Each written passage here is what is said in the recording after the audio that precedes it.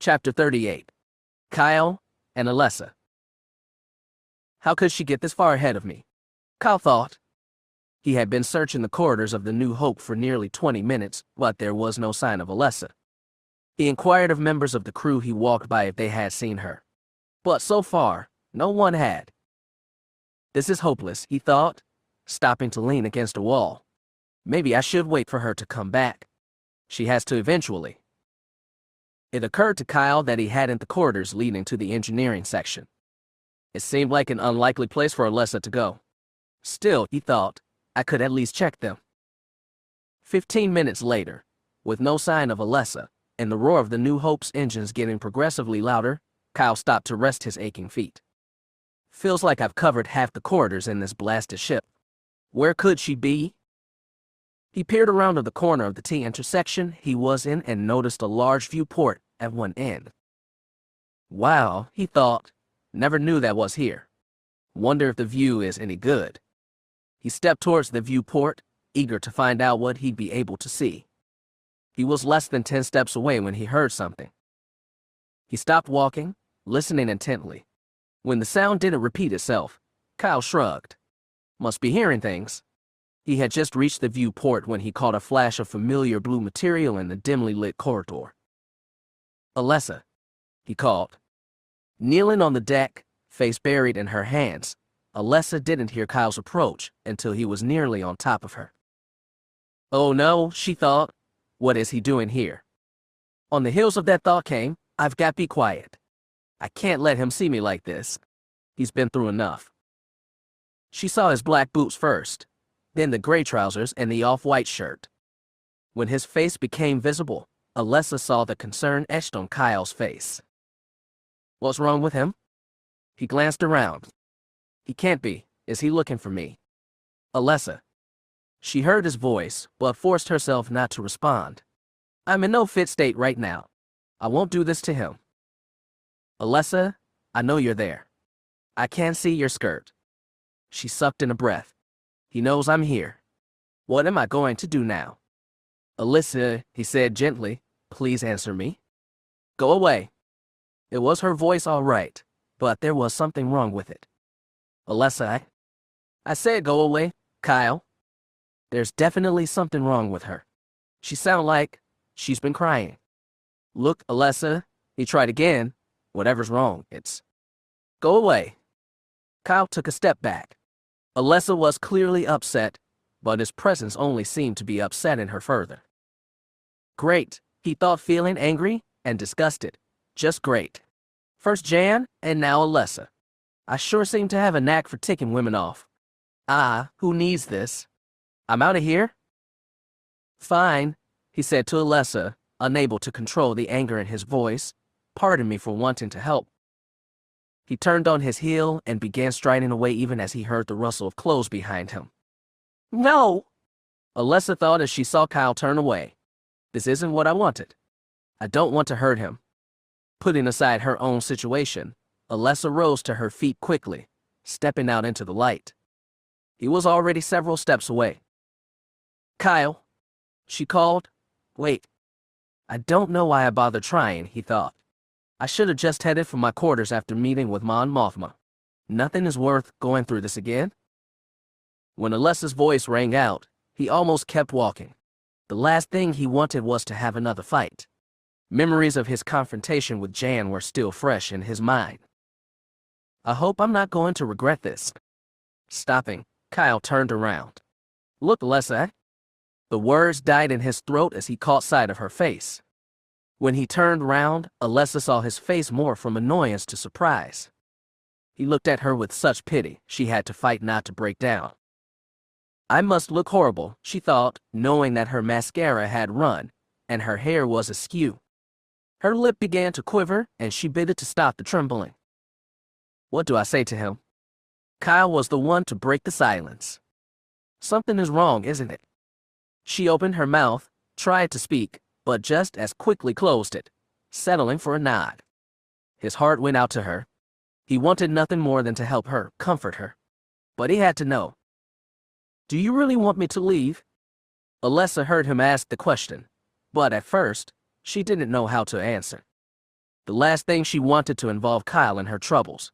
He had enough of his own. At the same time, she knew she didn't want to be alone at that moment. It took a long moment, but the answer finally came to her. When she didn't answer right away, Kyle's heart sank. I should have kept walking, he thought, assuming the worst. But rather than turn away, he continued to stare at her. Alessa couldn't keep her lip from trembling, and with a fresh wave of tears, she shook her head. His own heart beating in sympathy, Kyle stepped towards her. Alessa felt her own heart leap as he came towards her. Despite the pain she felt at this moment, she wouldn't have to face it alone. She took a shaky step towards him. When he thought about it later, Kyle wasn't sure why he had done it. Maybe he did it just to be nice. Maybe he did it because he knew she needed a friend at the moment. But whatever the reason, Kyle opened his arms to her. Alessa watched him, saw Kyle open his arms to her. She wanted nothing more to step into those arms, to seek the comfort she so sincerely desired. Well, should I? It was at that moment he uttered Simir. Reading the hesitation on her face, Kyle spoke to Alessa, told her to come. And she did. With 2 quick steps, she fell against him, burying her face against his chest. Kyle encircled her with his arms, gently holding her. It's okay, he soothed. He looked down at the same time she looked up at him. Even tear-filled and mascara-streaked, her eyes shone brightly. I'm sorry, she said, her voice thick. Sorry about what? About this, she replied. I didn't want you. You've got enough problems. It's just that. It came to him in an instant. All their conversations, everything he had told her about Sulin and what she had told him of Alderaan. And then on top of what had happened with Jan. You miss your home, he finished for her.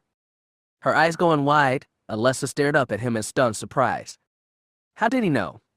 I didn't tell him. The answer came as he said, I still miss my father and mother. He understands, Alessa thought. She closed her eyes and buried her face into his chest again. Feeling Alessa beginning to sob against him, Kyle tightened his grip on her slightly. He felt the warmth on his skin as Alessa pressed her hands into his chest. Feeling his strong grip on her body, Alessa poured out all the pain and grief she had buried inside. Here, Kyle said, indicating they should sit. Guiding Alessa back towards the viewport, Kyle slowly settled them both onto the deck. She leaned into him, her full weight against his chest. As her arms slid around him, Kyle felt a stab of guilt. What am I doing? I mean, Jan and I are on the skids right now, but this doesn't seem right. Maybe I should go. But as he gazed down at Alessa, her body lying against his, he knew he couldn't leave her right now, not like this. And besides, he thought, what Jan doesn't know won't hurt her. They sat there for nearly 2 hours, holding each other. When the last of her tears had dried, Alessa looked up at him again. Kyle smiled down at her, and for a moment, all she wanted to do was to put her head back down on his chest. That thought brought with realization of how tightly she was holding onto him and he onto her. Her eyes went wide in shock. What am I thinking? What am I doing? Feeling her stiffen and quickly pull her arms from about him, Kyle wasn't sure what to do until Alessa said, Please let me go. He complied, allowing her to slide a short distance away from him. Kyle waited for her to say something, but she wouldn't look at him. Alessa. She didn't respond. What's wrong now, Alessa? Nothing, she said quickly. It's not nothing. Please tell me. She stammered. You and I hardly know each other. I appreciate your being there. Kyle smiled at her, realizing she was embarrassed. It's okay. You were upset. I was here. You let me help you. It's nothing more than that, Alessa. But nothing, Kyle said, interrupting. Alessa, you have nothing to be embarrassed about. Friends help each other. That's all it was. She looked up at him, a mixture of surprise and happiness on her face. Are you saying we're friends?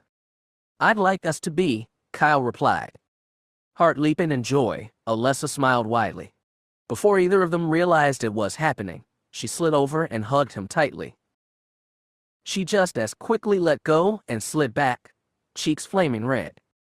Sorry, she stammered. Kyle chuckled. Don't stop on my account.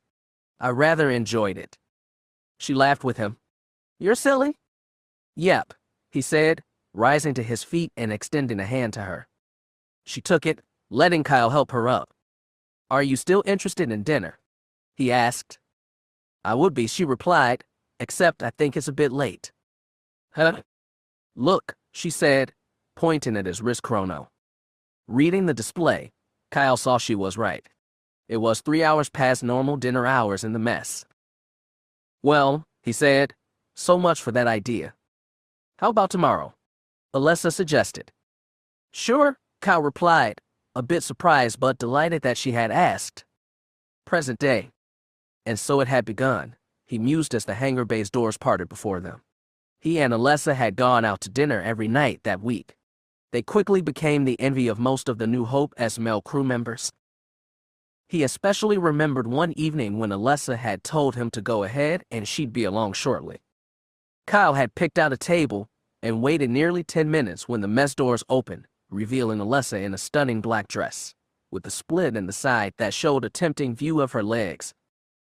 Her black hair was adorned with silver clasps that flashed in the light. Nearly every head in the room, male and female alike, turned to watch her enter the room and move to where Kyle was sitting. Wow, he said, as she sat down opposite him, you look wow. I'll take that as a compliment, Alessa replied. Well, considering that every guy in this room is staring at you, I should think you would. Are they? She queried. Well, too bad for them. Because I came for looking for you, Kyle Katarn, and only you. At that moment, Kyle knew that no matter what happened with Jan, right now he was happy. Mon Mothma had called him later that week, ordering him to another briefing.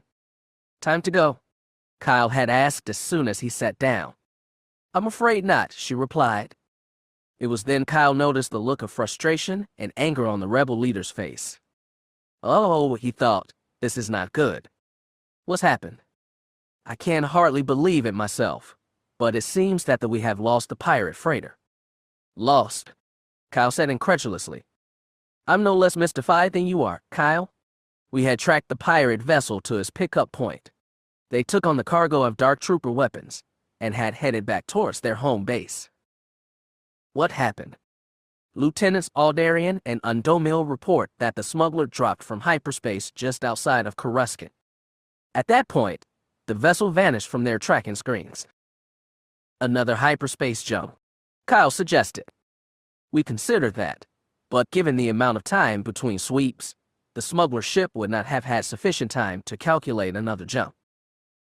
Could another vessel have intercepted them? Mon Mothma shook her head. Aldarian and Undomil confirmed there were no other ships in the system. They're expanding their search area right now, but so far nothing. Kyle said nothing, mulling over the information from the two lieutenants. Of course, he thought, that's it. Mon Mothma have Undomil and Aldarian scanned the area for traces of a hyperspace jump. No, she replied, I saw no need.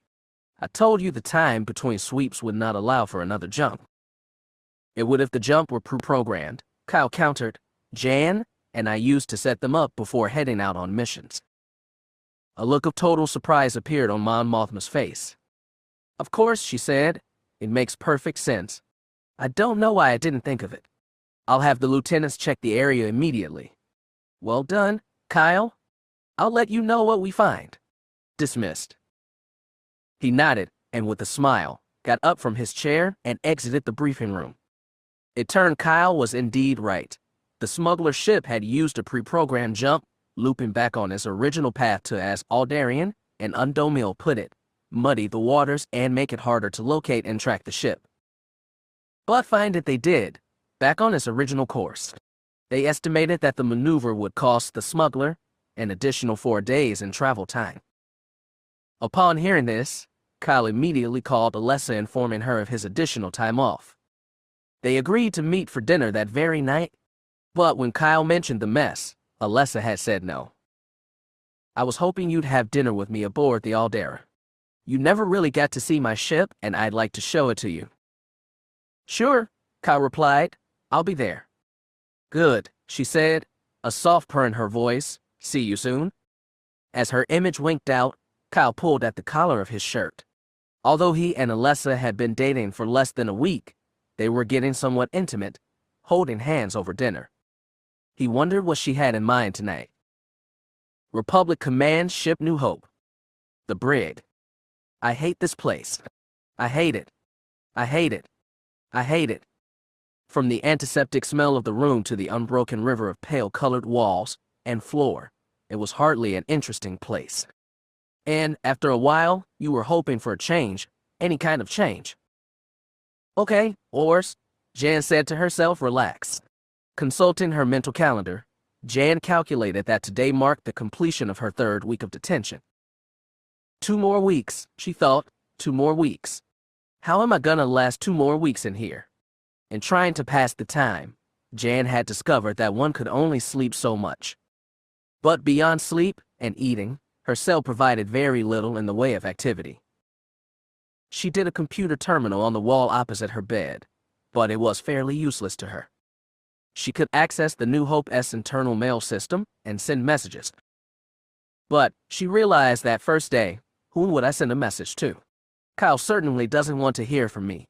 And since Alessa and Wexter have sided with him, I don't want to talk to them. She wished she could talk to Galder.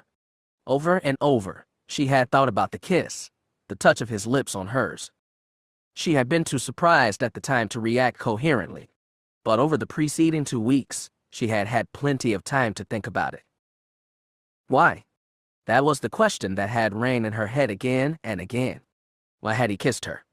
As far as Jan was concerned, she and Galder weren't a couple anymore. So why had he done it? Maybe she thought on the first day in the cell and just as quickly dismissed the notion. But now, after 2 weeks, the possibility that Galder wanted to get back together with her was becoming a stronger possibility. And then there were the messages. Although she hadn't contacted him, not wanting to make things any worse, Kyle had emailed her. And each message increased her doubt in the relationship they had had. She still didn't know how he had done it. Communications in and out of the brig were carefully monitored to prevent prisoners from sending anything they shouldn't be. So how was it Kyle had been able to this? It was on her 3rd day of incarceration when it happened. She had just finished her lunch, delivered as always by droid, when a strident beep issued from the terminal. At first, she couldn't tell where the sound had come from. But when it repeated less than a minute later, she looked to the terminal. In the lower right corner of the display, the letters MSG were visible. The screen display read, "You have a message. Do you wish to accept?" Not able to fathom who could be sending her a message, Jen responded affirmatively. The MSG display vanished and words began to scroll across the screen. Jan, heard you were in the brig. Sorry. Guess that's the way it is, though. Kyle. She read the message 3 more times, her anger increasing. Resisting the temptation to put her fist through the screen, she sat there and fumed. As if isn't bad enough having to sit here without any contact, she thought. But he has to send this. Consider yourself lucky I'm in here, catard. Jan knew he was mad at her, but to do something like this, it wasn't like Kyle to rub it in. And yet, the way he had spoken to her in sickbay, the look he had given her, could he still be that mad? Consider what you've done to him. Yes, part of her mind, you nearly killed him and then told him that you chose Galder over him. No! Jan thought back, angrily, that's not what happened. Kyle provoked me. What happened is as much his fault as mine. And I didn't tell him I chose Galder over him, but I do believe Galder. If that's true, part of her mind said, then why are you here? She didn't have an answer for that. But still, Kyle didn't have to do this. She could only hope that he'd calm down and not send another message like this. But 2 days later, another message appeared. Jan, I just don't get it. What can Galder give you that I can't? I really thought we had something. Kyle. She snarled at the computer to delete the message, then fired a punch into the wall. The material absorbed the blow easily, leaving Jan with a sore hand. Blast it, Catarn. Why are you acting like this? I thought you were more understanding than this. Maybe I was wrong. At least Galder sympathizes with me. When another message popped up the next day, she almost told the computer to delete it without reading it. She didn't know if she could take much more of Kyle's verbal barbs. But when the message text appeared, her jaw dropped open in surprise. Jan, I was able to get Mon Mothma to allow me to send you mail. I miss seeing you. I've tried asking, but so far Plasden will not allow me to visit you. I hope you are well and holding up. By my calendar, you have 2 more weeks before your release. I will be waiting when they let you out. I hope that is okay with you. Be strong, Jan, and know that no matter what, someone cares. Galder. She stared in stunned disbelief for a long while, reading the message over and over again. For the first time since her incarceration, Jan found herself able to smile. Galder's message was exactly what she needed at the moment, encouragement and caring. It reminds me of when we were first dating, she thought. He was so sweet back then, so caring. He made feel so special. Maybe it isn't too late for us. How she wished she could reply to his message, to tell him how much his words had helped her. It gave her strength enough that she knew she could last the remaining time. Another message from Galder arrived midway into the 4th week. Jan, hope you got my last message. I was digging through some stuff yesterday and found an old picture of you. As I write this, that picture is sitting next to my keyboard so I can look at you as I write. You haven't changed that much from back then. The hair is longer, but I like it. And those eyes of yours, I look at them and feel that I could lose myself in them. Oh, sorry, Jan. I think I may have gone a bit too far with that remark. It's just that as I sit here, looking at your picture, I remember how pretty you are and what we once shared. I know things can never be the same, Jan, but maybe we can try again, please. Galder. Oh, Galder, she said, reading his words, her cheeks reddening. He still knew how to make her feel special. Could it be that he's really changed? If he has, maybe we could try again? That night, as she slept, she dreamt of him. Republic Command Ship New Hope. Hangar Bay? The Aldera? Standing outside the ship's hatch, Kyle wondered again if he should have agreed to this. It's not that I don't like Alessa, he thought. I do. But something about this feels wrong. If Jan were here, she'd tell me to watch her back. He snickered at that last thought. For if Jan had really been there, he'd more than likely be scurrying for cover. But the smile faded away as his brain reminded him of the last time they had been together. Blast it, Jan Ors, why can't I get you out of my head? You made it very clear you're not interested in me anymore, so why do I still care? Maybe, he thought, maybe I could tell Alessa I'm not feeling well, reschedule this. But on the heels of that thought, Kyle's colossal stubbornness reared his head. If Jan had chosen Galder and not him, then why should he worry about what she thought? No, he decided, I am going to have dinner with Alessa. Reaching for an external panel next to the hatch, Kyle pressed a button. Yes, came her voice from the small speaker. It's me, Alessa. Then do come in, Kyle, he heard her say, a smile in her voice. I'm on the lower deck. Take a left as soon as you step in, then take the turbo shaft. I'll see you shortly. Okay, he said, as the hatch slid open. Less than a minute later, the turbo shaft opened and Kyle stepped into an all too familiar room. However, the Aldera's small ballroom looked nothing like he had remembered. The floating chandeliers had been completely rearranged. Most were arranged into concentric circles, creating small pools of light about the room. The remaining 4 hovered a few meters over a table set to one side of the room. He could see the table was set with gleaming silverware, china, and goblets of pure crystal. Wow, he thought, surveying the room, she really went all out. Kyle. Alessa stood by the table, having just finished lighting 2 candles. The lights overhead dimmed, allowing the glow from the candles to become more visible. Hi, he called. Hi yourself, she called back. You can come in, you know. Realizing that he was still standing by the turbo shaft, He smiled sheepishly and started walking towards the table. As he got closer, Alessa gestured at their surroundings. "What do you think?" Blurting out the first thing that came to mind, he said, "It's really neat." "Oh, good one. Cadarn," he thought, cursing himself. "Why didn't you? It was cool as well." Attempting to recover from his verbal faux pas, Kyle took a moment to think of something more appropriate. "Sorry. I meant to say that it's beautiful." "That's all right," Alessa replied, smiling at him. "I think it's pretty neat too." Kyle rolled his eyes in mock frustration, prompting a small giggle from Alessa. "Okay, then," he said. "I guess we agree it's neat then?" "Definitely," she replied. "Come, sit down." As he drew closer to the table, Kyle got his first good look at Alessa and fought to keep his eyes from bugging out of his head. Alessa wore a black evening gown somewhat similar to the one she had worn to the dinner they had had in the mess hall. But this one had several sequins sewn into the fabric.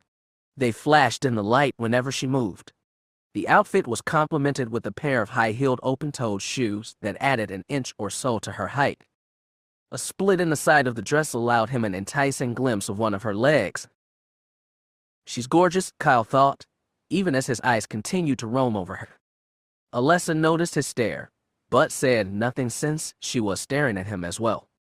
She knew he didn't have much, but he had obviously worked to assemble an attractive outfit. His black boots had been polished to a point that the light from the chandeliers was reflected in them. His trousers were a medium tan color leading up to a black shirt open at the throat. His face was freshly scrubbed and shaved and his hair combed. "Look at him," she thought. "He's gorgeous. And he did this for me. I'll have to thank him somehow." "Well," she said, "shall we sit?" "Sure," Kyle replied. As he sat, he noticed a covered dish upon his plate. "Wow. You cooked?" "Oh boy," he thought. "Way to go. Cadarn. Another masterful one. Keep this up, and you will be lucky if she doesn't kick you out." "Is that so hard to believe?" Alessa asked, half seriously. "No," Kyle said quickly. "Not at all. I wasn't expecting.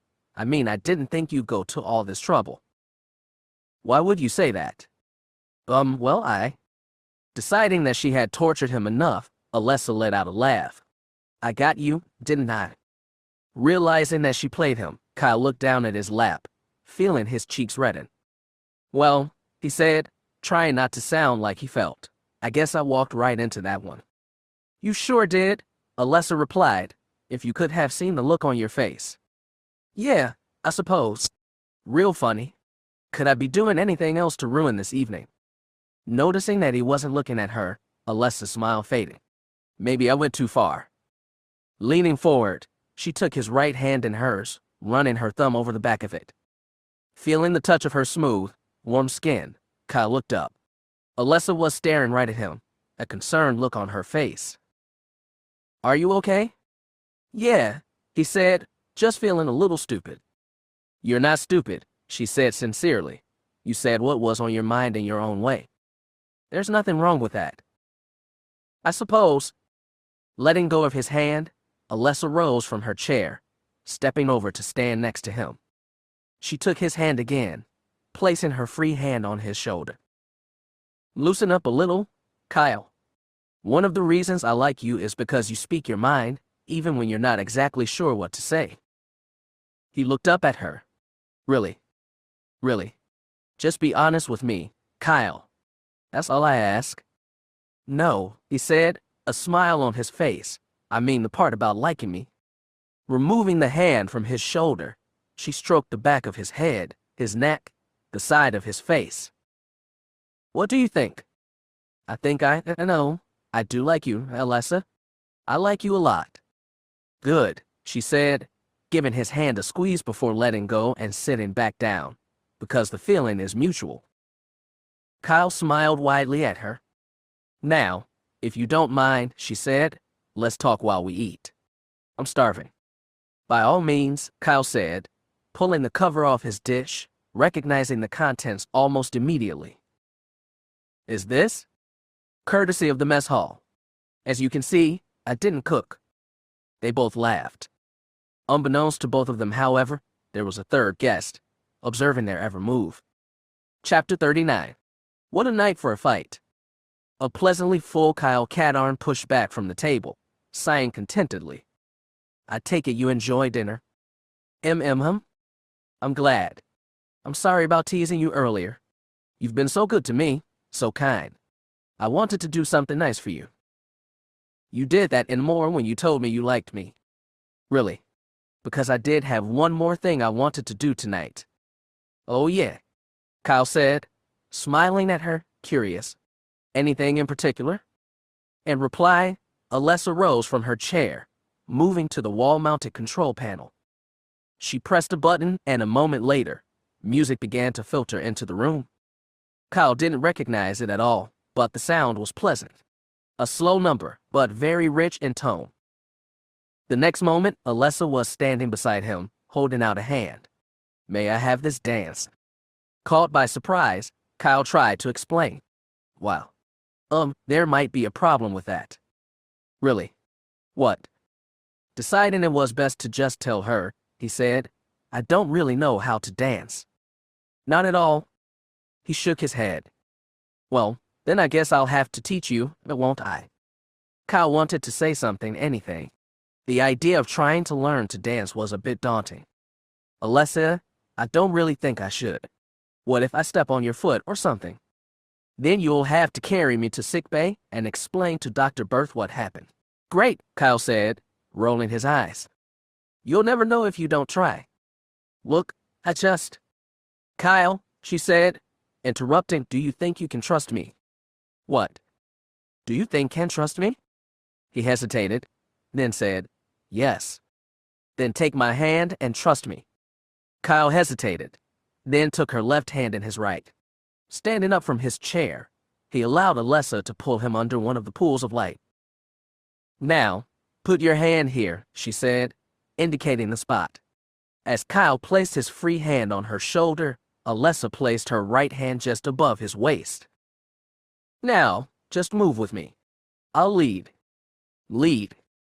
Just watch, she said. You'll figure it out. As Alessa took the first step to the side, Kyle followed her, glancing down every so often to make sure he didn't step on her feet. Alessa was smiling up at him as they moved across the floor, trying not to laugh at the nervous expression on his face. After a short time with her guiding them across the floor, Alessa asked, Are you ready to lead? I'll try, Kyle said, still nervous. Good. On my count, switch hands. 1, 2, 3. Alessa's hand left his waist, moving up to his shoulder. Kyle dropped his left hand towards her waist. That's it, she said happily. Well done. Smiling at her for the first time since they had begun dancing, Kyle began to guide their path, Alessa offering occasional words of advice and encouragement. The music began to fade out, the piece ending. Should we? Just wait a moment, Alessa said. The last strains of the music they were dancing had just faded away when a new piece began playing. See? She said. Looking down into her face, alight with pleasure, Kyle could only nod in agreement. After nearly 10 minutes and another change of music, Alessa spoke again. For someone who's never danced before, you're doing very well. I have a good teacher, Kyle replied. More minutes passed as Alessa thought about her plan. She wasn't sure how Kyle would react, but waiting wasn't going to make it any easier. I hope this works. Letting go of his outstretched right hand, Alessa stepped closer, draping her left arm across his other shoulder. Surprised at the move, Kyle nevertheless kept moving as he let his free hand settle to his side. Here goes nothing, she thought. Reaching down, Alessa took Kyle's free hand and placed it on the other side of her waist. The move allowed her to move even closer as they danced. She looked up into his confused face. I hope you don't mind. I just wanted to be a bit closer to me. She was already close enough that Kyle was feeling a bit uncomfortable. It was true he did like Alessa, had even entertained thoughts of being close to her. But this was going a bit too fast. Okay, he started to say, what are you? Hold me, Kyle. I am holding you, Alessa. She smiled up at him. No, silly. Like this. Closing her eyes, Alessa took a new. Hold me, Kyle. I am holding you, Alessa. She smiled up at him. No, silly. Like this. Closing her eyes, Alessa took another step forward, pressing her body into his, her head lying sideways on his chest.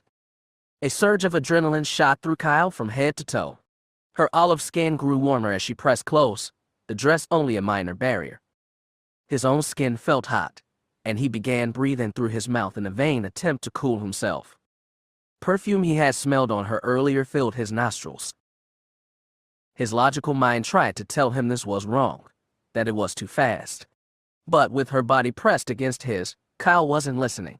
His desire for her grew, wanting nothing more than to surrender to what he was feeling. Alessa called his name, looking up at him. Yes.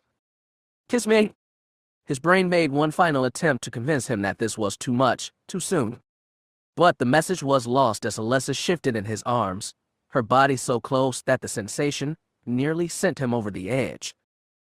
Please, Kyle, she purred, kiss me. Looking down, he could see her eyes were closed, her lips pursed. She was waiting for him. He inclined his head towards her, intent on doing what she had asked him. His brain just barely registered the sound of running feet coming towards them. You, get your filthy hands off of her. Turning to look in the direction of the voice, Kyle saw a huge fist coming towards him, the skin color immediately recognizable. In his mind, Kyle saw a memory of Jan's fist flashing out to strike his nose. Letting go of Alessa, he raised an arm to protect his face. But the fist changed direction, looping in to hit him in the stomach.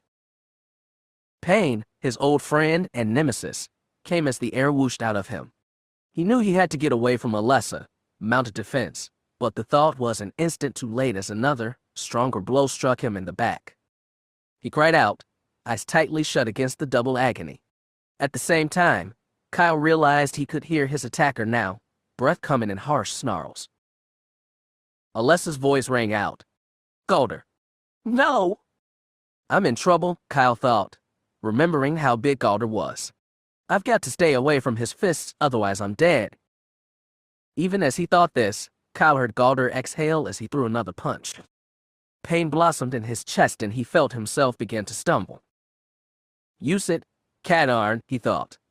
Get away from him? Allowing his stumbling feet to give way, Kyle gave a louder cry as he fell onto the deck and rolled backwards. Coming up onto his knees, he forced his eyes to open. Galder was standing a short distance away, his fists tightly clenched, his breath still coming in harsh gasps. Even as he fought against the pain, Kyle watched for signs of a new attack. But, to his surprise, it was Alessa who moved first. From what should have been a passionate kiss between them and maybe more, Alessa watched as her brother had attacked Kyle, delivering 3 sharp blows. Galder's breath was coming in short gasps, almost sounding like snarls. His fists were tightly clenched and he looked ready to attack Kyle again. No! I don't know what's wrong with you, Galder. But you are not going to ruin this. Seizing one of the plates from the table, she heaved it at her brother. Galder smiled in satisfaction as Cadarn gave another cry. It had felt so good to hit him. He realized that he had wanted to do this for a long time. Probably since I first met him, he thought. He got ready to renew his attack when something struck the side of head. The plate shattered, Galder crying out in pain as pieces of china cut into his skin. Grabbing another plate, Alessa yelled, "Leave him alone, Galder." He turned towards her, a look of total shock on his face. And for a moment, Alessa thought he would listen. But, a moment, it was replaced with a look of such betrayal and anger, she wanted to look away. He started towards her. She threw the plate. My own sister. She hit me. Leave him alone, Galder, she yelled. Feeling a mixture of betrayal and confusion, he looked at his sister. She had another plate in her hand, and he had no doubt she would use it.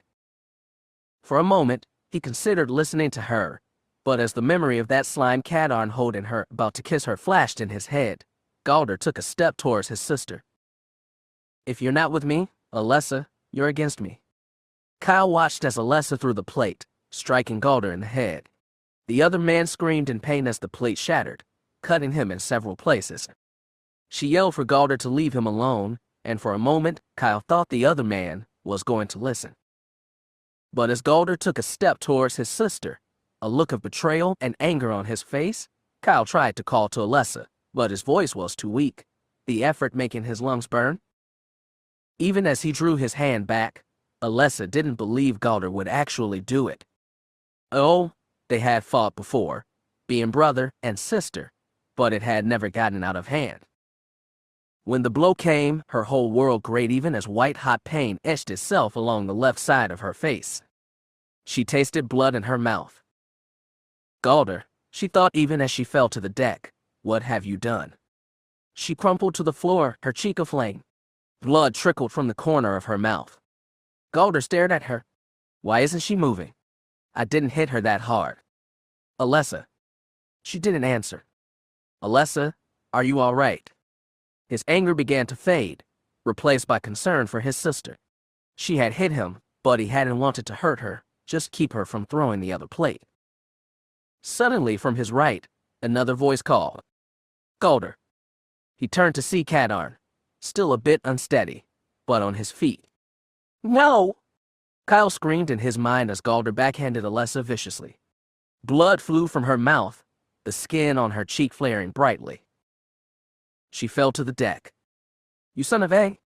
Fresh adrenaline crashed into his system, the pain from his stomach, chest and back fading away to nothing. Pushing off the deck, Kyle rose to his feet, his hands clenched tightly. Galder, he yelled. Perfect, Galder said as Kyle took a step towards him. I was hoping you weren't done yet. I still have some things to settle with you. Oh yeah, you're a real big man, Galder. Had to hit me from behind, smacking your sister around. Yeah, you're real tough. She hit me? I wasn't going to let it happen again. You just better hope she isn't hurt badly. Or what? Or I'm going to hurt you even worse. Galder laughed. You're going to. Kadarn, you can barely stand up. How do you propose to do anything more than fall down again? Come on over here and find out. My pleasure. I'm going to make sure you never put your filthy hands on my sister or Jan ever again. At the mention of Jan's name, Kyle felt his arms begin to tremble. He was beginning to lose it. The two men stepped closer to each other until they were well within striking distance. You know something, Galder? What? You talk too much. Kyle feinted and attacked to Galder's right. Then as the other man fired a punch at his left arm, Kyle dropped to one knee and fired an uppercut into Galder's underarm.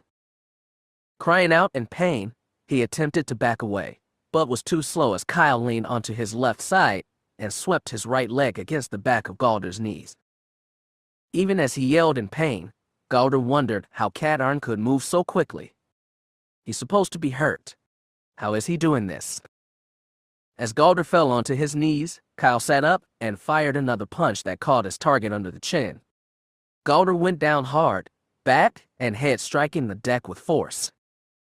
Pulling himself forward, Kyle moved closer, ready in case Galder attacked again. But it seemed he was down for the count, eyes half-lidded, each breath bringing with it a moan of pain. Letting out a long breath of his own, Kyle carefully rose to his feet, his body letting him know in no uncertain terms the indignities it had suffered. He started to take a step when Galder's eyes snapped open, his left hand forming into a fist even as it shot upwards. Later, Kyle would reflect that he hadn't felt such agony since his fight with Bastro. Grabbing at the area, he felt his knees buckle. Got to move? Got to. The second blow caught Kyle in the middle of his back, propelling him forward onto the deck. Survival instinct kicked in and his hands came up to cushion the fall somewhat. Before he could even think of doing something, Galder, up on one knee, approached and rolled him over. Eyes screwed shut, Kyle couldn't see the savage smile on Galder's face, but he did hear the exhalation of breath as Galder drove a knee into the same place his fist had struck. Teeth clamped tightly together, beads of sweat coursing down his face, Kyle felt white-hot agony shoot up from the area. Galder looked down at his victim, smiling. Kadarn was in agony, hands clutching the area he had struck. How he had longed to do this. Ever since the earlier incident aboard the Aldera, he had wanted to find Kadarn and hurt him. "You low-born fool. How dare you attack me? You are going to wish for death before I'm done." He drove his knee into the same spot again. Again. Kyle heard himself screaming, the pain increasing with each successive blow. How he wanted to move to get Galder off him. But the pain was so great, just breathing was becoming an effort. But as the fifth blow struck, something snapped within him. Despite the agony he was in, Kyle felt himself becoming angry. No, not just angry, not even rage, but something beyond that. "Yes, Kadarn," a voice said inside his head. "You are there? You feel it, don't you?" "Yes," Kyle whispered through gritted teeth. "I do." "Then use it." Galder paused a moment to catch his breath. His own body had begun to ache from the blows Kadarn had inflicted on him, but for the moment, he didn't care. Seeing his victim there on the floor, body quivering, moaning in pain, he felt good, even victorious. Now all I have to do is decide what to do with him. Just then, Galder thought he heard Kyle say something. It was just above a whisper. What was that? What did he say? It almost sounded like, "Yes, I do." The answer came as Kadarn's eyes snapped open. The mask of pain vanished from his face, replaced by an expression that sent a worm of fear into Galder. "I can't feel the power," Kyle thought. It was coursed through him like a fire, banishing all traces of pain and hurt. Opening his eyes, Kyle saw Galder still leaning over him, a look of confusion on his face, and just a hint of fear. Good, Kyle thought, his body exploding into action. Galder barely saw the movement. One moment Kadarn was lying flat on the ground. The next he was sitting up, his forehead zooming in to deliver a vicious headbutt. Stars popped in Galder's vision as bone struck bone. He felt himself swaying and placed a hand on the deck to steady himself. But in the next moment, another blow struck and he fell to the deck, his elbow on fire. What just happened? How did it? "Get up," a voice said with savage intensity. Galder looked up to see Kyle, having regained his feet, standing over him. "Get up." As he stared down at Galder, Kyle reflected that he could end it right here and now. No, he decided, not yet. "How did he?" Thunks began. "I told you to get up, Galder. You are too afraid?" "Afraid," Thunk said contemptuously, "of you." Kyle extended his right hand in a come-on gesture. That was it for Galder. Using his other hand, he pushed off the floor and onto his feet. "I'm going to make you regret that." Kyle made a show of yawning. Talk. Is that all you ever do?" His anger growing, Galder yelled as he threw a punch. But his anger was tempered by surprise as Kyle leaned slightly to his left, the punch missing him by inches. How did he do that? How could I miss him? Sending another punch at his opponent, Galder watched in shock as Kyle took a small step to the right, avoiding this one as well. Rage overcoming his surprise, Galder lunged, wrapping his massive hands around Kyle's neck. He began to squeeze. "I'll kill you." But Kadarn's expression didn't change. He almost looked bored. As the pressure on his neck grew, Kyle reached his hands out, taking hold of Galder's wrists. The bigger man saw this, but was unconcerned. He knew he was stronger than Kadarn. He squeezed harder, then cried out in pain as hands clamped down on his wrists, the grip like an iron vise. It took some effort, but Kyle was finally able to pull Galder's hands off his throat. "My turn," he said, twisting the man's wrist violently. Galder screamed in pain as Kyle turned his arms so that bone grated on bone. Another sudden movement and he was free, Kadarn having pushed him away. But the respite was a brief one as Kyle, moving like smoke, dashed forward, throwing a punch into Galder's stomach, then another. Despite his excellent physique, the twin blows knocked the air out of his lungs, leaving him gasping. Another punch struck his chest, the elbow lifting just enough to catch him across the chin. Galder staggered backwards, trying to catch his breath, pain everywhere. But it wasn't over yet. He saw Kyle kick his foot out, the blow smashing into Galder's left knee. Another kick struck the right knee, spilling Galder to the deck. Stepping over to him, Kyle kneeled, grabbing a fistful of shirt in his left hand. "Oh no, Galder. I'm not done with you yet."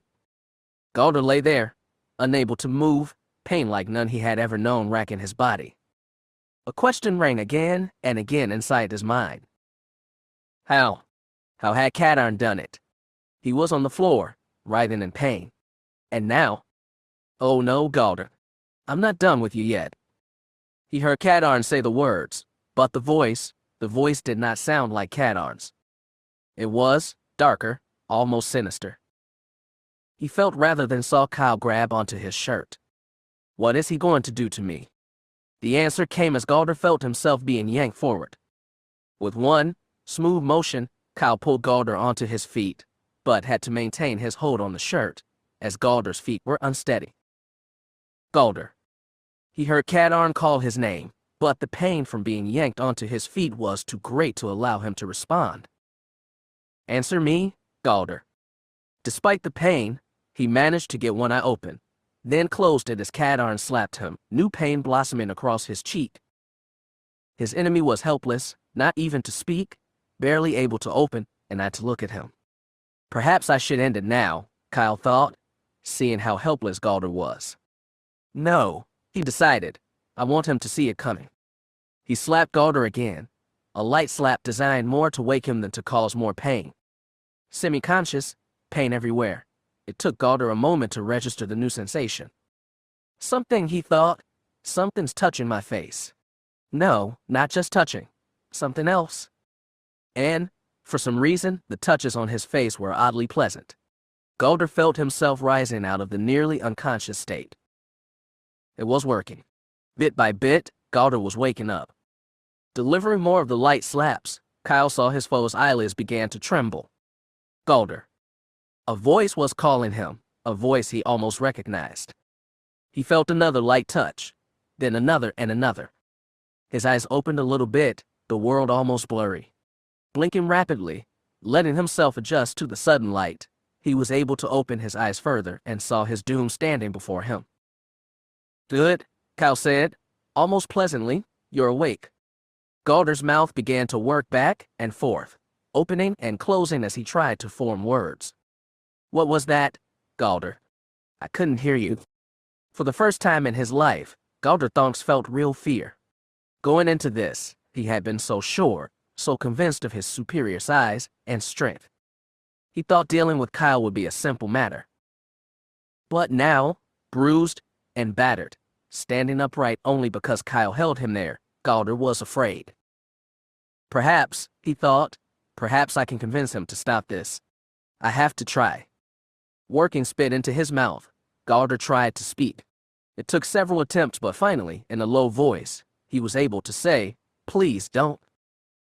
He thought to elicit sympathy, maybe even pity. Instead, Cadarn threw back his head and laughed. I could not believe this. Kyle thought as he laughed. After all he tried to do to me, all his bravado, and all he can say now is, "Please don't." As his laughter trailed off, he decided to give Galder an answer. The laughter faded away, replaced by a look of such derision that Galder tried to look away, but Cadarn wouldn't let him. You would ask me for mercy, Kyle said, his eyes boring into Galder's. After all you've done? Galder debated about how to respond. Deciding the truth was best for now, he nodded. Cadarn also nodded. Then in one swift motion drew back his hand, made a fist. Galder's head rocked to one side, blood fountaining from his nose as Kyle struck him, releasing his hold on Galder's shirt at the same time. He watched in satisfaction as his foe's body struck the deck, giving a slight bounce as it settled. Now, Kyle thought, time to end it. He knelt down, placing one knee firmly against Galder's chest. Drawing the same hand back, he prepared for the final strike. Despite the agony he was in, unable to move, Galder felt the sudden pressure on his chest. He managed to open his eyes just enough to see Kyle hovering over him, smiling a horrible smile. His right hand was drawn back, preparing to strike. He's going to kill me. I can't see it in his eyes. Faced with the reality of his own mortality, Galder felt fear almost as great as the pain. He didn't know if Kadarn was going to listen to him, but he had to try. Sucking in as much air as he could, he called out, "Please? Please don't." "Not this again," Kyle thought, rolling his eyes. "This is growing tiresome, Galder. Now hold still. I don't want to miss." "Please," Galder said, fighting for the breath to speak, "please don't kill me." A sudden thought came to Kyle. "All right, Galder, I'll give you one final chance. Convince me that your miserable life is worth sparing." Galder heard the words, but in his pain-racked state, it was so hard to think, much less come with a reason for Kyle to spare him. Besides, how do I know he won't kill me anyways?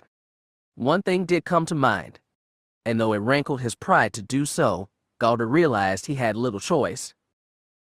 "Please, Kadarn, I beg you, please don't kill me." Now he's begging me. Let him, the voice suddenly spoke in Kyle's mind. Let him beg all he wants. And when you've heard enough, kill him. For a moment, he almost said yes to the voice's instructions. But as he gazed down at Galder, his pitiful state, Kyle began to wonder if killing him was really necessary. "And what will it make you, Kyle?" It was the other voice, the gentler one. "What? If you kill Galder, what will it make you?" "An avenger," said the first voice. "He dared to attack you, to hurt you. He would not hesitate to kill you." "True, and for that he should be pitied. But can you not be better than that, Kyle? Tell me, what would killing Galder make you?" "A murderer," Kyle realized. "Indeed, and that what you want to be. Can you not show mercy to Galder?" "Bah!" the first voice cried. "Mercy is for the weak. He is your enemy, one who dared to touch you, to strike you, to hurt you. He deserves nothing less than death. Now finish it." Kyle looked at right hand, ready to strike, muscles knotted tightly. With one simple motion, this would all be over. But you cannot do it." As Kyle relaxed his arm, the first voice screamed in protest. "No, no, no. What are you doing, Kadarn?" "Sparing his life," Kyle replied. "Have you not been listening? I told you mercy is for the weak and for the foolish, and you are showing yourself to be both. This is a mistake, Kadarn, one you will live to regret." Maybe, Kyle thought, but at least I won't have to live with Galder's blood on my hands. The first voice laughed derisively. "Bold words, but they mean nothing. An enemy does not deserve such consideration, Kadarn, and in time you will learn this." As the first voice faded away, Kyle heard the second one speak again. "You have chosen, and chosen well." "I hope so," Kyle thought. "Mercy is a quality to be admired, Kyle Kadarn, not despised. Always remember that." The second voice faded away as well, and in his place, he heard Galder speak again. "I beg you, please spare me. Please?" He looked down at Galder, and instead of anger or resentment, felt only pity. "You're not worth it," Kyle said, curling his lip in disgust. As he rose, Kyle heard a moan from behind him. Turning round, he saw Alessa begin to stir. He started towards her, but as he moved, the aches and pain of the recent event hit him all at once. He let out a low cry, staggering. "Got to get to Alessa, make sure she's all right." Fighting against the pain, he made it to where Alessa lay. Her eyes were closed, but her chest rose and fell with regular respirations. He leaned down slowly. "Alessa, can you hear me?" At first, she didn't respond. But with a louder moan, her eyes open, her head turning towards him. He leaned in close, concern etched on his face. But to his relief, her eyes appeared undamaged, no blood in either pupil. Her mouth opened, and he heard the faintest of whispers. Moving so his ear was close by, Kyle listened intently as Alessa took a shallow breath and spoke again. "All right," she whispered. Looking down at her, his body paining him, Kyle found himself smiling. "I'll be fine. Right now, I'm more worried about you." "Hurt," she managed to whisper. "I know," Kyle said sympathetically. "I saw what happened." "Galder." "He's over there," Kyle said with a movement of his head. "Is he?" He was tempted to explain, to justify what he had done. But looking into those eyes, he knew he could not lie. He's hurt, but alive. Alessa. A new voice called. Feeling suddenly cold, Kyle turned to look over his shoulder. Somehow, Galder had managed to sit up and was now pulling himself over to where Kyle and Alessa were. That's far enough. The other man came on, not seeming to hear. Back off, Galder. No, you back off, Cadarn. Alessa is my sister, and she's hurt. Because of you, Kyle replied, so stay back. I won't let you touch her again. And if you touch her one more time, Cadarn, I'm going to. Do what? I just spared your life a moment ago, Galder. You're in no shape to do anything to me right now. Maybe, but I'm not going to let you. Stop it. Eyes wide, both men turned to the source of the voice. Alessa had raised her head just enough so she could see both of them. Her gaze was so intense they both looked away. She sucked in a huge breath. Stop it, both of you. Can't you just stop fighting for A? Her voice trailed off, eyes losing their focus, head falling back onto the deck. Alessa. Kyle and Galder cried at the same time. Pulling himself up by her left side, Galder said, Is she? Putting 2 fingers to her neck, Kyle detected a steady pulse, just unconscious. But we've got to do something. Thanks to you, she's hurt. I don't know how bad. Galder glared at him, but inside could not deny the truth of Kyle's words. He could see it all in his mind, the plate striking him, walking towards Alessa, drawing his hand back, the look on her face, the impact of his hand, her body falling to the deck. Stay here. I'll find a companel and call Dr. Berth. He can. No. Chapter 40. Bad tidings. No.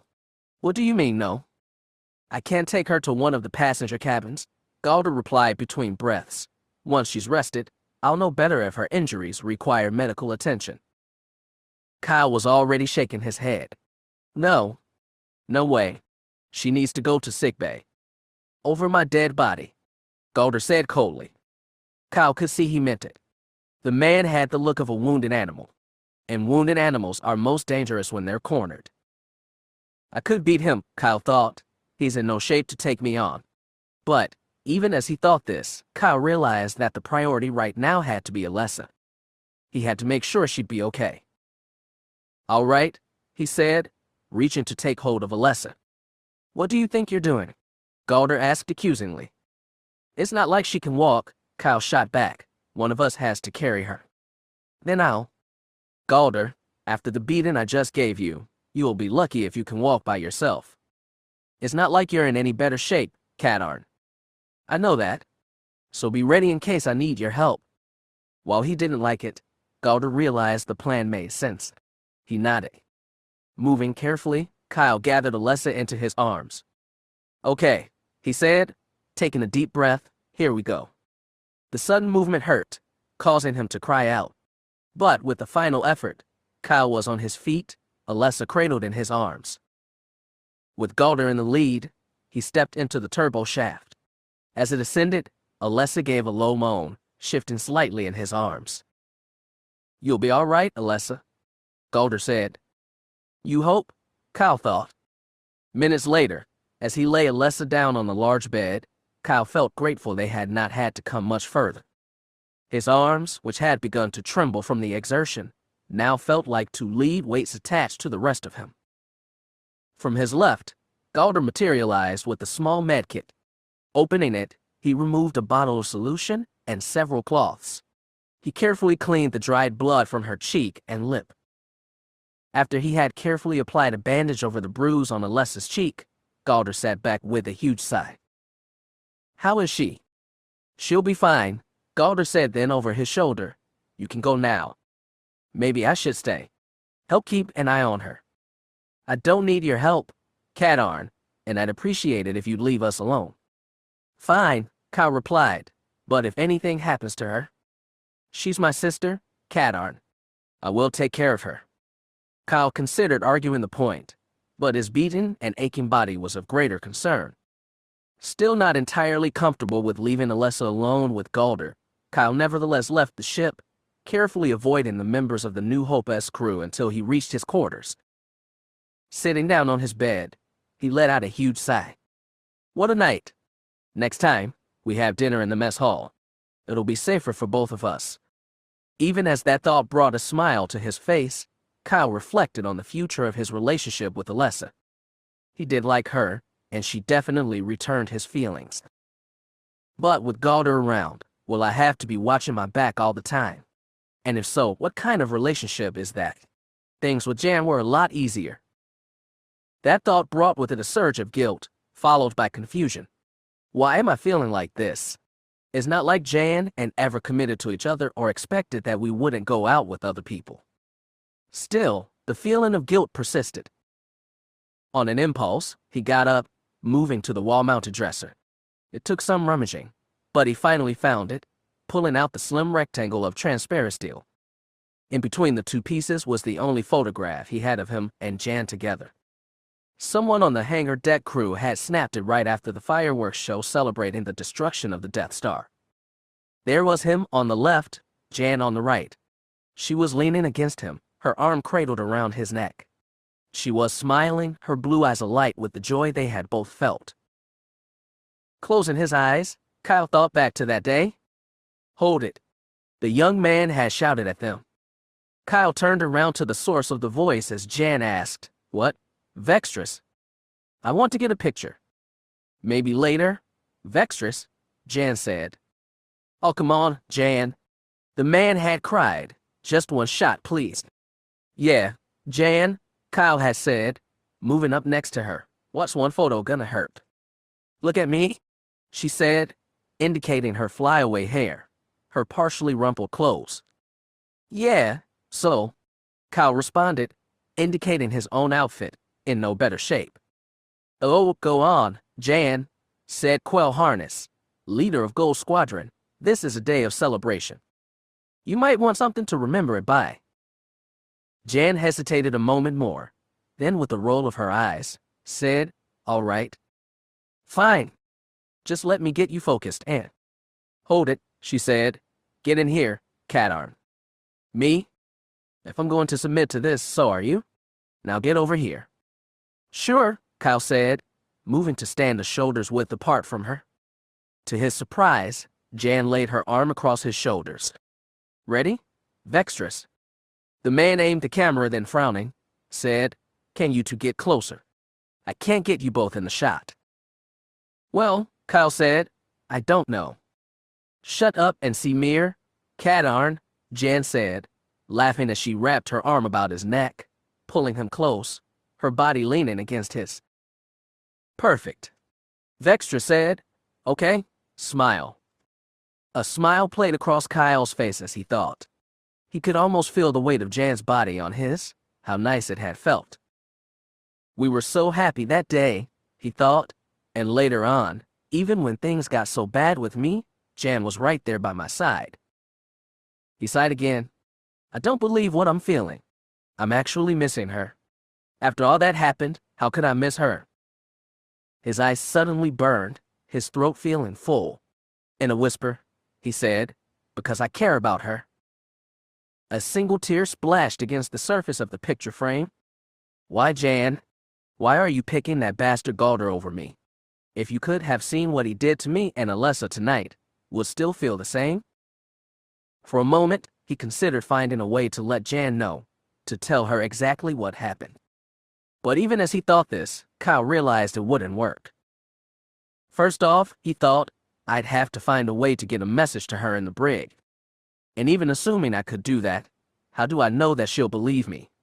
For all I know, she'll think I'm making it up or just flat out lying. And if she went to Galder about it, he could twist the story in all kinds of ways.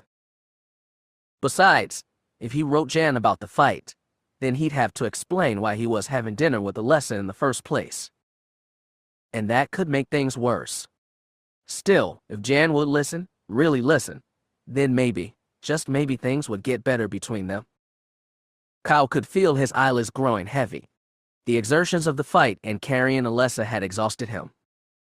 Tired, he thought, so tired. Got to get some sleep. His eyelids drooped further. Even as he lay down on the bed, Kyle kept his eyes on the picture, focusing on Jan's face, her smile. "Jan," he whispered, eyes closing. His right hand lay atop his chest, still holding the picture. 2 days later. "Jan, please. Please don't do this. I'm sorry, Kyle, but my mind is made up. But of all the men in the galaxy, why him? Why not him?" she said defiantly. "I'm surprised you can even ask that. You heard what he did to me, to Alessa." She shook her head dismissively. "He saw you about to kiss his sister and didn't like it. So he stopped you. I don't see anything wrong with that." "You don't?" Kyle said incredulously. "Jan, the man struck his own sister. After she hit him first. And Alessa is all right, isn't she?" She said this last vindictively. Kyle paused a moment, willing himself not to get angry. "That was low, Jan, even for you." "Low? You want to talk about low? Kadar. How about dating one of my best friends behind my back? You didn't even have the guts to tell me yourself. I had to find it out secondhand." He looked away, unable to say anything.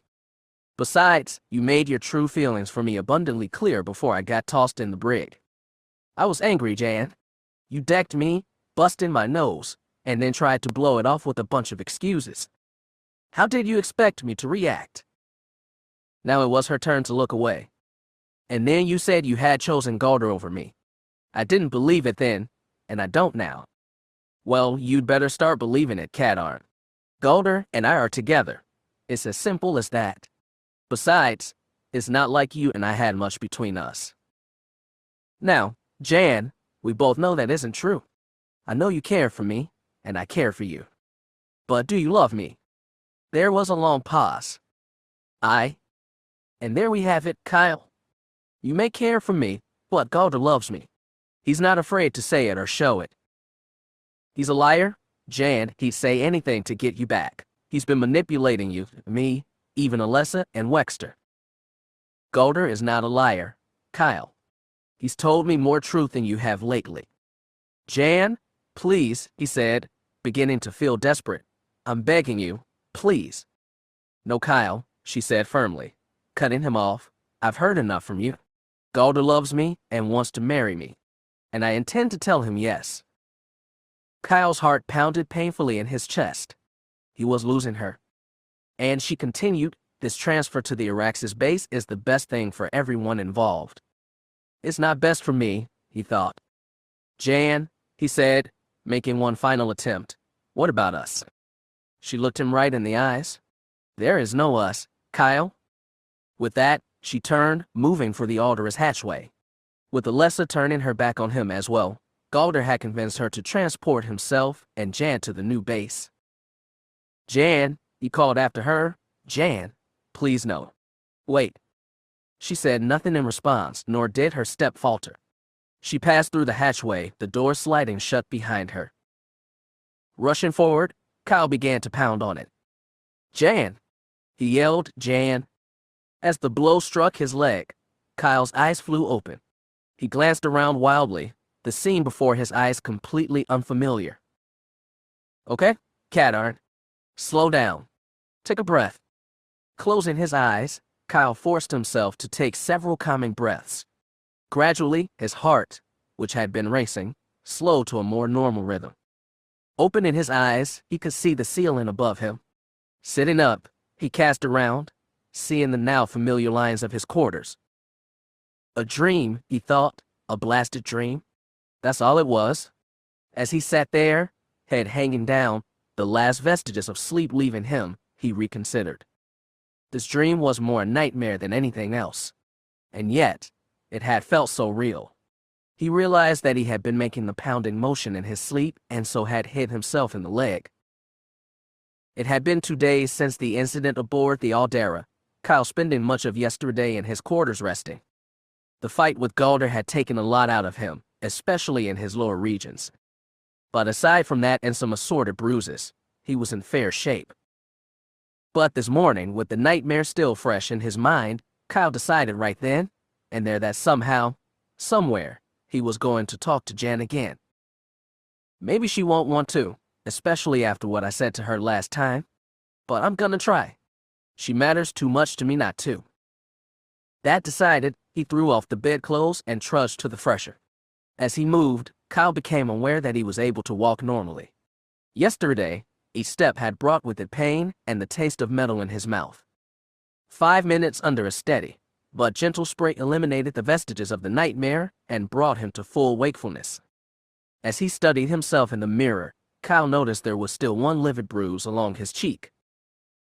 Have to come up with something to tell Mon Mothma about that, he thought. He was nearly finished dressing when his communicator dinged.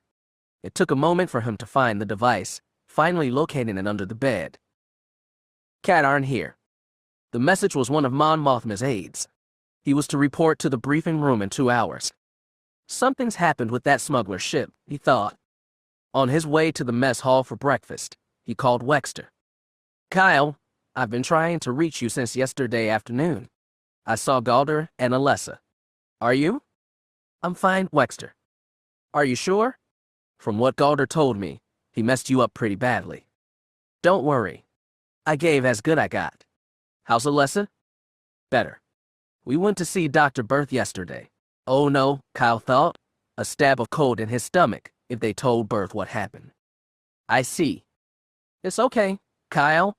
We told him that Alessa had taken a nasty fall in the Aldera S ballroom. I'm not sure Berth completely believed us, but he didn't ask any further questions. Will you?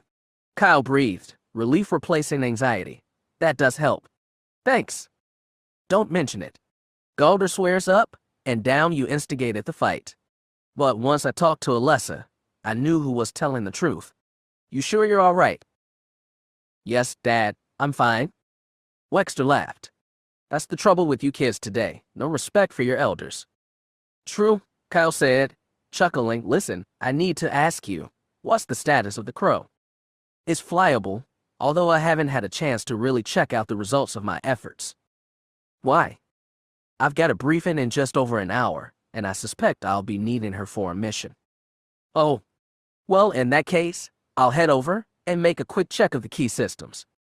That'd be great. I'll check in with you after the briefing. All right then, There was a pause from the other side. He could hear Wexter talking to someone. Then, Kyle, you still there? Yes. Alessa is here. She went to check on Galder and... What? What's wrong? He's missing, Kyle? Alessa has checked the entire ship and Galder's nowhere to be found.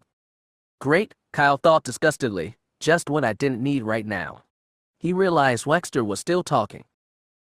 What was that? I said Alessa wants to speak to you. Sure, put her on.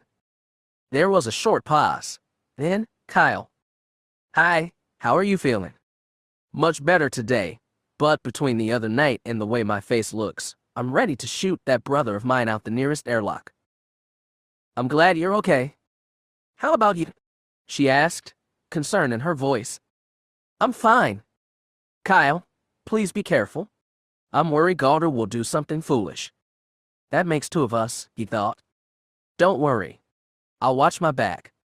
You'd better, she replied. Then with a subtle change of voice, listen, are you free for dinner tonight? I'd like to see you. I'm not sure. I have to report for a briefing soon, and afterwards, well, I just don't know yet. Is it about a mission? Maybe. Well, let me know, she said, a mild purr in her voice. I'd like to finish what we started. His mouth suddenly felt dry. It took a moment before he could speak. We'll see. Just a little over 10 days to go now, Jan thought. Just a bit longer and I'll be out of here. Sighing, she glanced at the terminal screen. Still nothing. He's late, she thought. I usually have at least one message from him by now. Since the first 2 messages, Galder had been emailing her at least twice a day, sometimes more. Sometimes short, sometimes long, his messages had become an important part of her day. In some ways, though, she almost wished she didn't know what she knew now. She thought of the message from 2 days ago. Hi, Jan. Another day closer to freedom. I can't decide who's anticipating it more, you or me. Listen, I have something unpleasant to tell you. Understand that I have no proof of what I'm saying, only the evidence of what I saw. Kyle and my sister have been having dinner together for the last several days. When Alessa first told me about it, I thought it was okay. After all, it was just dinner, right? Then, one night last week, Alessa came out of her quarters dressed. Well, there's no other way to say it.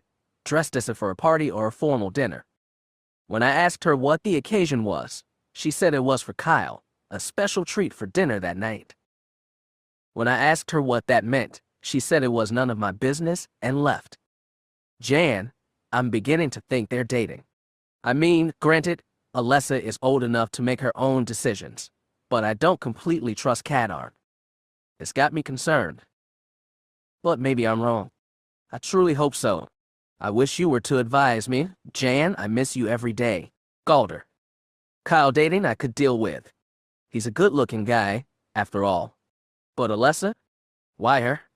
What are you doing, Kyle?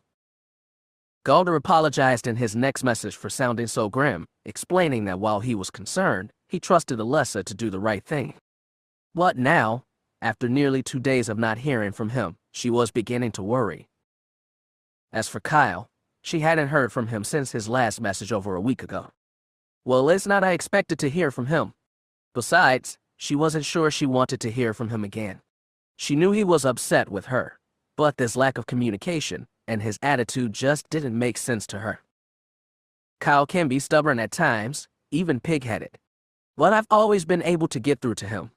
Despite how bad things were between them, she wished she could talk to him face-to-face, if for no other reason than to try and confirm or deny what she was feeling. But what if he? No, she admonished herself. I can't think like that. Jan decided at that moment that one way or another, she was going to talk to Kyle Kadarn as soon as he was released. With the decision made, she sat down on the bed, her back to the wall. It took a few minutes before she noticed the message icon had popped up. Even as filling her, Jan moved to the terminal, opening the message. But, a moment later, her smile of anticipation faded away. Jan, I imagine you'll be hearing from Kyle soon. He said he was going to calm you before I could. So, in case this message comes after his, I beg you to please listen to me. First off, please accept my apologies for being out of touch. Once I explain what happened, I think you'll understand. Jan felt a worm of cold dread work his way inside her. She continued reading. 2 nights ago, I noticed Alessa bustling about the Aldera ballroom. When I asked what was going on, she said she had a special guest coming to dinner. I inquired further, but she wouldn't tell the name of the person and emphasized that the dinner was just for the 2 of them. I was disappointed, but respected her wishes. I was resting on the rear observation when our dinner guest arrived. I heard the door signal go off and was just starting to answer it when I heard Alessa's voice cut in. Jan, her guest was none other than Kyle. As I said earlier, Alessa is old enough to do what she wants, but something about this made me suspicious. Still, I waited about 3 hours before heading down to the ballroom to talk to her. I was sure that it was more than enough time to have dinner. But when I arrived, I heard music playing, and that's when I saw it. Kyle and Alessa were standing under one of the chandeliers, and Jan, forgive me, but they were standing practically chin to chin. Kyle was holding Alessa to him tightly, and as I walked in, he started to kiss her. Well, that was it for me. I entered the room and asked what was going on. But rather than being embarrassed, the 2 of them acted as if I was the problem for interrupting them. The next thing I knew, Kyle told me to get out or he'd make me leave, and when I refused, he attacked me. Now, Jan, I know Kadarn is your friend, and while I had no desire to hurt him, I was forced to defend myself. And then Alessa joined in on his side. I pushed her away at one point just as Kyle threw a punch meant for me. He hit Alessa, Jan, practically knocked her out. I told him to get out or I was calling security. He did leave, but not before warning me to not tell anyone. He said that everyone on the ship trusted him and would never believe me. Alessa is all right except for a nasty bruise, and while Kyle did manage to rough me up, I'm fine as well. But Jan, to accost my sister like that, then attack and threaten me. Kadarn concerns me. Jan, I'm wondering if Wexter, Alessa, and I should leave. Better that than have this happen again. I'm sorry for bringing you such bad news, Jan, but you deserve to know the truth. I'll be looking forward to seeing you soon. Galder. Jan read the message 3 more times, absorbing the full impact of Galder's words. Part of her didn't want to believe it. The Kyle she knew was neither lustful nor recklessly aggressive. But maybe, she thought, maybe I don't know him at all. Oh, Kyle, she whispered, what have you done? Rebel Command Ship New Hope. Briefing room? When Kyle entered the briefing room, Mon Mothma lifted her eyes from the data pad she was reading, raising an eyebrow at his appearance. It was clear to her that he had been in a fight. But as Kyle opened his mouth, she set the data pad down and lifted a hand to stop him. Let me start. Are you all right? Yes. She said nothing, just stared at him. Under that unrelenting gaze, he added, still a little sore, but I really am all right. She mused, and the cause of this soreness. I really rather not say, Kyle, she said, the meaning behind the way she said his name clear. Yes, ma'am, he said. After motioning him to a chair, she took the one opposite him. Kyle gave her the short version of events, explaining that Alessa had invited him to dinner. They were dancing, and she asked him to kiss her. The next thing I knew, Galder comes charging across the room screaming at me to get my hands off of Alessa. And you fought? Kyle nodded. Yes, we did. I see. Anything else? He hesitated, then told of how Galder had struck Alessa and how the both of them had subsequently taken her to one of the rooms on the Aldera. Galder told me to leave, and rather than risk another fight, I left. I see, Mon Mothma repeated, and that's all of it. Yes, ma'am, Kyle said sincerely, that's everything. Very well, she said, standing up. She walked to one end of the table, paused a moment, then moved back to stand in front of him. She stared into his eyes for a long moment, her gaze intense. Not sure what was going on, Kyle stared back at her. Reaching for the data pad, she picked it up, pressed to control. Normally, I don't get involved in situations like this, Kyle. It's a waste of my time, and frankly, with the threat of the Empire, I don't need problems like this. I don't. She held the data pad out to him. Read it. Frowning, Kyle accepted the data pad, turned it around to read the display. What? Keep reading, Mon Mothma prompted. Finishing the last line, Kyle looked up, his face a mask of shock. He can't be serious. Unfortunately, he is quite serious, Kyle. You stand accused of attacking Alessa, then Galder. Further, you were quoted as saying, you'd better keep quiet about this, or I'll be back. Besides, no one will believe you. Everyone on the ship trusts me. I never said. This time, Mon Mothma held up both hands. I believe you, Kyle, which is what makes this so difficult. If the rebellion is ever going to have a chance, we have to show other worlds that we respect law and order. We can't just say it, we have to do it. Kyle felt his heart sink.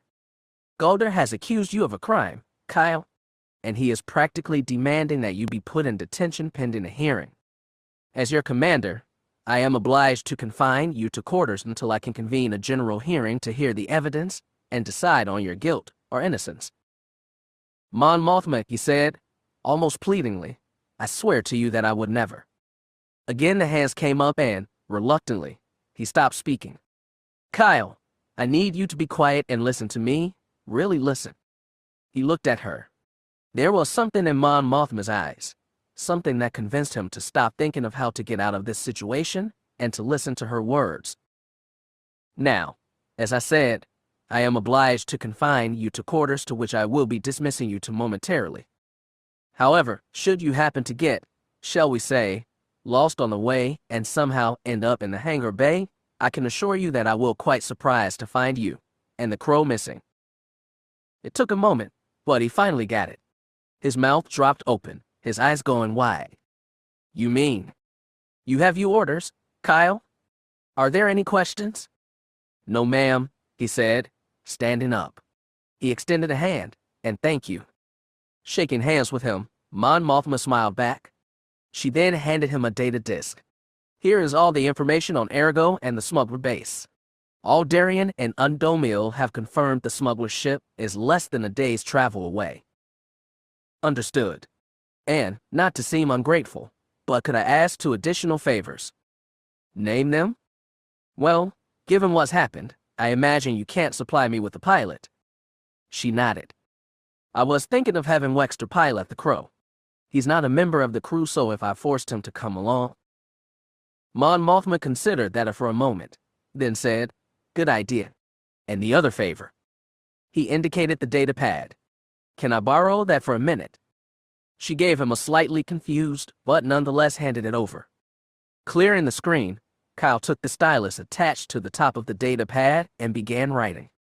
A little more than 2 minutes passed as he wrote the last line. Clipping the stylus back into place, he held the data pad out to Mon Mothma. Jan gets out of the brig in about a week, right? Yes, Mon Mothma said, still trying to decipher his intentions. Can you make sure she get this? Taking the data pad, she scanned what he had written. Kyle, I don't think, she began. Just get her to read it. After that, well, I'll know when I get back.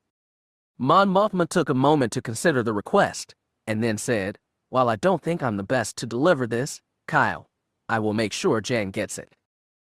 Thank you. And now, I'd better go.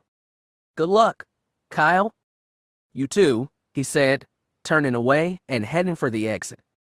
Glancing at the readout, Wexter gave a satisfied nod. Exiting the cockpit, he moved amidships and closed the final access panel. Then, taking a step back, he swept his eyes over the Crow. She's still not the prettiest thing in the universe, but I imagine Kyle will find her a much better ship. The hangar entrance doors opened and closed. Heads turned to look as a figure dashed across the bay, the sound of running feet echoing in the open space. It was loud enough to jolt Wexter out of his reverie. He stepped around the Crow's nose to see what the commotion was, brows lifting in surprise as he caught sight of the man running across the hangar towards him. Kyle, the older man said, the tone in his voice mirroring the surprise on his face as Kyle skidded to a halt right in front of him. Watts. I don't have time to explain. I need you to pilot the Crow. Pilot the Crow. Wexter repeated, confused. Look, Kyle said, pausing to take some deep breaths. I'll explain as soon as we take off, but we need to go. Kyle. Please, Wexter. I wouldn't be asking if it wasn't important. The older man gave the request a moment's thought. Whatever was going on, it was sufficient to have Kyle heading down here at a run. And given the altercation between him and Galder. All right. Thanks. Turning to the ship, they climbed into the cockpit, Kyle into the rear while Wexter took the front. The older man began to flip switches. Kyle watched, impressed. One by one, the Crow systems began to activate. Displays came to life. Power indicators began feeding information on the ship's status. As Wexter reached for the repulsor controls, Kyle automatically braced himself for the sharp jolt that often accompanied their activation. But as Wexter pressed the ignition button, the repulsors came on so effortlessly, Kyle wasn't sure at first that they had activated at all. Wexter, are we? The answer came as the older man increased power to the repulsors and the moldy Crow rose off the deck in one smooth motion. You like? Kyle replied, gazing out the cockpit as Wexter positioned the Crow in front of the space doors. Kyle was debating about whether to call hangar control or not when the yellow lights over the space doors began to flash. At the same time, a voice came over the hangar bay PA. Attention. Attention. Hangar bay decompression in 30 seconds. Repeat, hangar bay decompression in 30 seconds. All personnel to your stations. Everyone else, get clear. What the? Both men said at the same time. Just then, the comm system came alive with an incoming signal. Hangar control to Moldy Crow, a familiar voice said. You have been clear for departure. Space doors will open in 25 seconds. Opening the channel, Kyle called. Puin, is that you? Affirmative, Moldy Crow. Your priority clearance received. Space doors will open in 20 seconds. How did? Wexter began, then held up a hand. No. I'll wait until we're in space. Then you can tell me. 15 seconds later, the atmosphere inside the hangar was evacuated. 5 seconds after that, the space doors opened, revealing the velvety blackness of space beyond them. Ready? Wexter asked, reaching for the engine controls. Ready? To Kyle's surprise, Wexter kept the repulsors going as he activated the engines. He began to shake his head. This isn't going to work. He'll have to pull power away from the repulsors in order to fire up the engines. But, a moment later, with a soft boom, the crow's engines lit off. Putting his hand against the metal behind him, Kyle could feel their reverberation. Wexter, he said, almost not believing what was happening, what did you do to my ship? In reply, the old engineer advanced the throttle. Engines flaring, the moldy crow streaked out of the hangar bay. Clearing the New Hope, Kyle started to reach for his own controls in order to program the hyperspace jump. But before he could, the world around him began to tilt. The next thing he knew, the crow was inverted and he was now looking down at the New Hope. From the forward cockpit, he heard Wexter give a whoop of delight. Kyle considered admonishing the older man, but really, what was it hurting? Then, his stomach gave a sudden lurch. That's not good. Hey Ace, he called, you think you can turn us right side up before I do the technicolor yawn back here? In response, he felt the crow roll again until it was right side up again. You okay back there? Wexter called. Just don't do that again, Kyle replied, one hand cradling his stomach, ever. With his other hand, he pulled out the data disk and inserted it into a data port. It took less than a minute for the crow's computer to locate the jump coordinates. A green light lit on the navigation panel, indicating the jump was programmed in. We are ready for hyperspace, he called forward. Okay, Wexter replied, here we go. Taking hold of the hyperdrive controls, he pushed them forward, and as the stars outside became lines, the moldy crow's engines gave a brief, brilliant flare as the ship accelerated into hyperspace. Chapter 41. Time to go. Having waited as long as she dared, Mon Mothma had contacted Galder regarding the charges he had made against Kyle. He had come to the briefing room in such a state that had she not talked to Kyle beforehand, Thonks might have deceived her. A bandage was wrapped around his forehead, accompanied by several other strategically placed dressings that only served to highlight the marks of livid bruising on his face. The area around his left eye was discolored, not quite a black eye. But as he got closer, Mon Mothma could detect traces of makeup and other colorings that demonstrated the falseness of Galder's injuries. He also walked with a slight limp, which she could tell he wasn't faking. Mr. Thunks, are you all right? Galder nodded, moving towards the table. When I read your complaint, I had no idea your injuries were so severe. This is the reason why I sent it, Mon Mothma. Cat aren't as dangerous. I'm lucky he didn't kill me. Oh, please, Mon Mothma thought. If he had wanted you dead, you wouldn't be here. Are you certain you are able to have this meeting? Perhaps you should go to sickbay. No, Galder said, too quickly. Recovering, he continued in a more normal tone. No, please. I will be all right in this matter. It's too important to wait. Very well, the rebel leader replied, taking the seat opposite him and pulling up his complaint on the datapad. Now, Mon Mothma began, I understand that. Right on time, a bleep sound issued from her communicator. Withdrawing the device, a look of frustration on her face, she answered the call. This is Mon Mothma. This is Poongel in hangar control, Mon Mothma. Poon, I am currently in conference. Can this wait? I do not believe so. She saw Galder give a slight reaction. Very well, what is it? The next words came in a jumble, the concern in Poon's evident. I'm not exactly sure when it happened. The ship was here during the last sweep. But now it's gone. Slow down, Poon, Mon Mothma said patiently. What ship is missing? The Moldy Crow. It was here during the last security sweep, but now it's gone. That got Galder's attention. He sat forward in his chair, trying to act nonchalant but clearly listening in. The Moldy Crow is missing, she asked. Yes, ma'am, Poohin said. As I said, it was here yesterday. Now it's gone. I see. Thank you for reporting this, Poohin. Make sure to pull the hangar security tapes from yesterday. They will need to be reviewed. Yes, ma'am. Hangar control out. Mon Mothma looked towards Galder, who was unable to hide the expression of intense interest on his face. Has something happened? He asked. Perhaps, she replied, switching the communicator to a different channel. Mon Mothma to security. A moment passed. Then, security here. Chief Plaston reporting. Plaston, please send 2 guards to Kyle Katarn's quarters. I need to verify if he is in there or not. Understood. Security out. Setting the communicator down on the table, Mon Mothma raised her eyes to take in Galder's look of surprise. Are you sure that nothing's wrong? He asked. To be truthful, Mr. Thonks, I am not completely sure. Now, she continued, switching topics. About this line, I want to make sure.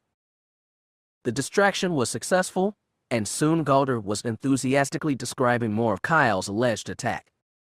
They were nearly finished going over the complaint when her communicator beeped for attention. This is Mon Mothma. Chief Plaston here. Kyle's quarters are empty. Galder stiffened. Had he heard that correctly? Are you sure? Mon Mothma asked. Yes, ma'am. Kyle's belongings are all here, but there is no trace of him. Shall I begin a search of the ship? No, Chief. I am fairly sure where he went. I will brief you later. Yes, ma'am, Plaston replied, surprise in his voice. Reminding herself to keep up appearances, she had turned back to Galder with a look of surprise and disappointment on her face. Mon Mothma? Mr. Thonks, I am afraid that, at the moment, your complaint is a moot point. It appears that Kyle has left the New Hope. Galder went rigid for a moment, his face a mask of shock. The look quickly changed to one of anger. He what? While Mon Mothma was willing to play this part out, she was not about to let anyone speak to her like that. Kindly lower your voice, Mr. Thonks. I will not be addressed in such a manner. The look of frustration and anger on his face didn't change, but, after a moment, he did speak in a lower tone, but through gritted teeth. You're telling me that Katarn has escaped this ship? I'm afraid so. How? After receiving your complaint yesterday, I met with Kyle and advised him that until a hearing could be convened to address the matter, he was confined to quarters. He wasn't escorted there. I saw no need. Kyle has been a loyal member of this crew and followed all of my orders to the letter. Until now. It appears so. What do you mean, appears so? Katarn violated a direct order and then proceeded to steal a ship. All true, Mon Mothma admitted, and when he returns, I will see to it that he is dealt with. I still don't understand. No one saw him. No one tried to stop him. The hangar officer, Poohin Gel, reported that Kyle entered the hangar shortly after leaving here. It was assumed that he was there to see Wexter, who has been working on Kyle's ship. At this point, all we can assume is that Kyle took the Moldy Crow and somehow convinced Wexter to go with him. Or he killed Wexter and then stole the ship, Galder said. While the comment rankled her, Mon Mothma forced herself not to react. That is also a possibility. A search of the hangar bay should reveal whether or not it is true. I imagine you will be sending ships out after him, Galder said. No. No. He said incredulously, what do you mean no? Mon Mothma's expression was that of an adult patiently addressing a child. Mr. Thonks, assuming Kyle left the ship shortly after he was seen entering the hangar bay, it has been over 30 hours since then. He could be in any of 1,000 star systems. I am not going to waste time and resources in such a useless endeavor. So you're allowing him to go free, even after what he has done. You're not going to help me or investigate what Katarn did. Mon Mothma allowed herself a small smile. Quite the contrary, Mr. Thonks. I am planning on fully investigating, with or without Kyle's presence. I have already selected a team to begin reviewing the evidence and going over both your complaint and Kyle's testimony. Kyle's testimony. Oh yes. You see, before I sent Kyle to his quarters, I questioned him about the incident aboard the Aldera, and with his permission, recorded it.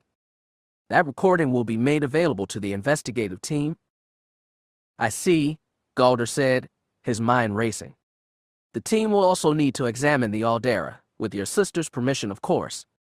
That shouldn't pose a problem, Galder replied, thinking of what he needed to do as soon as he left here. Excellent, Mon Mothma. I will be checking in with you as I receive reports from the team. That will be fine, Galder said. Thank you. Not at all. Thank you again for coming, Mr. Thunks. Realizing he was being dismissed, Galder rose from his chair, gave a short bow to Mon Mothma, then headed for the door. I've got to move fast, he thought. Moldy Crow in hyperspace. Okay, Kyle, Wexter said, turning round in his seat. Now that I've helped you, can you please explain what in the blue blazes is going on? Well, Kyle said wryly, I found out what Galder's been up to. Wexter sighed. What has he done now? Plenty. Why do I have the feeling I'm not going to like this? Probably because you won't, Kyle replied, going on to explain about the complaint filed with Mon Mothma, their meeting, and her decision. Wexter was silent for a long time. Galder, he thought, what are you doing? This is nuts, he finally said. I've seen Galder do dumb things before, but he's never gone this far. Although it does explain why you wanted the hasty departure. So where are we going? The planet Ergo, Kyle replied, pulling out the data disk and handing it over. All the data is on that. I need you to take me there and drop me off. Drop you off? Kyle replied affirmatively, giving Wexter the basics of his mission. The older man looked concerned when Kyle finished. You're sure you don't need any backup? It's going to be hard enough infiltrating the place by myself. 2 of us would only complicate things. Still, Wexter, the decision is made. All right, the older man said, surrendering gracefully. So once I drop you off, what happens next? I infiltrate the base, and you take the Crow back to the New Hope. Wait a minute, Wexter protested. You expect me to just leave? Yes, Kyle said seriously. I do. I plan on stealing one of the pirate ships after my mission is finished. I'll get back that way. And what if something happens? The younger man just stared at him, saying nothing. I see. That's the way it has to be, Wexter.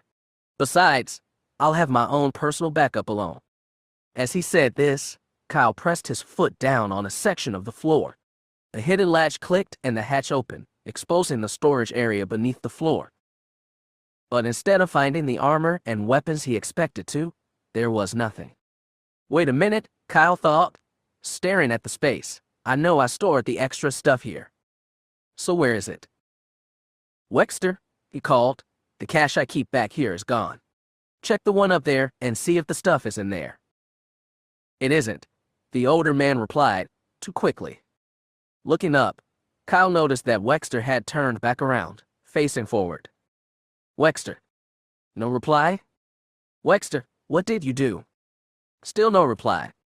Wexter, you've got 3 seconds to tell me what you did with the caches I had hidden in the ship.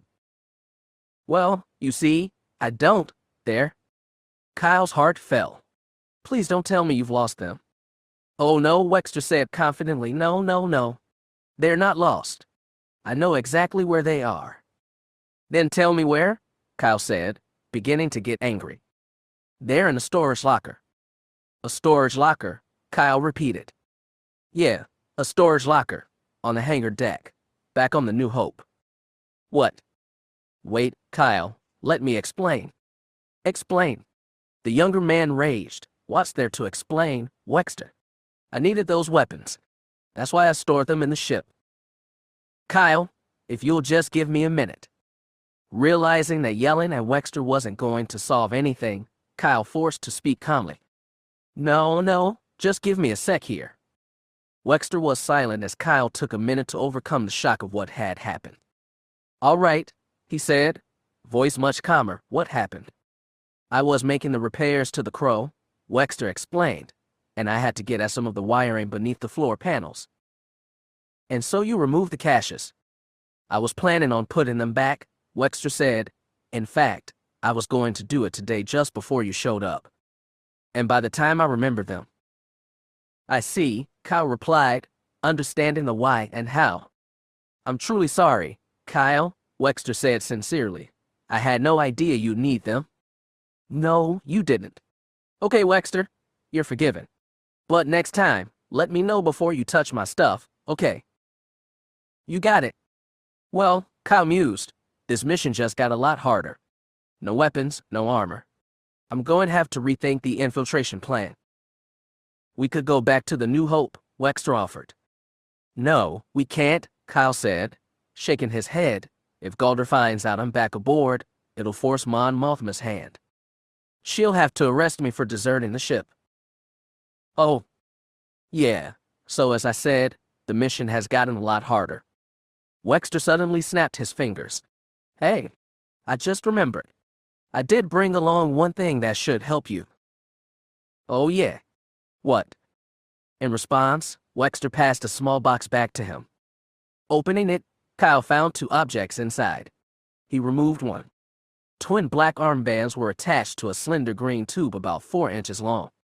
Adjoining the tube was a small control panel with 3 indicator lights, 2 buttons, and a small display. What is this? Your shields, Wexter said proudly. My what? Kyle said, not sure he had heard correctly. Your personal shields, Wexter repeated. Each of those devices contains a small shield emitter capable of generating a defensive shield. You're kidding? Kyle said, not sure if he believed it. Nope. Among the other things Jan told us, she mentioned a lady named Blaze who worked with you 2 for a while. Blaze, Kyle thought. Actually, Mara Jade. I still can't believe we never suspected her true identity. He realized Wexter was still talking. Sorry, can you say that again? I said that Jan mentioned Blaze had a personal shield, and there was talk of developing something similar for you to take on missions. From what Jan said, you tend to get hurt quite a bit. That's putting it mildly, Kyle replied. So these are going to provide me with my own shield. Exactly, Wexter said. How does it work? Simple. The green button activates the shield. The red one turns it off. That is pretty easy. What about the rest? The display will show you how much shield energy you have left. Have left? Wexter shrugged. You have to understand that these emitters provide a limited amount of power. If you get shot, it's going to drain some of the emitter's power. Which is where the display comes in. Right? It'll let you know how much shield energy remains. Okay, got that. What about these indicators? They're designed to provide a backup to the display. Green indicates 100 down to about 70. After that, the yellow light will come on. And the red. If that comes on, you're in trouble. It indicates the shield power is at 20 or less. At the point, your shield will be weak enough that weapons will begin to penetrate it. And that means ouch time. Wexter said. Now, the good thing is that upon returning from a mission, you can recharge the emitter and use it again. Good, Kyle said. Then, wait a sec, Wexter. There's 2 of them in here. The older man smirked at him. It's called a backup. Ah, Kyle said. Understanding, got it. Well, these will come in handy. Thank you, Wexter. No sweat. Kyle slipped both of the armbands over his forearms, adjusting them until they rolled comfortably. Now if I just... He snapped his fingers. I've got it. What? A new plan. Initially, I was going to have you land well outside the base. But, given my lack of equipment, I'm thinking of a more frontal assault. Frontal assault? On the smuggler base? Are you nuts? Hear me out, Kyle said. I'm not talking about going to start a firefight. What I want to do is make an approach from high orbit, then dive in on the base. As soon as we're close enough, you make a low pass, drop me, and then blast out of there. What if they have weapons emplacements on the base? Wexter asked. That's the beauty of this approach, Kyle countered. By the time they detect us, we'll be moving too fast for a positive lock. Now once I'm out of the ship, I'd recommend you scheme the surface until you're out of weapons range, then grab Sky. I don't know, Kyle. This seems awfully risky. If they detect our approach any earlier, the Crow will make a perfect target dropping in like that. And if there's ground troops deployed, they could capture you. Kyle interrupted. And if the Emperor had had a teddy bear as a child, maybe he wouldn't be so mean now. Wexter, I realize there's plenty of ifs on this mission. But the fact is, I need to get on board that smuggler ship, and the only way to do it is to infiltrate the smuggler base. Besides, I've been at this a while. If I didn't think I could pull it off, we wouldn't be going. Wexter still looked unconvinced. Look, you've trusted me this far. Trust me now, Wexter. There was a long pause. Then, all right. All right. I don't like it, but all right. Okay then, let's get the coordinates set for Ergo. Wexter placed the data disk into the Crow's nav computer. After a few moments, it pulled up the data on Ergo. Wexter pressed a button to accept the course change, and both men felt the ship bank slightly as it changed course. A flicker in space, a low roar lost in the vacuum, and the moldy Crow streaked into view as it dropped from hyperspace. It turned, nose angling for the planet just ahead. Is that it? Wexter asked. According to the data from Mon Mothma, yes. That's Ergo, replied Kyle. Nice looking place. They fell towards a medium-sized world, fully half its surface a mixture of different shades of tan. What water was visible from space shone in a mixture of blues. You'd think so, Kyle said, but check out that sun up there. Craning his neck, Wexter saw the massive orb that was the system's sun. But unlike the bright yellow-white he had expected, this one had a more reddish color to it. That doesn't look right, Wexter observed. What is it? Red giant star, Kyle explained, a sun near the end of its life. Sometime later, it'll probably collapse into a neutron star. When that happens... Yes. Wexter pressed. Well, let's just say it's going to get really cold really fast. What about right now? That's why I said you think Ergo is a nice-looking place. Red giants tend to raise planetary temperatures, so it might be a little warm down there. How warm? The older man said tensely. Calm down, Wexter. However warm it is, you're only going to feel for as long as it takes to drop me off. Right, Wexter said, a bit calmer now. Forgot about that. Now, Kyle said, all we need to do is find the smuggler base. Sure, Wexter said. How are we going to do that? Rolling his eyes, Kyle explained. The smuggler ship was tracked here. All we have to do is locate the ion trail from its engines and follow it to the base. Activating the Crow's scanners, he began searching. But after about 20 minutes, the Crow holding position in high orbit over the planet, Kyle lifted his head, frowning at the display. Any luck? Wexter called. No, Kyle replied, forcing himself to say no more. Wexter had asked him the same question over and over again until Kyle had begun responding automatically. You're sure the ion trail wouldn't have degraded by now? Only because he hadn't considered this kept Kyle from responding angrily. What if the ship's trail had degraded? They could searching and find nothing. Rather than think about that possibility anymore, Kyle called. Let's try another sector of the planet. Move us to the southern hemisphere. Okay, said Wexter, increasing power to the engines and angling the Crow's nose in the proper direction. It took some time, but Wexter eventually brought the Crow to a relative stop in the proper location. Okay, Kyle said, bending down to the scanner. Here we go again. The first few minutes were as fruitless as the previous 20. Doubt began to whisper inside his brain, threatening to disrupt his focus. It's got to be here, Kyle thought. It's just got to be. Just then, a blip appeared on the display. It was faint, barely readable, but it was there. I think I've got something. Increasing power to scanners. Another minute passed as Kyle studied the readings he was getting. Finally, he sat up, a triumphant smile on his face. That's it. We found it, Wexter. You sure? Scanners reading the remnants of an ion trail. Here, take a look. Flipping the switch, Kyle fed the readings he was seeing to Wexter's display. The older man studied them a minute. Then, yep, That's an ion trail, all right. So all we need to do now is follow it. You got it, said Kyle. It took another 15 minutes, but the trail stayed strong, and when it turned straight down, Kyle knew it could only be the smuggler base.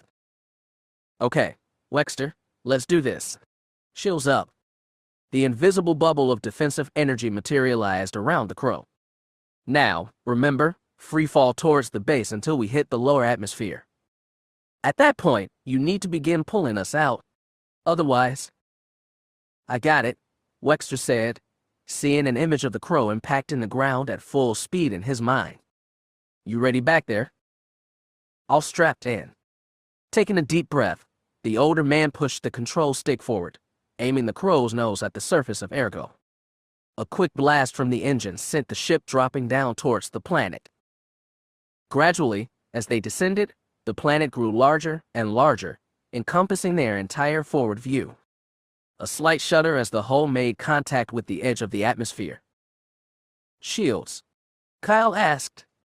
At full power, Wexter replied. The shudder returned, a bit more intense this time. Look, Wexter cried. I see it, said Kyle. Outside the ship, the cone of shield energy surrounding the forward part of the ship was now visible. A deep red glow was visible, which began to grow brighter as they dropped further. A minute later, the glow was orange-white and streaks of flame began to reach upwards towards the rest of the ship. It's getting hot, Wexter said, already feeling sweat breaking out on the top of his head. Think cool thoughts, Kyle advised. The shuddering now turned into buffeting, the crow vibrating as the thicker layers of atmosphere began to slow its headlong plunge. And while neither man would know it until it was too late, their approach was detected. Planet Ergo. Smuggler base? It was mid-afternoon on another hot, humid day, the temperature just shy of triple digits. The few guards stationed outside looked for even the smallest sliver of shade. A few looked longingly at their water bottles. But as the bottle contained all the water they would get for a 10-hour shift, they had to be careful to ration it. But in the office of Friend Moxkind, the temperature was a comfortable 74 degrees, the air conditioning system making sure the temperature stayed there. Seated at the desk of his former boss, Lux Hennitor, Friend glanced over the latest report from his spies in the gang. As he suspected, most of the group were growing restless. The botched spice smuggling operation had enabled him to rally support for himself and take out Hennitor. But now, the rest were wondering if Friend was any better than the previous boss. This shipment of weapons to the Empire is the key to solidifying my hold on the gang. It's got to go perfectly. And once it does, anyone who opposes me will find themselves standing alone. At the same time, Friend almost wished someone in the gang would make a move. Putting his left hand over his right, he pressed down, cracking his knuckles, the sound like small gunshots in the quiet room. Born on a heavy-gravity world, Friend Moxkind was not a tall man, only a shade over 5 feet in height. But he made up for his short stature with a weight well over 300 pounds, nearly all of his solid muscle. His long black hair cascaded about halfway down his back, half of it dyed blood red. Black pants and a black shirt only added to his air of mystique around the others. The only spot of color in his clothing was the white fur of a Klei wolf he had killed years ago on his home planet, using only his bare hands. The fur was arranged like a scarf, looping behind Friend's massive neck and cascading down either side of his chest. Pondering if he needed to do something sooner about the voices of discontent, he didn't hear a succession of knocks at the door to his office. A moment later, however, Friend did notice as the door opened, and his aide came scurrying in. Hazel eyes locked onto the Rhodian as he moved to stand in front of the desk. Normally, Friend liked the Rhodians. Among all the races he knew, they were the easiest to intimidate. And this one, upon seeing his friend Lux Hennitor gunned down, was given a choice to swear fealty to Friend or die. And, so far, the Rhodian had proven to be a capable aide. Sir, the Rhodian said in his language, which Friend had learned from Hennitor, Axon has just detected. As Friend pulled his blaster out and leveled it, the aide stopped speaking. What have I said about entering my office uninvited? But sir, A single crimson bolt struck the permacrete just in front of the Rodian, showering him with pieces of it. I'll ask you again. What have I said about entering my office uninvited? Realizing that anything but the right answer would mean his death, the aide spoke his next words carefully. That no one is to enter your office without being invited or knocking first and being invited in. And you didn't either, Frendon said. I did knock, sir, the aide said. I didn't hear it. My apologies, sir. I should have knocked harder. Yes, Frendon said, nodding, you should have. Now, what is the one exception to the rule you just mentioned? One may enter the office without being invited if and only if it is an emergency. Correct. Now, given that you have entered my office uninvited, can I assume this is an emergency? I believe it is, the aide, somewhat confidently. Yes, sir. Frendon nodded again, relaxing his grip on the blaster a little, but not pointing it away from the aide. Then speak, and tell me what the emergency is. Yes, sir. I have just come from Axon's office. He has detected an object entering the atmosphere over the base. Axon thinks it may be an object entering the atmosphere. Frendon said, anger in his voice. You barge into my office, say it's an emergency, and then tell me an object is entering the atmosphere? Yes, sir, the aide said, but there is. The scream, when it came, echoed briefly in the room. Holstering the blaster, Frendon glared at the smoking body of his aide. An object, he snorted dismissively. But wait, he thought, didn't the Rodian say it was over the base? That did strike him as odd. Perhaps I should check into this, Frendon thought, standing up from his chair. Stepping over the body of his aide, the smuggler chief made his way down a short hall to the last door on the right. Opening it, he stepped into the small tactical room the smugglers had cobbled together from earlier raids. Frendon noticed Axon Halster was on duty. Like himself, Axon was human, but more normal size. And he was young. Having joined the gang some years before himself, Frendon had tried to find out about Axon, but no one seemed to know much about him. Even Lux had commented on how little they knew about Axon.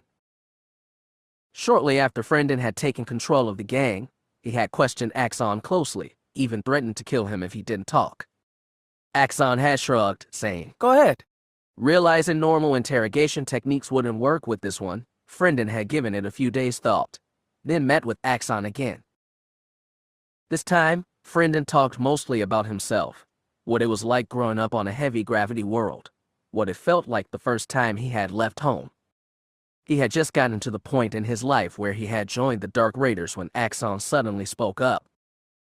"Yeah, I guess lighter gravity would feel weird to you. Me, I'd like to go to your world. Maybe there I could finally get big enough to get people to leave me alone." "What do you mean, Axon? Is someone here bothering you?" "Nah, not really. Most of the guys just call me kid or ask me how old I am, where my mommy is, that kind of stuff." "You're saying it doesn't bother you?" "Not really. They're just messing with me.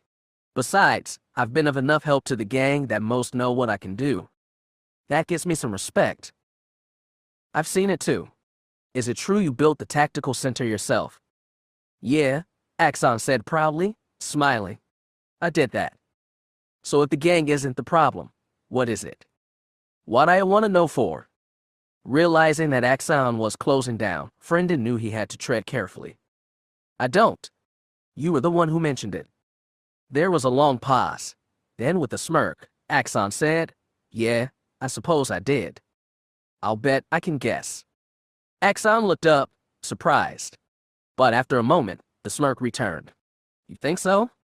"Sure," Frendon said, looking directly at him. "I think you're probably some spoiled rich kid with a talent for computers who decided to defy his mommy and daddy by not going into the family business." Axon was silent for a long time, enough that Frendon wondered if he hit home with his guess. As he waited for the young man to reply, Frendon looked intently at him. Although he stood 3 inches taller than the smuggler chief, Axon was a lot smaller, a thin body bolstered somewhat by wiry muscle. His smallish face had an abundance of freckles. Blue eyes glowed with intelligence beneath the crown of short red hair. As with every day, Axon wore one of the seemingly endless supply of green shipboard coveralls he possessed. You couldn't look at him and not wonder what he was doing as a member of the Dark Raiders. But where his appearance was unassuming, Axon's mind was quick and able.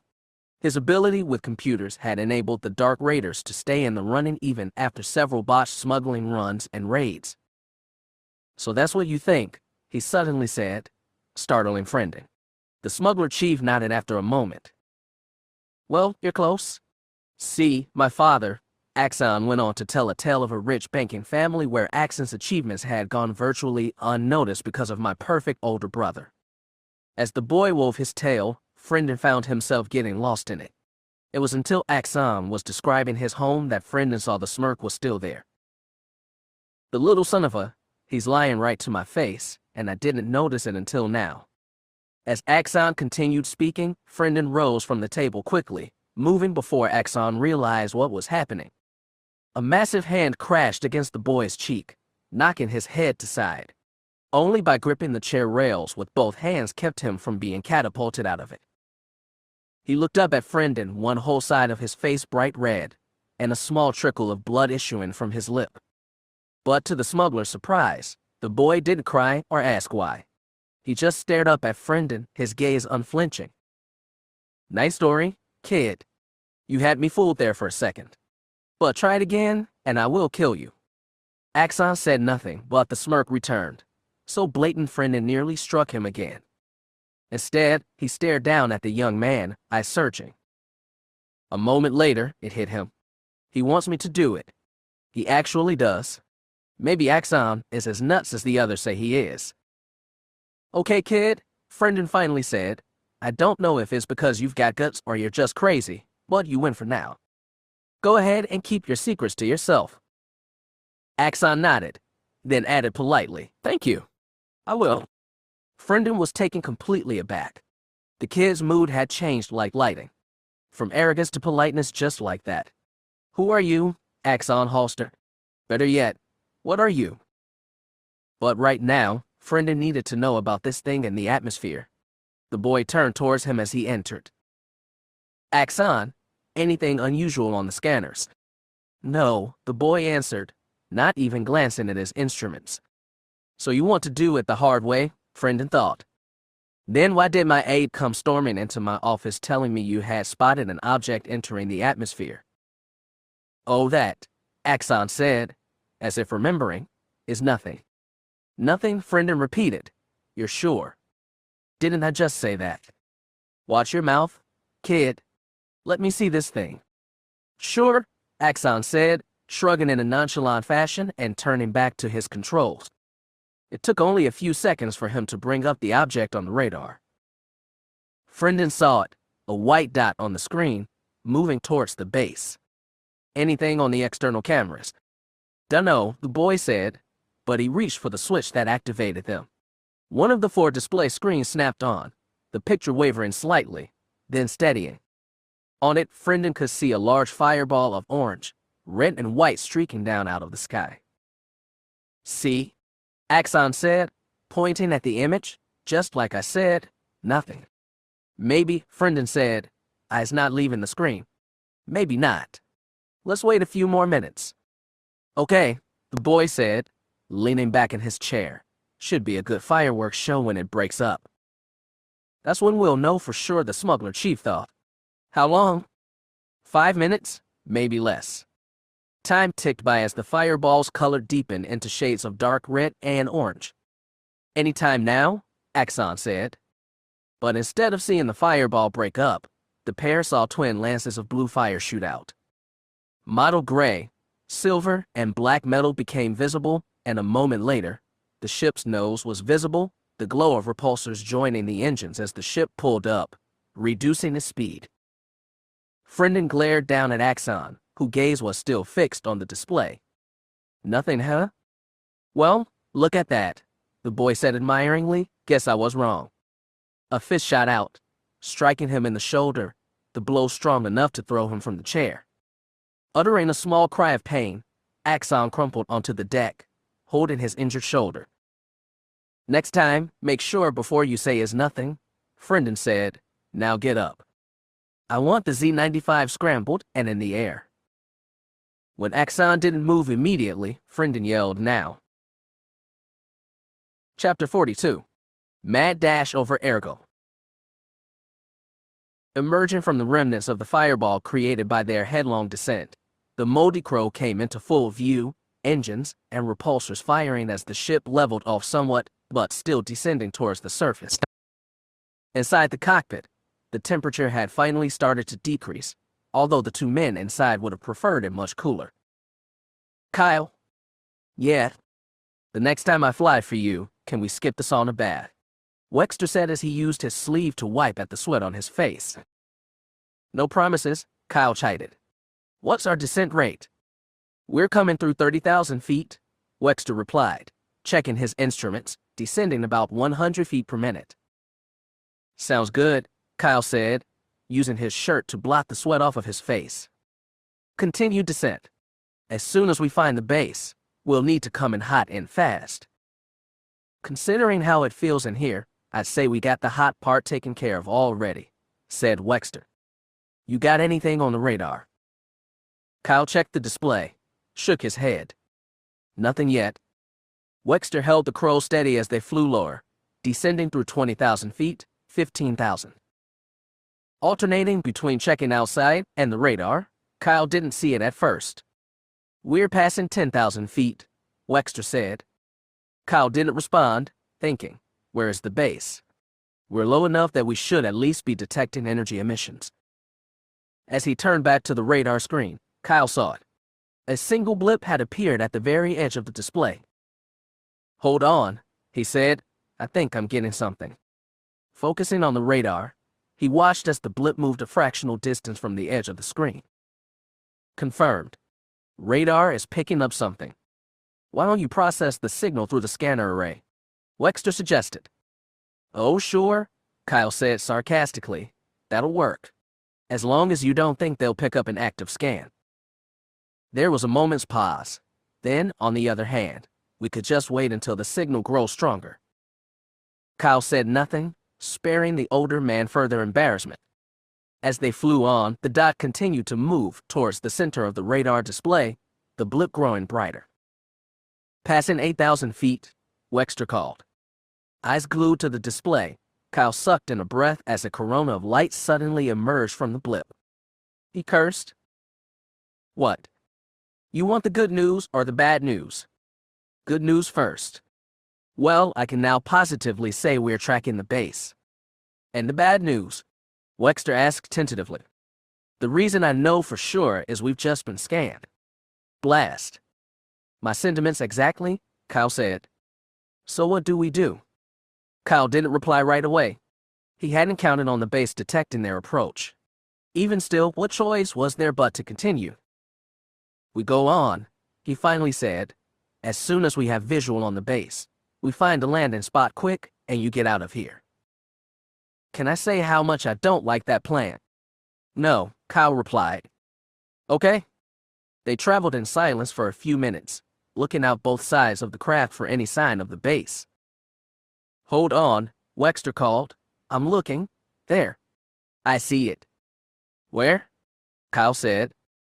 Just ahead and off to the right, the older man replied. Turning to look that way, Kyle spotted the structure. That's it. You think?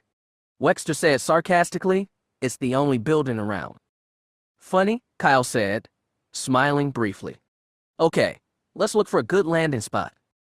The smuggler base was a hodgepodge of new and old. The largest structure was a squarish building of a color only slightly deeper than the surrounding terrain. All around the perimeter were curved openings shaped like an inverted U.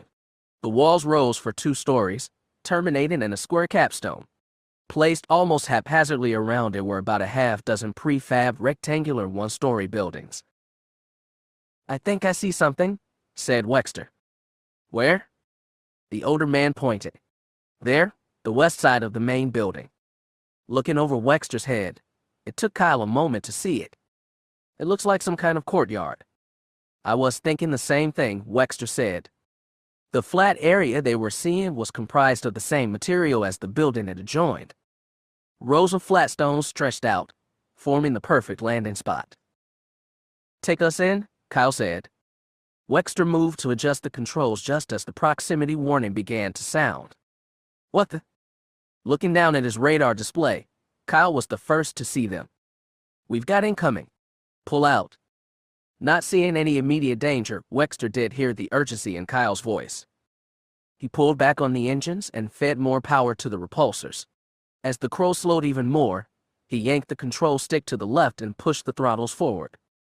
The Crow leapt forward, angling away from the smuggler base. A second later, laser fire sliced into the space they were just in. Wexter turned to the left just in time to see 3 Z-95 headhunters rocket past. I thought you said this would be a simple insertion. So I was wrong. Kyle retorted, sue me. Better yet, get us out of here, then sue me. Cockpit of Z-95 Gamma 1. Blast it. We missed. Calm down, Gamma 3, said the lead Z-95 pilot. They just got lucky. Now, let's bring them around and try again. Roger, Gamma 1, answered the pilot of the second Z-95. Coming around in a wide arc, the headhunters moved back towards the Crow, which had executed its own turn and was climbing back into the sky. They're trying to escape, said Gamma 1. Let's get after them. Fire as soon as you have a clear target. Acknowledged, said Gamma 2. They won't get far, replied Gamma 3. Accelerating, the trio of Z-95 moved up behind the fleeing Moldy Crow. Crimson beams of light began to reach out, some missing, others striking the shields, making them flare brightly with each new hit. Moldy Crow. Kyle felt the cockpit jolt as the Crow was hit again. This isn't working. Those Z-95 are too fast for us. Shields are at 70. He called to Wexter, just as the ship was hit again. Make that 67. Kyle. Yeah. Now can I say that this was a bad plan? No. Smuggler base. Tactical room. We're receiving a transmission from the Z-95s, said Axon, listening through a pair of headphones. What is it? Asked Frendon. Axon listened for a moment more, then slid the headphones down onto his neck. Gamma 1 reports they don't recognize the ship, but it was definitely heading for the base. It evaded their initial attack and now appears to be trying to escape. I see. So he had been right. Placing the headphones back on his head, Axon listened as a second transmission came in, then turned to Frendon. Gamma 1 is requesting instructions. It took only a moment for Frendon to decide. Order him to disable the ship if possible. Whoever they are, they went to a lot of trouble to try and disguise their approach. I'd like to know why. And if he can't disable it, Axon asked, then he is to destroy the ship rather than let it escape. Okay, Axon replied, placing the headphones back on his head. Keying the transmit button, he relayed the smuggler chief's orders. Moldy Crow. The Crow was shaking with increasing regularity as more laser strikes threatened to overload the shields. We need to do something, Kyle thought now. Wait a minute. Wexter said, snapping his fingers. I think I have an idea. If it has to do with keeping us alive, I'm all ears, said Kyle. Shields are at 47 and falling. It's a maneuver my uncle taught us years ago. He said it was the perfect evasion technique. We've got nothing to lose, Kyle replied. Let's try it. Okay, Wexter said, rubbing his hand together in anticipation. But before we begin, you should strap in tight. Why? You'll see.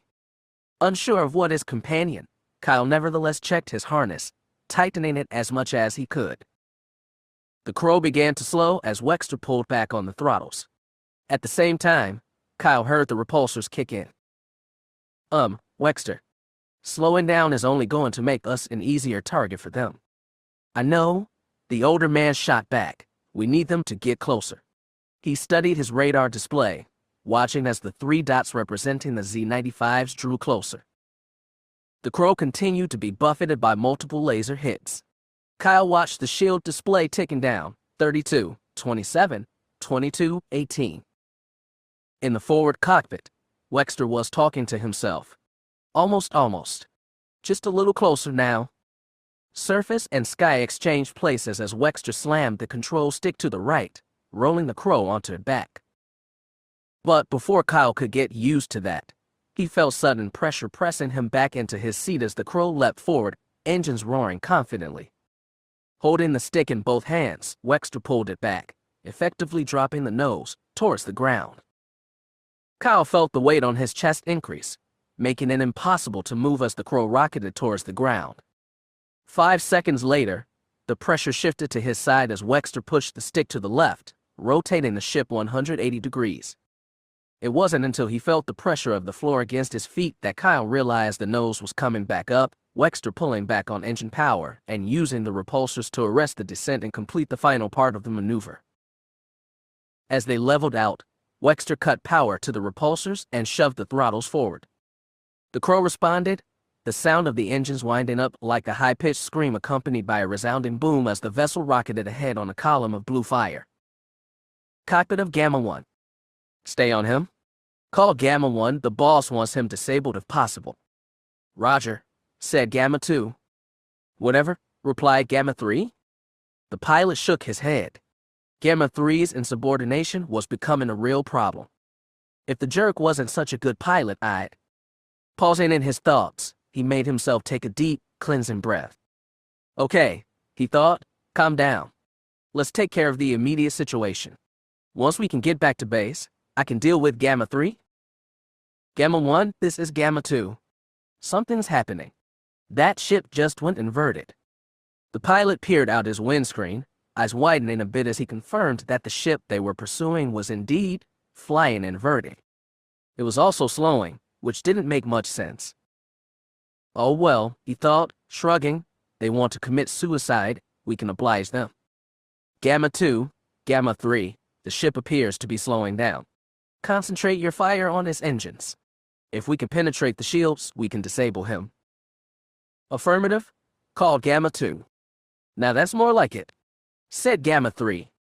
All 3 ships opened fire, lasers converging on a spot right behind the engines. The shields deflected their blasts, but Gamma 1 knew it would hold up only so long under concentrated fire. Suddenly, the ship's engines gave off a brighter glow as it began to move forward, accelerating. Before the pilot could call his wingman, the ship's nose came down and it dropped out of the sky, the Z-95 flashing past the space where it had been just a moment ago.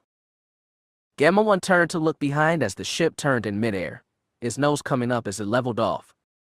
A loud boom echoed in the air as the ship rocketed away. Gamma 1, this is Gamma 2. Did you see that? I did indeed, Gamma 2. Whoever's piloting that thing is either very good or very crazy. Or both, he thought. Do we pursue?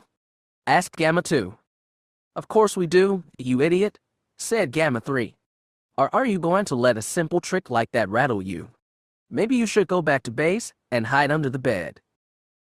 As the most junior member of the squadron, the pilot of Gamma 2 had been the target of Gamma 3's jibes and insults for over a month. And so far, he had endured it all. But right now, Gamma 1 needed the 2 of them focused on stopping that ship. That's enough, Gamma 3. Give it a rest. Fortunately, the other pilot did not reply. All right then. Both of you assume pursuit course and follow me. We'll try once more to disable the ship. After that, we destroy it. Acknowledged, said Gamma 2. Right, said Gamma 3.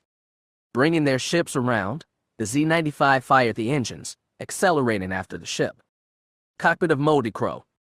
As the crow sliced through the air, the terrain outside a blur, Kyle found himself able to move again. His chest ached slightly as he took a deep breath. Leaning forward, he called to Wexter. What in the universe was that? A reverse Melman, came the reply, is a maneuver designed to evade and confuse pursuing vessels. Well, I think it worked, Kyle said, glancing out both sides of the ship and seeing no sign of the Z-95s. Well, I'd say landing near the base is out of the question. You see any ground cover we could use? Maybe, said Wexter, scanning the terrain below them. There are a few stands of trees we might be able to hide in. But as he looked back up, 2 things caught his eye. Oh. What? Kyle asked, still focused on the terrain. You want the bad news or the worst news? Kyle started to reply, but then noticed his radar display and the 3 dots moving towards them. Is that? He asked. Yep, replied Wexter. Those Z-95 are back on our tail. I'm guessing that's the bad news, Kyle said. So what's the worst news? It's ahead of us, Wexter said. Take a look. Kyle did so and spotted the problem. Still several miles ahead, but drawing steadily closer, was a mass of ugly gray and black clouds. A thunderstorm. Looks like it, Wexter replied. We're in trouble here, Kyle thought. Those Z-95 will catch up to us eventually. Even if we headed for space right now, we might not make it. There's got to be something we can do, something to level the playing field. The idea came in a flash. He called to the pilot. Fly us into that storm, Wexter. What? The older man exclaimed, not believing what he had heard. Are you crazy? Depends on who you ask, said Kyle. But listen to me for a second. Those Z-95 will be a lot more vulnerable in that storm than us. If they see us go in, they might not follow. Wexter gave it some thought, then asked, what if they do? Then we'll come up with something else. Besides, you got a better idea. No, I don't, said Wexter, but this is still crazy. Despite his misgivings, he guided the crow towards the growing storm, using what power was available to charge the shields. They were going to need them. Cockpit of Gamma 1. Go ahead, Gamma 2. Lead, the ship is changing course. Brilliant observation, said Gamma 3. I guess you think we can't see this. Gamma 1 was about to say something, but the pilot of Gamma 2 beat him to it. Well, since you haven't noticed we're headed right into a storm, yes. Gamma 1 had noticed the storm as well. As they drew closer, he used the Headhunter scanner array to examine it. What he saw was not encouraging. Are they nuts? Said Gamma 2. Maybe, said Gamma 3, his voice quieter, contemplative. And maybe they're hoping to lose us by heading in there. What do we do, Gamma 1? Asked Gamma 2. The pilot took a moment to consider his options and examine the readings in his cockpit. At their current speed, the other ship would be well into the storm before they were able to catch up. There was a way to make the ships go faster, but doing so was risky. And according to his readings, the storm was a dangerous one, a supercell, which meant treacherous winds and lots of lightning. At the same time, if he returned to base having let the ship escape, Friendon would not be happy. Choosing the lesser of two evils, Gamma 1 issued his commands. All right, we need to catch up to that ship right now, before it enters the storm. Everyone, cut power to your shields and transfer it into the engines. Oh yeah, Gamma 3 exclaimed, great idea. And what happens if one of us takes a lightning strike? It won't be as bad as explaining to the boss that we lost the ship, retorted Gamma 1. Now, move it. Gamma 1 reduced his shield power to 0, then transferred the energy into the engines. The crimson glow from the Z-95's engines got brighter, and with the scream of fresh power, all 3 ships leapt ahead, quickly closing the distance between them and the other ship. Cockpit of Moldy Crow. Whoa! Kyle cried. What the? What is it? Wexter asked. I'm not sure, but I think those Z-95 must have done something to their engines. They're closing on us fast. How fast? The crow rocked, shields flaring. That fast, Kyle said. Cockpit of Gamma 1.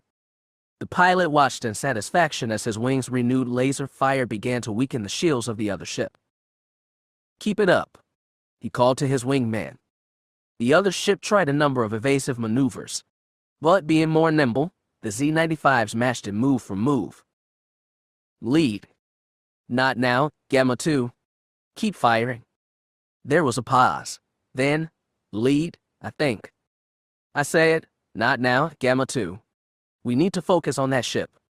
You heard the commander, chimed in Gamma 3. But lead? The storm. His concentration solely on the fleeing ship, Gamma 1 hadn't realized that all the maneuvers it had pulled did have one effect he hadn't anticipated. It had drawn them closer to the storm, far closer than he wanted to be. The pilot let out a brief curse before screaming, all ships, Transfer power back to your shields. Now, before. Moving as quickly as they could, all three pilots struggled to reactivate their shields. But for one of them, it was already too late. It was Gamma 3 who saw it. In the space of a heartbeat, a single, bright white, deadly white streak of lightning reached from the model's sky and touched the hull of Gamma 2's ship. The pilot's world went white, forcing him to shield his eyes even as he fought to get his shields back online.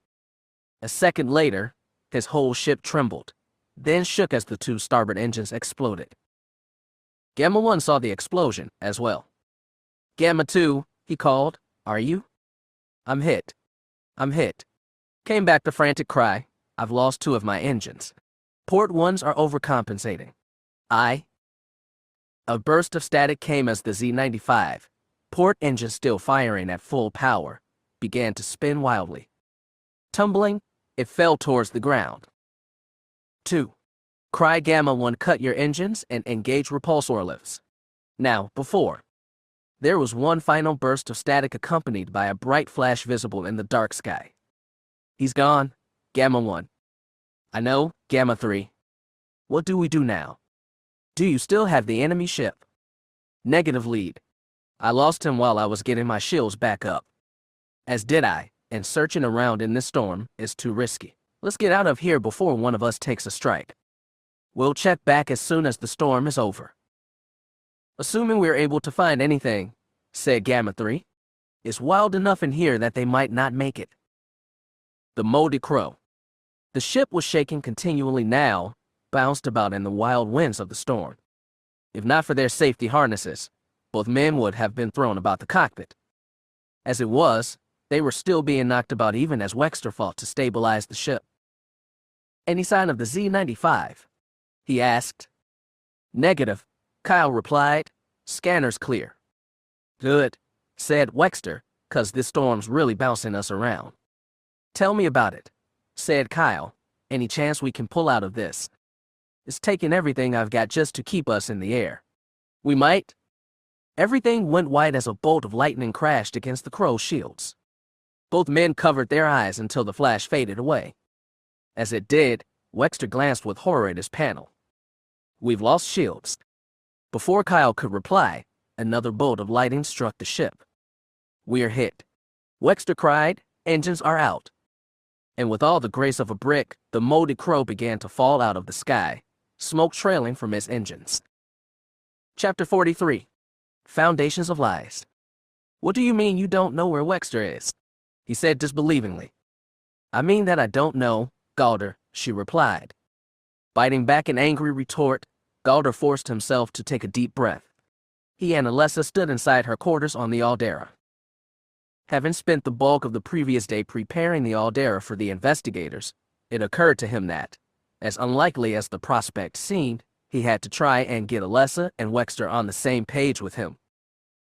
If the investigators questioned them separately, they would have to tell the same story, otherwise his carefully built house of cards would crumble. But as if Kyle missing weren't bad enough, it appeared that Wexter was gone as well. This is ridiculous, Alessa, he said, throwing his arms up in frustration. Wexter was here yesterday morning when I left to meet with Mon Mothma, wasn't he? She didn't respond. Well, Alessa forced herself not to react to Galder's explosions of temper. While not completely sure, she had an idea what had happened to Wexter and Kyle, but she wasn't planning on sharing her thoughts with her brother. Yes, she replied to him, exasperation in her tone. He was. And now, he's vanished, as has Kyle, and that ship of his. No sign, no trace. And that doesn't make you the least bit suspicious. Of course it does, she thought. But I'm not letting you know that. Did you ask around? She offered with a shrug, her overall posture nonchalant. Galder glared at her, his eyes flashing with repressed anger. Don't be insulting. Of course I asked around. I checked the hangar bay, the mess hall, and most of the public areas. Then have you considered that Mon Mothma might be right about Wexter going along with Kyle? I'm not saying it isn't possible, Galder replied. It just seems awfully odd that Kadarn could kidnap Wexter so blatantly, and no one saw it. You're sure Wexter didn't say anything before he left yesterday? For the last time, no. He said he was going to look over his repairs to Kyle's ship, that's all. He opened his mouth to ask something else, but she continued. What is wrong with you, Galder? She said, frowning at him. Why are you acting like this? Nothing's wrong with me, he said tightly. This whole thing just seems awfully convenient. Wexter and Kyle go missing at the same time. Galder, what are you saying? I'm saying something's not right here. You are telling me everything, right? Excuse me? You were the last one to see Wexter, Alessa. She bridled at the near accusation. All right, dear brother, that's quite enough. He opened his mouth to speak, but she plowed on, not pretending anymore.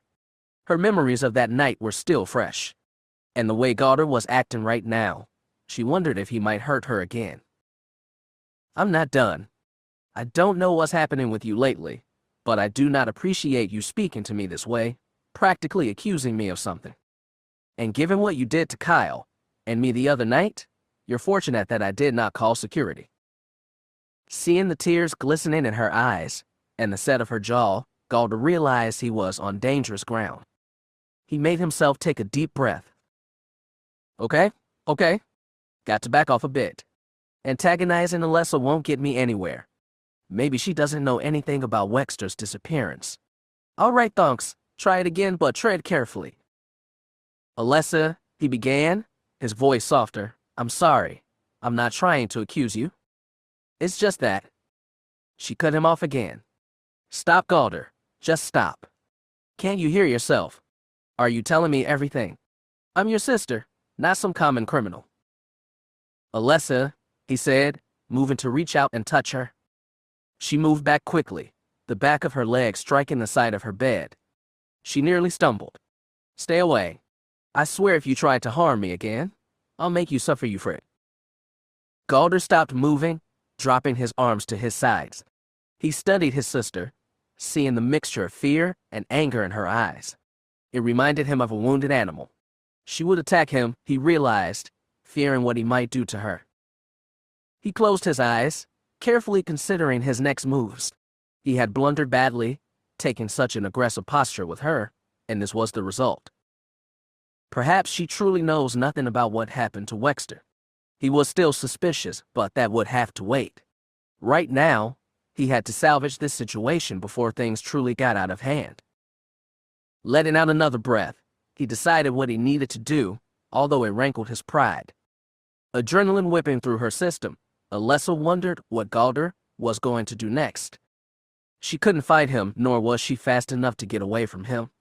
But she sucked in a breath of surprise as Galder settled onto the floor, legs crossed. She was about to ask what he was doing when he spoke up. Alessa, he said, his voice gentle, please don't be afraid of me. I will not hurt you, I promise. She was about to retort, but he kept going. Please hear me. I can't begin to say enough how sorry I am about striking you. When I think of it, it hurts so much. If I could go back and stop myself, I would. I won't try and offer an excuse because what I did was unconscionable. And please believe me when I say that I deeply regret my actions. I never meant to hurt you, and I am sorry.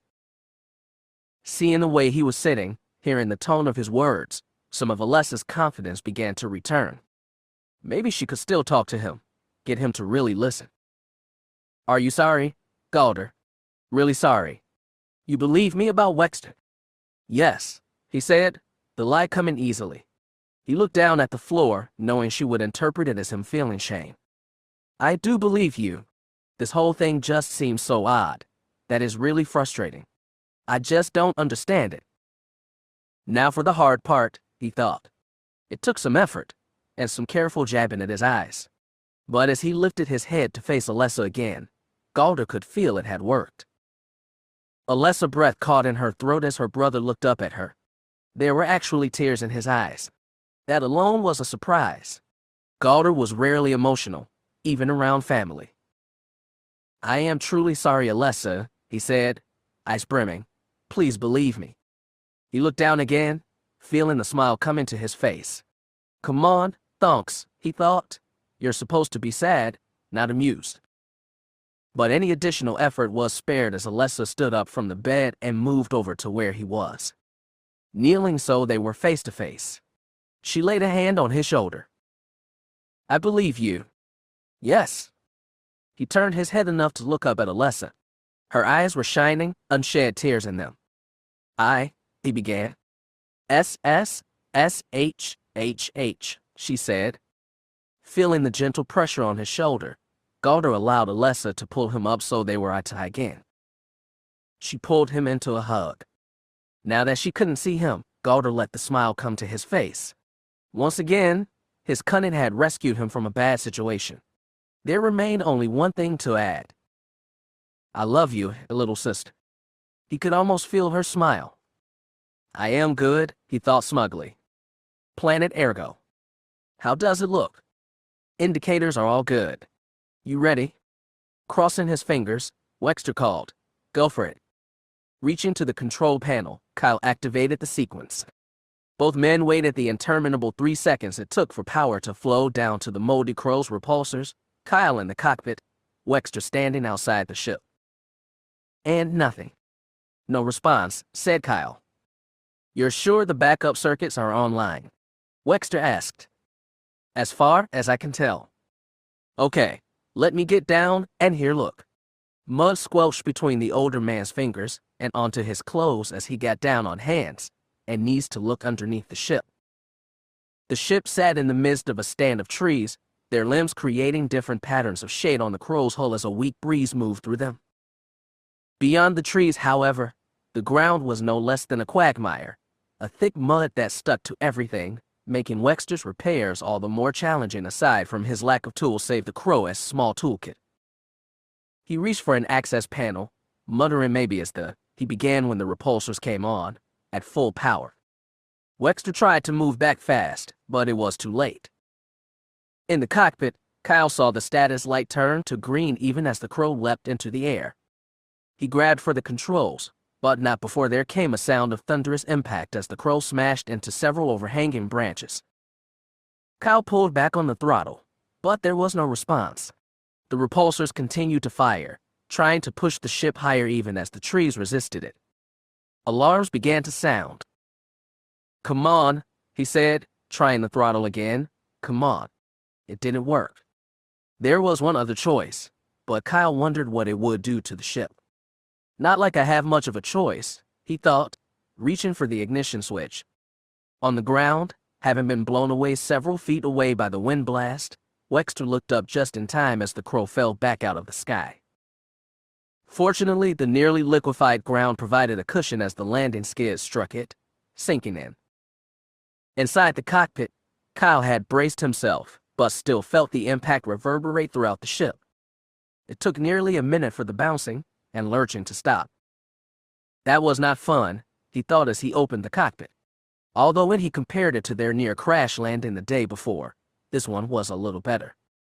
He gazed at an area off to his left where several broken tree branches littered the ground. Had it not been for the trees arresting their fall somewhat, he and Wexter might not have survived. Speaking of Wexter, he thought, where's he? "Wexter," he called, stepping down to the ground. "Over here," a voice called. Kyle turned in that direction, but didn't see the man. Then, a portion of the mud began to move and lift. It took another moment for Kyle to make out the features of Wexter's face. "What happened to you?" "Well, let's see," Wexter said, carefully cleaning the area around his eyes and nose. "First you knocked me to the ground with that full power start. Then when you landed, I got a face full of muck." "I'd say more than a face," Kyle said wryly. "It's not funny." Kyle felt his lip twitch. "Yes, it is." "No," Wexter said seriously, "it isn't." Kyle began to chuckle, then to laugh. "It isn't." That only made Kyle laugh harder. Grabbing a handful of the mud covering him, Wexter drew back his arm and hurled it, drawing some satisfaction as the blob struck Kyle squarely in the face. "Yuck," Kyle exclaimed, coughing and spitting as some of the muck got into his mouth. Now it was Wexter's turn to smile.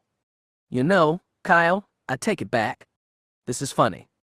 Never want to be one-upped so easily," Kyle reached down for his own handful of mud. Seeing this, Wexter similarly armed himself. The two men stared at each other, waiting to see who would act first. Suddenly, the air around them was shattered as a ship flashed overhead.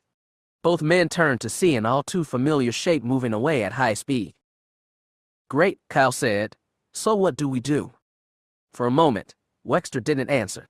Then, his eyes going wide, he snapped his fingers. "I've got an idea. Wait here a second."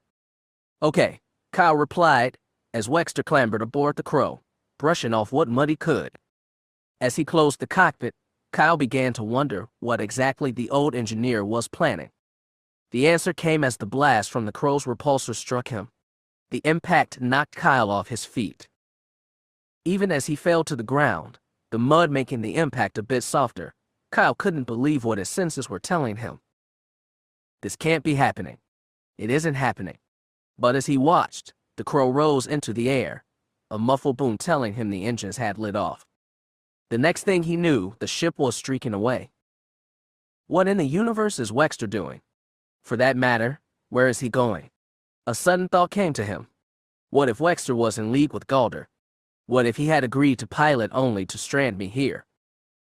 Although his logical mind told him this was foolish thinking, Kyle couldn't help but wonder as the Crow moved away from him. "Wexter!" he yelled after the retreating ship. As if the older man had somehow heard, the Crow reversed its course, heading back towards his position. "Okay," Kyle thought. "What are you doing now, Wexter?" Later, Kyle wouldn't be able to explain how he knew, only that he felt an acute sense of danger. And, as he stepped back towards the edge of the trees, his concern was well-founded as the Crow opened fire. A group of trees about 400 yards away erupted into flame. "What the?" Kyle said aloud. Another group of trees, closer to him, exploded into flames, then another. Realizing that the laser fire was tracking towards him, Kyle did the only thing he could do against his own ship. He ran. Bursting out of the trees, arms pumping, Kyle dashed across the ground, plainly visible now. The sound of a new explosion caused him to look back. Less than 100 yards away, a mixture of brown-black earth erupted into the air. "He's really doing it. He's trying to kill me. Blast you, OX." The rest of his thought was cut off as the Crow's laser struck the ground just behind him. The explosion lifted Kyle off his feet, throwing him some 5 feet or so before he struck the ground. The air was driven from his lungs, the momentum causing him to roll over several times before he came to rest with his face pressed into the ground. As his oxygen-starved brain screamed for air, Kyle found the strength to roll over onto his back. He took several deep breaths, coughing up a bit of dirt with the first exhalations. His chest, back, and legs all hurt, although the pain was manageable. And as the sound of a repulsor close by came to his ears, Kyle realized that his current state might be the least of his worries. Sunlight dazzled his eyes, and he had to raise an arm to shade them before he was able to make out the shape of the moldy Crow hovering a short distance away, his laser's cannons trained on him. "Wexter," he called weakly, "what are you doing?" The response came through the Crow's external speakers. "I'm doing what needs to be done, Kyle." "But why?" Wexter actually had the nerve to smile at him. "I thought the why is quite evident, Kyle." "So that's it," Kyle thought. "It's just as I feared. Somehow Galder got to Wexter, convinced him to get rid of me. And my mission provided the perfect method." "Well, I guess this is it," Kyle mused, thinking of Jan. "I'm sorry I can't come back to you, Jan." Closing his eyes, he waited for the final moment of his life. "What?" "I see it. Gamma 3, said the lead Z-95 pilot. "Arm your weapons. We're going in." "Roger, Gamma 1. I want that ship," Lead 3 had said, for what he did to 2. Gamma 1 took a moment to muse about Gamma 3's change of attitude. Normally, the other pilot didn't express his feelings, hiding it behind a caustic attitude. When they had arrived back at base, Gamma 3 wouldn't discuss what had happened beyond what they reported to Frendon, disappearing until early this morning when one began prepping his ship. One moment he was alone, the next the pilot of Gamma 3 was there, moving towards his own ship, not returning the greeting one called to him. Once they were airborne, 3 had responded with one-word answers to his questions, his voice emotionless, almost cold. Gamma 1 suspected that despite his attitude, Gamma 3 had actually liked the pilot of Gamma 2, and with his death, had only one goal in mind: revenge. Gamma 1 shared his wingman's feelings. Gamma Lead had nodded. 2 had been a promising pilot, and now he was dead. And the pilot of the enemy ship would pay for what he had done.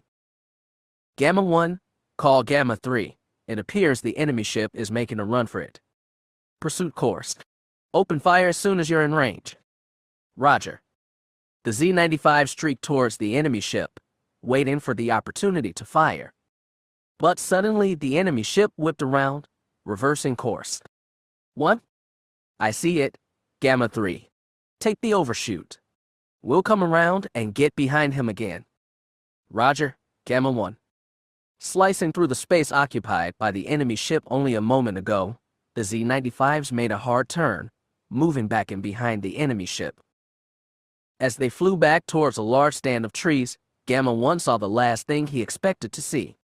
He was to call his wingman when Gamma 3 signaled. Gamma 1, the enemy ship, is he firing? The lead Z-95 studied the fleeing vessel for a moment. Confirmed, Gamma 3.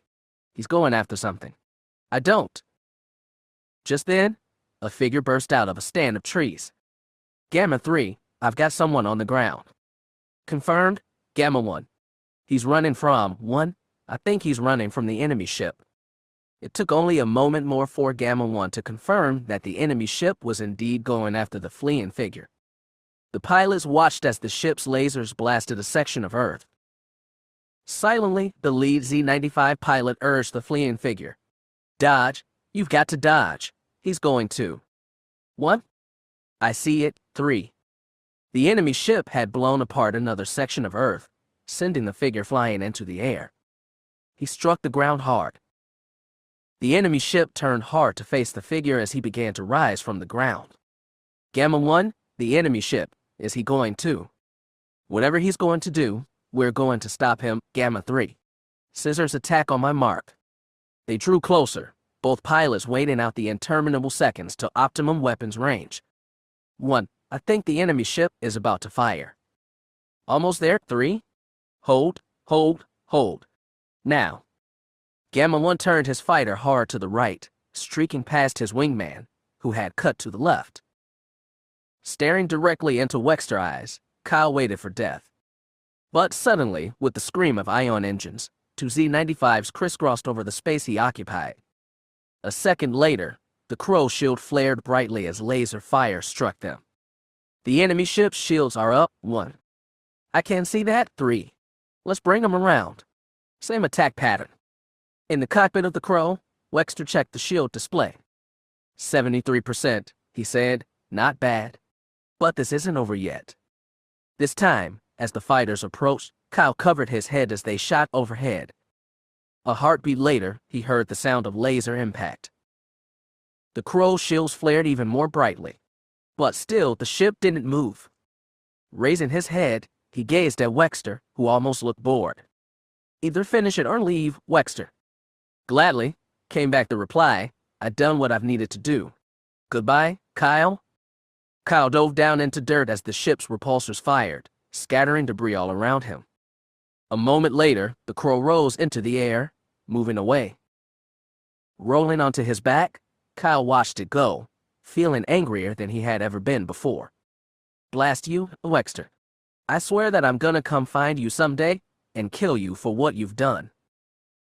Nice job, Gamma 3. The enemy ship is moving away. Do we pursue? Either he leaves or he dies. 3. Go. But try as they might, the enemy ship had gotten too big of a head start. The best they could do was to pursue it into the upper atmosphere. He's getting away. 1. Nothing we can do. 3. They followed the ship into space, not falling back until, with the flicker of pseudo-motion, the enemy ship disappeared into hyperspace. Blast, said Gamma 3. He got away. We did the best we could. 3. Let's head back planetside. I want to check on whoever that was the ship was attacking. Roger. Kyle lay there on the ground, alternating between feeling more rage and more hopelessness than he had ever felt in his life. 1,000 questions pounded inside his brain. Why? How? I can't believe I trusted that backstabbing bastard. If I find a way off this rock, I'll make him pay. Even as he thought this, Kyle couldn't help but wonder why Wexter had done it. Nothing of what he knew of the man suggested someone who would do such a thing. And yet he had. Well, lying here isn't going to do me any good. I've got to get to cover, find some food and water, and figure out what to do next. If only. His heart thumped painfully as he thought of Jan. If only she had been with him, none of this would have happened. She could be a pain in the ass, but Kyle knew he could trust no matter the mission, no matter the challenge. Oh, Jan, I wish you were here. I wish you could hear me. It suddenly occurred to Kyle what he was thinking. He was surprised at the depth of his feelings. Since leaving home, he had depended on no one but himself, trusted no one other than himself. But when it came to Jan Ors, he just knew. There was nothing hidden about her. She was right out front about what she believed and how she felt. Despite the times of anger, frustration, and separation, Kyle knew that through it all, he could trust Jan. She would always be his friend, but was that enough? Was that all he wanted from their relationship? This is crazy. I'm stranded on a desert world, no means of escape, and I'm thinking about this. And yet, he couldn't stop thinking about her face, the sound of her voice. Do I love her? He considered that, but no, it's not love. At least I don't think it is. But I definitely feel something for her. And it's more than just friendship. Further ruminations were interrupted as the sound of repulsors reached his ears.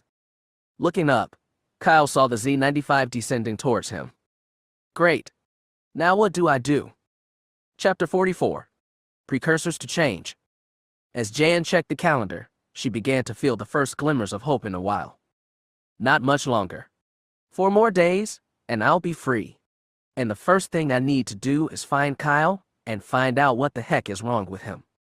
I know he was in a bad state when I came in here, but if Galder's right, he's going crazy. Maybe if I can talk to him, he'll listen to reason before things go too far. On the heels of this thought, the incoming message icon lit up on the computer screen. Jan opened the message, hoping to hear some good news from Galder. Jan, this may be the last message I can send you. I feel like everything's falling apart, like everyone on this ship is against me. No, wait, no. That's not it. Okay, let me try and explain. I met with Mon Mothma the other day regarding the incident aboard the Aldera. I know this will upset you, Jan, and please forgive me, but after Kyle's recent behavior, I felt it my duty to swear out a complaint against him. You did what? A complaint against Kyle. Were things that bad that Galder felt led to take such a step?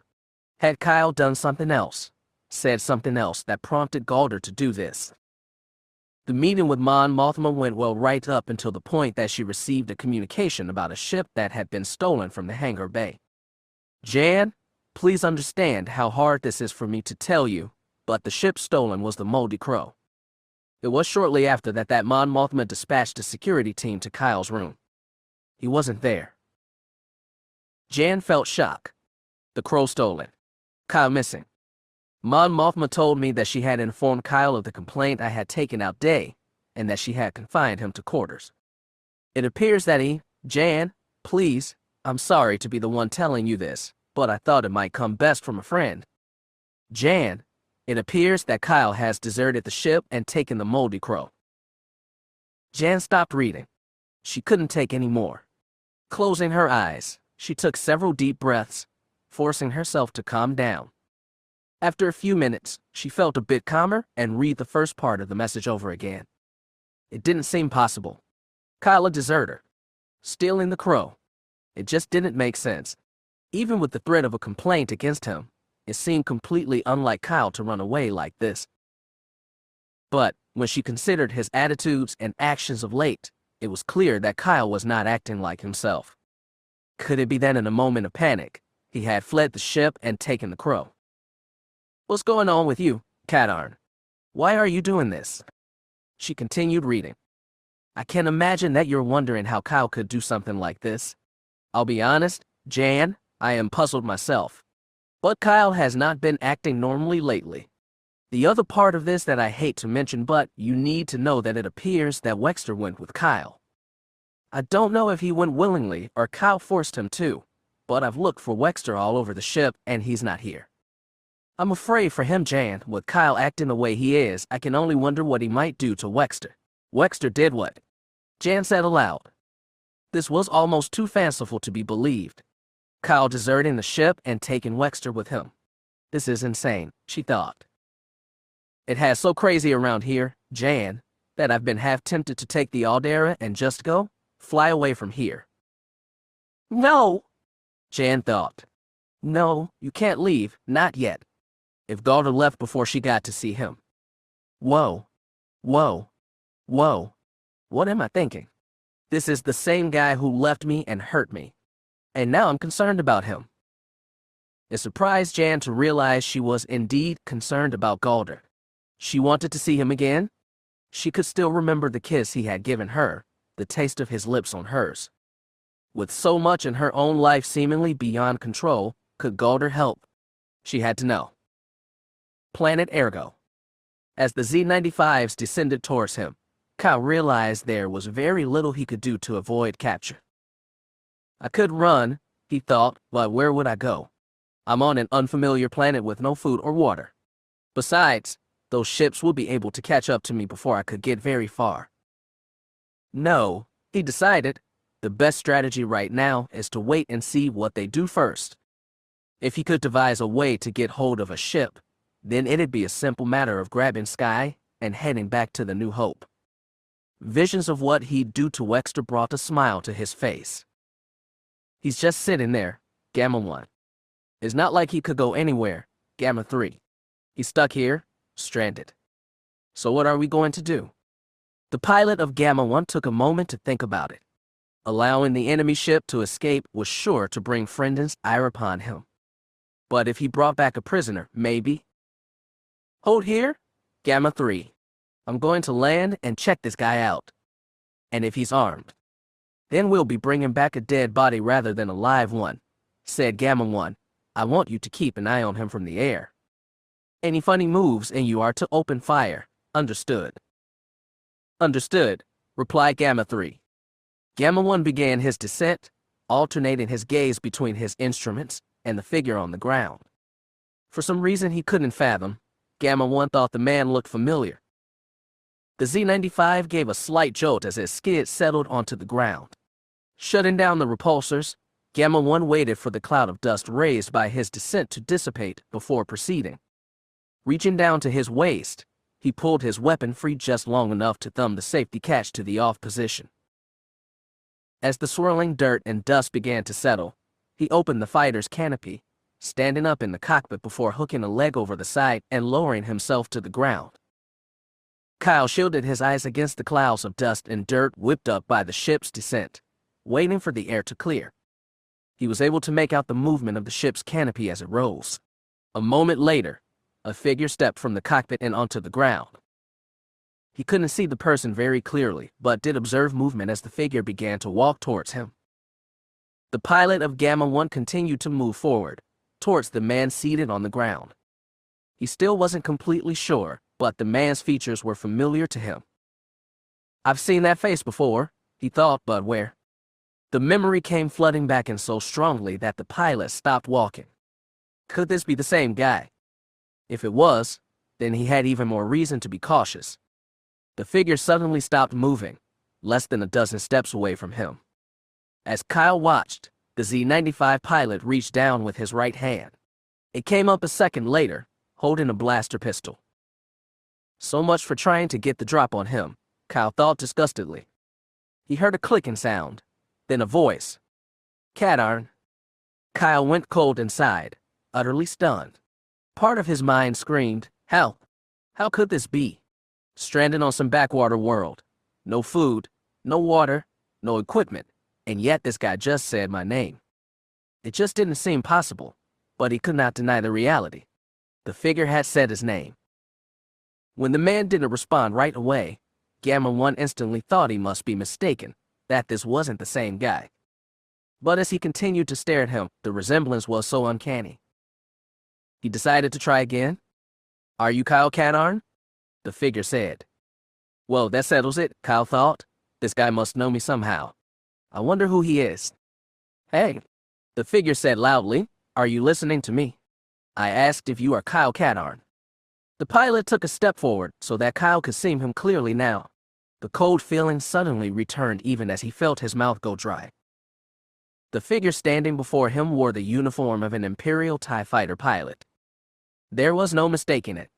From the skull-like face mask down to the black flight suit and chest pack, Kyle recognized it all too easily, remembering those worn by the pilot recruits at the Imperial Academy. He knew he should say something, but between the uniform and the person recognizing, his mind was a jumble. "Listen," the pilot said, "I don't know what's wrong with you, but you will answer my question now." He raised the blaster. Kyle's mind raced, trying to decide what to do, what to say. Yes. Even as he said it, Kyle mentally cursed himself. One of the first lessons he had been taught about interrogations was to keep one's identity secret for as long as possible. But it was too late now. As the man uttered the simple one-word answer, Gamma 1 felt taken aback. Did he just say what I think he said? Is he really Kyle Katarn? "What did you say?" the figure asked.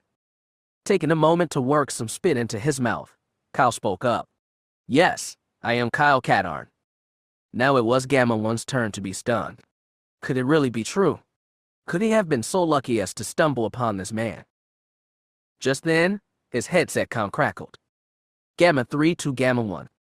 Still reeling from the impact of what had just happened, it took a moment for the pilot to respond. "Gamma 1, are you there?" "Yes, Gamma 3, the pilot responded. "I'm here." "Is everything all right? Is everything all right?" "Gamma 3, you have no idea?" "Yes, 3. Everything is fine. It looks like we have a prisoner. Contact the base. We're going to need a shuttle to transport him. Continue to hold over our position." He could practically hear the other pilot's satisfied grin. "Affirmative, Gamma 1. Turning back to the man on the ground, he gestured with his pistol. "On your feet, Katarn." Kyle didn't move at first. He was still trying to figure out how this guy knew him. "I said, on your feet, Katarn. And don't try anything stupid." Moving slowly so as not to antagonize the other man further, Kyle pushed off the ground, wincing as his body reminded him of how he landed on the ground in the first place. "Blast you, Wexter. If I'm able to get off this rock, I am gonna make you wish you had killed me." On his feet, he faced the other man. "You obviously know me. But who are you?" The man chuckled, but kept the blaster aimed squarely at Kyle. "Oh no, Katarn. You don't ask the questions here. Now shut your mouth, get your hands up, and move over there by my ship." Well, so much for that, Kyle thought, raising his hands and stepping over to stand by the nose of the Z-95. He lifted his eyes skyward, wondering what was going to happen next. "What I'd give to see Jan and the crow come screaming out of that sky right now," he thought. New Republic Command Ship New Hope. The brig. Jan wasn't sure how he had done it, but was very glad he had. The message from Galder was shorter than his previous missives. "Jan, I only have a few minutes, so I have to make this quick. I'm glad it's only 3 more days till you're released from the brig. I wish you were here now. I just received a communication that the investigators are coming to search the Aldera in a short while. This is getting serious, Jan. I'm worried about what the outcome will be. All of us, you and me, Alessa, even Kyle have been through more than enough. I just want the whole thing to be over so I can see you again, talk to you. Jan, I was going to wait to tell you this when you got out, but I don't think I can wait anymore. Jan, I still love you. There it is, I've said it. I love you, Jan, and I want us to be together again. I know this is pretty unexpected, and, given our history, I can imagine how surprised you are. Maybe I've waited too long. Maybe it's too late for us to try again. But I had to tell you, Jan. I had to. Now, No matter what happens, you know how I feel. I've got to go. The inspectors will be here soon. Galder. As she reached for the power button to turn the screen off, Jan saw that her hand was shaking. She glared at it and, after a moment, the shaking stopped. So, she thought, I have my answer. I know how he feels about me. 10 years ago, news like this would have made her heart leap. She would have willingly run back into Galder's arms, grateful that he still cared. But now, after all this time, after all that had happened, it just wasn't that simple.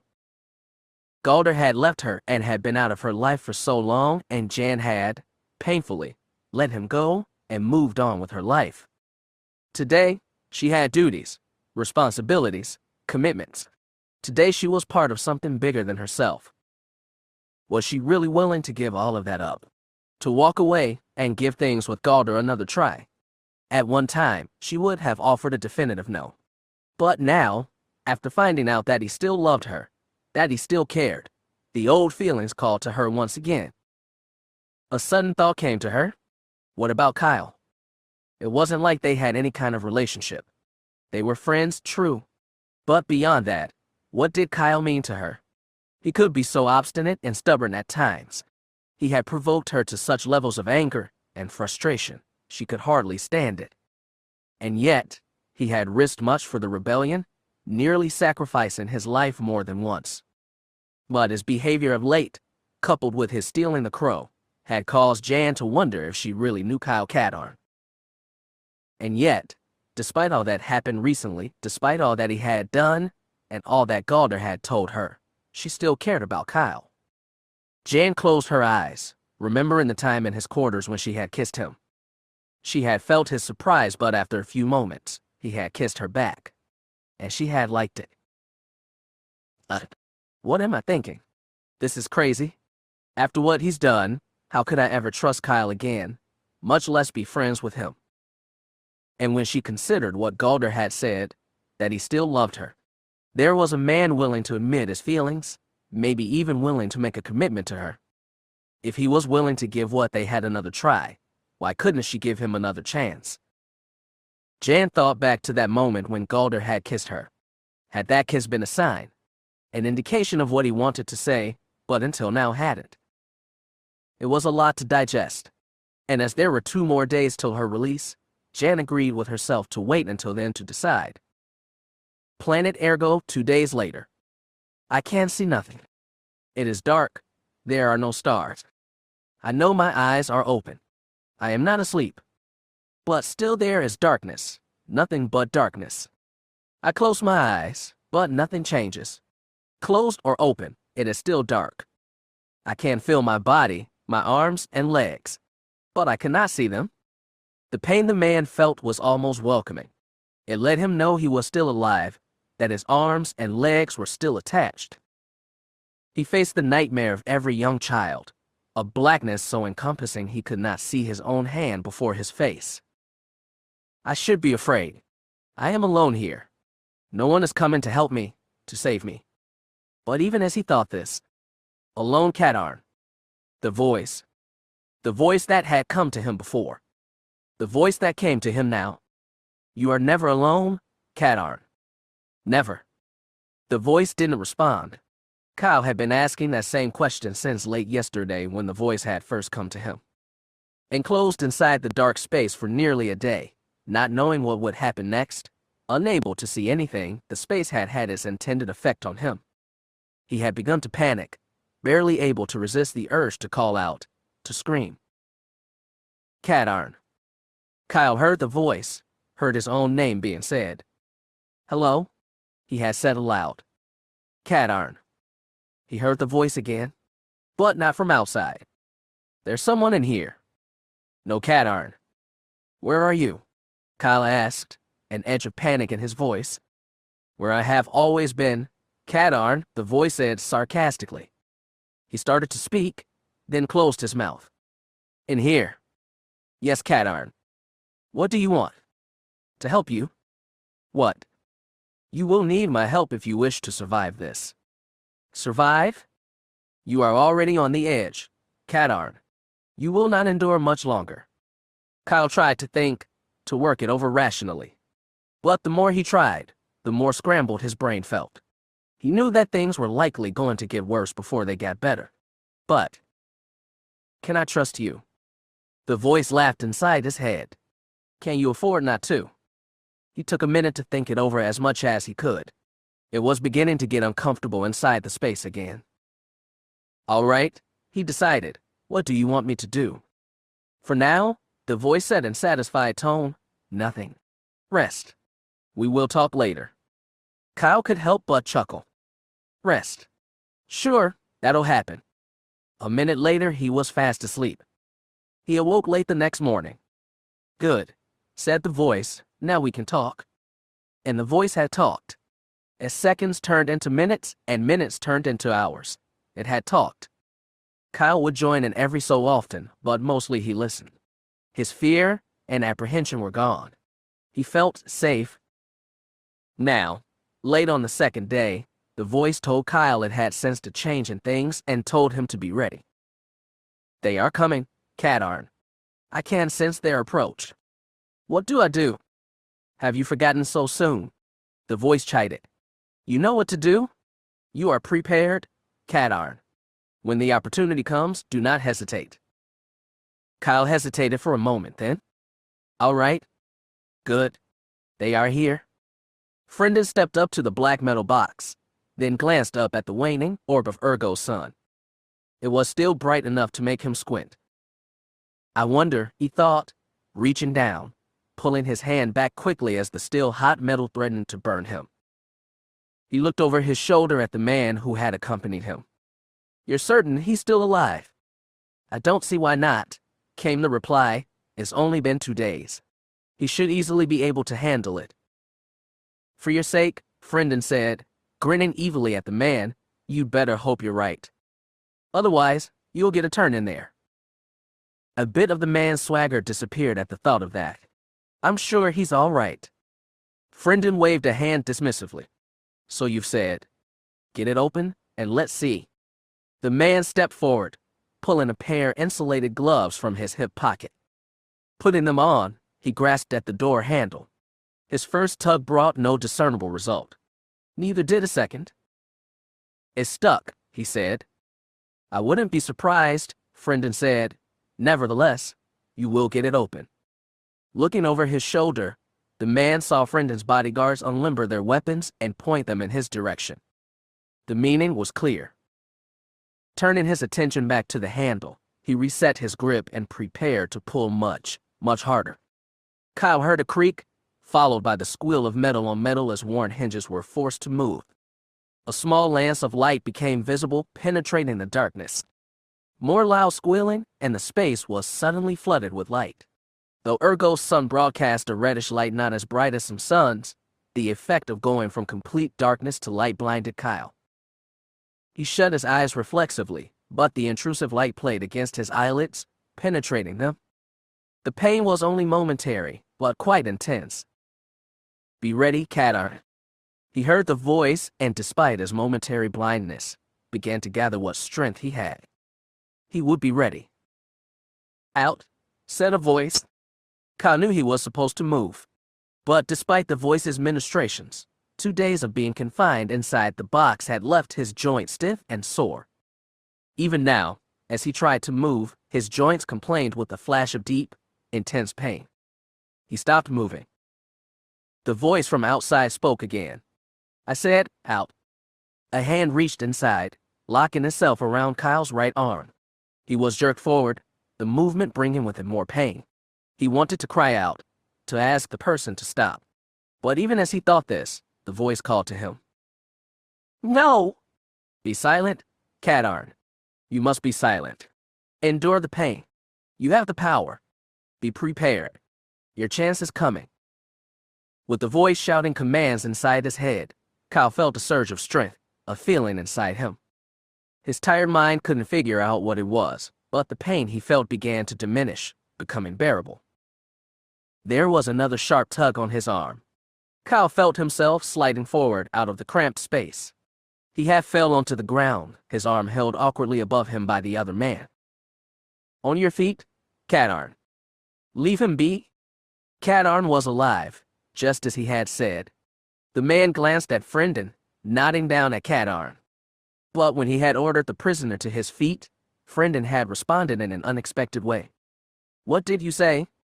I said, let him be, Diarst, Frendon repeated, a bit more forcefully. Let him get up on his own. For a moment, the man considered disobeying. Cadarn was a prisoner, his prisoner. He should be able to treat him as he saw fit. But as he looked into Frendon's eyes, he could see the smuggler chief was ready for that. Besides, the 2 grand would cut him down before he could make a move. All right, he said, reluctantly letting go of Kyle's arm. The intense pressure on his arm vanished and Kyle felt his arm fall to his side. A shadow passed as the man above stepped over him, now standing just in front of where he lay. Now, Cadarn. Strike. Gathering what strength he had, Kyle took a deep breath, counted to 5, and with an explosive exhalation, made his move. To Diarst, what happened was so sudden, he had no time to even think about defending himself. Kyle's leg swept, catching the man just above the ankle. Diarst grunted in pain from the impact, falling forward onto his knees. Well done, Cadarn. Continue the attack. Somehow, Kyle managed to push himself upright. Reaching out a hand, he grabbed the back of Diarst's shirt and pulled. The man fell backwards, head striking the permacrete. Moving as quickly as he could, Kyle rotated his body around, sliding one leg over Diarst's middle. Straddling the man, Kyle drew his legs in, pinioning the man. Excellent, Cadarn. You are doing well. Now, finish it. Reaching down with both hands, Kyle grabbed hold of Diarst's throat. Placing his thumbs directly over the Adam's apple, he began to squeeze, driving the breath from Diarst's lungs. Diarst felt the painful impact as his head struck the permacrete. Through the haze, he tried to get up only to find Cadarn atop him, pinning him to the ground. Now, Cadarn's hands were around his throat, squeezing. Wrapping his own hands around Kyle's wrists, Diarst pulled, sure that he was strong enough to break Cadarn's grip. But the hands around his throat didn't budge. He tried again, but Cadarn's grip was like steel. Diarst tried to draw in a breath but failed. Planet Ergo Smuggler Base. Diarst could feel the press of the sun-baked stones of the courtyard against his back. The heat rising of them threatened to burn his skin, but at that moment, sunburn was the least of his concerns. Hands around Cadarn's forearms, Diarst tried desperately to break the other man's grip. But it seemed that Cadarn would not be moved, and his strength was beginning to fade. How? Diarst thought. He was locked up for 2 straight days. He should be weak. How can he do this? Yes. Yes, Cadarn. Finish this. Kill him. The voice sang inside Kyle's mind, urging him on. He could see that Diarst was trying to break his grip, but it wasn't working.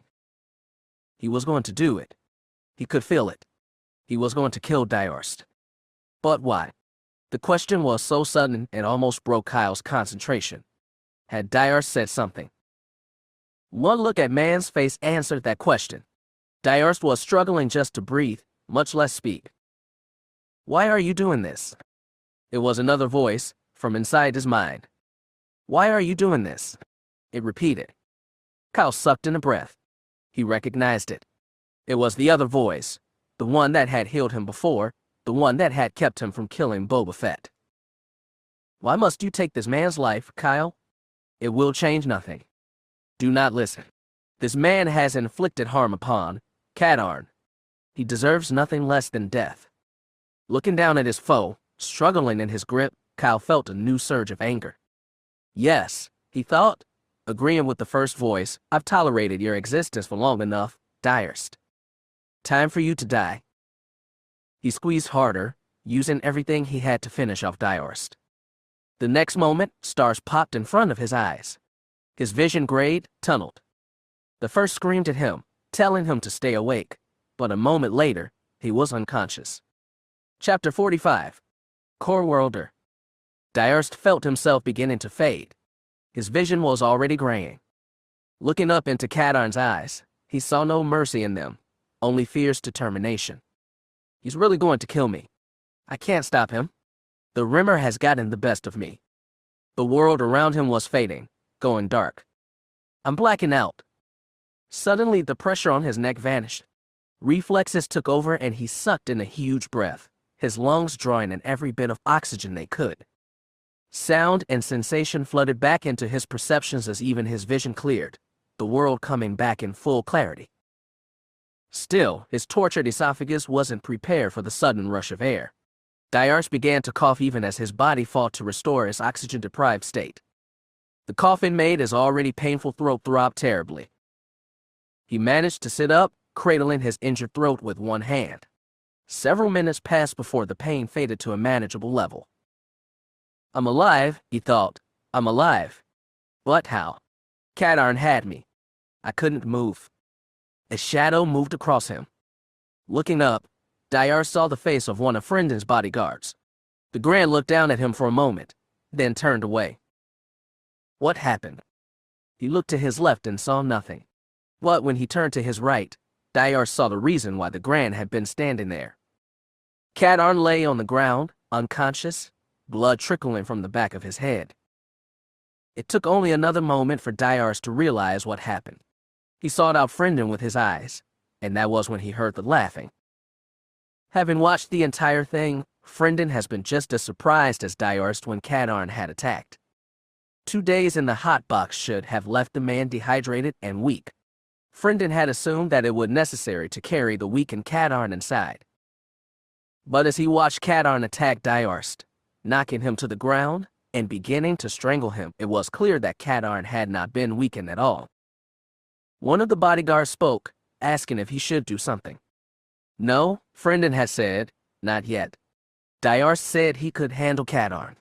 Let us see if that's true. It was only when Diarst had stopped moving that Frendon had nodded to the Grand. The alien moved forward until it stood behind Kadarn. Using the butt of the rifle it carried, the Grand struck a single blow. As Kadarn fell to the ground, Frendon watched as Diarst regained consciousness. His surprise at Kadarn's actions, coupled with seeing Diarst cradling his throat and struggling to breathe, amused the smuggler leader. He began to laugh, throwing his head back. Diarst stared at him, massaging his damaged throat. What in space is so funny? Kadarn nearly kills me and Frendon is laughing. Had it been anyone else, Diarst would have challenged them. But he had seen how deadly Frendon could be. So he sat there until the smuggler boss wound down. Well, Diarst, it seems we both underestimated Kyle Kadarn, wouldn't you say? Embarrassment coupled with anger made Diarst's cheeks flame. He wanted to speak, to tell Frendon he'd has his revenge, but his throat hurt too much. Seeing the man's expression, Frendon knew he had struck a nerve. He decided to push a little more. Yes, I know Ellendon. Kadarn was lucky, and next time, blah, blah, blah. I've heard it before. Now, get yourself inside, and have the medical droid look you over. Diarst glared at him, indicating Kyle with a nod of his head. Don't worry about Kadarn. I will take care of him. Diarst started to shake his head.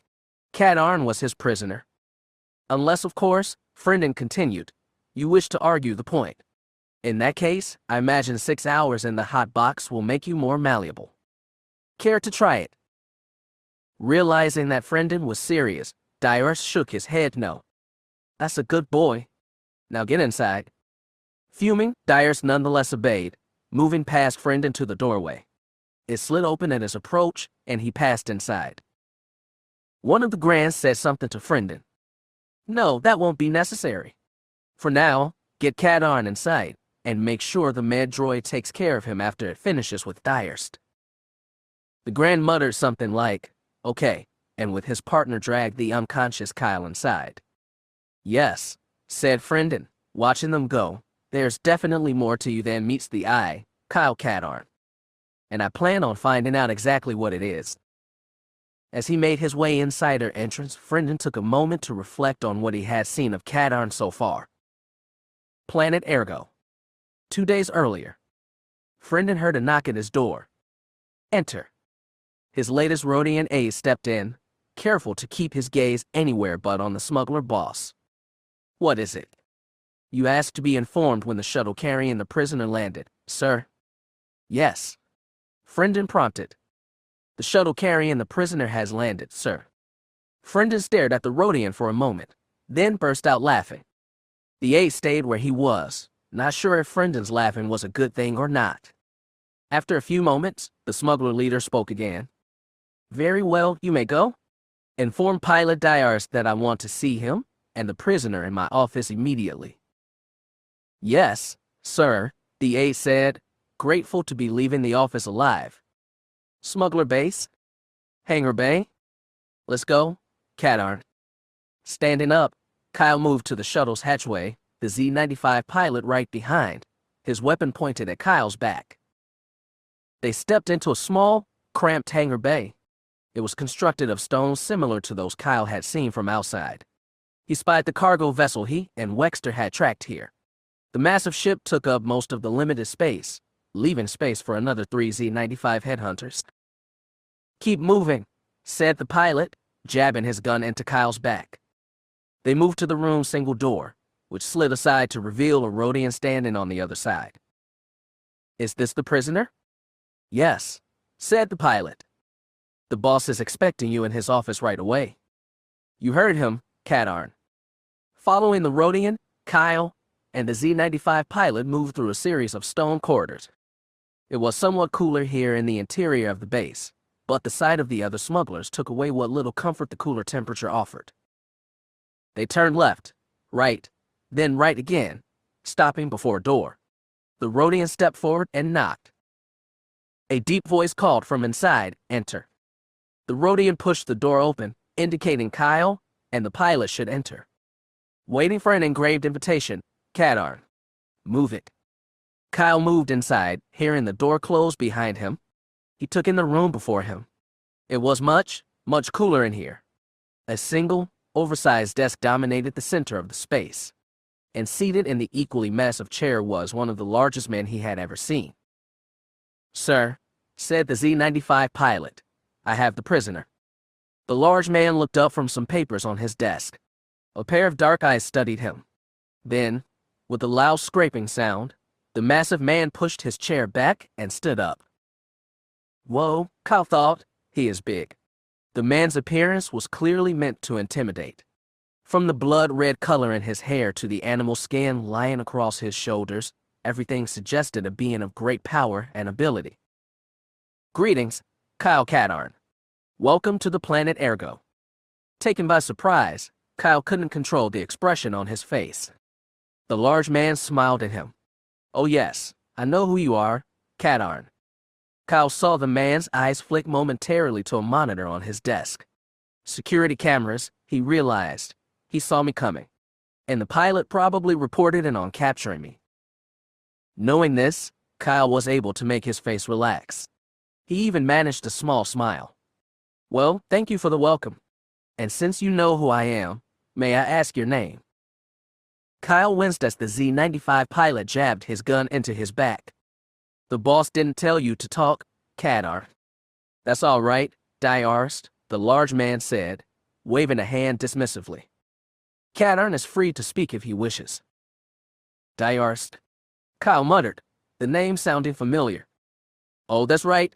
You haven't met your captor, have you, Kadarn? He heard me, Kyle thought. Well, we must remedy that. Diarst, if you would. Are you sure, boss? The pilot asked. There's no way he can get out of here, Diarst. Now, be a good boy and introduce yourself. Kyle's mind raced, going over the pilot's name. The memory had almost come when the pilot took his helmet off.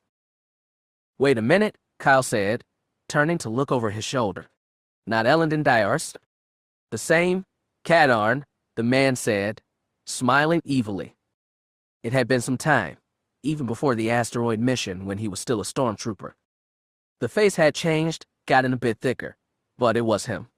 It was Ellendon Diarst. So, do you recognize me now? All too well, Kyle said, his hands clamped into fists. Ellendon Diarst had been another of Kyle's classmates at the academy. Hailing from the planet Coruscant, his family was a very wealthy one, owning one of the largest shipping businesses in all of the core worlds.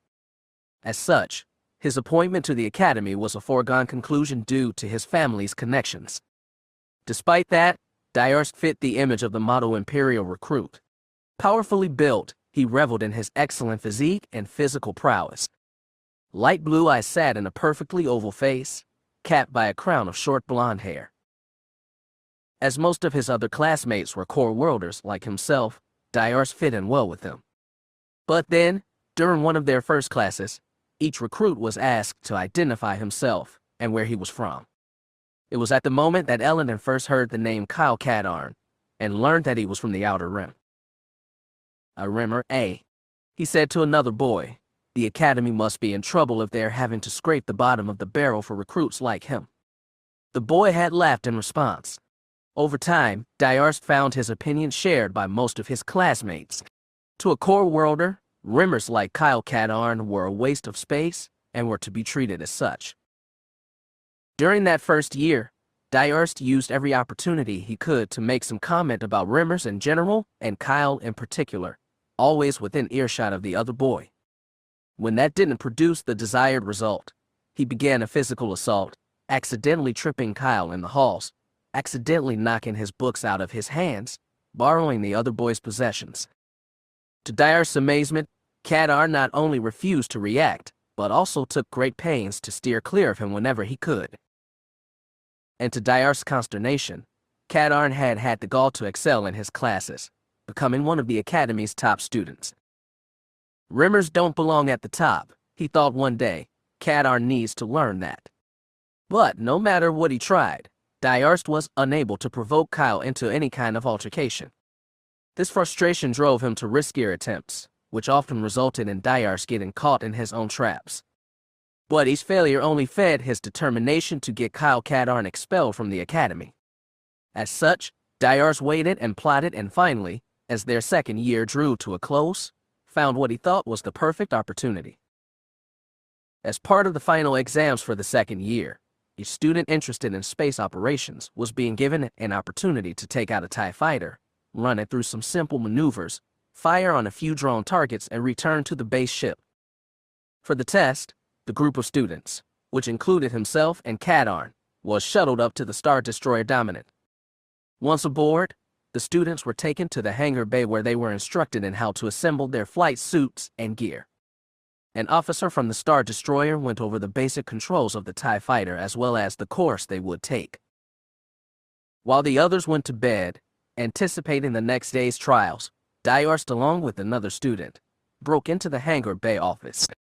Inside, they pulled the roster of students and the craft they would be assigned to.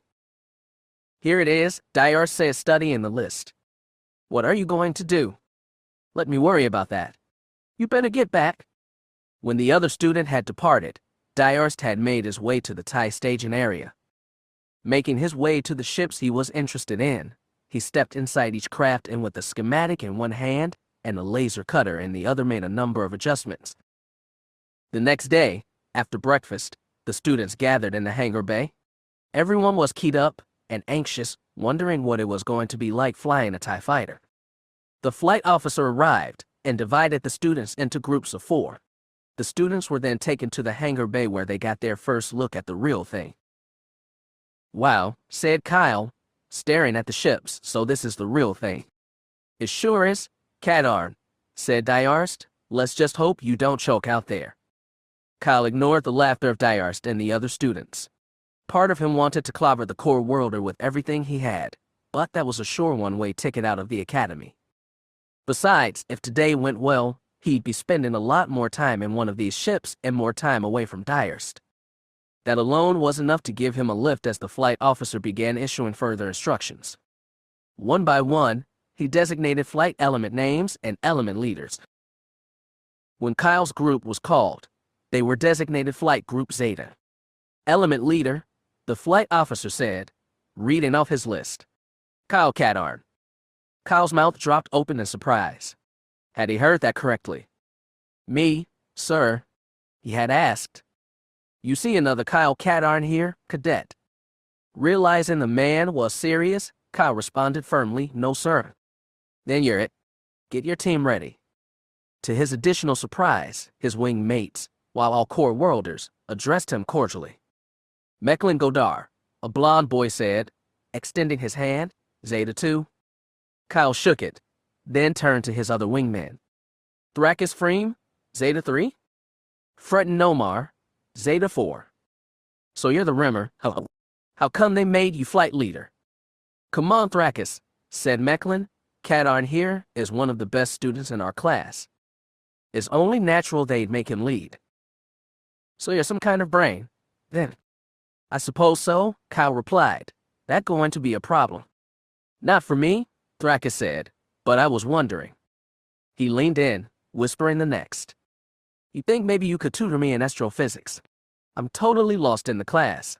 Professor says I'll flunk out if I don't get my grades up. Me? Asked Kyle. Yeah, said Thrakis. Well, okay, Kyle said. I guess so. Great.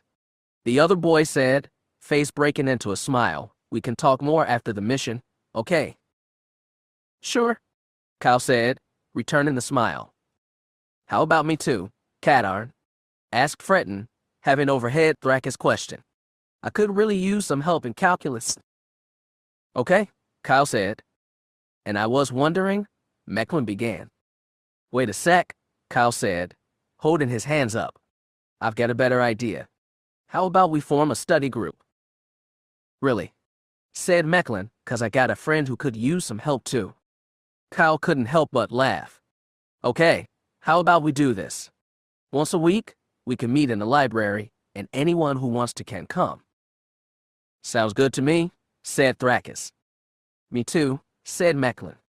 You know, Kadarn, said Fretin, for a Rimmer, you're okay? Thanks, Kyle said. Just then, the flight officer walked up. Zeta Group, you're up next. Get to your ships. Yes, sir. The 4 pilots chorused, moving quickly to their fighters. Lowering himself inside the ball cockpit, Kyle strapped himself in and began powering up the fighter. His headset crackled. Tractor control to Zeta Lead. This is Zeta Lead, go ahead. We'll be moving your ships out one by one. Be sure to hold position until your element is fully deployed. Roger, Kyle said, standing by. Kyle waited while Tractor Control checked in with the other fighters. Then from overhead, he saw a blue glow from the overhead tractor array. His ship gave a series of small bumps as it was released from its launch cradle. Kyle watched in amazement as the tractor moved him through the hangar.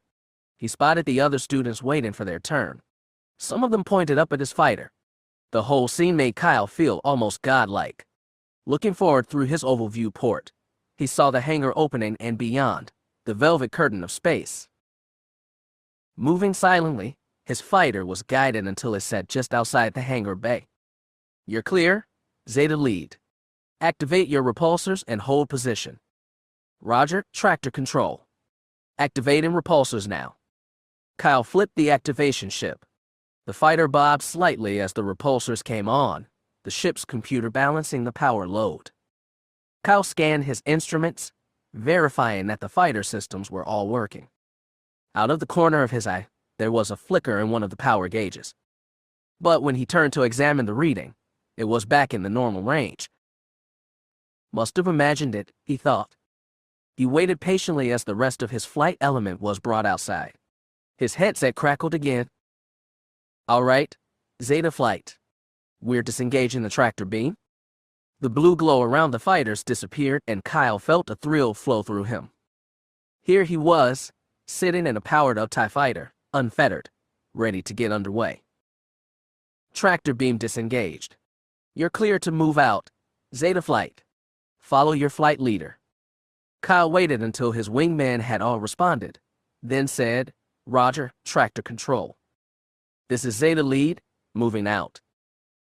Grasping the throttle, Kyle pushed it forward. The fighter's engines, already online and powered up, pushed the craft ahead. Another rush of adrenaline washed through Kyle as he guided his craft forward. Could it get any better than this? Suddenly, his headset crackled again. Zeta 4 to Zeta Lead. Go ahead, Zeta 4. I've got a problem here. My engines aren't working. Kyle raised an eyebrow. They had all checked in with Tractor Control and Zeta 4 had reported no problems. It could just be a glitch, he thought. Have you tried restarting? Zeta 4? Standby lead. There was a short pause. Lead. My instruments are indicating my engines are activated, but I'm not getting any response from them. Kyle cursed silently. Just what I needed. My first chance to fly in space, and this has to happen. Affirmative. Zeta 4, he sighed. Radio tractor control for a pickup. Will? Zeta 3 to Zeta lead.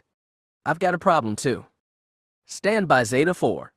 Go ahead, Zeta 3. Something's wrong with my controls. I can't turn any direction but to port. What the? Kyle thought. One fighter with the problem was bad enough, but... His headset crackled again, the slightly panicked voice of Mechlin Gadar coming through. Zeta lead. This is Zeta 2? I think. What is it? Zeta 2. Kyle prompted. What's happened? I think I just lost my starboard solar panel. What? Kyle exclaimed. Glancing down at his radar display, he verified Zeta 2's position, then executed a turn to move his fighter towards the other tie. It took only a few seconds to close the distance, and just as the pilot had reported, the starboard solar panel had indeed come loose. It drifted in space near the stricken fighter. His headset crackled again. Zeta 4 to Zeta leader. Engines are still out. I'm beginning to drift. What do I do? Kyle heard the edge of panic in the man's voice. He was about to reply when another transmission cut in. Zeta 3 here. My fighter is spinning. I can't straighten it out. Zeta leader, I need help. This is Zeta 2. My port solar panel is beginning to detach. I'm losing power. Help me. His wingmen continued to call, filling Kyle's head with a nearly undecipherable cacophony. I've got to do something. Those guys are depending on me. But what? What do I do? Kyle felt himself beginning to panic. I don't know what to do. Be calm. Despite the continuing calls in his head, Kyle snapped his head up. What was that? I just heard something, but what? Be calm. Above the din in his headset, Kyle realized he could hear a fourth voice, but not from the communicator. What is it? Where is it coming from? What did it say? Be calm. This time, the words penetrated Kyle's mind. Be calm, he thought. Yes, I need to be calm. I'm the flight leader, and my wingmen need me. Even as the increasingly frantic transmissions continued to pour in, Kyle sucked in a deep breath. Then, everybody shut up. As if a switch had been flipped, the cacophony of transmission ceased. Well, he thought. It worked. Realizing he had to take advantage of the moment of quiet, Kyle issued his orders. Zeta 4. Cut power to your engine and activate your repulsors. Try to get your fighter turned around and head back to the dominant. Zeta 3. Zero your throttle, then cut in full port repulsor for 10 seconds. As soon as you're stable, hold position. Zeta 2, calm down. Your ship's batteries will hold out until the dominant can send a rescue vessel. There was a long pause, then. Zeta 4, roger. Zeta 3, roger. Zeta 2, roger. With that, the comm fell mercifully silent. That gave Kyle time to think about what had happened. What is going on here? All the fighters were supposed to be checked out before we took off. A nasty thought came to his mind as he remembered something that had been said yesterday. No, he wouldn't. He wouldn't go this far, would he? Kyle didn't want to believe it, but the odds of all three ships in his wing having problems at the same time was so ridiculously high it didn't leave him many other avenues of explanation. Whatever the case, Kyle thought, we need some help out here. He keyed his radio. Tractor control, this is Zeta leader. A short pause, then. Go ahead, Zeta leader. Tractor control, we've got. Within a sudden flash from within the panel, Kyle's radio blew. The sparking wasn't enough to start a fire in the cockpit, but it gave off smoke and fumes that began to fill the cockpit. The smoke grew quickly, obscuring his vision. I can't see, he thought, trying not to panic. Reaching out, he grasped the throttle and pulled it back, shutting down his engine. Even so, the fighter continued to move forward, a victim of his own momentum. Knowing this, Kyle thought fast. I've got to figure out what direction I'm facing and get the fighter slowed down before I hit something or someone. He tried waving the smoke away, but it only served to give him a second's glance outside the cockpit before obscuring his view once again. I've got to get rid of this smoke. But how? As long as power keeps flowing the radio, it'll keep sparking and creating more smoke. A thought came to him. Letting go of his controls, Kyle reached up with both hands. He struggled to find the catches keeping his helmet locked in place, but the gloves he wore made his hands clumsy. Without thinking, he grasped the glove covering his right hand and with a fierce tug, pulled it off. Reaching up again, he found the helmet catches and disengaged them. Grasping the helmet with both hands, he pulled it off.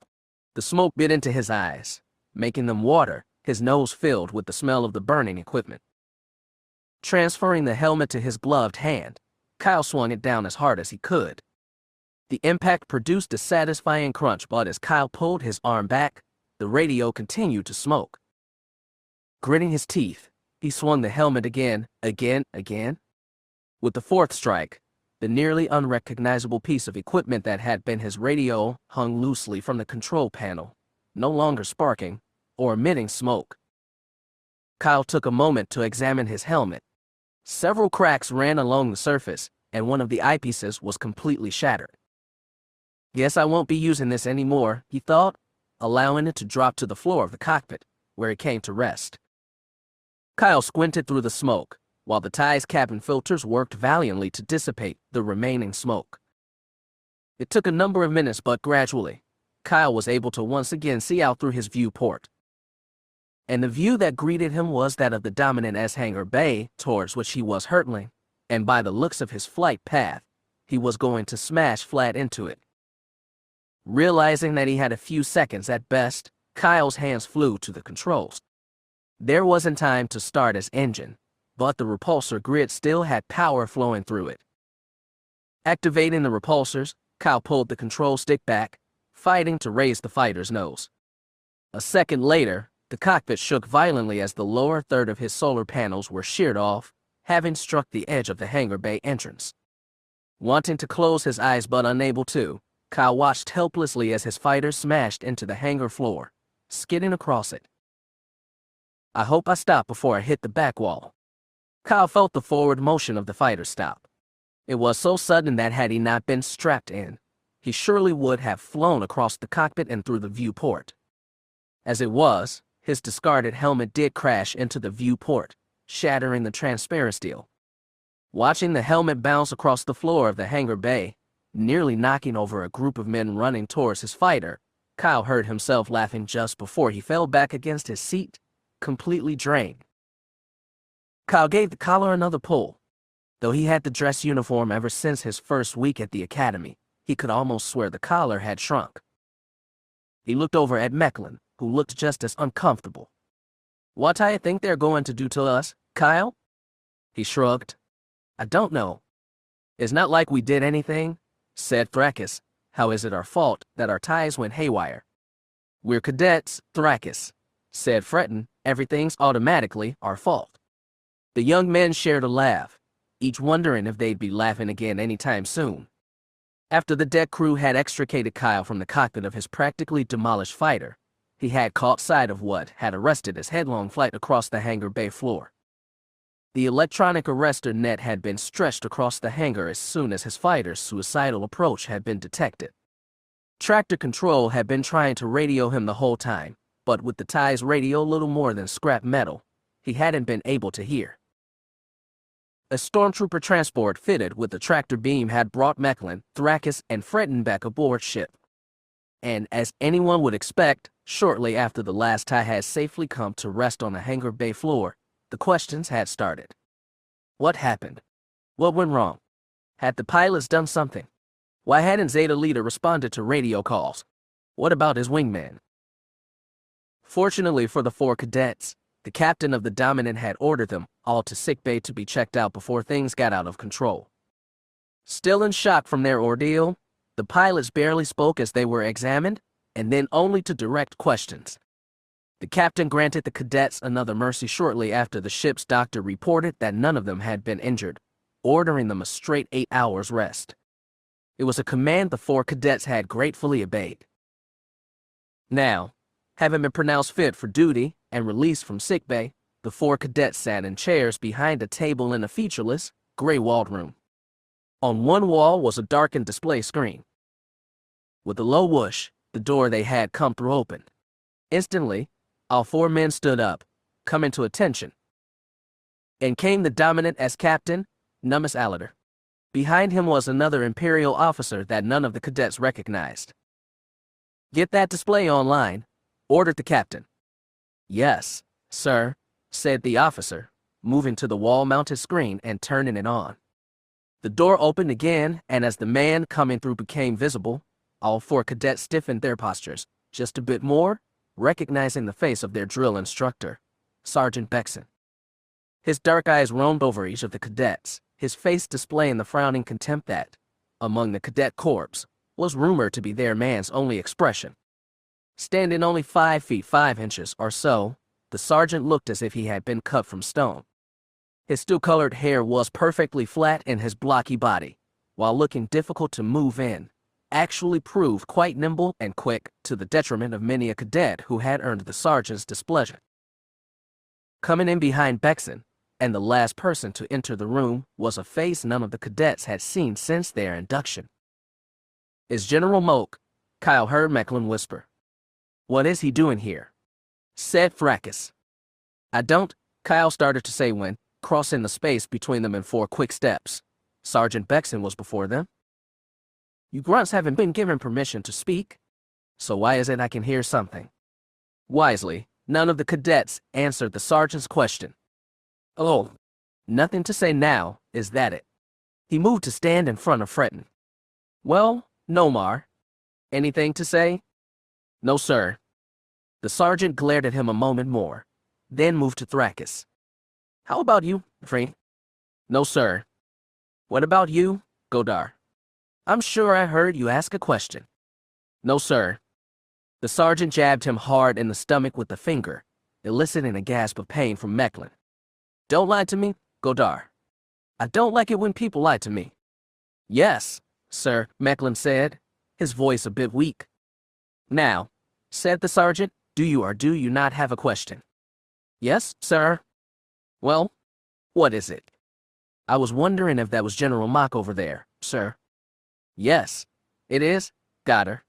That is General Mock over there. Do you have a problem with that?" "No, sir." The sergeant fixed Mecklin with an intense stare for a full minute, then moved to Kyle. "And you, Cadarn, do you have anything to say?" "No, sir," Kyle replied. "Nothing to say, sir." The sergeant glared at him, making Kyle wonder if he should have ended it at "no, sir." To his relief, the sergeant turned away, moving over to where the other officers were. "All right, you grunts, over to this side. Move it." Remembering their drill practices, the cadets turned as one to the left and in a precise 1-2 cadence, marched from behind the table, executing a perfect 90-degree turn to the right and then another to move themselves to the side of the room closest to the display screen. There, they came to attention, waiting while the officers moved to chairs, all sitting except for Bexon. "At ease," he said, "and you will remain silent unless spoken to." "Understood." "Yes, sir," the men chorused. "Sir," Bexon said, turning to General Mock, "Zeta Flight is ready for debriefing." "Very good, Sergeant. Please take your seat." As Bexon sat down, the general spoke. "Cadets, this debriefing is to determine the course of events regarding the incident during your flight yesterday. We will attempt to determine exactly what happened from start to finish. I would advise each of you to hold nothing back. Your future as cadets depends on the results of this debriefing.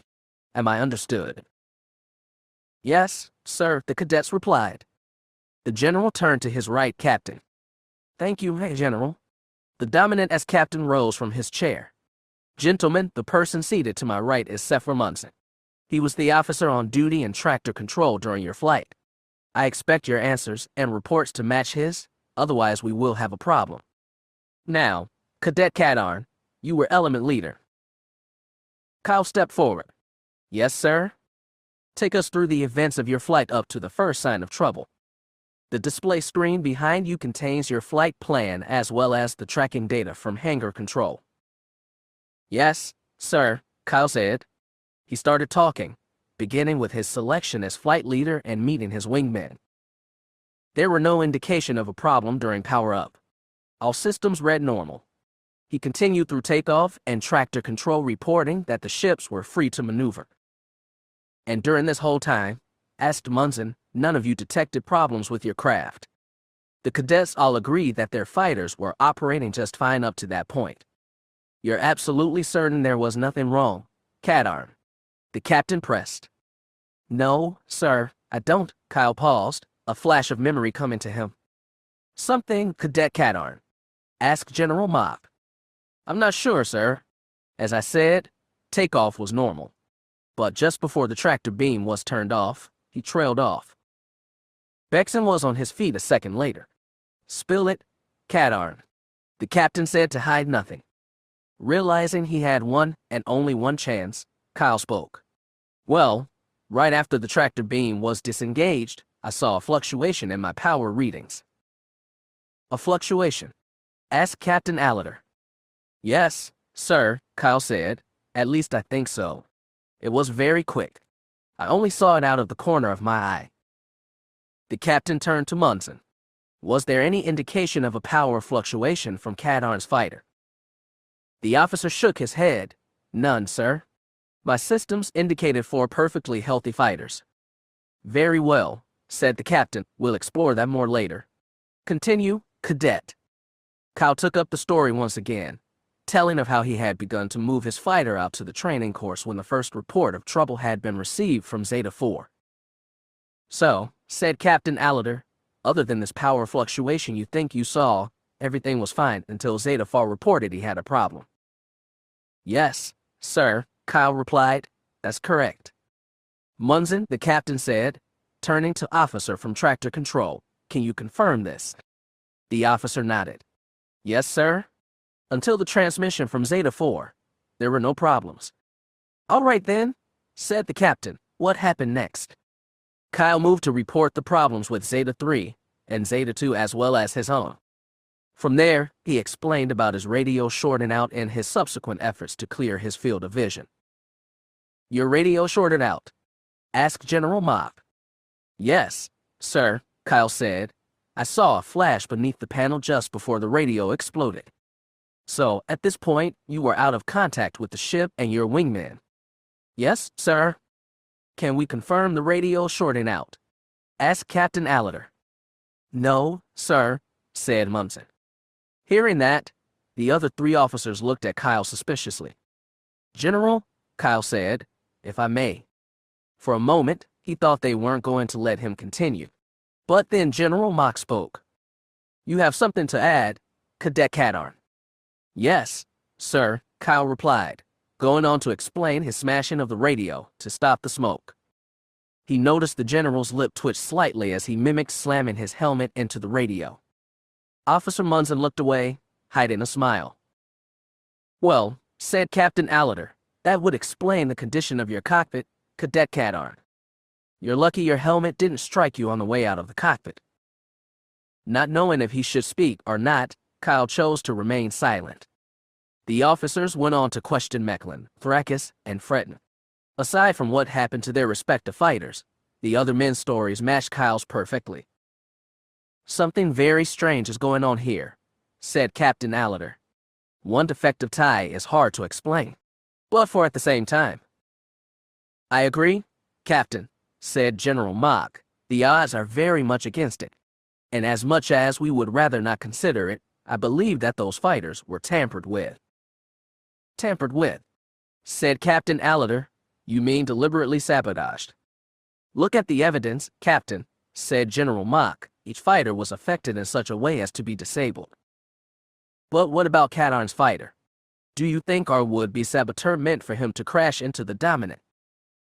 I do not know, answered the general, but it is possible. Just then, a beep sounded in the room. Excuse me, said Captain Alliter, pulling a communicator from his belt. This is the captain. Commander Holtz here, sir. I left orders that I was not to be disturbed, Commander. Yes, sir, said Holtz, but did you not understand my instructions? No, sir, I did. Then why are you disturbing me? Sir, said Holtz, Security Chief Johnson has completed the inspection you ordered and turned up something I think you will want to see. The other officers turned to look at the captain, who paused before continuing. I see. Very well, Commander. Have the security chief report into the debriefing room immediately. Is there anything else? Yes, sir. Chief Johnson reports that it was one of the cadets who helped him discover the item in question. Indeed. All right. Then, Commander, have the security chief and the cadet report here. Yes, sir. And Commander. Yes, sir. I would appreciate no further interruptions. Flipping the communicator off, he returned it to his belt. Captain, ask General Mock. Sir, replied Alatar, in accordance with Regulation 14, Section 3, governing accident investigations, I ordered my head of security to search the cadets' quarters for any evidence pertaining to this inquiry. I see, said the general. Very well, Captain. The group fell silent until the room's door opened, admitting 2 people. The first was a nondescript Imperial, bearing the crest of a security officer. But the second was a face all too familiar to Kyle. General Moak, said the captain, may I present Security Chief Johnson. Welcome, Chief Johnson, said the general, and your companion is, if I am not mistaken, Cadet Ellen Diarst. Yes, sir, replied the security chief. A pleasure to see you again, General Moak, said Diarst, his dress uniform spotless without the slightest hint of a crease. Kiss up, Kyle thought. Well, Chief, said the captain, Commander Holt said you had found something I would want to see. Yes, sir, said Johnson, reaching into his tunic. I have. His hand came out holding a single sheet of flimsplast. He handed it to the captain. That, sir, is a schematic for the TIE fighter. It shows in detail all the fighter's key systems. Kyle could feel the tension in the room increase. One glance at Diarst was all the answer he needed. You bastard. You did this. And now, you're setting me up to take the fall. After General Mock and Officer Munson had examined the schematic, Captain Alatar asked the question everyone had already thought of. And where did you find this schematic, Chief? The quarters of Cadet Kyle Katarn. It took all of his self-control for Kyle not to scream that it was a lie. He could see the shock he felt echoed on the faces of his wingmen. They all cast quick and suspicious glances on him. Diarst was smiling at him, a smile of contemptuous victory. Kyle wanted desperately to speak up, to defend himself. He had no advocate here, no one to defend him. But to his surprise, he discovered he was wrong. Chief Johnson, General Mock asked, are you certain about this? Yes, sir, the security chief replied. The schematic was hidden in Cadet Katarn's quarters, taped to the bottom of his bunk. And how exactly did you come to find it? Asked the general. Kyle could see that the security chief was a bit surprised at the general's close questioning of him. Nevertheless, he replied, it was actually Cadet Diarst who suggested that I check under the bunk, sir. The general shifted his gaze to Diarst, looking him right in the eyes. And why exactly did you do that, Cadet? The confident smile on the cadet's face disappeared. Clearly, he hadn't expected to be questioned on this, especially by General Mock. Excuse me, sir. You heard the question, Cadet. Mock pressed. What led you to tell Chief Johnson to look under Katarn's bunk? But just as quick as the uncertainty appeared on Diarst's face, his expression smoothed out. It was the night before last, sir, just before lights out. I saw Cadet Katarn return into his quarters. He was carrying something in his hand.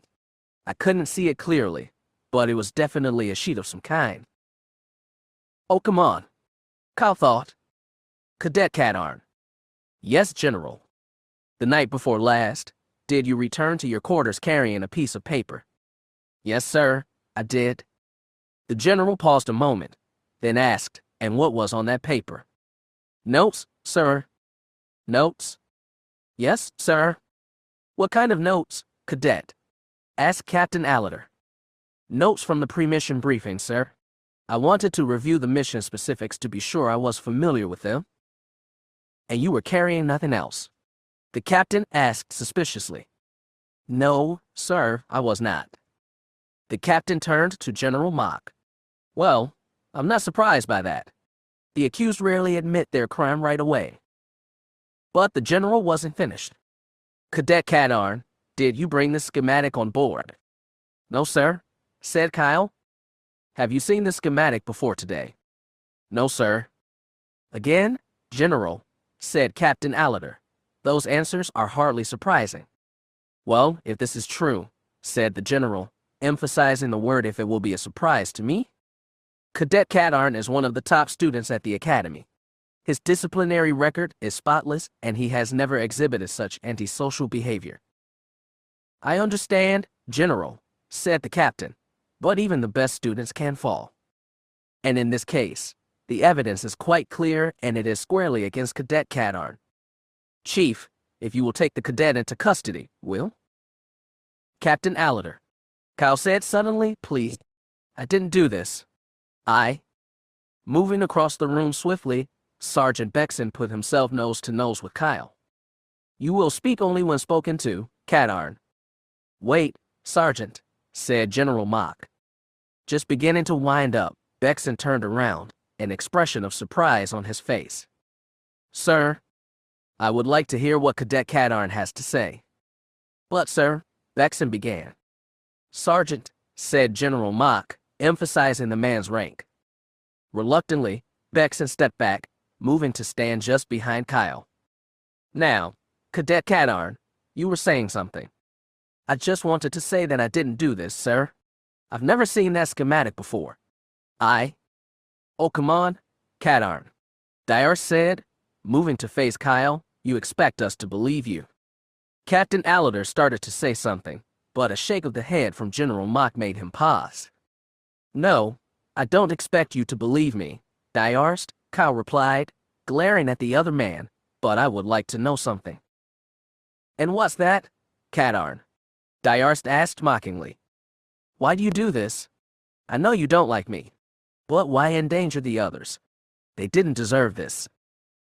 Kyle saw a flicker of uncertainty on Dyar's face, but it just as quickly disappeared. Me? You're saying I did this? What a laugh. Where's your proof? Oh, that's right, you don't have any. I know you did it, Dyarst, Kyle said with conviction. How else would this schematic mysteriously show up in my room?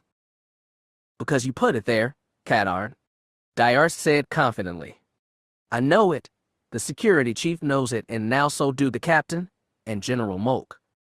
Don't go blaming me just because your plan failed. Then how about this, Dyarst? If I did sabotage the other ships, then why would I sabotage my own? Oh, please, Cadarn. That's so easy. You did it so no one will suspect you. Besides, blowing out a radio is a lot easier than losing a solar panel. When Kyle didn't reply right away, Dyarst continued. What? Nothing more to say, Cadarn? Kyle started to speak, but the general held up a hand, his gaze fixed on Dyarst. I believe Cadet Cadarn has said all he needs to. But I have one more question for you, Cadet Dyarst. Of course, General. How is it you knew that Cadarn's radio blew out? Standing next to the general, Captain Alater's face underwent a transformation as he caught on. Now, he too, stared at Dyarst. A moment later, so did Officer Monson. Complete silence had enveloped the room. All the attention had shifted from Kyle to Dyarst. From behind Kyle, Sergeant Bexon stepped forward. The general asked you a question, Dyarst. Realizing he had trapped himself, Dyarst shot a glance at Kyle, who returned the glare with a placid expression. That is, it was in the mission report, the cadet offered. The mission report hasn't been released yet, Cadet, said Captain Alater. No one beyond myself and General Mock has seen it. So again, how is it you know that Cadet Cadarn's radio blew out? When Dyarst didn't reply, General Mock turned around and had a hushed conversation with Captain Alatar. The captain listened, nodded, then turned to face the four men. Cadets Kadarn, Nomar, Thrakis, and Godar, you are dismissed. Sergeant Bexon, please escort them back to their quarters and then return here.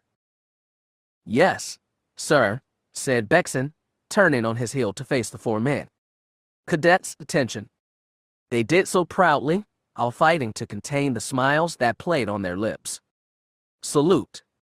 Moving with crisp precision, the four cadets raised their right hands in a perfect salute.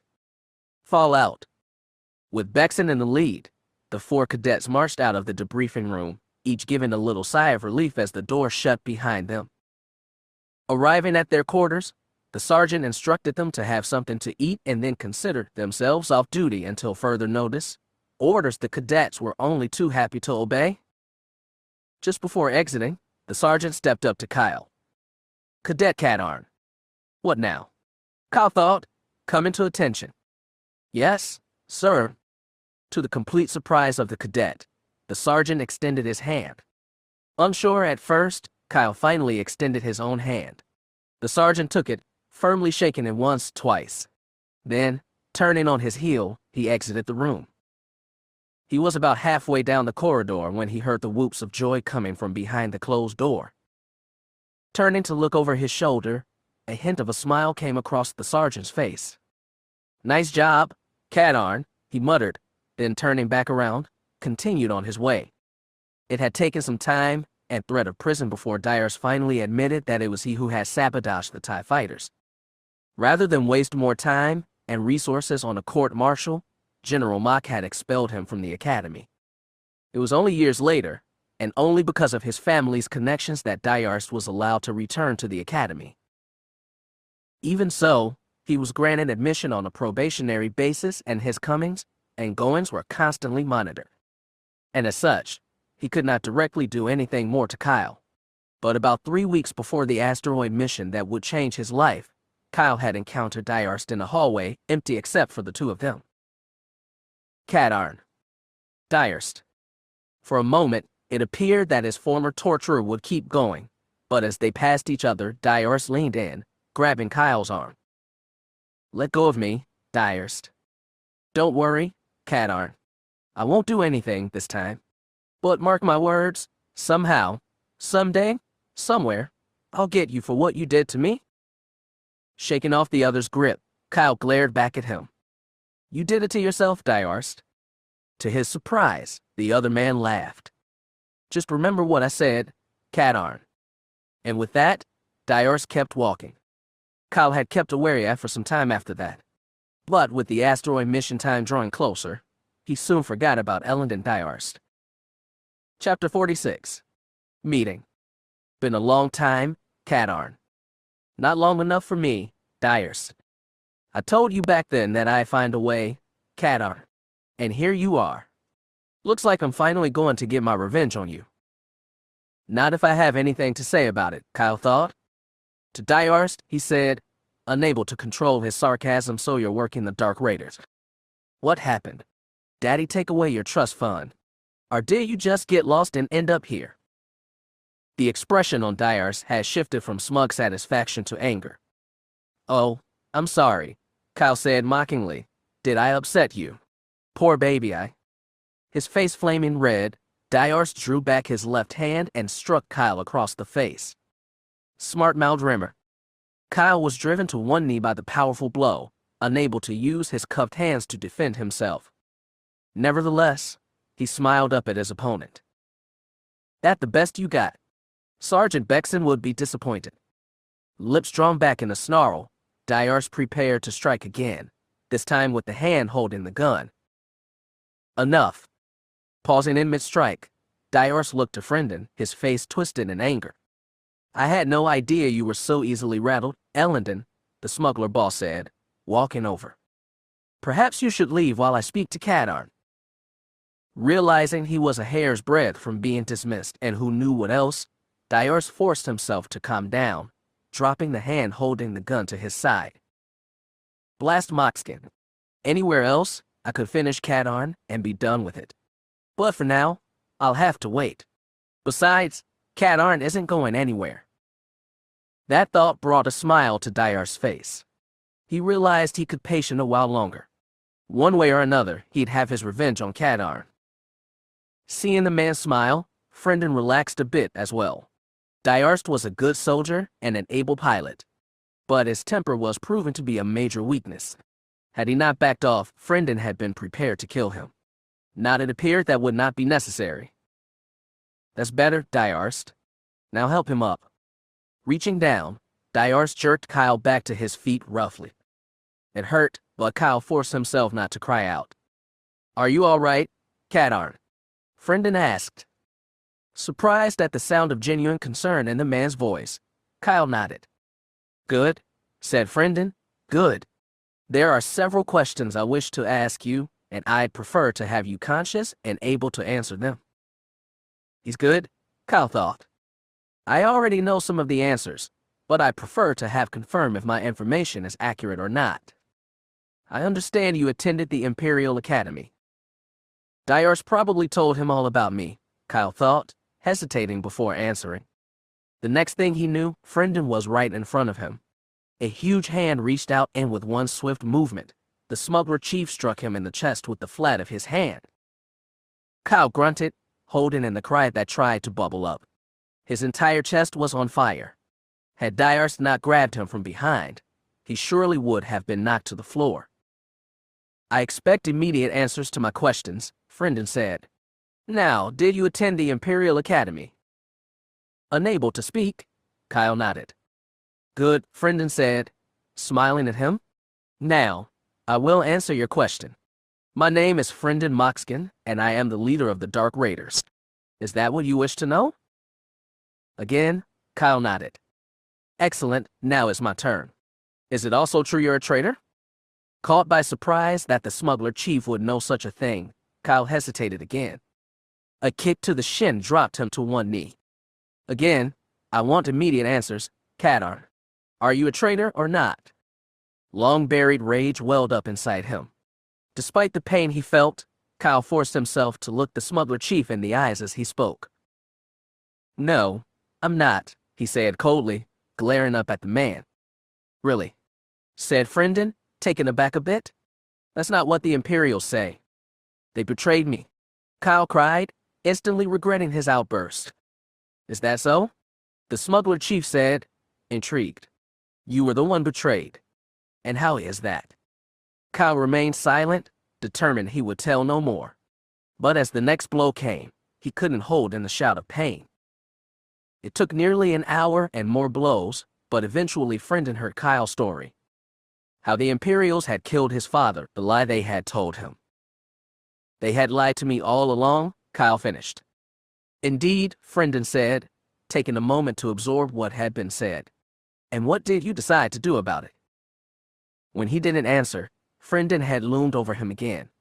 But he didn't strike Kyle this time. Instead he spoke. Why are you doing this? Kyle looked up at him. What? This, Frendon said. Why are so intent on keeping these things from me? Dyarst has told me that your ship took off without you? Kyle nodded, remembering the sight of the moldy crow streaking into the sky, leaving him stranded. So why? Why are you protecting people who did such a thing to you? Why should you care? Kyle didn't answer. All you have to do is tell me what I want to know, Cat Arn. Just tell me, and this can all be over. For a moment, Kyle considered telling him. With what had happened to him, why shouldn't he? What loyalty did he still have to the rebellion? What had they done for him except bring more misery into his life? Now, Frendon said, determination on his face, are you going to talk to me? What do I do? Kyle thought, knowing what was coming next. Then, he remembered. That moment. That one singular special moment. She had called his name. He could hear her voice even now, so soft, so full of caring. And then she had kissed him. He could almost taste her lips again, the wonderful touch of her mouth on his. Her hands so warm and soft on either side of his face. Her face so close, her eyes looking into his. Come back. What? Kyle thought. Come back. A voice. It took only a moment for him to recognize it as hers. "Come back to me, Kyle," he heard her voice say. "Jan," he murmured. A second later, Frendon's elbow crashed into his head, knocking him out. With Kadarn lying unconscious on the floor, Diarce looked to the smuggler chief.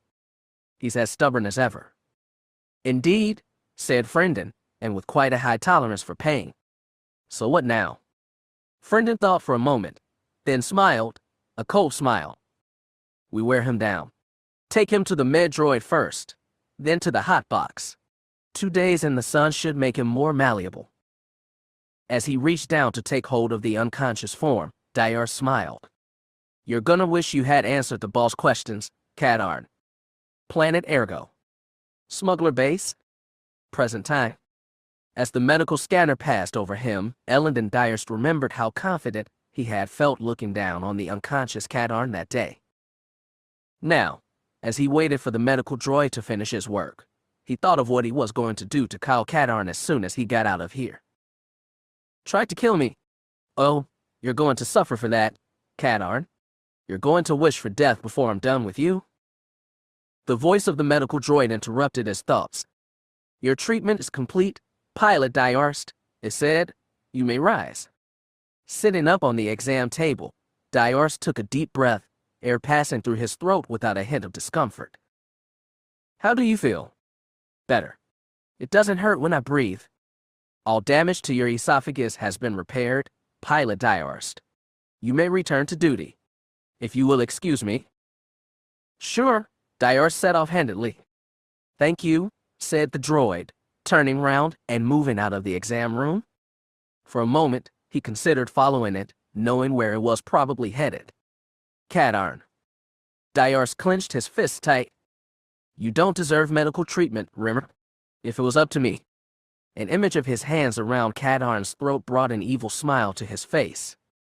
It suddenly occurred to Diarce that he could follow the droid to where Kadarn was. "I could take care of this right now. He's unconscious, unable to defend himself." The vision came to him again, his hands around Kadarn's throat, squeezing.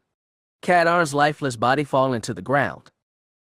"No," he thought, "it's too risky. If I kill Kadarn, who knows what Frendon will do to me? He wants to break Kadarn, to get him to talk." An unwelcome vision came to Diarce, Frendon Moxkin's fist heading directly for his face. He shook his head to clear away the vision just as a noodle crept into his mind. "But what if took off? I could kill Kadarn and steal one of the Z-95s. I'd be off planet before anyone knew." The thought brought a smile to Diarce's face. One way or another, he was going to have a reckoning with Kyle Kadarn. He just had to be patient a while longer. In another part of the base, Kyle Kadarn lay face up on an examination table. The medical droid had placed an intravenous needle in his left arm, providing hydration. And while it appeared that he would make a full recovery, the droid couldn't understand why the patient was talking to himself. Actually, it seemed that the patient was talking to someone, but as there was no one else in the room, it confounded the droid's brain. Although Kyle was unconscious on the outside, inside his mind, he was very much awake. "You have failed, Kadarn," the voice said. "I tried. If it hadn't been for silence." There was a moment's pause. "It is true I did not foresee the aliens' interference, and you did do as I instructed. Perhaps there is hope for you." "But what now?" Kyle asked. "We have some time before they will come again. Rest for now, allow your body to heal. But stay ready. An opportunity may still arise." "All right, but..." "Beware, Diarce," the voice interrupted. "He will be seeking a way to destroy you. Be watchful." "But how?" "I can't. Do you doubt my power, Kadarn?" "No, it's just that." "Be silent, Kadarn. Rest." With the flicker of pseudo-motion, the moldy crow emerged from hyperspace. In the cockpit, a grim-faced Wexter wayfarer manipulated the controls, angling the ship towards the rebel cruiser. He turned round in his seat, looking into the rear cockpit. "Almost there, Kai," he trailed off, staring into the vacant space. "Of course the seat's still empty," he thought, "but why do I keep looking back there?" Because you left Kyle alone back on that planet, he answered himself. The memory of Kyle's face as he lifted the moldy crow away flooded into his mind. Blast it, he growled. Just then, a Y-wing appeared by his left wing. At any other time, the familiar shape would have been a welcome. But now, the comm crackled to life. Approaching ship, identify yourself. Here we go, Wexter thought. He activated the transmitter. This is the moldy crow requesting landing clearance. The pilot of the Y-wing, designated Gold 4, did a double take. Had he just heard that right? He glanced to his right. Sure does look like the moldy crow, but I don't recognize that voice. Who's flying it? Ah, affirmative, moldy crow, he replied. Stand by. Better advise lead, just in case, he thought, switching his radio to the squadron frequency. Gold 4 to Gold Leader. Go ahead, Gold 4, answered the voice of Quell Harness. Lead, I've got an incoming ship requesting landing clearance. What's the ID on it? The Moldy Crow. That's Jan and Kyle's ship. Shouldn't be a problem. Is there something wrong? I'm not sure, Lead. The ship definitely looks like the Crow. But whoever's flying it doesn't sound like Kyle. And it's definitely not Jan. Has the pilot identified himself? Negative. Given the situation a moment's thought, Quell reached for his controls, changing his ship's course. All right, Gold 4, I'm moving towards your position. What frequency are you using for the Crow? The other pilot relayed a string of numbers, which Quell programmed into his communicator. This is Gold Leader to Moldy Crow. This is the Moldy Crow, came back the reply. The voice made Quell immediately suspicious. The voice was not that of Kyle Katarn, and since the pilot hadn't identified himself. Moldy Crow, state number of person aboard, and your intentions. Having been this moment ever since leaving Ergo, Wexter debated about what he should say. I've got to tell this guy something, he thought. Might as well be the truth. My name is Wexter Wayfarer, Gold Leader, and I'm the sole person aboard. As for my intentions, I'd like clearance to land on the New Hope. Wexter Wayfarer. Quell didn't recognize the name, which increased his suspicion.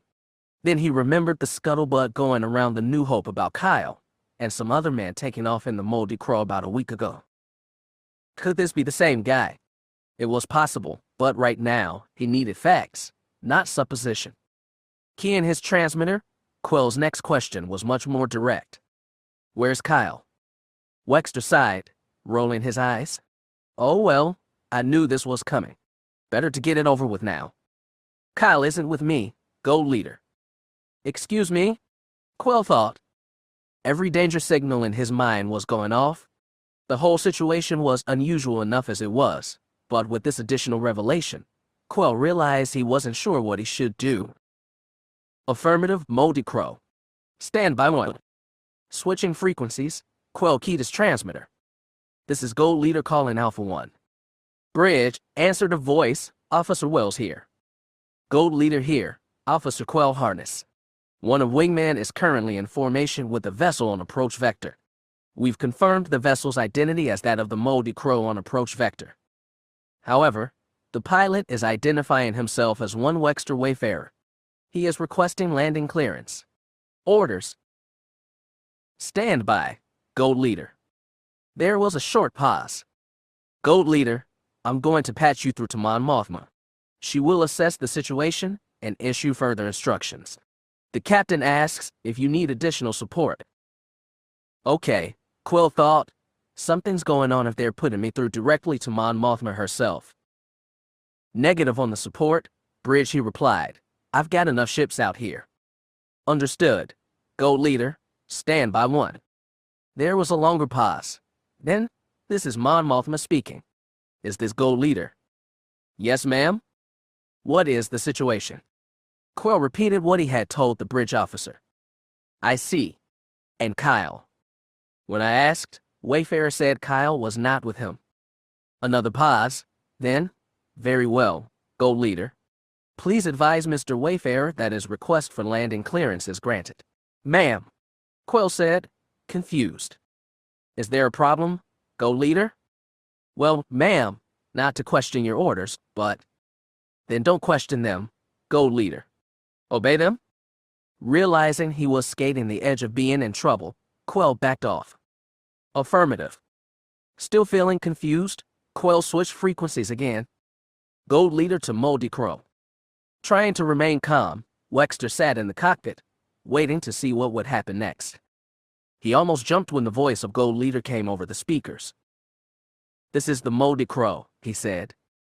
"Your landing request is granted. Pick up the landing beacon at..." The other pilot recited a string of numbers. "Understood, Gold Leader." Ending the transmission, Wexter breathed a sigh of relief. "Whew." For a moment there, I wasn't sure they were going to let me through. Adjusting his controls to pick up the landing beacon, he turned the Crow towards the landing bay. Gold 4 to Gold Leader. "Go ahead, Gold 4. Quell, what are you doing?" "Obeying orders that came directly from Mon Mothma. So unless you want to argue with her, get back to your patrol route." "Roger." Quell watched as the hawk-like nose of the Crow came into view. The two ships passed each other silently. "I hope you're okay, Kyle," Quell thought, "wherever you are. Come." The doors parted and in stepped Wexter, accompanied by 2 security guards. Seated at the table, Mon Mothma looked up at the men. "Ah, you're here?" "Yes, ma'am," said one of the guards. "Were there any problems?" The guard looked to Wexter, then back at Mon Mothma, his expression asking what trouble this one man could be. "No, ma'am, no problems." "Very good then. You may go?"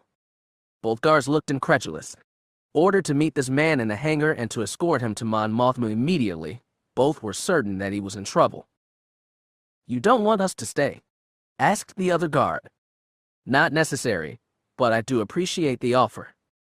Looking to each other, both guards shrugged, turned, and left the room. Wexter's sigh of relief was audible, bringing a smile to Mon Mothma's face. She gestured at the chair opposite her. "Good to see you back safely, Wexter. Come, sit." "Thank you, Mon Mothma," he replied, gratefully dropping into the offered chair. "How did things go? Was the insertion successful?" Wexter hesitated. Being the bearer of bad news was not a fun role. "Well, not exactly." He could see from the rebel leader's expression that it was not what she had expected to hear. "What do you mean? No, exactly." "We were detected on approach," Wexter blurted out. "From there, things went absolutely crazy. She put a hand to stop him. "Slow down and take a deep breath." Wexter did so. "Now, start from the beginning and tell me everything that happened." "All right," said Wexter, starting with the flight to Ergo, his and Kyle's subsequent detection by the smugglers and the encounter with the thunderstorm. As Wexter described leaving Kyle on the planet, he saw Mon Mothma's face begin to cloud. "So if I understand you correctly," she interrupted, her voice tight, "you left him there after nearly killing him." "This is exactly what I was worried about," thought Wexter. No, he said. "That's not it." "Then perhaps you should explain yourself, Mr. Wayfarer," she said grimly. Forcing himself to look into her piercing gaze, Wexter began. "The whole thing was, at its core, a ruse designed to fool the smugglers. A ruse. After we crash-landed, I realized that as soon as we lifted off, those fighters would find us again, and there'd be no way to get Kyle into the base." Mon Mothma nodded, beginning to understand. "So, I figured if I pretended to attack Kyle, the smugglers might assume he was one of their own or maybe some kind of outlaw." "I see. I realized what I did was dangerous, Mon Mothma. I did my best to aim my shots behind Kyle so as not to hit him. However..." Mon Mothma's eyes went wide. "Don't tell me you..." No, nothing like that," Wexter said quickly. "What happened was that Kyle zigged when I thought he was going to zag, and the blast I fired hit the ground right behind him." Wexter described Kyle's brief flight into the air and his landing. "I was worried I'd hurt him, so I flew in close. And..." Mon Mothma prompted. "And he seemed to be okay. He sat up and glared at me. I can still see that look. I'm pretty sure he thought I'd betrayed him." "I imagine he did," Mon Mothma said. A few seconds later, The Z-95s flew in and attacked me. I let them hit the crow a few times, then hit the thrusters and got out of there. Leaving Kyle behind, she concluded. Yes, Wexter said, dropping his gaze. Please believe me, Mon Mothma. If there had been any other way, some other option, I would have taken it. The rebel leader glared at him a moment more. I suppose you did what you thought had to do to preserve the mission. And sometimes doing that can mean you do things others don't agree with. Wexter said nothing, understanding the meaning behind her words. In any case, Mon Mothma said, what's done is done. Thank you for telling me the truth, Wexter. I do appreciate it. Again, Wexter said nothing. And now, she said, standing up, if you will excuse me, I have other matters to attend to.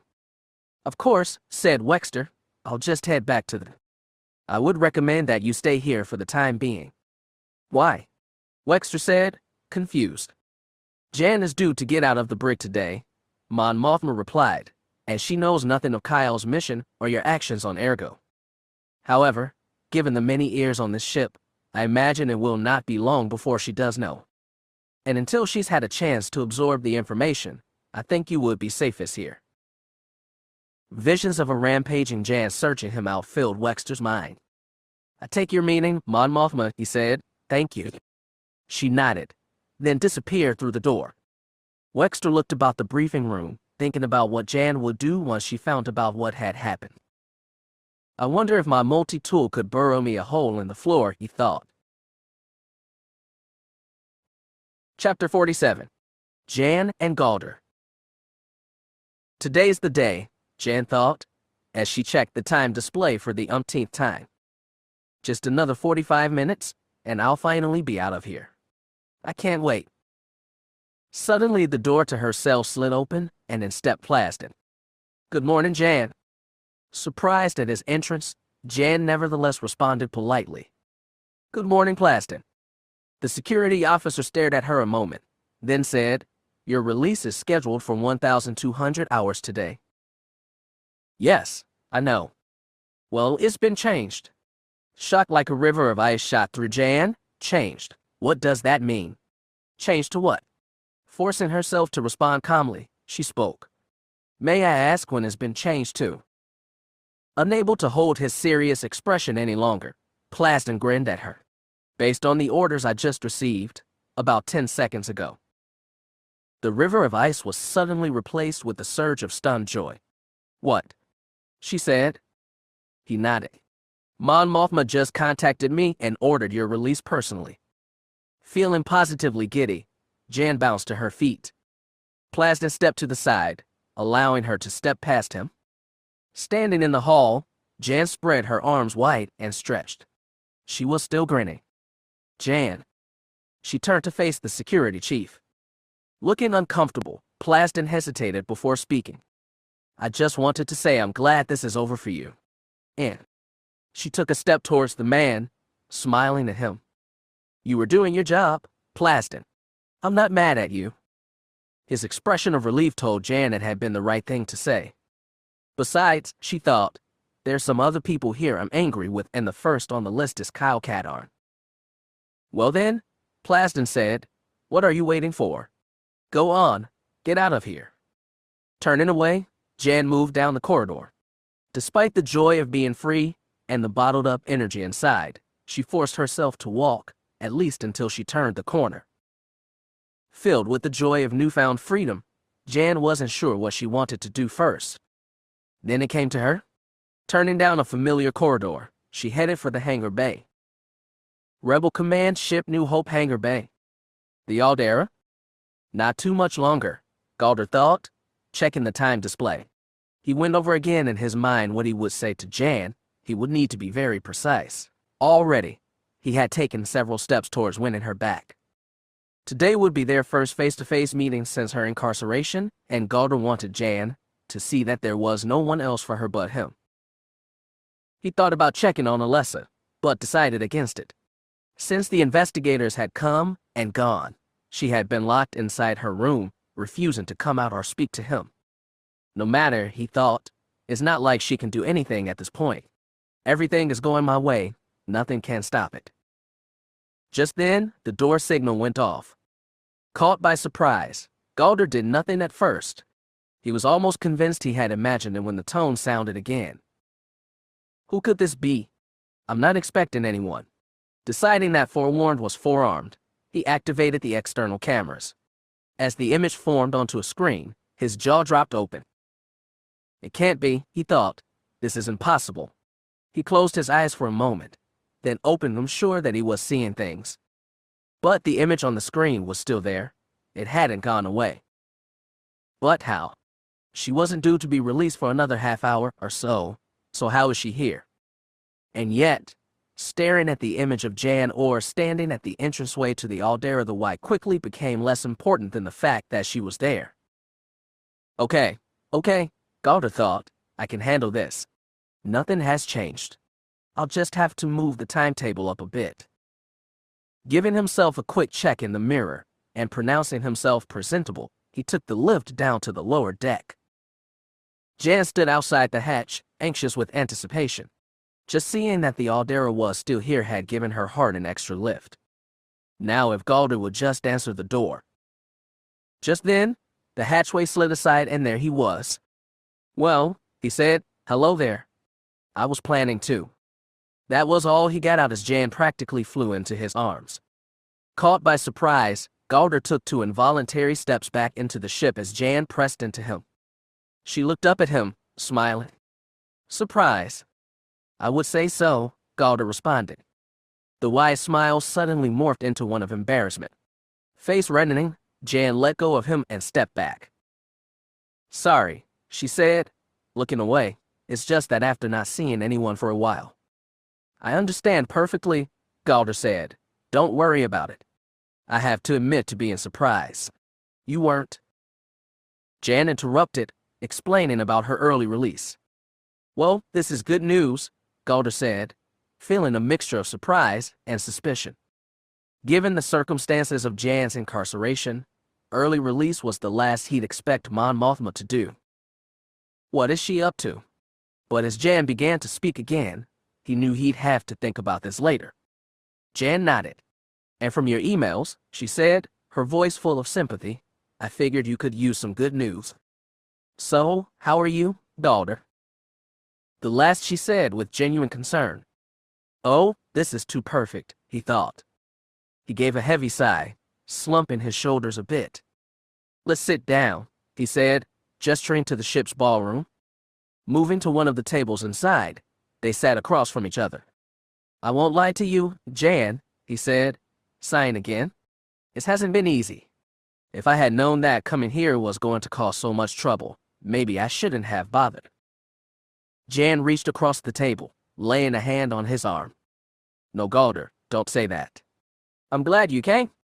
He covered her hand with his own. I appreciate that, Jan, but let's face facts. Ever since I arrived, things have not gone well. Oh no, you don't, she said. This is not all your fault. But what happened with Kyle, and then with you? What happened with Kyle was Kyle's fault, Jan said firmly, and mine. Yours, he said incredulously. I have trouble believing that. Jan let go of his arm, turning her head away. I wasn't going to mention this, but you deserve to know. Kyle and I are friends, close friends. I see, Galder replied. But after the way we parted last time, I don't think we'll see each other again. Jan. Let me finish, she said, her voice a bit shaky but determination in her tone. You hurt me, Galder. Really hurt me? It took a long time before I could trust people or let someone get close to me. And Kyle. And he made you happy? Well, not exactly happy. But we've been through some serious situations together and we got close. And then I showed up. Something like that, Jan said. At first, I didn't think there'd be a problem. You and I were long over and Kyle and I. Jan, please, Galder said, taking her hand again, don't do this to yourself. She shook her head, determined to continue. I could see Kyle was jealous of you, but I didn't think things would get this bad. Jealousy makes men do foolish things, Jan. I know that, but I didn't think Kyle would go as far as assaulting you or hurting Alessa. And then, to just take off like that. Galder looked down at the floor to hide the smile on his face. This is going even better than I planned. She's so convinced Katarn is the problem here that she'll believe anything I tell her. Still holding her hand, he began to softly massage it. Jan, She turned to face him, managing a smile. I'm just glad you're all right. How's Alessa? I don't really know, Galder said honestly. She's been locked in her room since the investigators left. It wasn't pleasant for either of us. I'm just glad you didn't leave like you said you were thinking of doing. I really wanted to see you. Yes. Oh, he said. There's something I want to ask you. You could almost say I need to. Of course, he said, taking her hand in both of his. Her face reddened again, and she looked away for a moment. What you said, she stammered, in your last message. Yes, he prompted. Well, did you mean it? Game, set, and match, Galder thought as he leaned in to kiss her. Just then, the sound of running footsteps reached their ears as Alessa swept into the room. Galder, she called, are you? She stopped short, mouth hanging open at the sight before her. Jan. Hearing her friend's voice, Jan looked up, her face breaking into a smile. She was on her feet in an instant. Alessa. She ran to her friend, hugging her tight even as Alessa continued to look to where Galder still sat, her face transfixed. What is going on here? And why is Jan here? What are you doing, Galder? Breaking the hug? Jan stepped back, noticing Alessa's expression. Are you okay? Alessa shook her head, the stunned expression giving way to a smile. Yes, I'm fine. It's good to see you, Jan, glad to be out. You have no idea. Well, I'm glad. I wish Galder had called me to let me know you were here.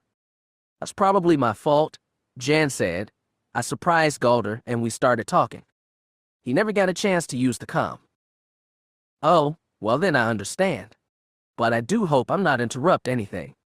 Well, Galder began, trying to think of a graceful way to tell his sister to leave the room. No, Jan said, of course not. Galder and I were just talking. Both Galder and Alessa raised eyebrows, thinking, just talking. Are you all right, Alessa? Galder told me about what happened with you and Kyle. Oh, that. I'm fine. I didn't know Galder had told you.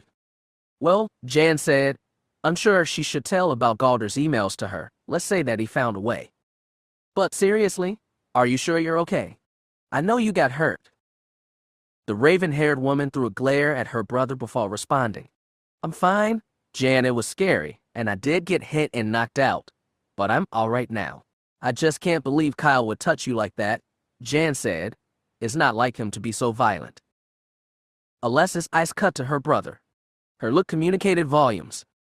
This is not good, he thought. Well, Alessa said, choosing her words carefully, it could have been much worse. I'll say, Jan replied, it's a good thing Galder was here. Indeed, Alessa said, a good thing. But let's talk of more pleasant things. I actually came down here looking for you, Galder. You did? Yes, Alessa replied. I just heard from Wexter. Wexter, he echoed. Where is he? Jan asked. He wouldn't tell me. He only said that he's back aboard the New Hope and safe. I've got to get to him, Galder thought desperately. He could ruin everything. Oh, Jan, Alessa continued. Wexter also asked me to tell you that he brought the crow back safe as well. Did he say anything about Kyle? Alessa shook her head. No, he didn't. When I asked, he said he had to go and signed off in a hurry. He's hiding something, Jan said. My thoughts exactly, Alessa echoed, and he might not be the only one. What do you mean by that? Galder said, instantly regretting the force of his question. He was completely off guard.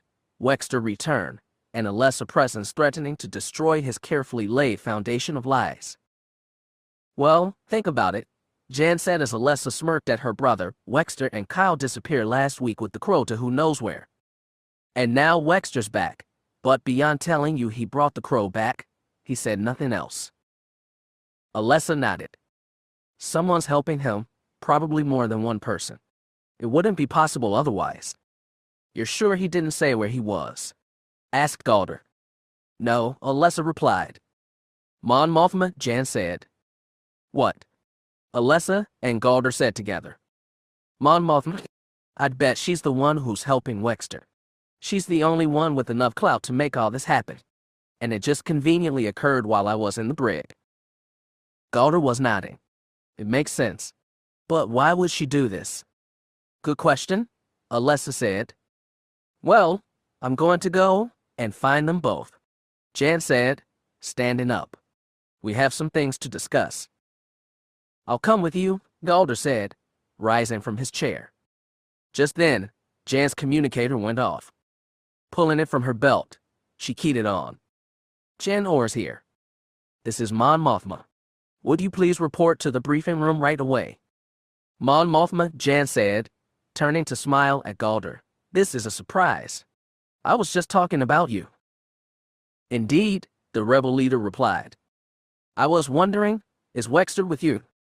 If she had surprised the other woman, there was no indication in her voice. This is an open channel, Jan. Now, can I expect you at the briefing room, or shall I have security escort you there?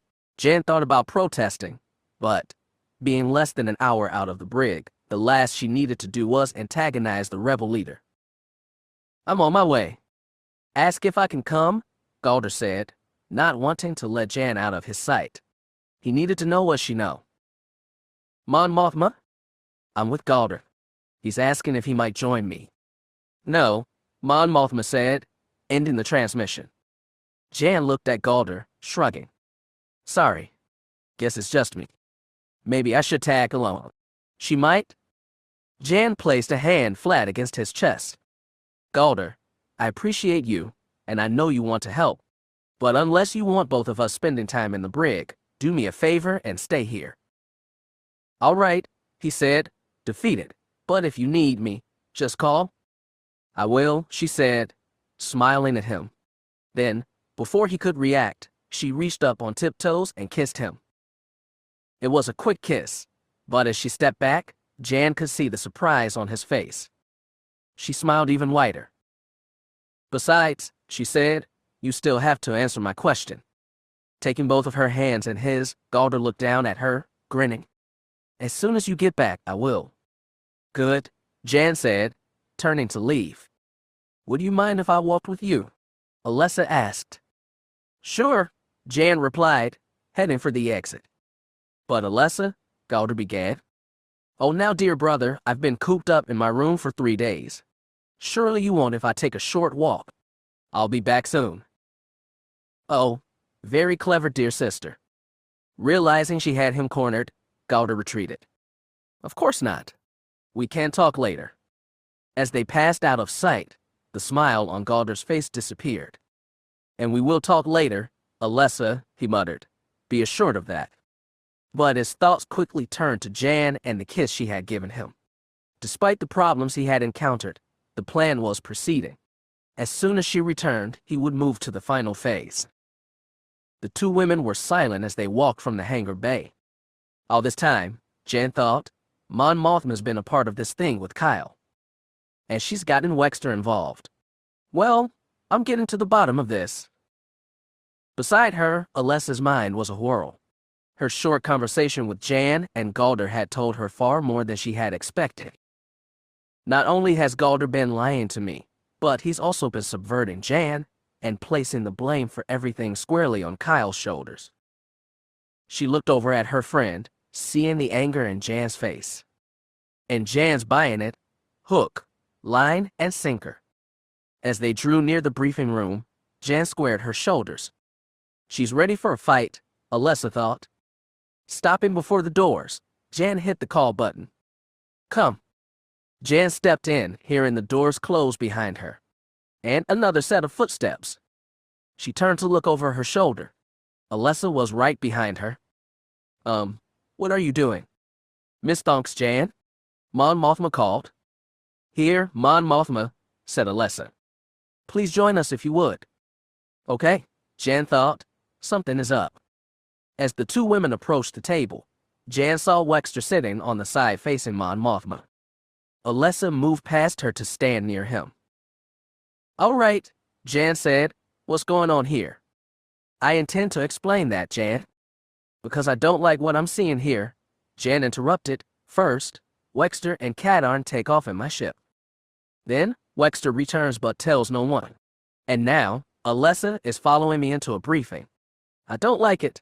Not at all."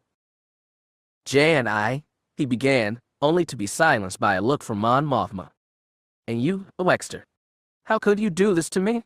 I thought we were friends, but maybe I was wrong." She advanced another step. "Jan," Mon Mothma began, "if you will just." "And you, Alessa, why are you here exactly?" "Because I don't." Silence.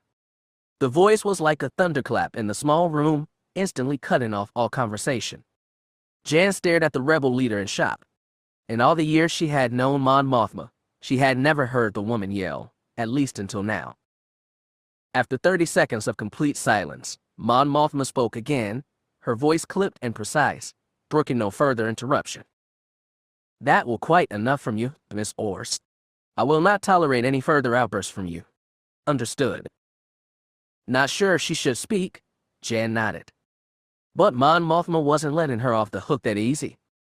"I said, do you understand, Miss Ors?" "Yes," Jan said in a normal tone of voice. "Very well," the rebel leader continued, her voice still angry. "Then we shall begin again. As you have already seen, Mr. Wayfarer is here, having just returned from a mission." "A mission," Jan thought. "I have brought him here for the purpose of keeping you from interrogating him. As you have been out of the loop while in the brig these past 30 days, I will brief you what has been going on during your absence.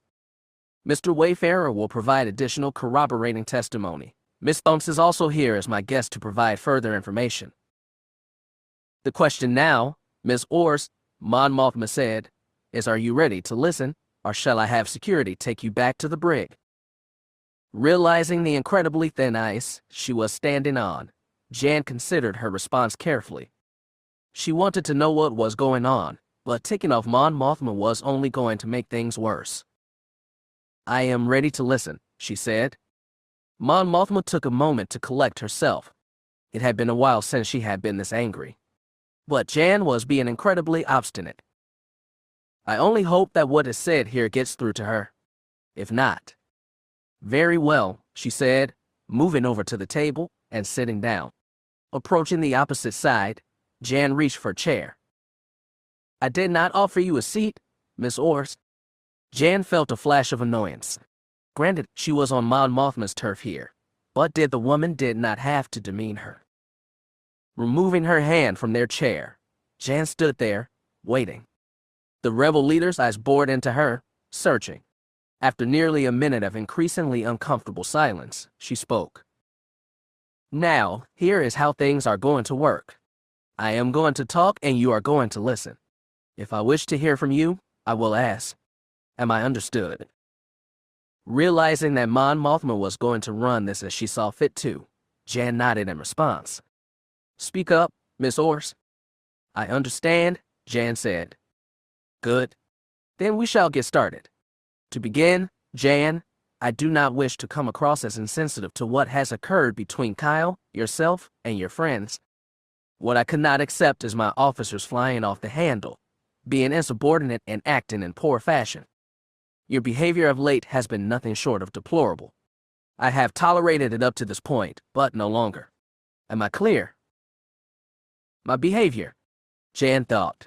"What about Kyle's or Wexter's or yours? It's not like this is all my fault." But to Mon Mothma she responded with clear. "Good.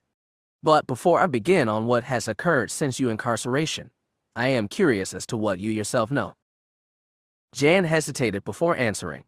Galder's emails had kept her informed, but if she revealed that to Mon Mothma, who knew what might happen? One way or another, I have to protect Galder. He's the only one who's been trying to help me. Beyond learning of Wexter's return earlier, not much, Jan lied. She could tell Mon Mothma didn't believe her, but the rebel leader decided not to pursue the issue further. "Then I shall begin with events shortly after your incarceration began," Do you recall the nav card that Kyle retrieved from Coruscant? Visions of Blaze attacking Kyle, and the firefight to get off planet flashed through Jan's mind. Yes, I do. We were able to decode enough data from it to learn of a rendezvous between Darth Vader's flagship, the Executor, and General Mock's command ship, the Arkhammer. You recall that the Arkhammer is the mobile base for the Dark Troopers. Yes, Jan said, tempted to ask what kind of rendezvous was being planned, but she kept quiet, remembering Mon Mothma's warning.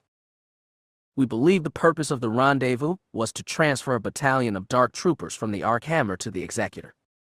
However, our decoding also revealed that the rendezvous was being delayed until a shipment of Dark Trooper weapons could arrive at the Arkhammer. And that is where Kyle became involved. Mon Mothma continued, going over the details of Kyle's mission to Ergo. An infiltration mission, Jan thought. It did explain Kyle and Wexter's sudden disappearance, and why they had needed the Crow. As Mon Mothma continued, telling Jan how Galder had issued a complaint against Kyle, she recalled Galder telling her about this in one of his emails. Now, the rebel leader said, in regards to Mr. Thunks' complaint, it indicates that Kyle attacked both Alessa and Galder and then threatening them to keep quiet. Just like Galder told me, Jan thought. Miss Thunks, Mon Mothma said to the now-seated Alessa, you were present during this incident. Yes, Alessa said, Kyle and I were having dinner. Well, isn't that just too sweet? Jan thought sarcastically. Can you substantiate your brother's claim? No, Alessa said, I cannot. That caught Jan by surprise. She was certain that Alessa would back up what Galder had said. Maybe she's covering for Kadarn, Jan thought. But on the heels of that thought came, but why would she? Galder's complaint says that Kadarn threatened both her and Galder. Why would Alessa cover for him if he did that? I see, Mon Mothma was saying, so you do not agree with the details of the complaint. No, Alessa said, I do not. Is your brother mistaken about what he saw, Miss Thunks? Is the complaint in error? I can't say for sure what Galder saw, Mon Mothma, or what he thinks he saw, but the complaint is neither accurate nor true. Then since you were there, Miss Thunks, could you tell us exactly what happened? Alessa moved a hand to her face, feeling the echo of Galder's strike. Miss Thunks. Sorry, Alessa said. It's still a bit difficult to think about that night. But I'll try. Alessa began by describing her invitation to Kyle for dinner and how, initially, everything was fine. She went on to tell how they had danced. And that's when it happened. What happened, Miss Thunks? Alessa turned her head to look at her friend. Please forgive me, Jan, I didn't mean to, but we were dancing close, and I looked up at him, and Jan looked down at the floor. I asked Kyle to kiss me. You, Jan thought, thinking of a particular animal. The next thing I knew, Galder came out of nowhere, screaming at the top of his lungs. He hit Kyle? Wait a moment, Miss Thunks. Your brother's complaint states that it was Kyle who attacked him. Alessa shook her head. That's not true. Galder hit Kyle first. And then Kyle retaliated, Mon Mothma said. No, Alessa said, not at first. She went on to describe hitting Galder with a plate. And then, she said, her eyes brimming, he came at me. Who came at you, Miss Thunks? Mon Mothma asked earnestly. It took Alessa a moment, but she managed to say, Galder. What? Jan thought. Chapter 48. Truth and Consequences. Jan stood there, unable to say a word. She looked to Alessa. Did she just say what I think she said? Mon Mothma noticed the stunned look on Jan's face. I'm sorry, Miss Thunks. Did I hear you correctly? Did you say it was Galder? Alessa nodded. The complaint says it was Kyle who attacked you, Mon Mothma said. Sudden iron came into Alessa's voice. Her expression hardened. I know who attacked me, who hit me, and it was not Kyle. So you are saying that Mr. Thunks, your own brother, came at you and struck you? Yes, Alessa said, nodding. No, Jan thought, that's not possible. Galder would never hit his own sister. Sure, he's got a temper, but to do something like that, no, it can't be true. What on the heels of that thought came, or can it? Please continue, Miss Thonks. I'm not sure what happened after that. Galder knocked me out. But you did regain consciousness at some point. Yes, I did. I can't remember Kyle leaning over me, asking me if I was all right. And were you? No, said Alessa. Dr. Berth told me later that I had a fractured cheekbone. Jan took a moment to consider the force it would take to do that. She still was finding it hard to believe Galder could have done such a thing. What happened next? Galder and Kyle argued over what to do, until I yelled at them. And after that? I'm not sure, Alessa said. I lost consciousness again. When I woke up, I was in my cabin aboard the Aldera. Very well, Miss Thonks. And you are absolutely certain this was what occurred? I was there, Mon Mothma, Alessa replied. I saw what happened. I don't why Galder is lying, but he is. The rebel leader nodded. Miss Ors, is there anything you would like to ask Miss Thonks? From being angry with her friend for trying to kiss Kyle to this, Jan's mind was full of possibilities and questions. Looking to Alessa, she said, Alessa, are you sure it was Galder? I just can't believe he'd do something like that. You weren't there, Jan? Alessa replied. You didn't see him. After I hit him, he got this look on his face, like I had betrayed him. It was a crazy look. He scared me, and then he hit me. Jan said nothing. Her instincts told her Alessa was telling the truth, but it just didn't seem possible. Jan. She looked at Alessa, who was looking down, her expression one of regret. I'm sorry about what I tried to do with Kyle. You should be, Jan replied, looking away.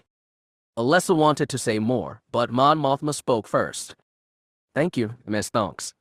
I believe that is all for now. Mon Mothma waited to let what Alessa had said sink in before she continued. Now, Miss Ors, you should know that the day I received Mr. Thonks' complaint is the same day Kyle and Wexter left the New Hope. I imagine you can understand why. I suppose, Jan thought, I suppose I might have done the same thing. One of Mon Mothma's many lessons was the mission was always paramount, even if meant bending or outright breaking of regulations. Now, Mr. Wayfarer, if you will tell Miss Ors about the mission. Wexter took up the story, going over the flight to Ergo and the battle with the smugglers, including their crash landing during the thunderstorm. And it was after the landing that I got the idea about how to get Kyle to the smuggler base. As Wexter went over his idea, Mon Mothma saw Jan's hands tighten into fists. Hearing Wexter describe leaving Kyle on Ergo, Jan felt a rush of anger. You did what, Wexter? You left him there, alone, no weapons. What kind of harebrained plan is that? If Kyle gets hurt, I'll never forgive you. That last thought brought Jan up short.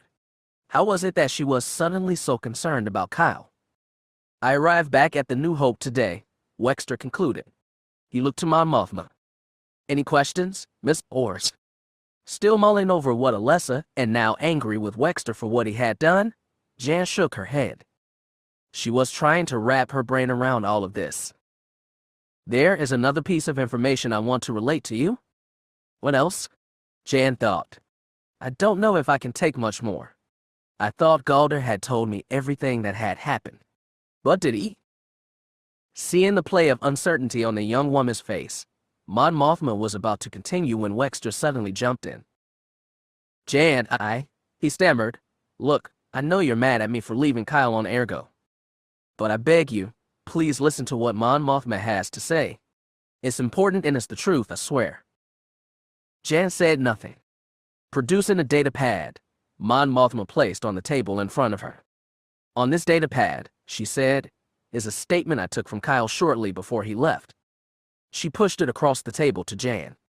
The young woman stared at it, not sure if she wanted to read it or not. Everything she had thought and believed about Kyle, Galder, Wexter, and Alessa was being called into question. It was nearly overwhelming. Please, Mon Mothma said. Hearing the woman's earnest entreaty, Jan picked up the data pad. Mon Mothma, Alessa, and Wexter exchanged glances, all hoping this would work, that Jan was really listening. As the young woman began to read, they watched the play of emotions on her face. At one point, they heard her suck in a quick breath. And as Jan finished reading, the rebel leader thought she could detect some faint trembling as well. Jan, since you're reading this, Mon Mothma has probably told about my mission and why I had to leave so suddenly. I hope you don't mind me taking the crow. And please don't be angry with Wexter for piloting it. Time was of the essence, and I didn't give him much in the way of alternatives. I can't imagine you're wondering why I bothered to leave this for you, given how we left things the last time we spoke. You may not believe anything I have to say here, but I couldn't just up and leave without telling you how I feel. Despite what's happened between us, I wish you could be with me. We could go around and around forever deciding who hurt who the most, Jan, but the truth is, we hurt each other, with what we did and what we said.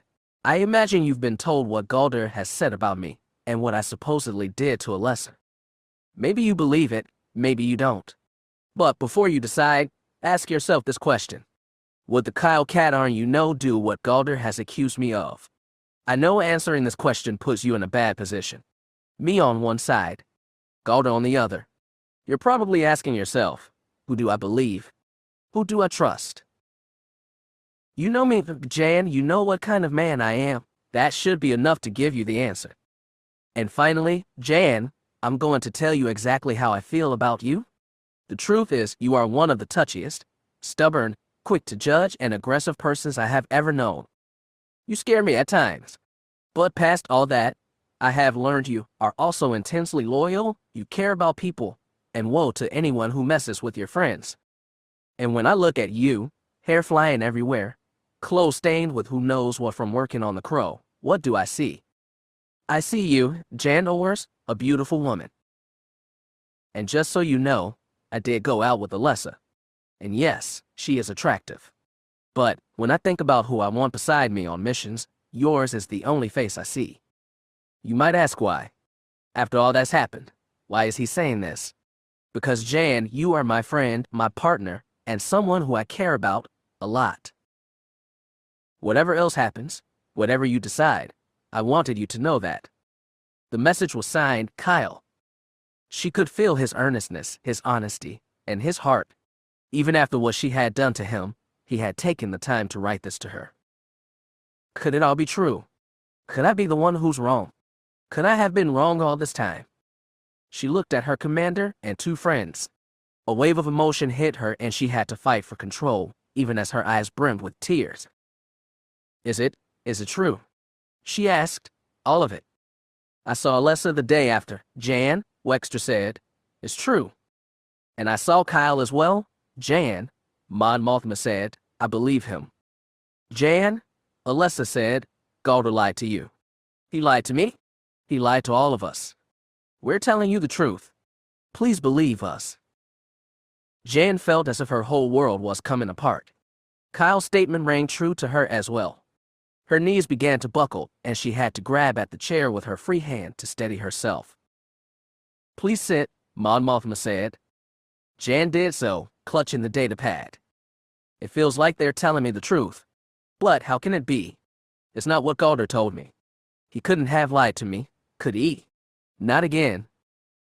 Reaching deep into her reserves of control and strength, Jan made herself take a deep breath, closing her eyes. When she opened them again, it was as if something like scales or blinders had been removed from her vision and from her mind. She glanced down at Kyle's letter, read the words again.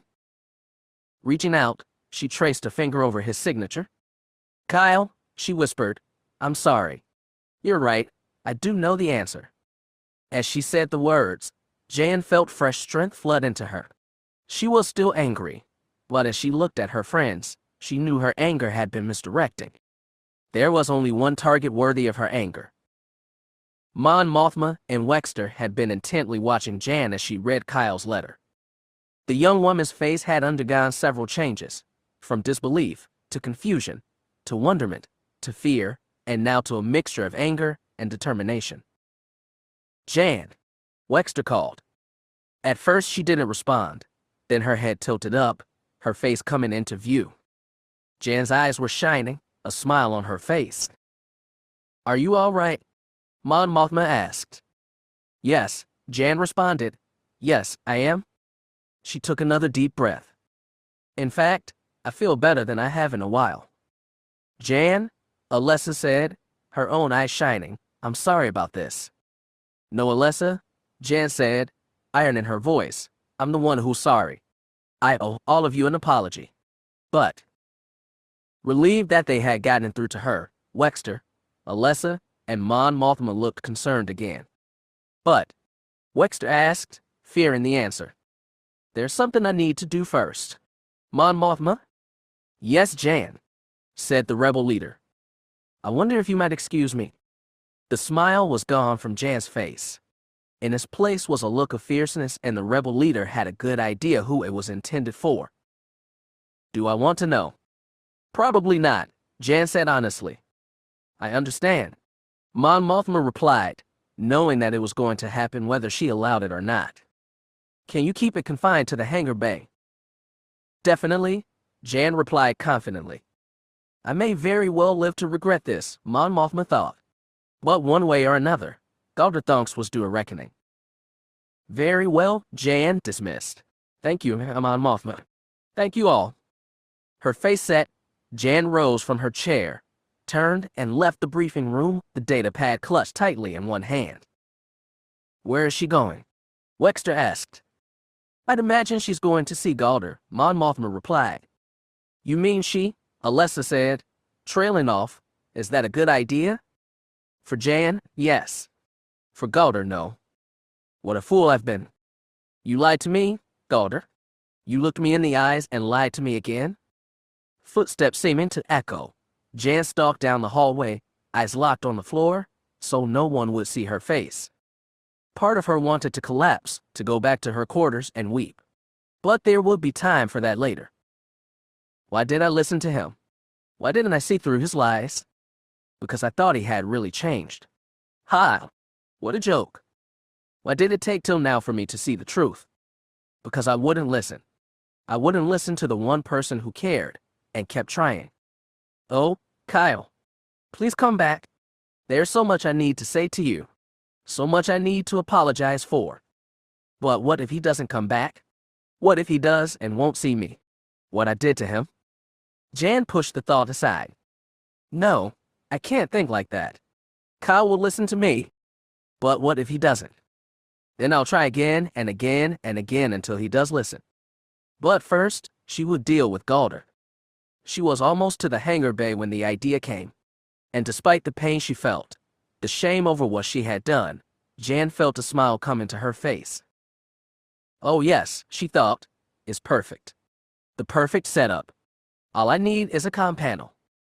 What am I doing? Alessa thought as she made her way down the corridor. I have to do this. I have to make sure she doesn't. She forced herself to take a couple of calming breaths. But after what Galder did to her, she just might. She wondered if she should have asked Wexter to come with her. But he was in sickbay by now, being checked out. It was shortly after Jan had left that Mon Mothma, after thanking Alessa and Wexter for their help, had departed as well. Well, said Wexter, I'm going to head over to sickbay, make sure I didn't bring back anything from Ergo. You want to come? I don't know, Alessa had said. Wexter, you don't think. I mean, I know Jan is angry. Probably angrier than she's ever been, but she wouldn't. Wouldn't what? Alessa forced herself to say it. Kill Galder. Absolutely not, Wexter said immediately. But you saw her, you know what he did. Moving to stand in front of her, Wexter laid a hand on her shoulder. Alessa, Jan ors many things, but she is not a murderer. That said, I wouldn't want to be Galder right now for all the spice on Kessel, but Jan will not kill him. Alessa stared into his eyes, seeking reassurance. All right. Okay, she had said, still unsure, but maybe I should. He gave a heavy sigh, rolling his eyes. Go ahead. Follow her if you want. But I stay out of her way. I will. And with that, she had left the briefing room. Now, she headed towards the hangar bay, hoping to keep a good distance from Jan. She didn't want to get involved. But everything else aside, Galder was her brother. Aboard the Aldera, Galder gazed at himself in the mirror, primping. Jan had just called to say that her meeting with Mon Mothma was over and she was on her way. He was ready, but just the same, he wanted to look his best for her. Everything is going according to plan, he thought. Cat Arn is gone. Jan believes he was the instigator, and I was the innocent victim. Now, all I need to do is convince her to leave the ship and she'll be mine once again. Just then, an alert sounded from one of the external cameras. Checking the readout, Galder smiled widely. There was his Jan now, crossing the hangar towards the Aldera. She is beautiful, he thought, but I'll have to speak to her about those clothes, maybe get her to try some of Alessa's things. Any woman of mine should look better than that. Taking the turbo shaft down to the lower deck, Galder moved to the hatchway and keyed it open. As Jan got closer, he spread his arms wide, smiling at her. Welcome back, dearest. How was your meeting? But instead of the hug he was expecting, he saw Jan smile, one arm drawing back. His brain barely had time to process what was happening before Jan smashed her fist across his face. The blow knocked Galder back into the ship, blood fountaining from a split lip. He crashed to the floor, his mind whirled with confusion and pain. Did Jan just hit me? Tasting blood in his mouth, he realized she indeed had hit him. But why? Why would she do such a thing? He heard the hatch close, then the sound of footsteps approaching him. Having shut his eyes reflexively when the first blow had struck, Galder now opened them. Jan moved into his field of vision, standing over him. Her fists were clenched tightly, her face set in an expression of such anger. No, he realized, more than anger. Rage.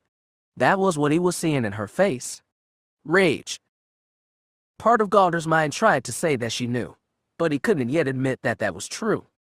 You lying sack of space trash. All right. Whatever is happening, I can handle this. I just have to get her talking. Jan, honey, he began. What are you? Dropping to one knee, she grabbed a fistful of his shirt, roughing, yanking him forward. Don't, she said fiercely, don't you dare call me honey, or sweetie, or any of that other crap. Not after what you've done. The only reason you're still alive right now is that I want to know exactly what you've done, and moreover, I want to know why. Jan, Galder said, I don't know what you're talking.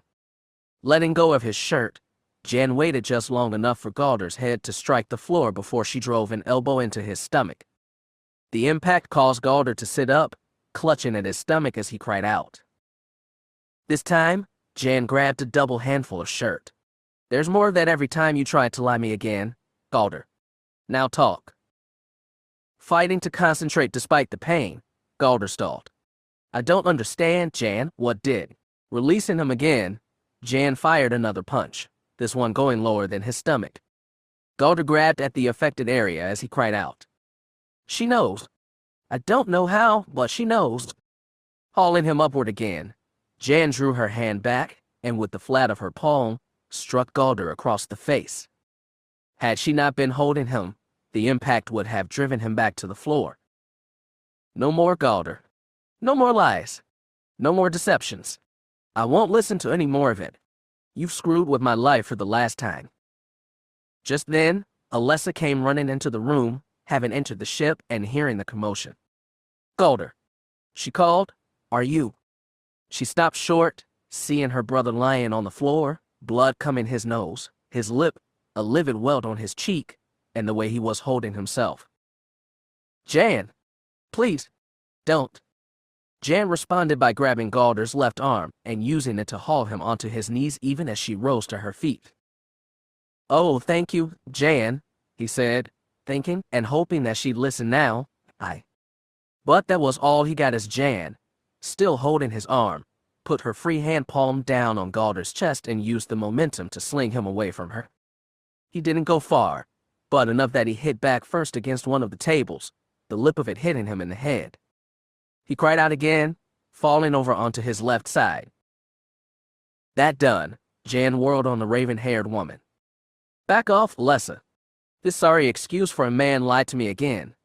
He lied about what happened that night between you and Kyle.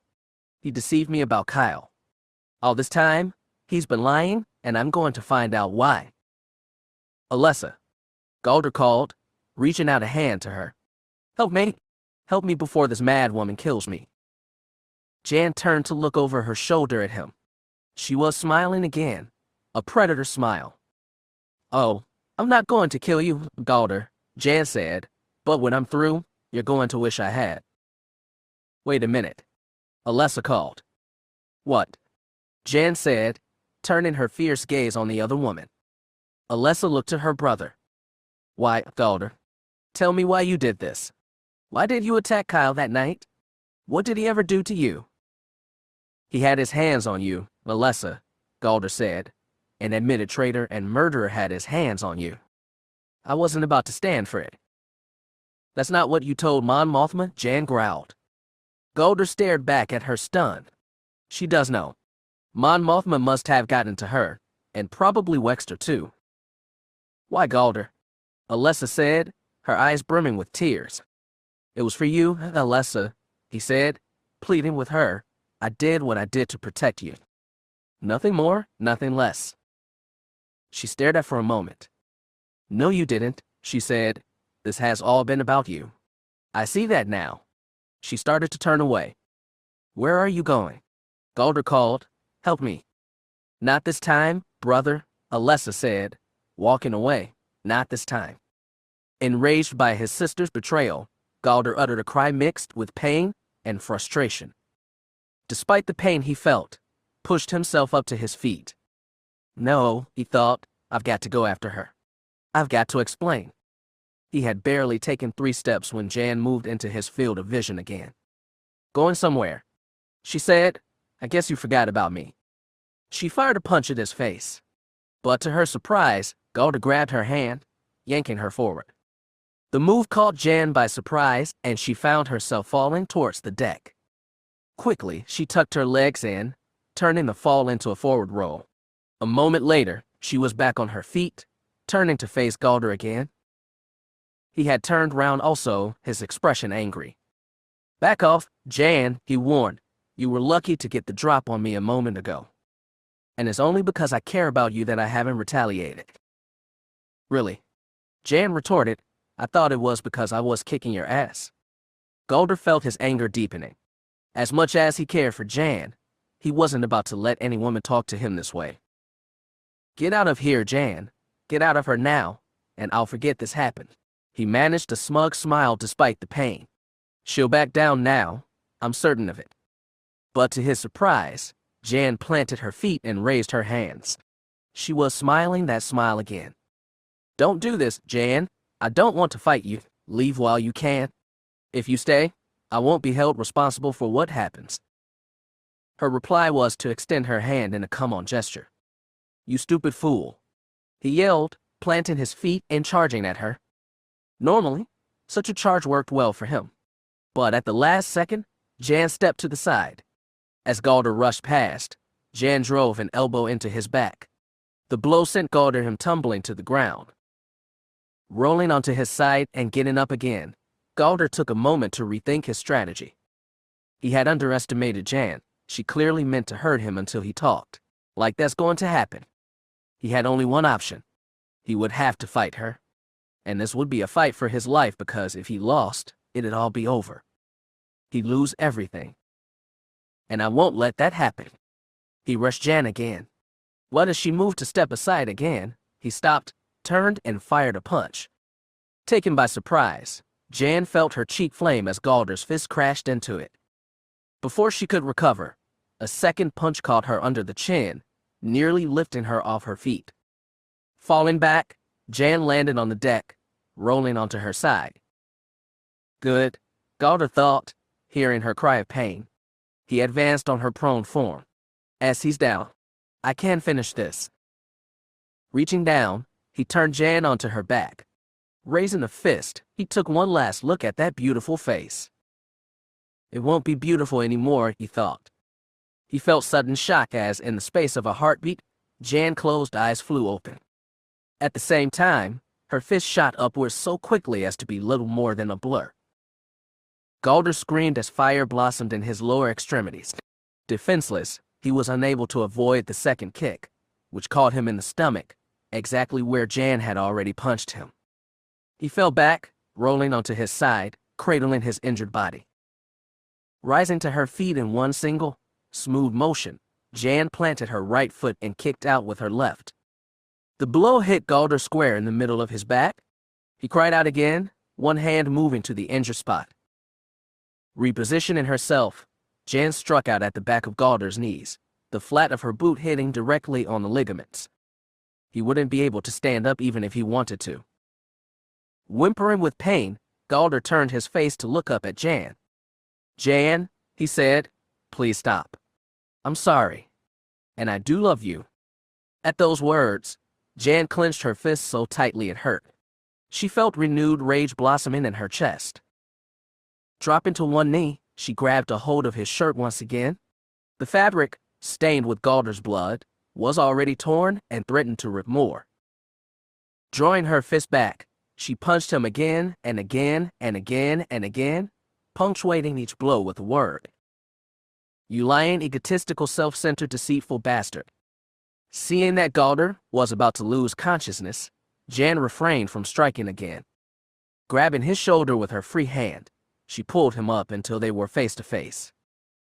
"Just tell me one thing, Galder. Why? Why did you do this?" Beaten, broken, and bloody, Galder fought through a forest of pain to concentrate enough to answer her. "Because," he said, fighting to draw breath, "because I wanted you back." Jan's eyes went wide as she stared at him. She was thunderstruck. Looking into his one unblackened eye, it seemed to Jan that Galder was finally, at last, telling her the truth. "It's the truth, Jan, I swear." He saw the surprise leave her and the rage return. "You should have stayed on Alderaan," she said contemptuously, and with a final punch, knocked him out. Chapter 49. Crisis. Alessa Thonks was normally a woman in control.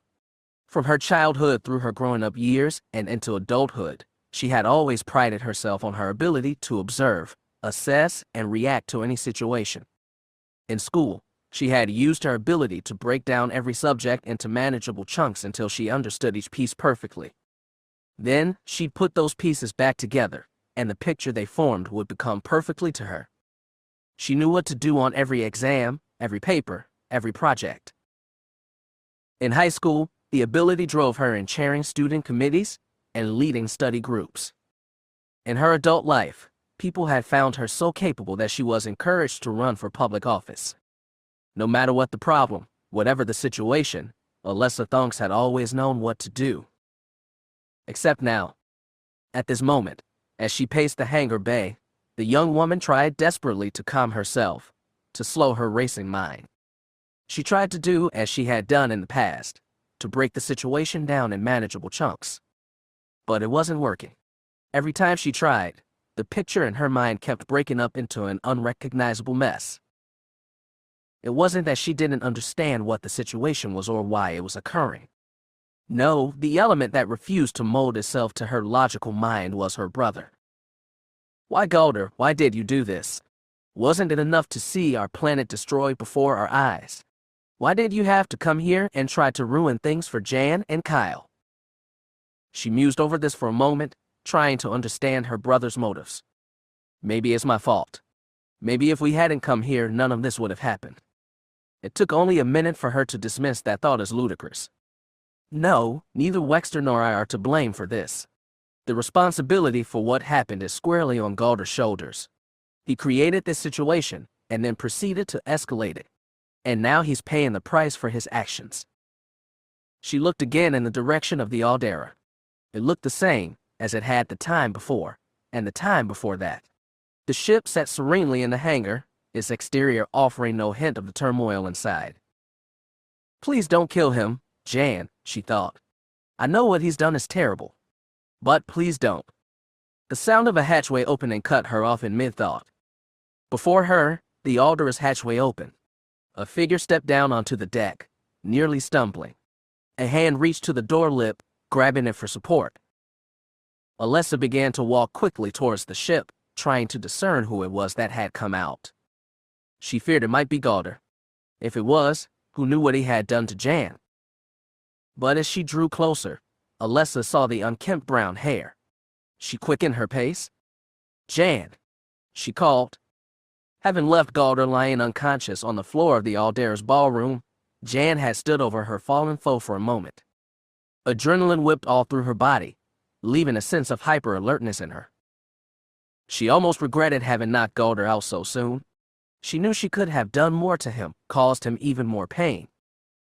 But as she looked down on him now, unconscious and helpless, she was loath to ever touch him again. With a disgusted look on her face, she said, "You're not worth the effort it would take." With that, she turned around and stepped from the ballroom. Approaching the hatchway, she keyed it open and stepped down the deck.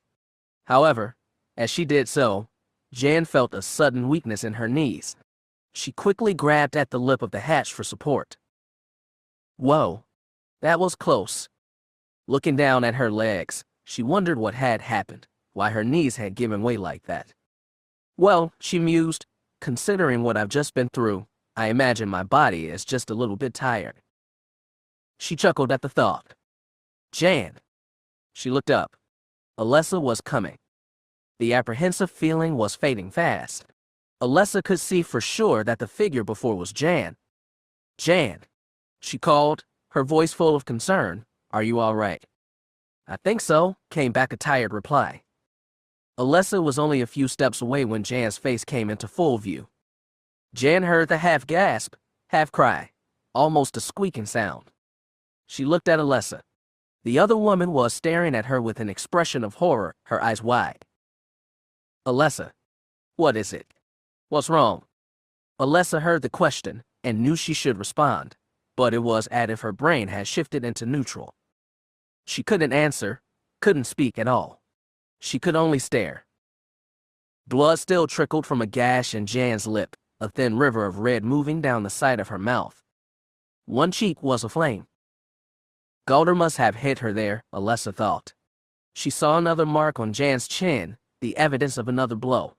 Her friend's hair was askew, even more so than at other times.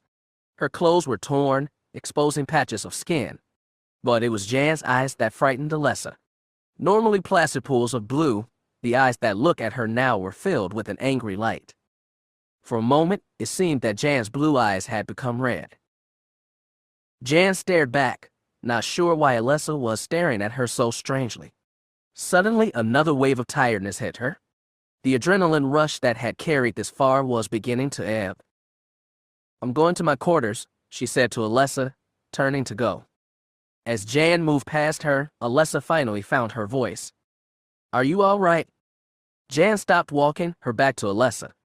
To the other woman's surprise, Jan let out a bark of laughter. "All right," she echoed. "Alessa, after what I've done, I don't deserve to be all right." With that, Jan resumed walking, heading for the hangar bay entrance. Alessa watched her go then, reluctantly, she turned to face the open hatchway of the Aldera. She knew she had to go inside. She had to check on Galder. But part of her, a very large part, did not want to. She didn't want to see the evidence of battle that had taken place inside the Aldera, or what Jan had done to Galder. But I have to, she thought, and with a deep breath, stepped inside the ship. As the door to her room opened, Jan leaned heavily against the jamb. She felt exhausted, every step leading here seeming to take more and more effort. "Okay, Ors, suck it up." Taking a deep breath, Jan exhaled, pushing herself off the jamb as she did so. The movement brought with it sudden dizziness and, for a moment, she feared she might fall. "All right, relax. Remember what you were taught if this happens." Closing her eyes, Jan concentrated on her breathing while she raised her arms until they were parallel to the floor. It took nearly a minute before the dizziness faded.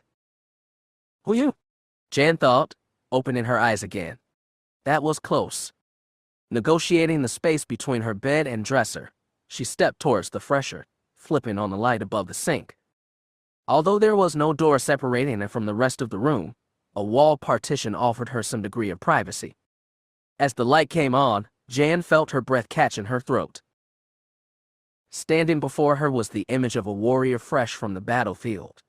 Clothes torn, spattered with blood, hair matted, dried blood coat in the mouth, and a bruise on the cheek, all evidence of the battle. Who the? Jan realized she was staring at her reflection. Look at me, she thought. I'm a mess. On the heels of that thought came, this is what Galder did to me. Seeing herself like this brought the enormity of what had happened in the last several hours crashing down on her. It was nearly overwhelming. Jan swayed on her feet, feeling suddenly lightheaded. She grabbed at the wall to keep herself from falling. Okay, all right. Steady. Get a hold of yourself, or... It took several minutes, but she was finally able to calm down and steady herself. As she continued to stare at herself, Jen understood why all the personnel she had passed in the corridor had been staring at her. I would have been staring too, she thought, seeing someone looking like this. Deciding that the first order of business was to clean herself up, Jan moved to strip off her blood-stained and torn clothing. The movements brought with them twinges of pain, making her wince. Each new pain reminded her of what Galder had done to her, and it could have been much worse had she not defeated him. As she started to pull the shirt over her head, it brushed against her chin where Galder had hit her. She cried out, closing her eyes against the pain. Anger accompanied the pain. Eyes still closed, Jan could feel her teeth grinding together, her facial expression mirroring the anger she felt as she thought of Galder and what he had done to her. Bastard. I should have just killed him. Like what you did to me. Jan's eyes flew open. She sucked in a breath, her skin cold. That voice. I know that voice. It was then that she looked in the mirror again. Jan's eyes went wide with surprise as she saw Kyle standing behind her. He looked back at her, his expression much the same as had been the last time she had seen him, part anger, part disappointment. Kyle. He didn't answer, only continued to stare at her. No, this is impossible. Kyle's on the planet Ergo. He can't be here, can he? Jan shut her eyes for a moment, anything to block out the accusation in Kyle's eyes. When she opened them, she could see herself in the mirror, but Kyle was gone. He's gone. He's not here. He couldn't have been here. But that left her with the question of what had just happened. Jan was certain that she had seen Kyle's face a moment ago, but how? Could it have been a hallucination? A dream? Jan shook her head, dismissing both ideas as impossible. She wasn't asleep, and as far as hallucinating. I don't hallucinate, she told herself. But that left the question of what had happened still unanswered. Later, she decided, I'll think about it later. Right now I just want to get clean. But even as she moved as quickly as she could to remove the rest of her clothes, Jan couldn't help but think about it. A small distraction came as she gathered her clothes into a pile. What is that smell? She took a sniff. There was something, a scent that was not her own. It's not blood, so what? It was then she recognized. The scent was Galder's. He touched me when I was wearing these and when I fought him. Wrinkling her nose, Jan gathered the clothes into a ball and hurled it away from her, not caring where they landed. She only wanted them away from her. I can't ever wear them again, she concluded. Turning from the mirror, Jan moved to the shower. Soap, lather, rinse, repeat. Soap, lather, rinse, repeat. What am I doing? Soap, lather, rinse, repeat. This isn't going to solve anything. Soap, lather, rinse, repeat. Come on, Ors, get yourself together. She stood in the shower, letting the water pour down onto her. One of the few luxuries she had working for Mon Mothma was a shower with real water. The majority of the New Hope's crew had to use sonic showers. Having set it to the hottest temperature she could stand, Jan scrubbed at her skin, trying to make it all go away, the memory of Galder's touch, the memory of what she had done. As she went for the soap again, it slipped out of her hand, landing on the floor of the shower. She was about to reach for it when she noticed her hand, her right hand. She slowly curled it into a fist. This is the hand that did it. This is the hand that hurt Kyle. A wave of emotion hit Jan. Unbidden tears came to her eyes. She remembered his face the last time she had seen him. I don't know what's happened between us that you do this to me, Jan, but know this. I don't like Golder, and after today, I'm not going to. And as long as you want to be with him, I don't want to see you, I don't want to speak with you. She remembered how he had turned away, not looking at her.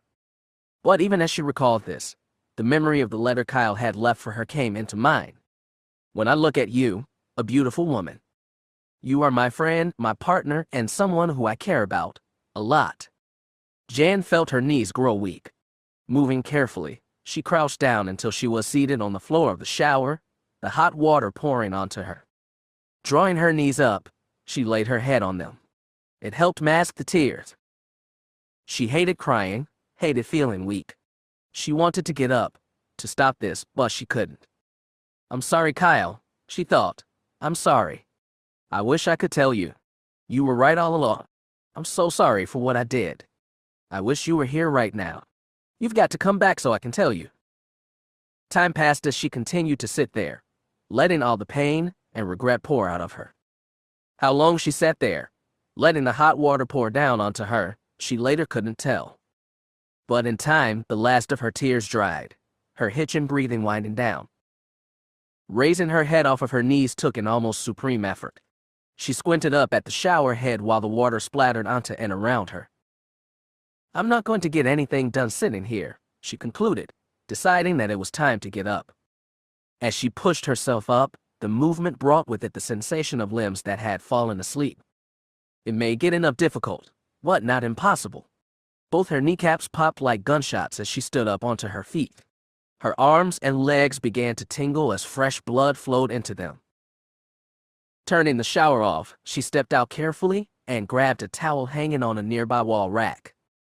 As she began to dry herself, Jan caught sight of her reflection in the mirror again.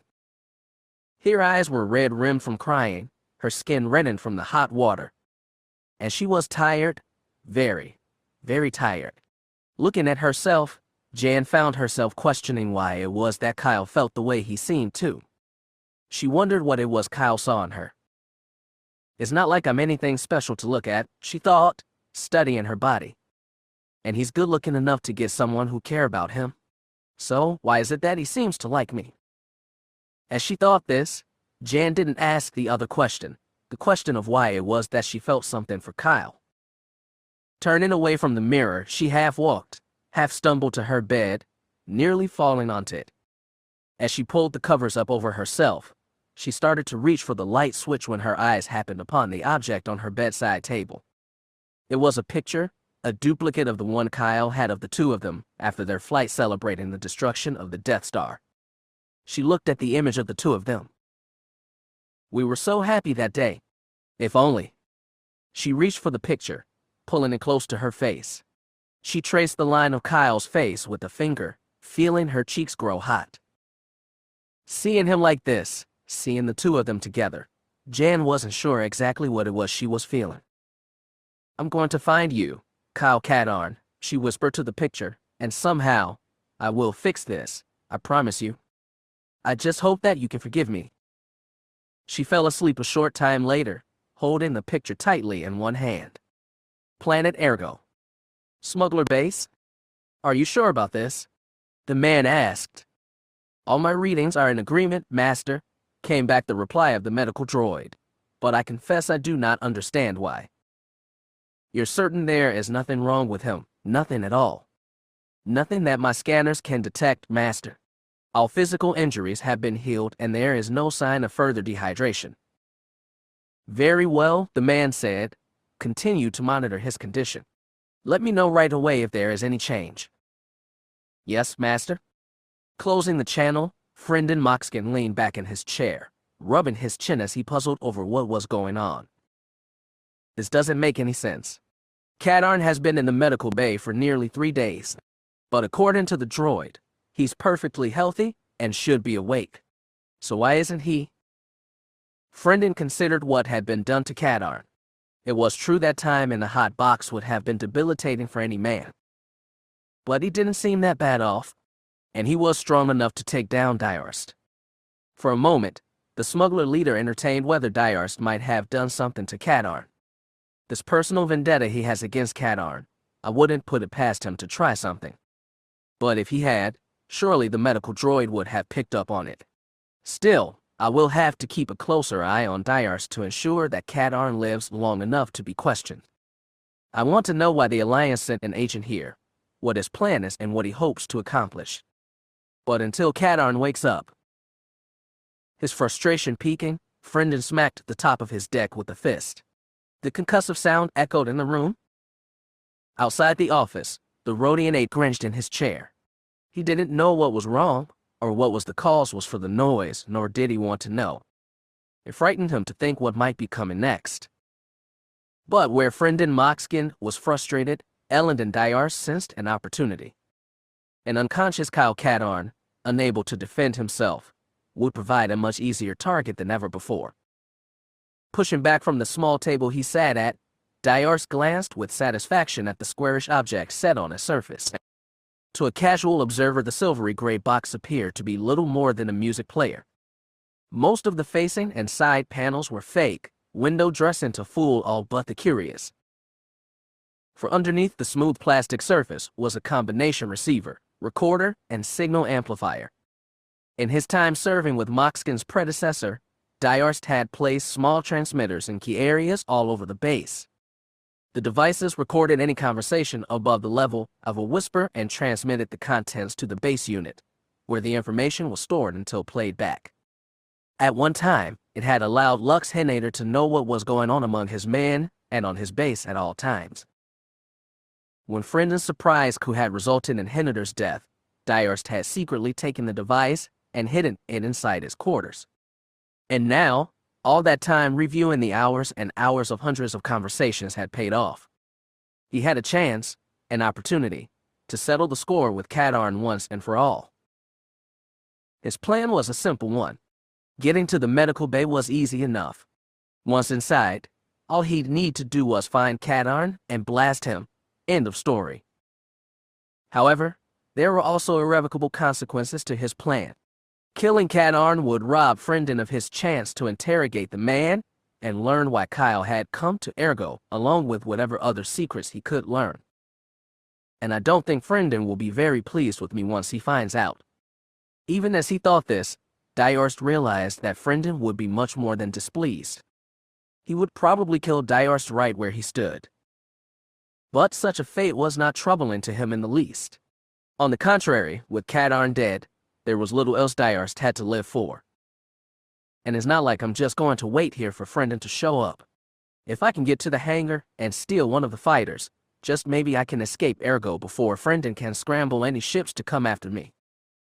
But the odds against his safely escaping the base, much less the planning, were low. More than likely, he'd be captured before escaping or be shot down. But as Diars considered this, he realized he didn't care what happened next. All that mattered to him was eliminating Kadarn.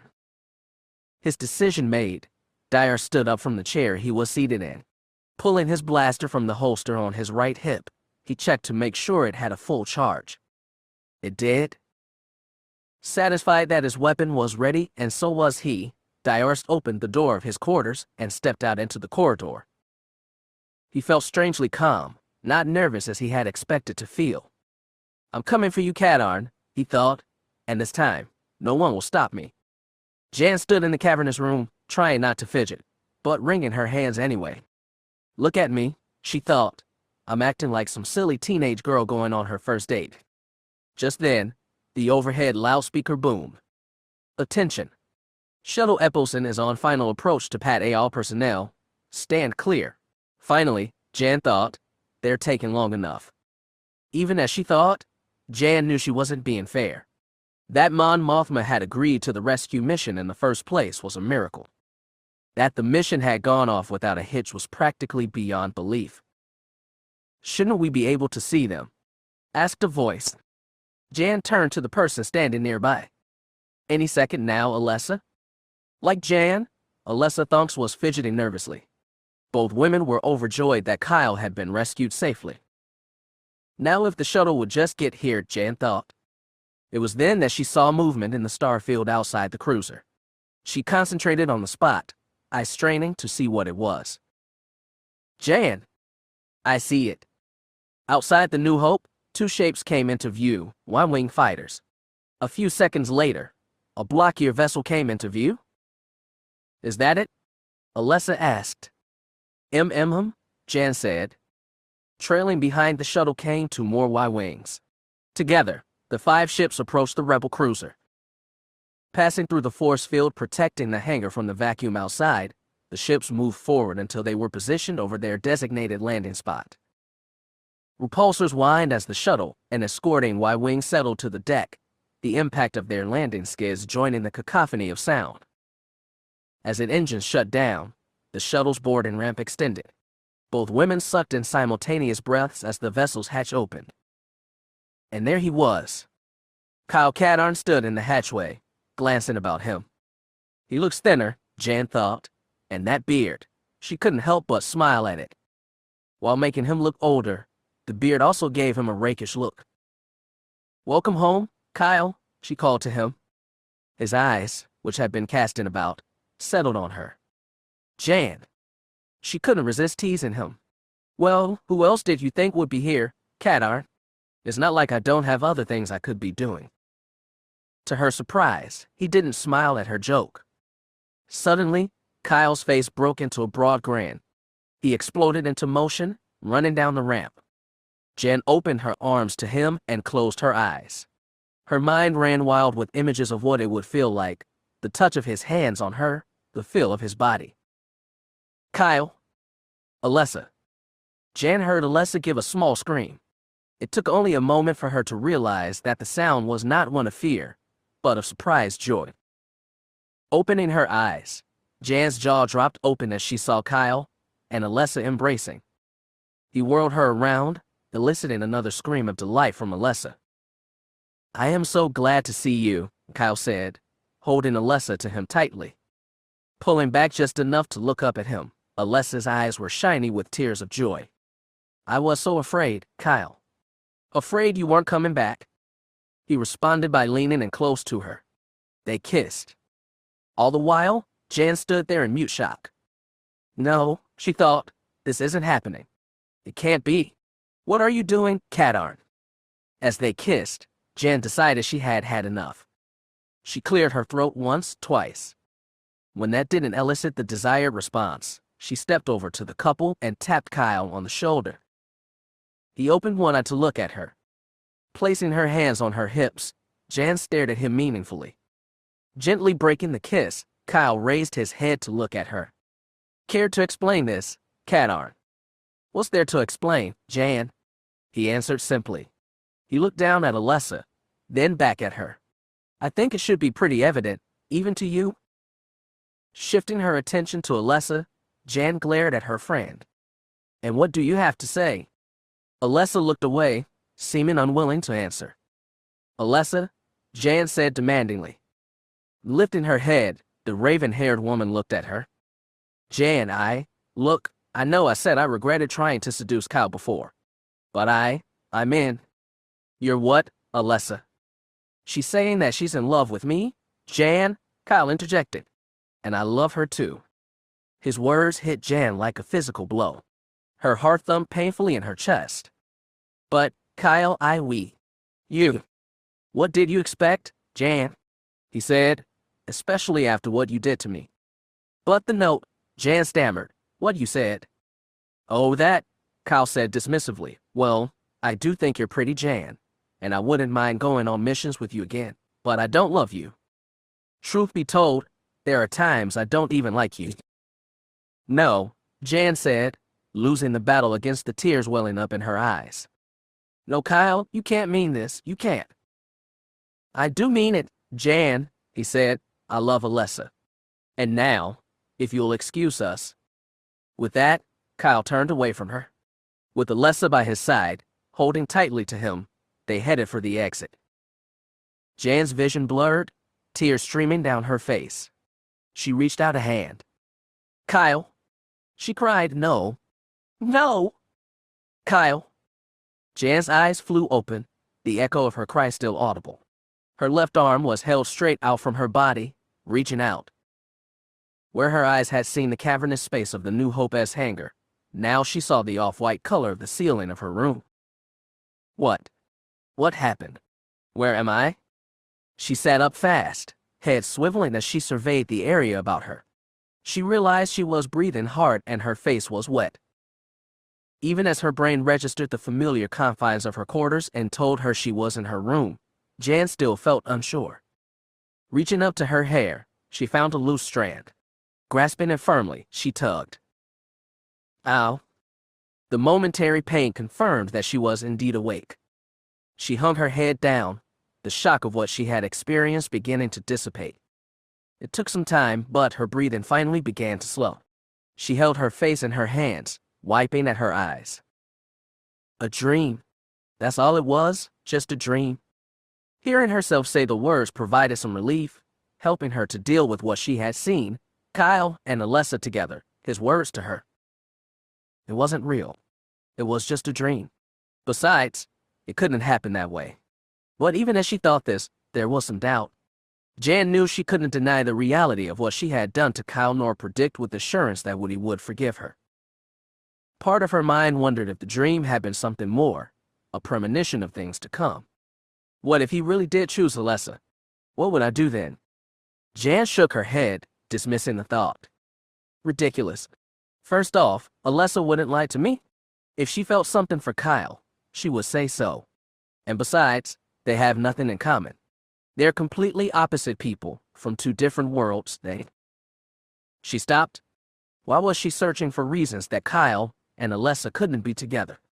It was just a dream, she told to herself, no more. And I'm not going to sit here thinking about it anymore. She decided that she would focus on the facts. And the facts concerning Kyle were that he was on Ergo, probably captured, and needed to be retrieved from there. He could also be dead. That thought brought with it a flood of emotion. The thought of Kyle being dead, never seeing him again, not knowing if he would forgive her, was nearly overwhelming. Her eyes began to sting, her cheeks growing hot. No! I can't do this. I don't have the time. I need to do something. But what? At that last, Jan's head came up. She turned to look at herself in the mirror. The face gazing back was tear-streaked, eyes red-rimmed and cheeks flushed. You know what you have to do? Yes, I do. Hearing herself saying those words, Jan felt her sense of control begin to reassert itself. Well, sitting here isn't getting anything done. Casting the bedclothes aside, Jan stood up and moved into the fresher. Turning the shower on, she got the water at a comfortable temperature. Grabbing the soap, she moved with efficient steps, soaping her body and face, and then rinsing. 5 minutes later, she stepped out of the shower, running a towel over her hair. Moving back into the bedroom, she saw her reflection again. Her face was still a bit drawn-looking, but her eyes were bright and clear, and she felt, if not better, ready to get moving. From the dresser sitting below the mirror, she pulled out a pair of dark khaki pants. Over this went a dark red shirt. Piling her hair atop her head, she tried clipping it in place, but as usual, strands began to escape almost immediately. Sighing in frustration, Jan tried a different tactic. After several more attempts, she pulled her hands away. Her hair finally seemed to be staying in place. Most of it was piled atop her head, with one section cascading down to just below her neck. 2 more pieces moved down the sides of her face, stopping just above her chest. All right then, she thought, now stay. She was about to turn for the door when she decided to add one last item to her ensemble. Reaching into the dresser again, she pulled out a dark green vest. It wasn't exactly the height of fashion, but Jan decided the multiple pockets on its surface might prove useful. She gazed into the mirror one final time. Time to go to work, she said to the reflection. Then, turning on her heel, she walked to the door, which slid open at her approach. She briefly considered going to Mon Mothma, but decided that would be a waste of time. Then it came to her. She headed for the hangar bay. Chapter 50. Decision. A simple affair comprised of 2 slightly oversized rooms and a third space that served as a kind of reception area. The medical bay was a study in cramped functionality. From a human perspective, the space was almost claustrophobic, but for the medical droid, the limited space was logical. From the droid's perspective, it promoted efficiency while reducing waste.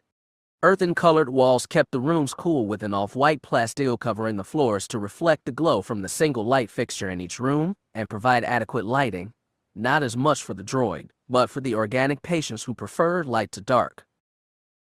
On most days, the duties of the droid were light, aside from providing hydration to and dressing burns of those who spent too much time outside.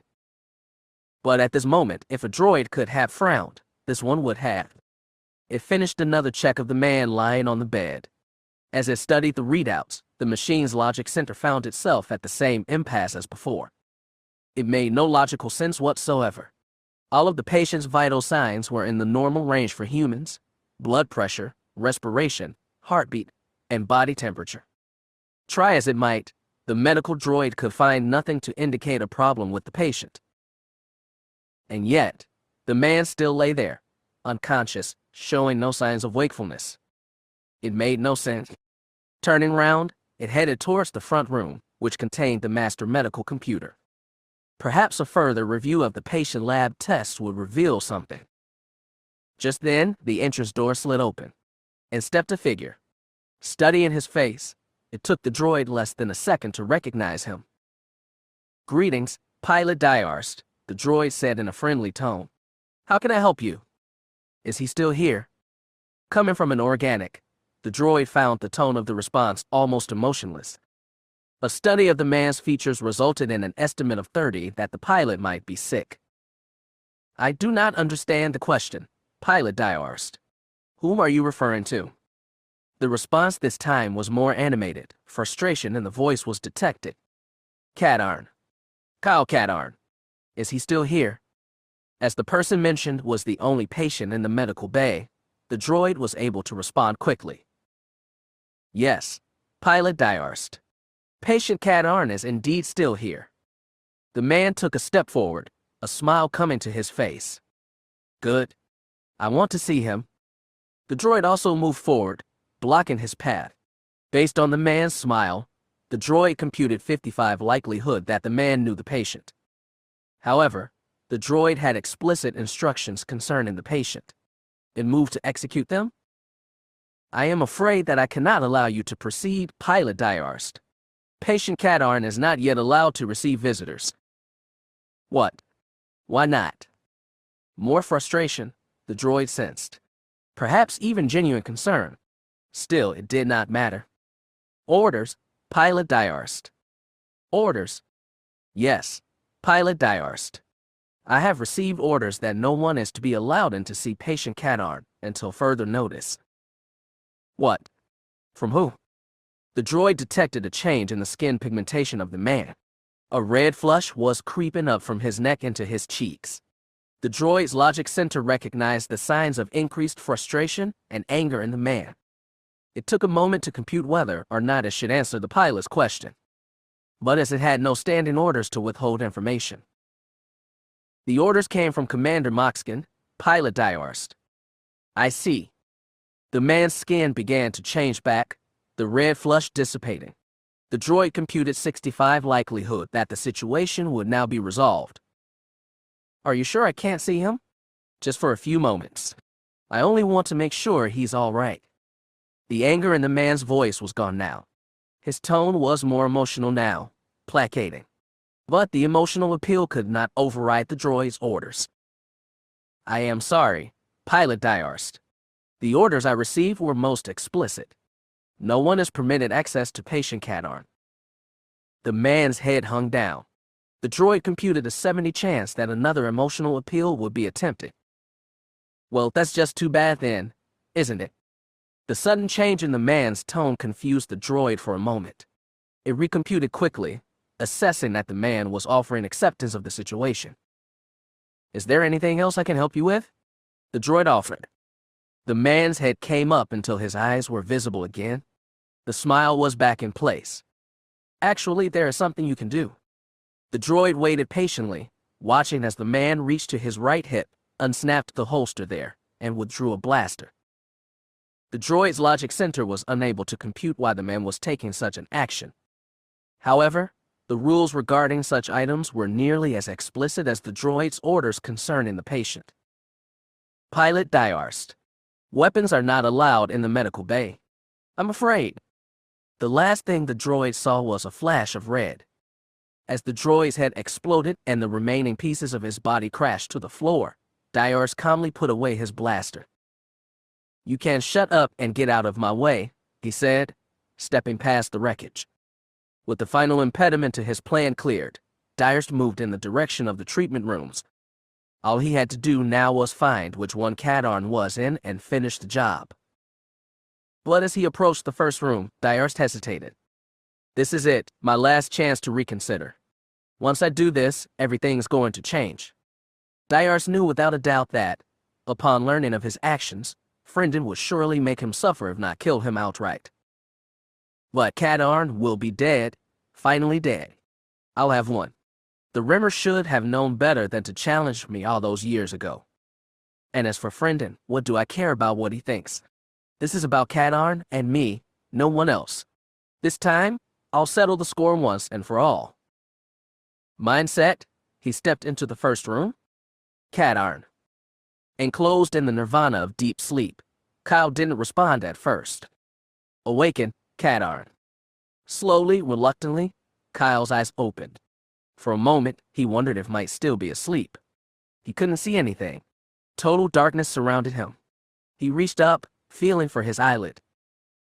There it is, he thought. Moving carefully, Kyle traced the line of his eyelashes.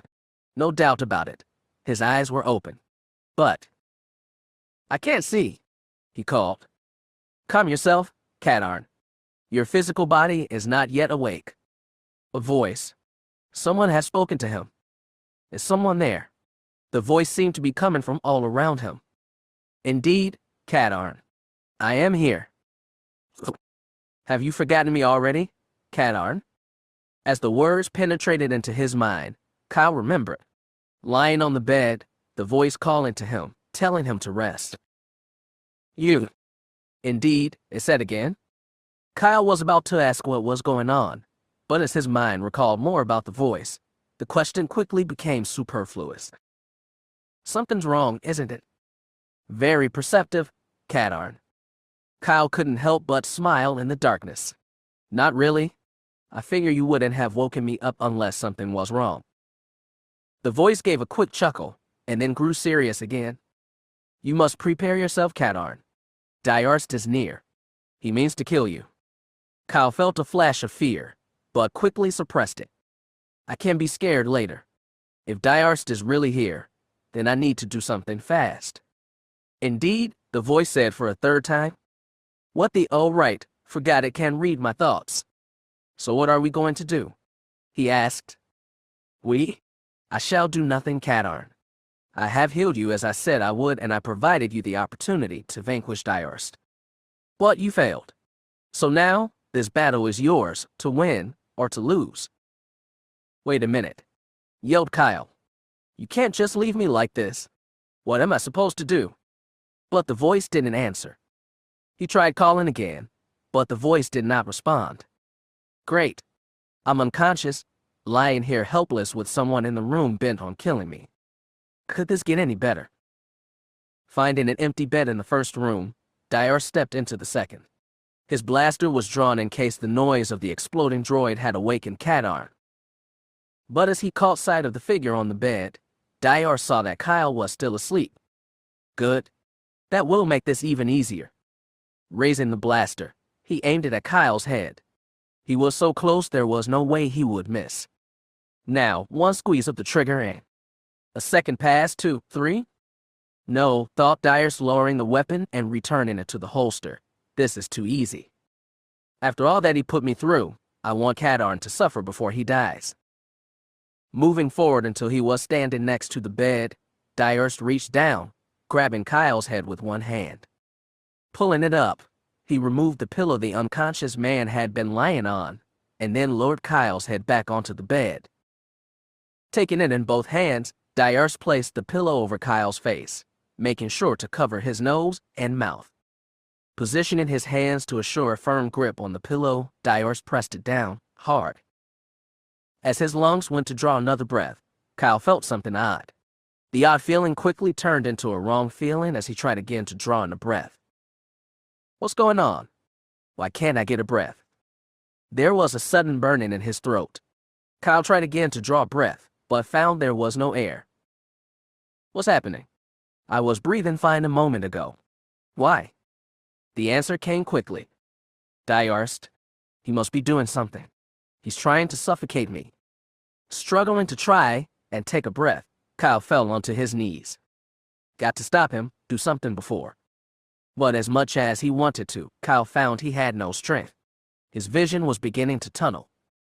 Cadarn. The voice was back. Oh, great timing. Kyle thought. I thought you decided to leave. You decided to come back just in time to see me die. Silence, fool. I have no time for your frivolous thoughts and futile attempts at humor. Fine, Kyle thought. Whatever. Listen to me, Cadarn. I can save you. I will help you defeat Diarst. But only if you agree to do exactly as I say. If you will not, then I will leave you here to die. Something inside him wondered why the voice was now offering when it had so callously left him moments ago. It was suspicious behavior and, at any other time, he would have questioned it further. But right now was not the time.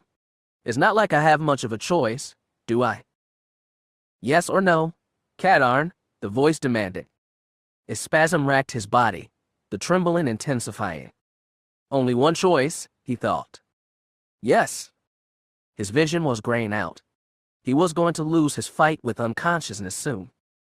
Good, the voice said, sounding pleased. Now listen to my voice, Cadarn. Concentrate on the air remaining in your lungs. Nearly unconscious, Kyle fought to obey the voice. Good. There is enough here to sustain you for a short time. Now, do exactly as I say. Diarst is leaning over you. His blaster is close to your right hand. I want you to grab it. How? I can barely breathe, much less. Do as I say?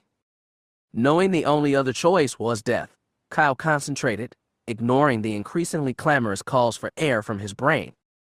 Again and again, he told his right hand to move, to reach out and take the blaster.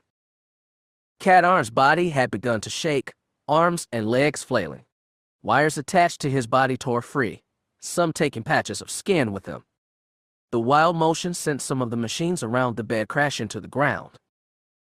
But Diarst cared nothing about any of this. He was focused on one thing only, killing Kyle Cadarn. Yes, he said aloud, how does it feel, Cadarn? How does it feel to know I'm doing this to you? That I'm going to kill you? He felt one of Cadarn's hands grab at his hip. It slid off, then grabbed again. Deciding that it was just more random motion, Diarst ignored the flailing limit. He pressed down even harder, leaning all his body weight forward. I have it. Well done, Cadarn. Now, find the trigger and fire. Kyle struggled to obey. He was almost out, the world fading away. Cadarn's body was moving slower. The flailing had slowed. Diarst smiled evilly. Almost there, he thought. Just a few more seconds. There was a flash from somewhere beneath him. A second later, fire erupted in his right leg. I did it. Good, Cadarn. Now use your other hand and remove the obstruction. Despite the pain, Kyle felt a ray of hope. He concentrated again, focusing everything he had left into moving his left hand. Diarst screamed aloud, clutching at his leg. A ragged hole had been cut in the flesh, going all the way through. Looking down, he saw his blaster in Cadarn's hand, the barrel smoking. How did he? Staggering back from the bed, Diarst lost his balance and fell to the floor, the impact bringing with it more pain. Feeling something soft against his left palm, Kyle grasped it, pulling the object up and away. A river of air rushed in through his mouth and nose as he reflexively took a deep breath. His throat still burned, making him cough. But as he exhaled the first breath and took another, Kyle decided the sensation of air flowing into him was worth the discomfort he felt. The time has come, Cadarn, the voice commanded. Awaken now. There is much work to do. Not exactly sure why he was doing it, Kyle closed his eyes. When he opened them a second later, an unfamiliar feeling greeted him. He felt something brush his face. Looking to his left, he saw the pillow held aloft by his left hand. Casting it aside, Kyle sat up in the bed. His joints popped and creaked from having been motionless for so long. But even those small pains were bearable, especially in light of knowing that was truly awake and alive. Another sound reached his ears, a cry of pain, a moan. Someone else in the room, someone hurt. Recalling the events of a few seconds ago, Kyle cast about, looking for the source of his recent torment. Another cry of pain led him to look over the edge of the bed. There lay Elendon Dietz, his face screwed up in an expression. He was holding onto his right leg where an ugly, ragged wound had been burned through the flesh. Blood coated the area around the wound and had already begun to flow down the man's pant leg. Kyle saw the scattered wreckage of the machines that had been around his bed. Most had fallen to the floor, some with their faces smashed. Feeling warm metal in his right hand, Kyle looked down to see the blaster he had taken. So this wasn't all some kind of crazy dream, he thought. It really happened. Do you still doubt? Cadarn. It was the voice, the same voice. Can you hear me? He said experimentally. You need not speak aloud, Cadarn, it said mockingly. I can hear your every thought. I guess I should thank you. I do not wish your gratitude, Cadarn, only your obedience. Now rise. There's work to be done. But what about him? Dietz is crippled. You have his weapon. What threat does he pose? Now get up. Since getting out of the bed would move him away from Dietz, Kyle slid his legs out from underneath the thin sheet. Moving slowly, he lowered himself over the edge of the bed. The ground felt cold to his feet, and his legs, having been motionless for the intervening time, nearly buckled as he put weight onto them. He quickly pulled himself back onto the bed. Okay, he thought, need to go slow here. Let my body get used to moving again. We have no time for this, Cadarn. Look, I appreciate what you've done. But if I tried to move before I'm ready, I could injure myself. The voice said nothing in response. Kyle looked over his shoulder to check on Dietz. To his surprise, the man was trying to get up despite his wound, but was finding it difficult. The voice is right, Kyle admitted. I need to get out of here, but until my legs are ready. Kyle felt sudden warmth touch his thighs. Oh, please don't let that be what I think it is, Kyle thought, looking down at himself. Fortunately, the cause of the warmth was not what Kyle had thought it was, although he did discover that he was completely naked. Well, isn't this magical? Not only can't I walk, but even if I could, I'd be wandering around here nude. Not exactly inconspicuous. The warm feeling was spreading, moving down to his knees, then to his calves, his ankles, his feet. Now, Cadarn, stand. I already told you. Do as I say. Stand. Fine, Kyle thought, but if I fall. Lowering himself again, Kyle felt his feet touch the floor, but it didn't feel cold anymore. As he lowered himself further, putting his weight onto his feet and legs, they responded, supporting him.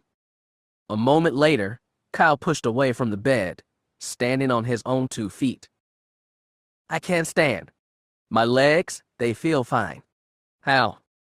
Such is the power I possess, Cadarn, and such is the power I offer you. But to gain it, you must do as I say. Now, there are clothes in the locker on the wall to your left. But first, there is a more immediate threat to be dealt with. Seeing sudden movement out of the corner of his eye, Kyle turned just in time to see Dietz lunge at him. Somehow, the wounded man had pulled himself up onto his good leg and now tried to attack. Kyle threw himself back, out of the man's reach. His right hand came up, still holding the blaster. Hold it, Dietz. The wounded man glared at him, murder in his eyes. The lunge had caused him to fall across the bed. Sliding back, Dietz regained his footing. How? How did Cadarn do this? I had him, he was mine. I finally had my revenge, and now. Looking at his enemy brought a fresh wave of rage with it. Using the bed for support, Dietz began to move himself forward, dragging his wounded and useless leg behind him, Every movement was painful, but he didn't care. All Elendon Diarst wanted at this moment was to finish the job he had started.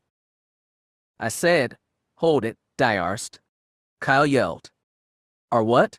Kadarn, you'll kill me?" To Kyle's surprise, Diarst actually laughed, a dry, hollow sound. "He's crazy?" "Perhaps he is, Kadarn. The question is, what will you do?" Kyle aimed the blaster. "Come one step closer, and I'll shoot." "You don't have the guts, Kadarn. You didn't back at the academy, and you don't now. You're too weak." Diarst continued to advance as Kyle backed up, but the room was only so big. He was going to run out of space soon. "Finish this, Kadarn." Kyle knew he could do it. All he had to do was pull the trigger. At this range, the shot would be a fatal one. But for some reason, something inexplicable, he didn't want to. "But why Kadarn? You have killed before, more than once." "That's true," Kyle thought. "I have killed. But those I killed were the enemy. And is this one not your enemy?" "Yes, but..." "This is no time to be hesitant, Kadarn, no time to show mercy. Diarst will kill you if you do not kill him." As if confirming what the voice had just said, Diarst advanced another step. Kyle backed up another. "What's wrong, Kadarn? Are you afraid?" "Scared? I bet you are. But that's no surprise. Rumors like you are all cowards. I'll bet your father was just like you are now, a scared coward." At the mention of his father, something happened inside Kyle Kadarn. A change. A change so irrevocable and permanent it would affect him for the remainder of his life. A last wall of resistance crumbled inside him, and behind it was something that Kyle would find useful, but also fear. "Yes, Kadarn," the voice said. "Yes, you can feel it now, can't you?" Kyle wasn't sure what the voice meant. All he knew was that he was angrier than he had ever been. At the same time, he felt pain, overwhelming grief at the thought of his father, killed by the Empire, never seeing him again. His face grew hot and his eyes began to sting. Taking the blaster in both hands now, he aimed it at Diarst. "Now is the moment, Kadarn. Strike." Seeing the tears, Diarst smiled evilly at Kyle. "Oh, did I hurt your feelings, Kadarn? Did your poor precious daddy mean that much to you?" "Shut up. Don't you dare talk about my father." Kyle pulled the trigger.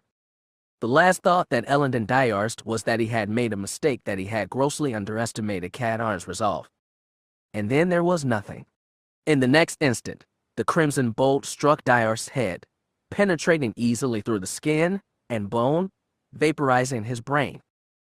Kyle saw it all, the tears still coming even as Diarst's lifeless body fell forward, striking the floor with a sickening sound. It was then the voice spoke again. It spoke softly, almost gently. "Well done, Kadarn. Well done. You have taken the first step. Now, get the clothes and let us leave this place." Staring down at the body, Kyle thought it strange that he felt neither horror nor guilt. It seemed to him that taking Elendon Diarst's life in this way should be almost traumatizing. But he didn't feel that either. "Then what is it you feel?" "I feel," Kyle mused. "I feel." "Yes, Kadarn." The answer came to him. "I feel nothing. No pain, no remorse. I did what needed to be done." The voice's tone changed again. It sounded almost happy. "Yes, Kadarn. Your feelings are correct. Diarst was nothing, a mere obstacle. Such men as he are worth little. It is good that you feel nothing. You have started down the path." "Path? What path?" "The path of power, Kadarn. The path that will enable to do great things, to defeat all whom would oppose you, to achieve all that have you ever desired." The words rang true in Kyle's mind, but still he was suspicious. "What's in it for you?" "I have sought someone to teach for many years, Kadarn. For now, I desire nothing from you except your obedience. Someday, however, when we meet, I will ask something of you. And then you will have to choose. But we waste words speaking of things that have not come to pass. We must move quickly to ensure your escape from this place." "Escape? You can't be serious. I'm outnumbered 20 to 1, if not more. You doubt my power. No. But this is. Silence, fool. Are you so blind to the power you already have? Power? What power? It was the power I have given you already, Kadarn, the power that enabled you to kill Diarst. And now that you have opened yourself to it, there is so much more. Power beyond anything you have imagined. Power enough to allow me to escape from here. If, the voice cautioned, if you will do as I say. Faced with even the slimmest chance of escape from Ergo, Kyle knew he would choose to try. But still he felt uneasy. As much as he wanted to believe in the voice, in his promises of power, something inside kept saying that voice was telling him half-truths if not outright lies. I'll need to be careful. What was that, Kadarn? I said that I'll need to be careful if I want to get out of here. When the voice said nothing further, Kyle breathed a sigh of relief. He would need to remember to guard his thoughts as well. Turning to the locker the voice had indicated, he found it open. Inside were his clothes. He quickly put them on. Being in the same room with Diarst's body was becoming more and more uncomfortable. Unfortunately, all of his weapons were missing from the clothes. They're probably locked up somewhere else. I'll need to find them or some kind of weapon if I'm going to have a chance of escaping this place. You still do not understand, Kadarn, the voice said, sounding disappointed. What? You have the power to escape here now, as you are, if you will only accept it. Without weapons. You've got to be kidding me. Fool. Your weapons are nothing compared to the power I am offering you. But if you feel you must shield yourself behind them, then do so. For now. Just then, the sound of the outside door opened and reached Kyle's ears. Hey, droid, called a voice. What's with all the noise down here? There was a pause. Droid. Get out here. Okay, Kyle thought. Here's target 1. Only the first of many, Kadarn. Even as he moved to exit the exam room, Kyle felt a chill run through him at the coldness in the voice's tone. Later. Focus now, worry later. He stepped out into the reception area. You can't be serious, Wexter said. It's too dangerous. Alessa agreed. Look, Jan said patiently, I appreciate your concern, but I am going to do this. Wexter and Alessa sat in the 2 chairs that were the only furniture in the Aldera-esque cockpit. Jan leaned against the far bulkhead, head down, eyes studying the floor. Although she didn't ask, Alessa told her that Galder was asleep in his room aboard the ship. Despite the severity of the injuries Jan had inflicted on him, he had refused medical treatment, electing instead to treat himself with the onboard medical kit and rest. Jan had shrugged at this. She couldn't care less what happened to Galder Thonks at this point. You heard my report, Wexter said. You know what Kyle and I faced. There's no way you can get close to the base without being detected. And once those Z-95 come after you, there'll be no way you can get in there to rescue him. It's impossible. I'm still going, Jan said. Have you heard anything Wexter has said? Alessa interjected. There's no way you can make it. They'll kill you, Jan. Maybe so, but I've got to try. Wexter said, throwing his hands up in frustration. All right, fine. I can't see your mind's made up. It's useless to argue with you when you're like this. That's right, Jan said, smirking. But it's still crazy. Jan, I know you care about the guy, but are you sure about this? I owe him Wexter. Jan, Alessa said, sympathy? It's not like you meant to. But I did do it, Alessa, Jan said emphatically. I treated a friend like dirt. And I hurt him. Have you thought that he might already be dead? Alessa glared at Wexter, her eyes like daggers. He shrugged at her. Someone had to ask. Alessa looked at Jan. She could see the question had hit her, but Jan's expression quickly composed itself. I've considered it.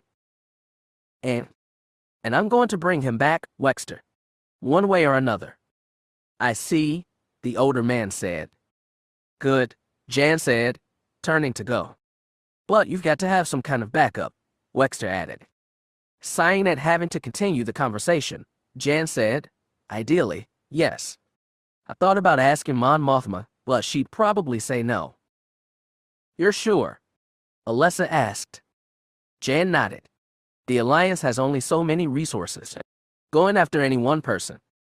Her voice trailed off as an image of Kyle's body, lying lifeless, came to her mind. Wexter and Alessa exchanged glances. Taking a deep breath, Jan continued. Going after just one person is just not feasible. Then I don't see how you can do this and expect to survive. Jan, you'll either be shot down or captured as soon as you land. I understand that. Jan, Alessa entreated. Are you sure you couldn't ask Mon Mothma to help? It'd be a waste of time. Are you sure? Wexter pressed. Totally sure. Maybe she'd say yes. Jan rolled her eyes. This was getting her nowhere. Look, she said, I'll consider it. Okay. Please do, Jan. Alessa said. It'd make me feel a lot better if you did, Wexter offered. I'll let you know, Jan said, turning away and leaving the cockpit. As soon as she was gone, Alessa turned to Wexter. Is she going to be all right? I don't know, Alessa, he said, turning his chair to look out into the hangar bay. I've never seen her like this before. She's angry and hurt, which is understandable given what Galder did to her. But I've never seen her so consumed on something like going after Kyle. It's like she's obsessed. No, Alessa said, looking thoughtful for a moment, not obsessed. Then what would you call it? Wexter asked. I think she cares about Kyle. I think she cares about him a lot, more than she's willing to admit. You mean? Maybe, Alessa replied. Just then, Wexter's eye caught the movement of a ship in the hangar bay. But as such movement was common, he ignored it until he saw which of the ships it was. Alessa. She turned in her chair to face him. He was staring wide-eyed out the cockpit. Look, he said, pointing. She did, seeing what he saw. She isn't. She is, Wexter said, the surprised look fading, replaced by a knowing smile. I should have known. Girl is just too stubborn. Cockpit of the Moldy Crow. Jan's eyes roved over the system displays in the cockpit. Repulsors online, engines warming up. It seemed that everything was ready. She spared a glance out the transparent still at the shape of the Aldera. I thought about it, Wexter, and I decided that I'm going to get Kyle. Wish me luck. She imagined that hangar control was probably trying to call her, but she turned the radio off. Maneuvering the ship until it was positioned at the edge of the protective force field, she advanced the throttle. The Crow responded, its engines flaring as it passed out into the blackness outside. Once she was clear of the rebel cruiser, Jan fed more power to the engines, sending the Crow streaking away on a trail of blue fire. Wasting no time, she recalled the jump coordinates for Ergo from the computer's memory and loaded them in. As soon as the coordinates were confirmed, she activated the hyperdrive. Stay alive, Cadarn, she thought. Just stay alive. I'm coming. Outside the ship, stars became lines, then disappeared as the Moldy Crow flashed into hyperspace. Chapter 51. Temptation. One of the first things that Kyle noticed was that the other man carried, rather than blaster or rifle, a short sword, which he raised menacingly. What's going on here? He demanded. What happened to the droid? What are you? That was as far as he got before Kyle raised the blaster he carried and shot him. As the man's body crumpled to the floor, Kyle found himself smiling. That was easy. What an idiot, you don't bring a knife to a gunfight. He glanced down at the weapon. What kind of dope even uses such a thing? Those that are overconfident of their abilities, the voice said. Or those that know how, Kyle said aloud, although it's pretty obvious which type this guy was. Kyle heard the voice laugh in his head even as he himself did the same. But the sound was not a pleasant one. Casually stepping over the body, Kyle moved to the door. Keying it open, he leaned out just enough to see into the corridor outside. He found it empty. It seemed that man had come alone. Stepping out of the room, Kyle slumped down the corridor, his back to the wall, being as quiet as he could. Made of the same material as the medical bay, the dark earthen walls and limited lighting made several pockets of shadow. He slumped down the corridor, being as quiet as he could. On an impulse, he had taken the sword from the dead smuggler. It was a bit cumbersome, but would be a lot quieter than a blaster shot. "Excellent," said the voice. "You are learning, Kadarn." The corridor ended in a T-junction. Kyle drew close, holding his breath, listening intently. He didn't hear anything. If only there was some way I could be sure, he thought. "Ah, but there is, Kadarn." "What?" "There's a way. But in order to do this, you must follow my instructions precisely." Kyle didn't care for the voice constantly ordered him about, but it had saved him from being killed by Diarst. And if really could help him escape, then he supposed he could put up with it a while longer. "All right, what do I do?" "Close your eyes." "Close my." "No questions. Do as I say." "Geez, rude much." He closed his eyes. "Good, now I want you to imagine the space around you. Make a picture of it in your mind." Unsure of why he was doing this, Kyle nevertheless complied. In his mind's eye, he began to picture the corridor he stood in. "Good," said the voice. "Now, refine the image. Make it as real as you can." Kyle tried. As he did, he realized he could hear something. It was faint, but there. A sound he recognized. "I can hear my heartbeat." "Good," said the voice. "Listen to it. Let it become part of the image you see." Kyle focused on the sound, its steady rhythm. "Now, reach out." Kyle was unsure of what the voice wanted him to do when suddenly he moved forward. Gasping in surprise, Kyle fought to retain his balance. "No!" "Do not fight it." "But." "Obey me." The command was said so loudly it stunned Kyle into temporary immobility. He continued to move forward, around the right corner. Then, just as quickly as it had begun, the motion stooped. Kyle raised a hand to touch the nearby wall. But while he felt the limb move, he couldn't see the hand. "What the?" The voice laughed at him. "You have not physically moved, Kadarn. You have reached out with your mind. Then this is the power you spoke of. A portion of it, Kadarn. Only a portion." Now that he understood what was going on, Kyle felt excited. This was unlike anything he had ever felt or experienced before. "This is incredible. But how do I control it? Do you still hear your heartbeat, Kadarn?" Kyle took a moment to listen. "Yes." "Then, reach out again. But this time, use all your senses. Listen, look, feel."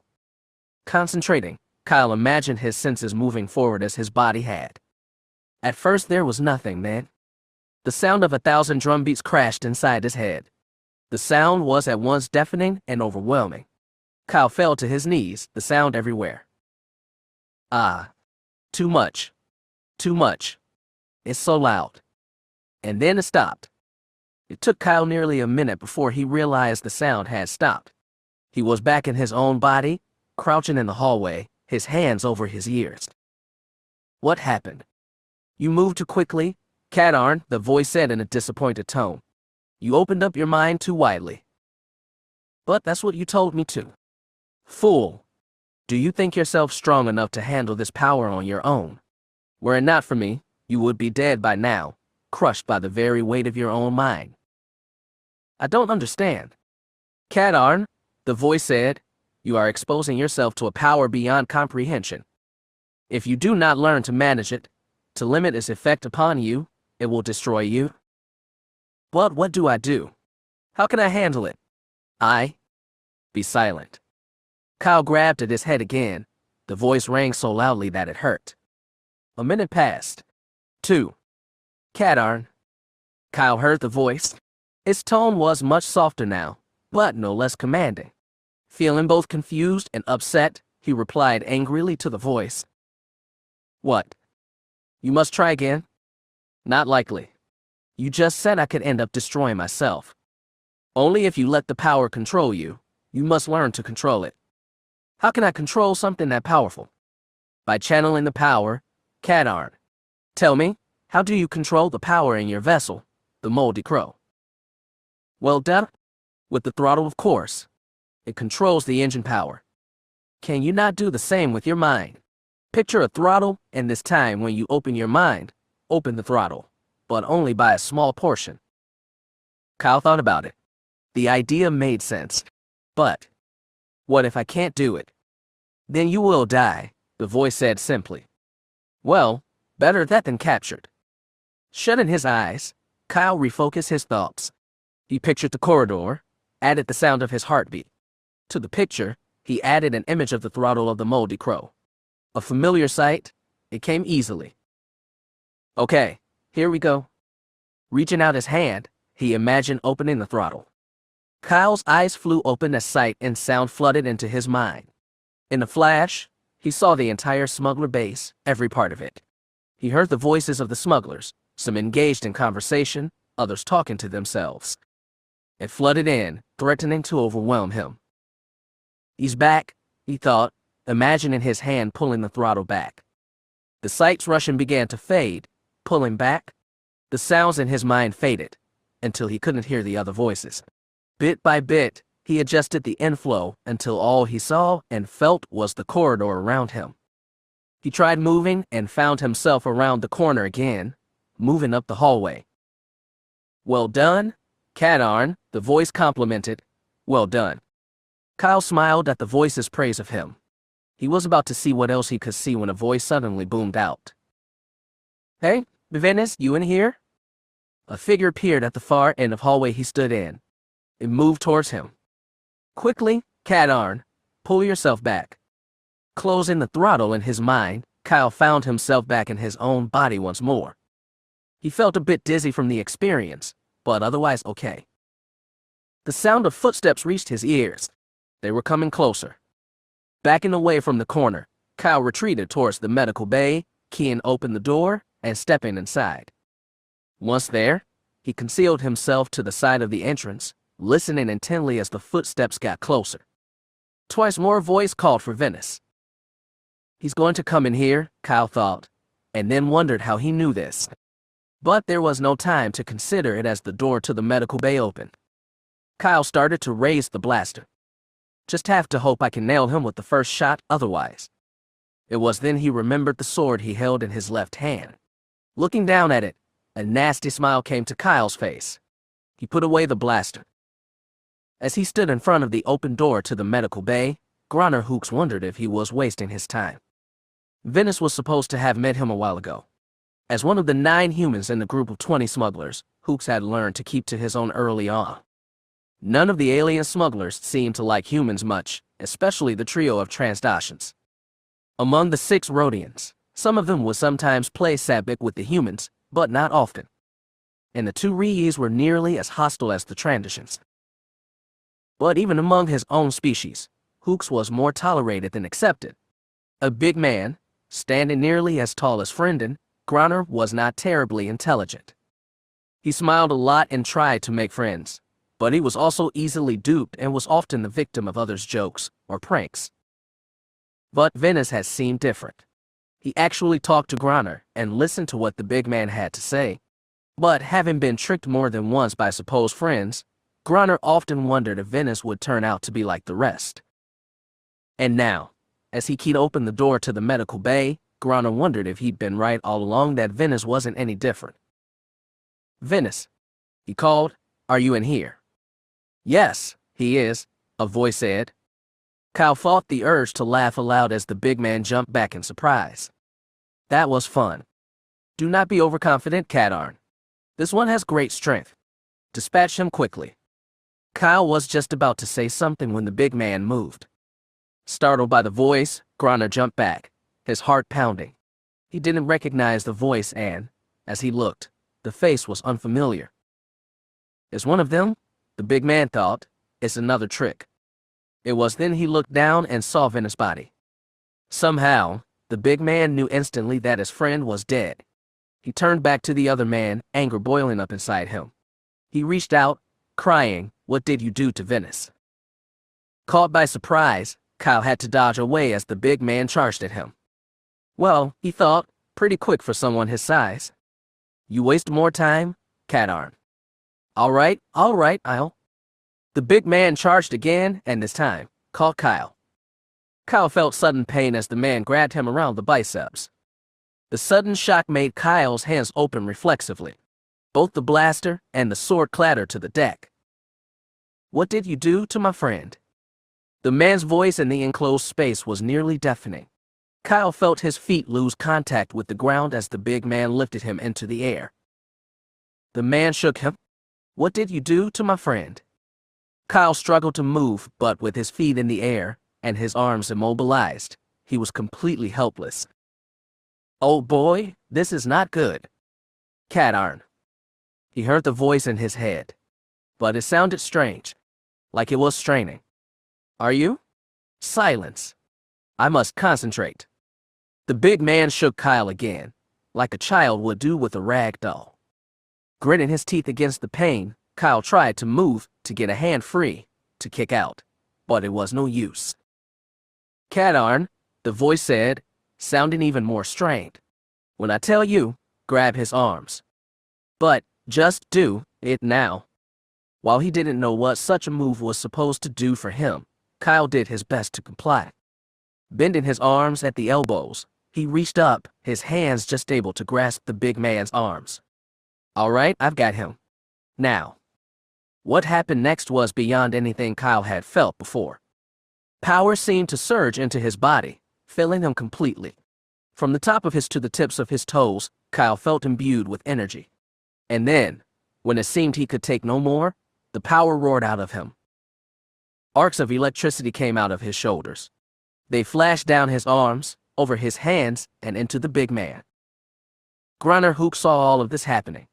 As the electricity moved towards, some primal instinct told him to let go, but too late. The electricity dived into him, spreading through his body in less than a second. Grunner's body went rigid, his joints and muscles locking. Kyle watched, still unable to move, as the man's tongue flopped out. His body began to shake, quivering as more electricity flowed into him. Smoke began to issue from the big man's body, the electricity cooking him from the inside out. A sickening smell reached Kyle's nose. It was the smell of flesh burning. Got to break free, he thought. But with the big man's locked around his arms, it seemed impossible. Plus he discovered that as tried to move, his muscles responded sluggishly. He tried to make a fist, but his hands wouldn't respond. He tried kicking with his legs, but they responded feebly. It was as if his strength was fading. No, he thought, not fading. It's like it's being drained. Sudden horror filled Kyle. Could it be that the electricity flowing out of him and into the big man was being created by his own life energy? And if that was the case, I've got to break free. Although he knew the big man probably couldn't hear him, Kyle screamed out, "Let me go." As the words left his lips, two balls of electricity rose along his arms. They struck the big man and exploded, the concussion knocking the two men apart. Kyle hit the wall back first with enough force to stun him. Semi-conscious, he slid down to the ground. His body felt so heavy. He knew he should get up and get out of here, but he had no strength. In his mind, Kyle called to the voice. He was going to need his help, but the voice didn't respond. He tried calling audibly as loud as he dared. Still no response. Something's happened, Kyle thought, but he was at a loss as to what. As he sat there, chest rising and falling rhythmically, there was a sound from just in front of him. It sounded like a groan. It can't be, Kyle thought. He had watched the guy get fried. No way he could be. There was another louder sound, pain-filled. A massive shape became visible as it rose before him. No way. Grunner Hooks, or what was left of him, awakened. He felt pain everywhere. For a moment, he didn't know why, but then he remembered. That guy. He hurt me? Despite the pain, Grunner forced himself to rise. Every movement, even breathing, brought him pain. As he rose, Grunner cast about the room, looking for the man who attacked him. There he is. The shape turned, the remains of the big man's face becoming visible. Kyle felt his gorge rise. The man's face was a mix of red and black, scarred and burned.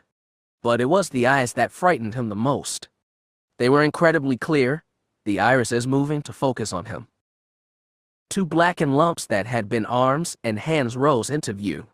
The mass of flesh moved somehow towards him. "No! Stay back!" But it didn't seem to hear him.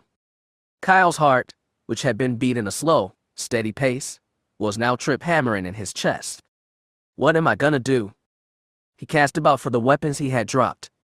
There they were, only a short distance away. But as weak as Kyle was, they might as well have been 1,000 feet away. The mass of flesh moved again. It was coming towards him, for him. If that thing touches me. Kyle felt a chill work its way down his spine. He felt a slight movement in his arms. Looking at them, he realized he was trembling. Looking up at the approaching mass of flesh, Kyle felt terror, true terror. The thing coming towards him was going to kill him, and he was helpless to do anything about it. "No! This isn't fair. You should be dead. If I could, I'd kill you with my bare hands." Kyle knew he was scared. But beyond that, he was angry, so angry. Not exactly sure why he was doing it, he raised his right hand, the palm facing out. "Stay back." Even as he screamed out the last word, Kyle saw a ball of electricity form in his hand. What? He stared at his hand dumbly. What? How? I don't understand. How is this happening? He looked away for a moment, but when he turned back, the ball of electricity was still there, pulsing in the palm of his hand. Kyle felt a renewed surge of power enter his body. The weakness vanished in an instant. In his hand, the ball of electricity grew larger. I can feel power, but not like before. This is different. It's the power coming from me. Or, he remembered his earlier conversation with the voice. Then this is the power you spoke of. A portion of it, Cadarn. Only a portion. Am I accessing the power the voice talked about? The very idea of it sent a thrill through Kyle. The mass of flesh moved yet again. Looking up at it, Kyle felt himself smiling. But it was not a smile born of happiness. It was the smile of a predator. I said, "Stay back." With that, the ball of electricity leapt from his hand and struck the mass. There was a resounding crack in the room as the ball of electricity exploded. A cry came from the mass of flesh as it was struck. It fell to the ground and this time didn't move. Sitting on the floor, leaning against the wall, Kyle stared at what remained for several minutes, making sure it was dead. I did it. It's dead. I killed it. But it's the power. Kyle realized he could still feel the power in his body. It had not faded, nor did it feel overwhelming, as the surge had been. It felt steady, regular, and almost rhythmic. It's beating in time with my heart. He took a moment to focus on the power he felt.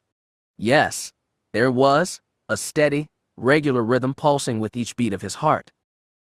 Remembering the ball of electricity that had appeared, Kyle looked at his right hand. Blood oozed from a cut in one of his fingers and the flesh was scuffed and dirty. But beyond that, there was no sign of his having cast electricity from them. His hand felt perfectly normal. This feeling, is this the power the voice was talking about? With his body no longer feeling weak, he rose to his feet easily. Retrieving the blaster and sword from where they had fallen, Kyle glanced at the entrance door of the medical bay. Closing his eyes, he concentrated, opened the throttle in his mind, and felt himself move again. He went through the door and into the corridor beyond. I can do that too. Kyle felt a renewed thrill pass through him. He knew now he would escape the smuggler base. And if anyone tries to stop me, he thought, I have the power to take care of them, permanently. With a sadistic smile on his face, he keyed open the door to the medical bay. In a place bordered by neither space nor time, two pairs of anxious eyes watched him go, having witnessed his actions. One voice, full of horror, cried out, "No, Kyle. No! What have you done?" One voice, full of sadistic joy, replied, "And as I told you, he will be mine.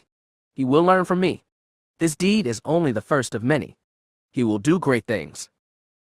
"You mean terrible things," said the first voice. "This is not who he is. Not who he is meant to be." The second voice laughed, a terrible laugh not unlike the laugh that had come from Kyle. You deny what is before you? If he followed you, Cat Arn would dead now. I have saved him, and he will follow me. You do not know that for certain. The first voice challenged. He has rejected you before. But not this time, the second voice replied.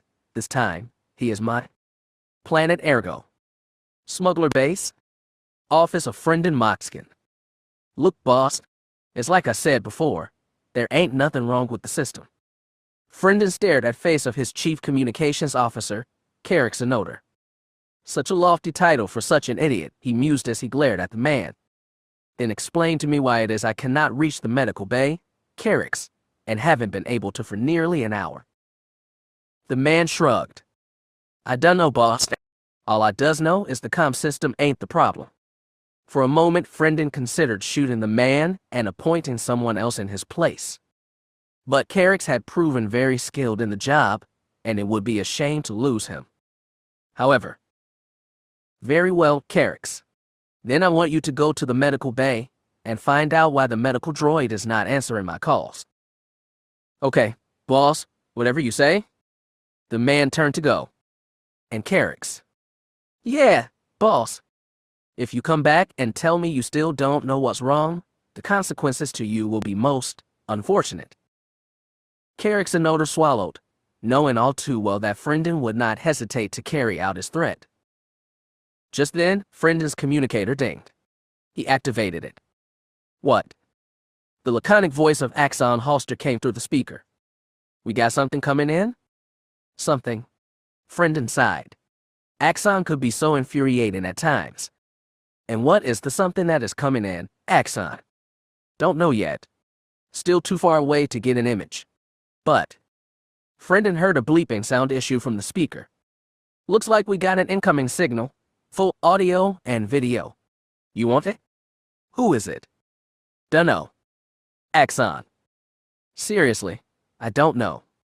Friendin sighed again. Very well. I'm on my way. It took only a few minutes for Friendin to walk from his office to the tactical room. Axon waved at him as he entered. Signal's ready when you are. Still no idea who it is. Axon shook his head. All right, let's see it. The view screen on Axon Station came on. At first, there was no image. Then, with a snap of static, a face became visible.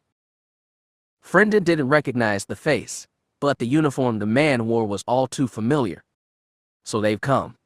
I hope this wouldn't happen. The question is, what do they want? The man on the screen spotted Friendin and Axon. And to the smuggler's boss' dismay, Axon waved at the screen. Hi. I beg your pardon. Axon, Friendin hissed, if you value your life, shut up right now. To the screen, he said, my apologies for that and greetings to you. Welcome to Ergo. How may we assist you? The man on the other side of the screen didn't seem very impressed with Friendin's improvised greeting. This is Captain Trin of the Star Destroyer Reprisal. I am looking for Friendin Moxkin. Well, then you're in luck, said Axon. He's right here. Reaching out, Friendin struck Axon, sending him crashing to the deck. Another word from you, and I'll ventilate that waste of space between your ears. Now shut up. He turned back to the screen, just in time to hear the Imperial captain ask, so you are Friendin Moxkin? Yes, Friendin replied. Yes, I am. Very good. I understand that you are holding a shipment of weapons for General Mach. Fearing that the Imperials were here to crack down on his operation, Friendin breathed a quick sigh of relief. The contract to transport the weapons for the Empire was a simple matter. Yes, sir, we have them right here, he said, smiling. I understand they're part of some new special project. The Imperial didn't return his smile. If anything, his expression got even less friendly. Do not ask about matter that do not concern you, smuggler. What I want to know is, are the weapons ready for transport? Yes, sir, they are, Friendin said. Unfortunately, our transport ship was late in arriving back from its last assignment. We should the weapons ready to go in. They are no longer your concern either. I have orders to pick up the weapons and transport them immediately. I see, Frendon said. He didn't know why, but something about this was making him feel uncomfortable. We will be dispatching a Sentinel-class transport to your location. Please clear any of your personnel from the area until we have retrieved the weapons. Understood, Frendon replied. But Captain. Yes. The Imperial said, looking a bit annoyed now. There is the matter of our payment for the contract. The amount stipulated. You expect to be paid when you have failed to transport the weapon as agreed. Your contract is null and void, smuggler. But we had an agreement. Frendon said, the uncomfortable feeling getting worse. The Empire does not pay for failure. Now, you're not taking them? Excuse me? The weapons, Frendon said, gazing into the Imperial's eyes. You're not taking them unless I get paid. Oh, really? The Imperial captain said, his expression amused. And what if I tell you that I am sending an escort of TIE fighter to guard the transport craft? Then, I tell you that I have my own squadron of fighters to defend this base, Frendon said. The Imperial captain laughed aloud. And you think your feeble forces can't stand up to a Star Destroyer? You're not taking the weapons, Frendon repeated. The Imperial looked at him, a smirk on his face. We shall see. With that, the screen went blank again. Guess you stepped in at this time, huh? Frendon turned to Axon, who was still sprawled on the floor. Reaching down, he yanked the other man onto his feet. When all this over, I'm going to kill you. Oh yeah, said Axon. That should be interesting. Frustrated at his inability to frighten the younger man, Frendon pulled him over to the room's single chair and threw him into it. Shut up and sound the scramble alert for the Z-95s. I want them in the air immediately. Then activate the PA system. The Imperial are coming for us, and I intend to be ready for them. Local space around planet Ergo. With the flicker of pseudo-motion, the moldy crow flashed out of hyperspace, its engines flaring brightly. In the cockpit, Jan confirmed that she was in the correct star system. She glanced at the tan-colored world in front of her. That must be Ergo, she thought. Now all I have to do is... The proximity warning screamed in alert even as her eyes caught sight of it. The large gray-white hull of an Imperial Star Destroyer loomed before her. And as she drew closer, Jan saw shapes emerging from its hangar bay. What is going on? She thought. What are the Imperials doing here? Just then, the comm system indicated an incoming transmission. This is the Imperial Star Destroyer reprisal to incoming ship. Identify yourself. Repeat, incoming ship. Identify yourself. Great, Jan thought. This is just what I didn't need. Chapter 52. Battles in the air, battles of the mind. It can be said that a man's life is made up of different experiences, those that are good and those that are bad. For most, the line between a good and a bad experience is very clear. And at this moment, for Captain Texel Drask of the Star Destroyer Reprisal, it was a good day. He stood near the forward viewport, hearing the low rumble of cross-chatter between the bridge crew. Sir, said the first officer, stepping up behind him. He turned to face the man, black uniform gleaming under the lights of the bridge. Yes. Sir, the transport is ready for launch. Alpha Squadron is already on station, and Beta and Gamma Squadrons are prepared to provide escort and establish local air superiority. Make sure Gamma Squadron's interceptors clear the path for the bombers, and inform Beta Squadron's commander that I want the smuggler base left intact. I don't want a repeat of that incident over Trist. Yes, sir, said the first officer, recalling how the bomber squadron had destroyed the wrong installation, allowing a small group of rebels to escape. What about the other ship we detected in the system? Do we have any further information? The first officer's expression changed, becoming uncertain. Ah, yes, that. Well, sir, you see. The captain frowned at his first officer. The two men had served together long enough that the captain knew something was wrong with the other man. It was unlike him to act this way. Is there a problem? Well, sir, it's the pilot. She. Yes, sir. It appears a woman is piloting the craft. But what? The first officer hesitated a bit more, then said, "Sir, perhaps you should hear for yourself." The captain stared at him a moment more, then nodded. Together, they walked over to the starboard crew pit. "Radar," said the first officer. "What is the status of the unknown ship?" "Still drifting, sir," answered the radar officer. "We continue to read intermittent power bursts from the engines." "Has the direction changed?" "No, sir. It's still moving towards us." The first officer turned to the captain. "It's been this way since we detected the vessel." "What about communications?" asked the captain. "Have you been able to contact the pilot?" "That's the reason I asked you over, sir. If you will." The first officer led the captain over the communications area in the rear of the bridge. "Come, are we still receiving transmissions from the unknown ship?" There was a crackle from the speaker. Then, so like I was saying, I totally didn't mean to come here.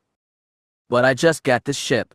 I mean, my daddy did, and I really don't know how to fly it, but I wanted to try and. The voice continued on. The captain looked at his first officer, hardly able to believe what he was hearing. The other man nodded in silent agreement. "She's been going on like that for some time, sir." The captain took a moment to consider this, then said, "Open the channel." "Yes, sir," said the comm officer. "Channel open. This is Captain Drask of the Star Destroyer reprisal to unidentified vessel. Please hide in." A high-pitched voice interrupted him. "Oh, hi there, Captain. How you doing? Listen, I was wondering if you could tell me something." The captain stared down at the comm equipment from which the incredibly bubbly and vapid voice continued to issue. "What is going on? Who is this person?" "Excuse me," the captain began. "And I was just trying to test it out when I ended up here. I really didn't." "Miss," the captain said loudly. The incessant prattling halted, followed by, "Yeah? Miss, I need to know." "Oh, you don't have to call me miss. I'm Bestia Marakan. So listen, Captain, I was telling this other guy that I really didn't." The captain forced himself to take a common breath. He hated to be interrupted, especially by a woman. When she paused for breath, he quickly jumped in. "Miss Marakan." "Yes." "I need you to listen to me. You are trespassing in a restricted area, and—" "I am." "Oh my gosh, I am so sorry. I didn't mean to. It's just that—" "Miss Marakan." "Yeah. As I said, you are trespassing in a restricted area. Now, I need to know why you are here." There was a pause. Then, "Can I talk now?" "Yes," the captain said, unable to keep the exasperation out of his voice. "You may talk." "Well, like I was telling you before, I totally don't know how I got here. I was just trying out the hyperspace computer thingy, see? And the next thing I know, the stars got all funny, and then I was like, here. And then I saw you guys, and one guy called me and said some stuff, and—" The captain rubbed a hand across his face. His good day was rapidly turning bad. "Miss Marakan." "Yeah?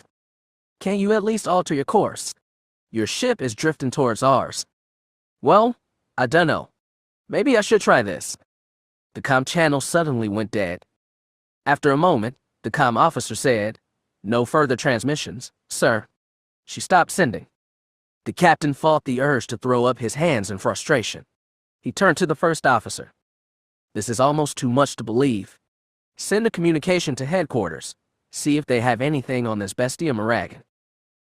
"Yes, sir," said the first officer, "and as for the smugglers, proceed with the mission, but put Squadron Theta on standby alert in case Miss Marakan doesn't alter her course soon."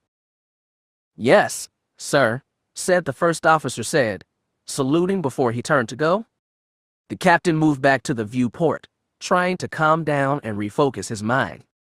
Aboard the Moldy Crow, Jan fell back against her seat with a loud exhalation. Talking so rapidly and with the mock falsetto required a lot of air.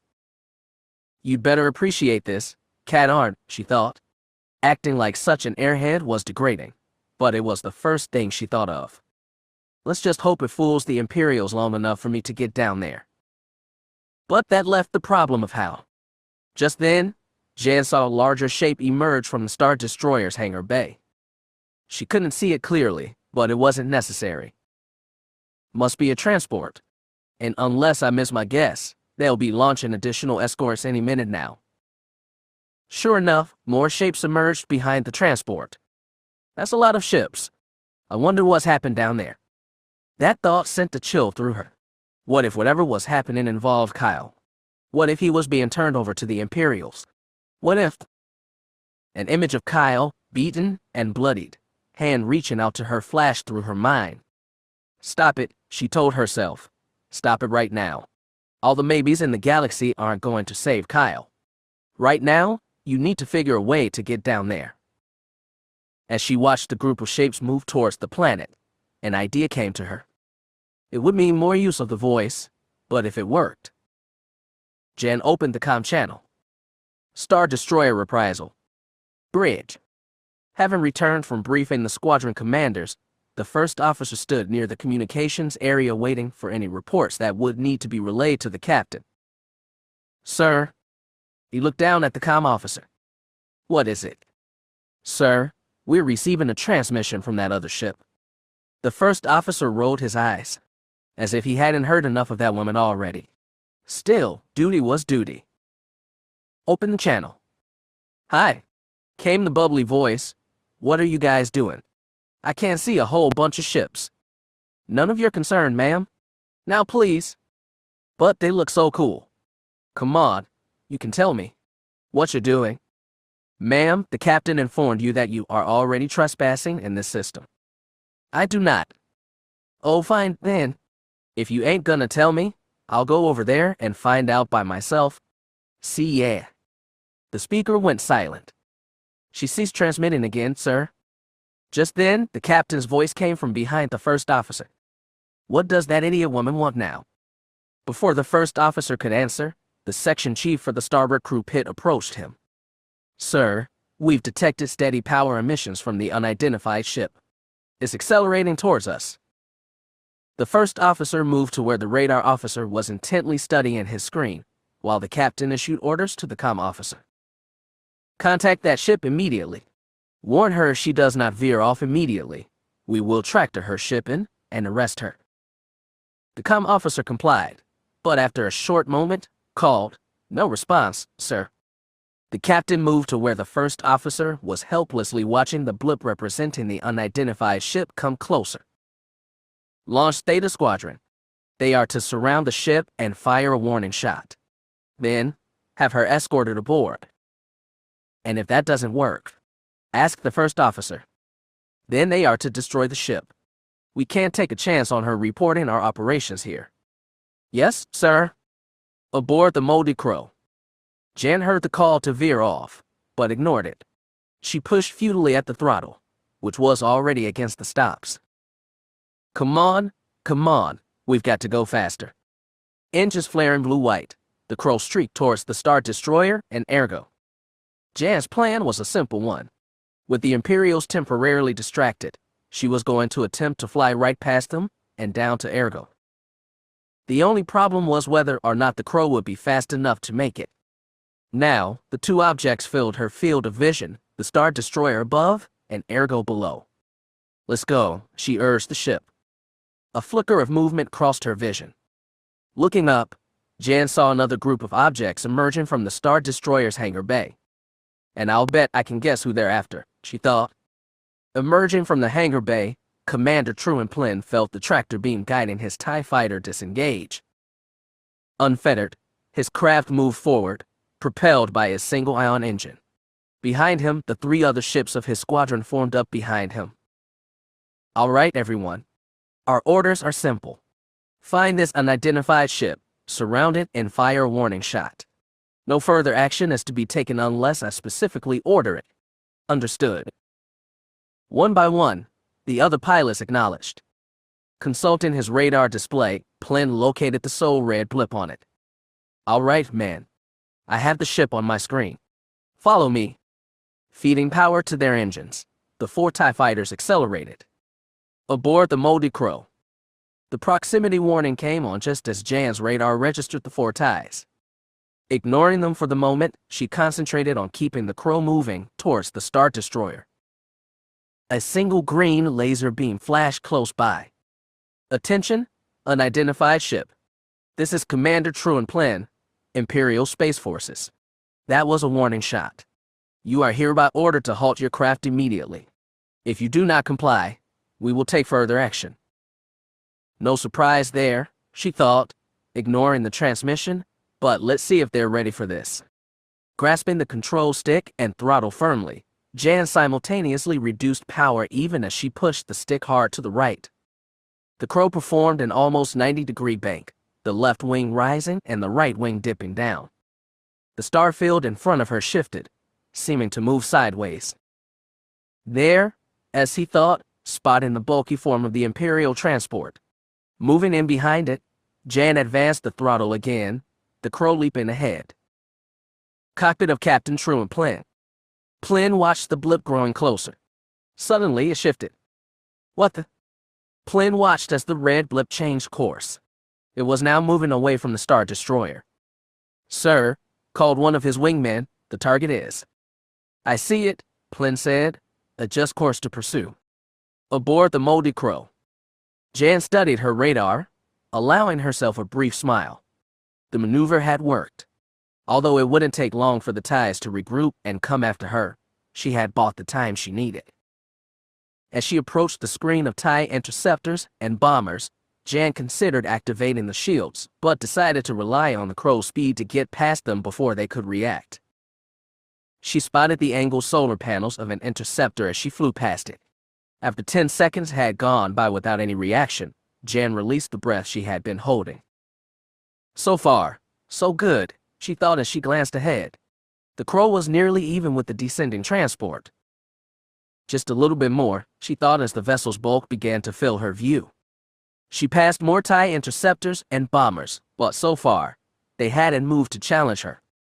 Bet this is the last thing any of those guys expected to see, she thought, allowing herself another smile. Cockpit of Captain Truan Plen. With his throttle set at maximum, the Imperial chased after the fleeing vessel, Plen wondering what was going on. A moment ago, this had been a simple interdiction. And now, he called to the ship again. Sir, called one of his wingmen. Switching to the squadron frequency, he replied, Go ahead, Alpha 2. Sir, the ship, look. Pell did so and felt his mouth drop open in surprise. Somehow the unidentified ship had moved in behind the transport, so close that it would be impossible to fire on it without hitting the transport. What should we do, sir? Asked Alpha 2. I'm not sure, thought Pell. To his wingman he said, Stand by. Bridge of the reprisal. She what? Exclaimed the captain. She's moved in right behind the transport, sir, said the first officer. If we try to open fire, we'll hit the transport. What is going on here? The captain asked. The man was about to respond when the comm officer called. Sir, we have a response from headquarters. What is it? The captain asked. The only record they have of a Bestia Maragan in Imperial databanks was a former citizen of Alderaan. Alderaan, the captain said. Then that means. Sir, there's more? HQ reports that the ship has been identified as a vessel used by the rebels called the Moldy Crow. A rebel vessel. The first officer repeated. Sir, I think we should. The captain cut him off. Where is the transport now? I wanted to commence evasive maneuvers immediately. It can't, sir, replied the starboard section chief, standing nearby, at least not yet. It's too deep in the atmosphere. Any sudden moves during the descent could rip the ship apart. The captain fumed silently for a moment. Very well, he said through gritted teeth. He turned to the first officer. Order all squadron commanders to proceed with their original missions. But, sir, the rebel ship, protested the first officer. The weapons are our first priority, Commander. We need to get them secured. However, inform the commanders as well that if any of them encounter the Moldy Crow, it is to be shot down.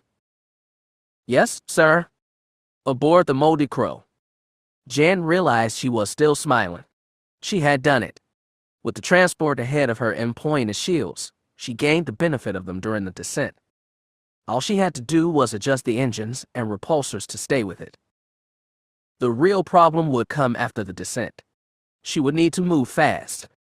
Hang on, Kyle, she thought. Hang on. I'm here. I'm coming. Inside the smuggler base, Kyle had been proceeding stealthily down another corridor when an alert siren began to sound.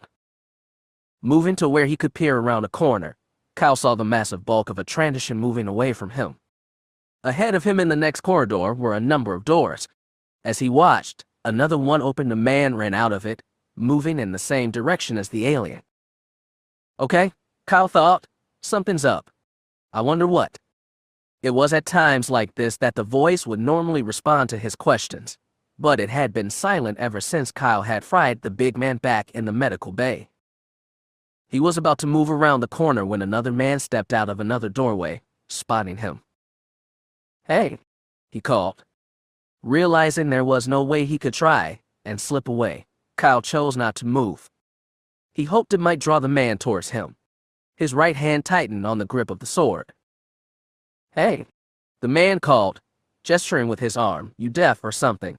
We've got an alert. Come on. For whatever reason, the man did not seem to recognize him. An idea came to Kyle. Coming the rest of the way around the corner, he advanced towards the man, noting the expression of impatience. Sorry about that, Kyle said. Guess I must have fallen asleep or something. You said there's an alert. You can't hear the sirens? Can't ya? Now come on, the boss will be waiting. Wait a sec, Kyle said as the man turned to go. What? I'm kinda new here. Which way do I go to get to the hangar bay? The man sighed with exasperation. I should have known. A flyer. He pointed. Go down this corridor and turn right. Then make your second left and one more right. Got it. Got it, Kyle said, smiling at the man even as he raised the blaster and fired. There was the briefest instant of surprise in the man's eyes before they lost focus and his body fell to the deck. Kyle felt a surge of dark pleasure, just like when he had killed the man in the medical bay. Perhaps the voice was right after all about people. Stepping over the body, he continued down the corridor. Aboard the Moldy Crow. Jan reset her grip on the controls. Atmospheric descent was nearly complete, and there in the distance was a structure that could only be the smuggler base. Jan knew that any moment now, the transport would try to shake her. She had to be ready. Her radar indicated ties all around her. Her only hope was to try and get past them before they opened fire. There, the transport suddenly moved to the left, pulling away. Grasping the throttle, Jan shoved it all the way to the stops. The Crow's drive flared blue-white, kicking the ship forward. Jan held the controls tightly as the Crow passed the still-turning shuttle, missing its underside by only a few feet. Red blips filled her screen, shifting to move after her. She spared a moment to activate the shields, then returned her attention to flying. The proximity alarm warbled again.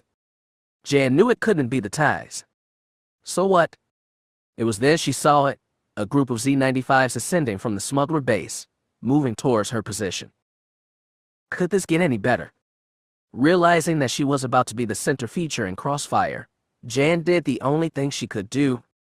Pulling the stick back, she sent the Crow skyward out of the line of fire. Some of the ties moved to pursue her, but the others soon found themselves under attack. Red and green bolts crisscrossed even as the two groups of ships flew past each other. It took only a few moments for the orderly tie formations to dissolve. As Jan turned the Crow around to have a look, she couldn't help but smile again. The smuggler ships had unwittingly helped her. Not that they'll have the time to appreciate it. Bolts of green energy sliced past her, the Crow giving a shake as one struck the shields. Looks like I'll have to take care of a few of these guys myself. Activating the weapons, she dived at the group of ties pursuing her. Status, cried Friendon. Our forces have engaged the Imperials, Axon said laconically. And Friendon pressed. Oh, Axon said as if hadn't occurred to him to continue. And they're getting slaughtered. Lead reports he's lost 2 ships. Whoops. Make that 3. Frendon was about to say something else when the ground under his feet gave a sudden heave. What's happening? He demanded. TIE bombers, I think, said Axon. Must have got past our fighters. Frendon clenched one of his massive fists. This was not going well. He had thought the Imperials would listen to reason or that his men would be capable of holding them off. But as the ground beneath his feet shook once more, Frendon realized that he was going to lose this battle. The fighter screen was nearly gone, and once the TIE bombers had finished their work, the Imperials would swarm the base. Only one choice now, he thought. He needed to escape now. He looked at Axon, remembering his vow to kill the little pest one day. I could do it now, he thought, clenching and unclenching his hand. But then another idea came to him, bringing an evil smile to the smuggler leader's face. It's time to go, Axon, he said. The other man yawned, stretched, then said, if you say so. But as Axon rose to his feet, Frendon reacted with incredible swiftness. His right foot flashed out, the heel connecting solidly with Axon's knee. Frendon watched in satisfaction as Axon's eyes went wide.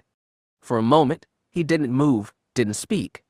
Then, with a low cry, the smaller man fell back, hitting the console with his back before falling across the console chair and onto the floor. Still smiling, Frendon raised his foot and stomped down, brutally. Another cry came from Axon as the patella cracked, then broke. Frendon stepped back, admiring his work. Yes, he decided, this was much more satisfying. He was about to speak when Axon raised his head. The smuggler leader felt his smile fade away as Axon's face came into view. Despite the apparent pain, Axon's eyes were clear and bored into Frendon's. So this is it, huh? He managed in an almost normal tone of voice. I should have just killed him, Frendon thought, drawing his blaster. I wish I could take more time to make you suffer, Axon. But this will have to do. Kyle lowered the blaster as the transition's body fell. Having proceeded along the path indicated to him to get to the hangar bay, he had encountered 3 other smugglers, killing them all.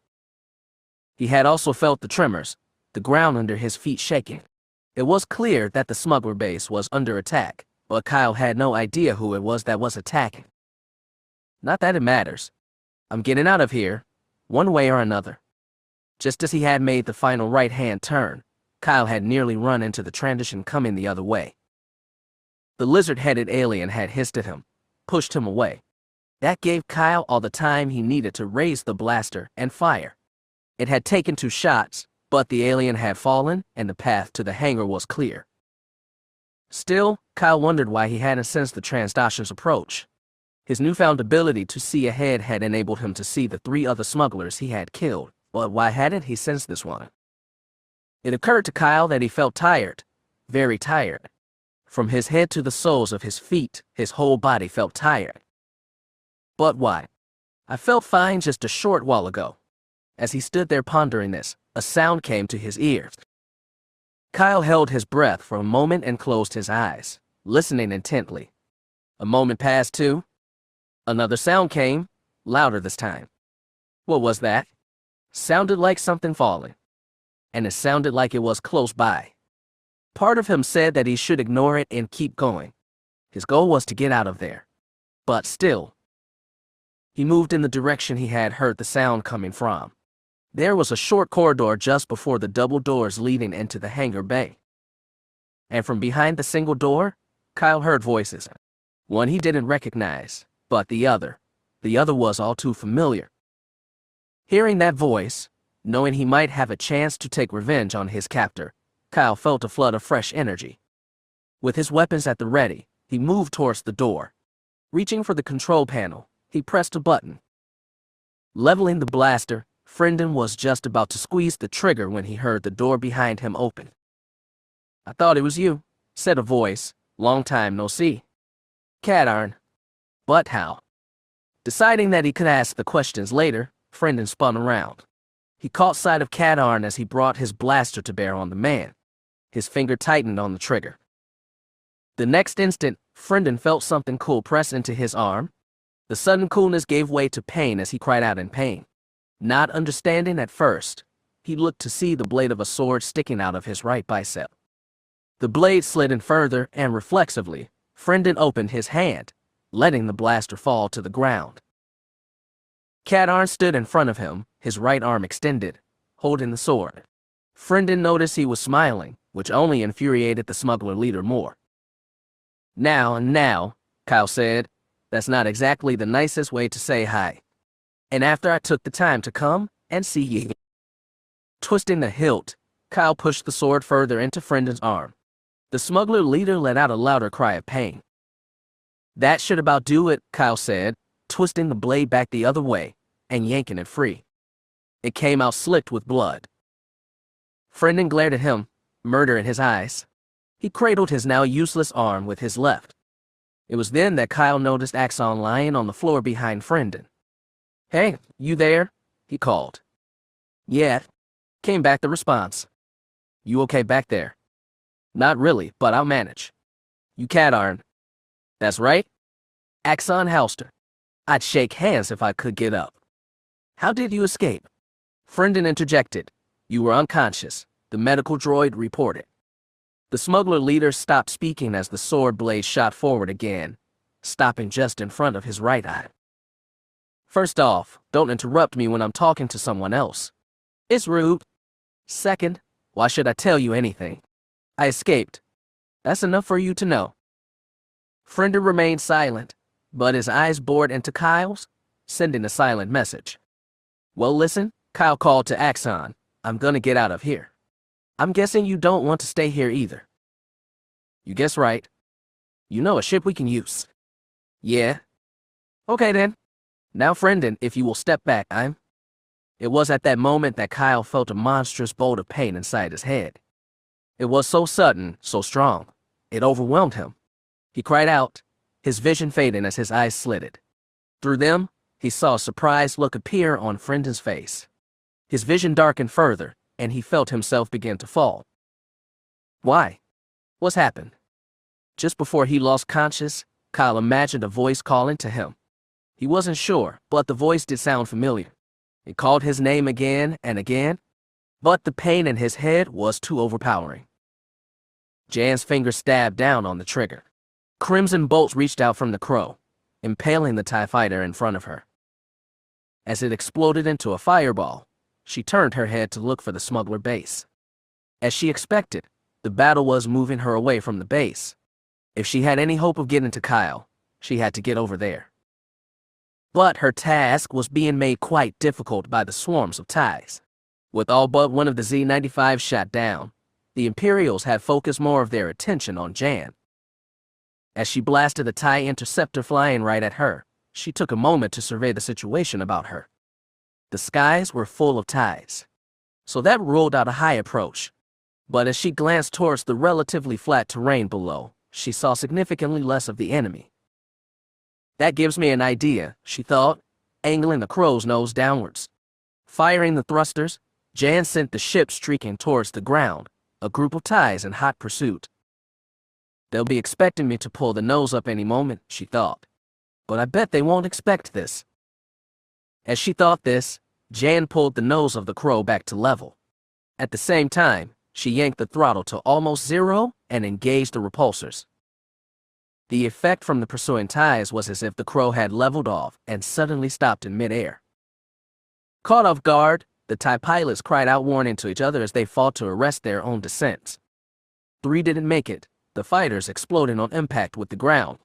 The others leveled off, then began to turn round to get on the enemy ship's tail. But as they completed their turns, they found the enemy ship was no longer there. One pilot spotted it, streaking away, engines flaring. The TIEs took off after it. With the engines roaring confidently behind her, Jan sent the crow soaring across the landscape. As the base came into view, she flew past it, looking for the hangar bay Wexter had mentioned. There it was. On the left side of the base, she saw a flat area. Pulling back on the throttle, she whipped the crow around, spotting a large opening in one of the buildings. Inside, she could see the smuggler transport that had started this whole mess. Firing the thrusters, Jan flew inside the hangar, extending the landing skids as she approached the far side of the bay.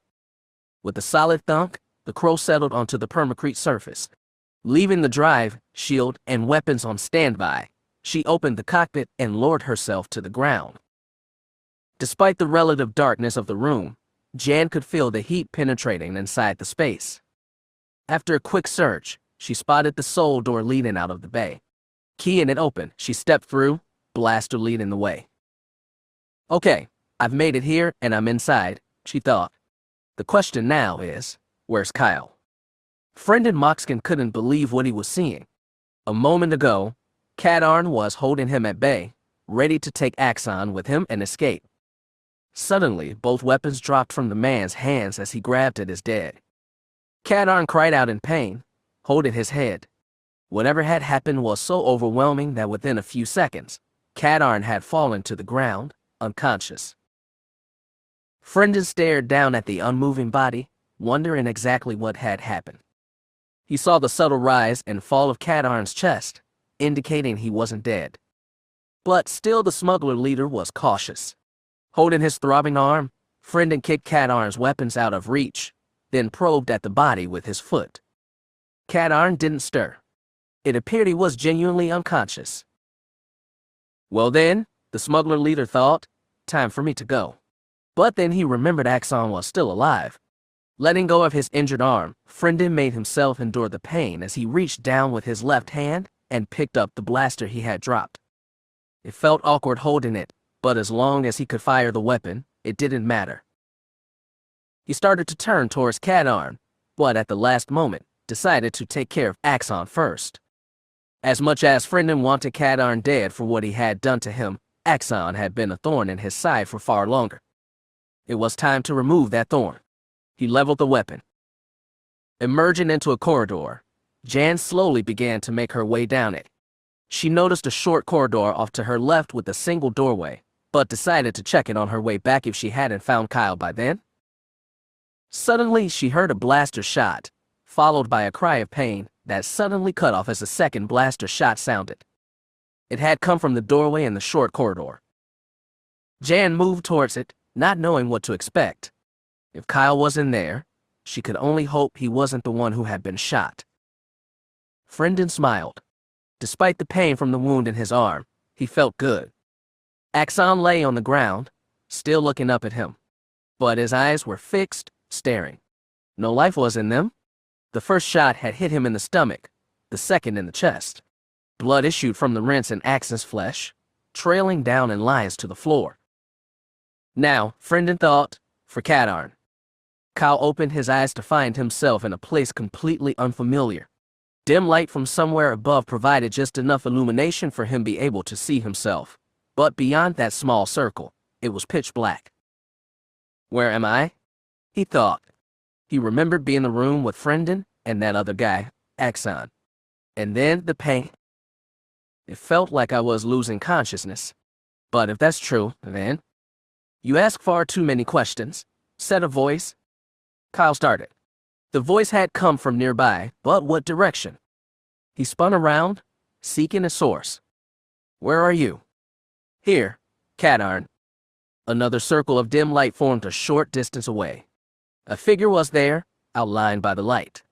It wore black clothing, including a hood that prevented Kyle from seeing the figure's face. As Kyle stared, he noticed the figure was crouching. Not crouching, he was kneeling. As more of the figure became visible, Kyle could see that he was down on one knee, a hand placed flat on the ground in front of him. Are you all right? Save your concern, Kadarn. I do not want your pity. Fine, Kyle said.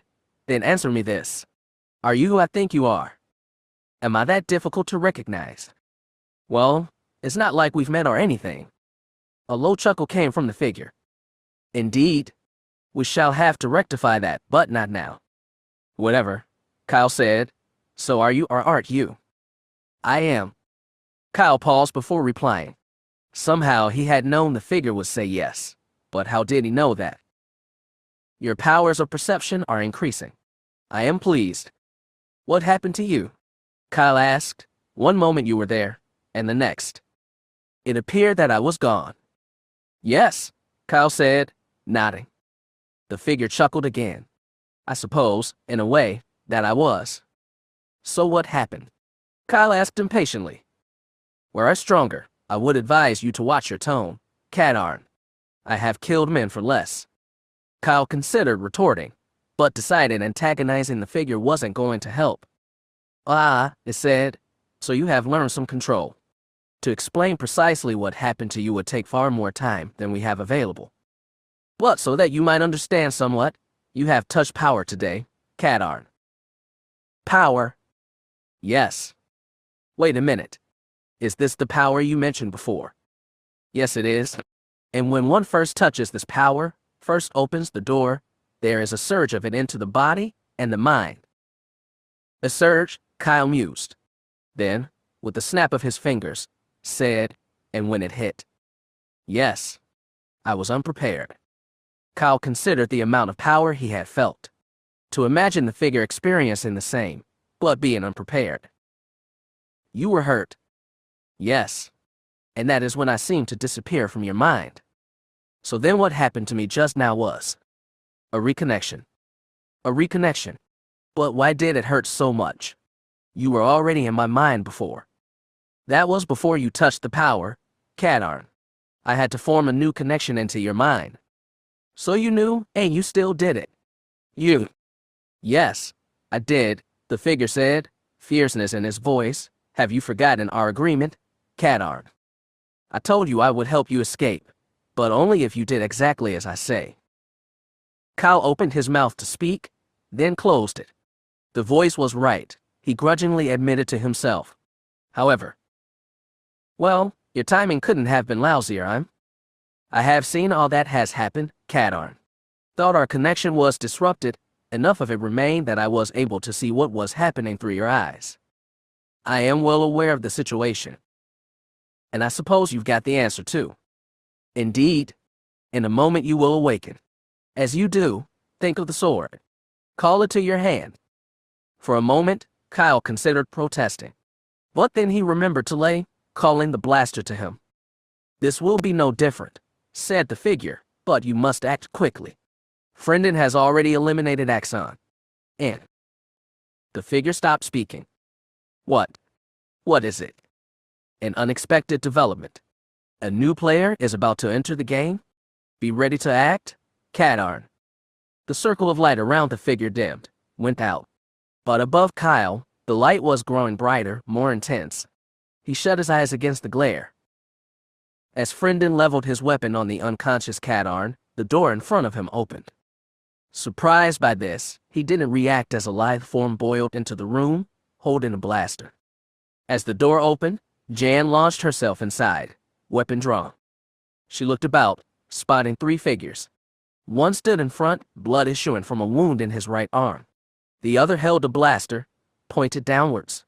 Beyond him lay another man, obviously dead. She could see the marks of twin laser burns. Following the angle of the blaster held by the man standing, she saw. Kyle, she blurted. Friendin had no idea who this brown-haired woman was, but she obviously recognized Cadarn. He began to swing his weapon up towards her.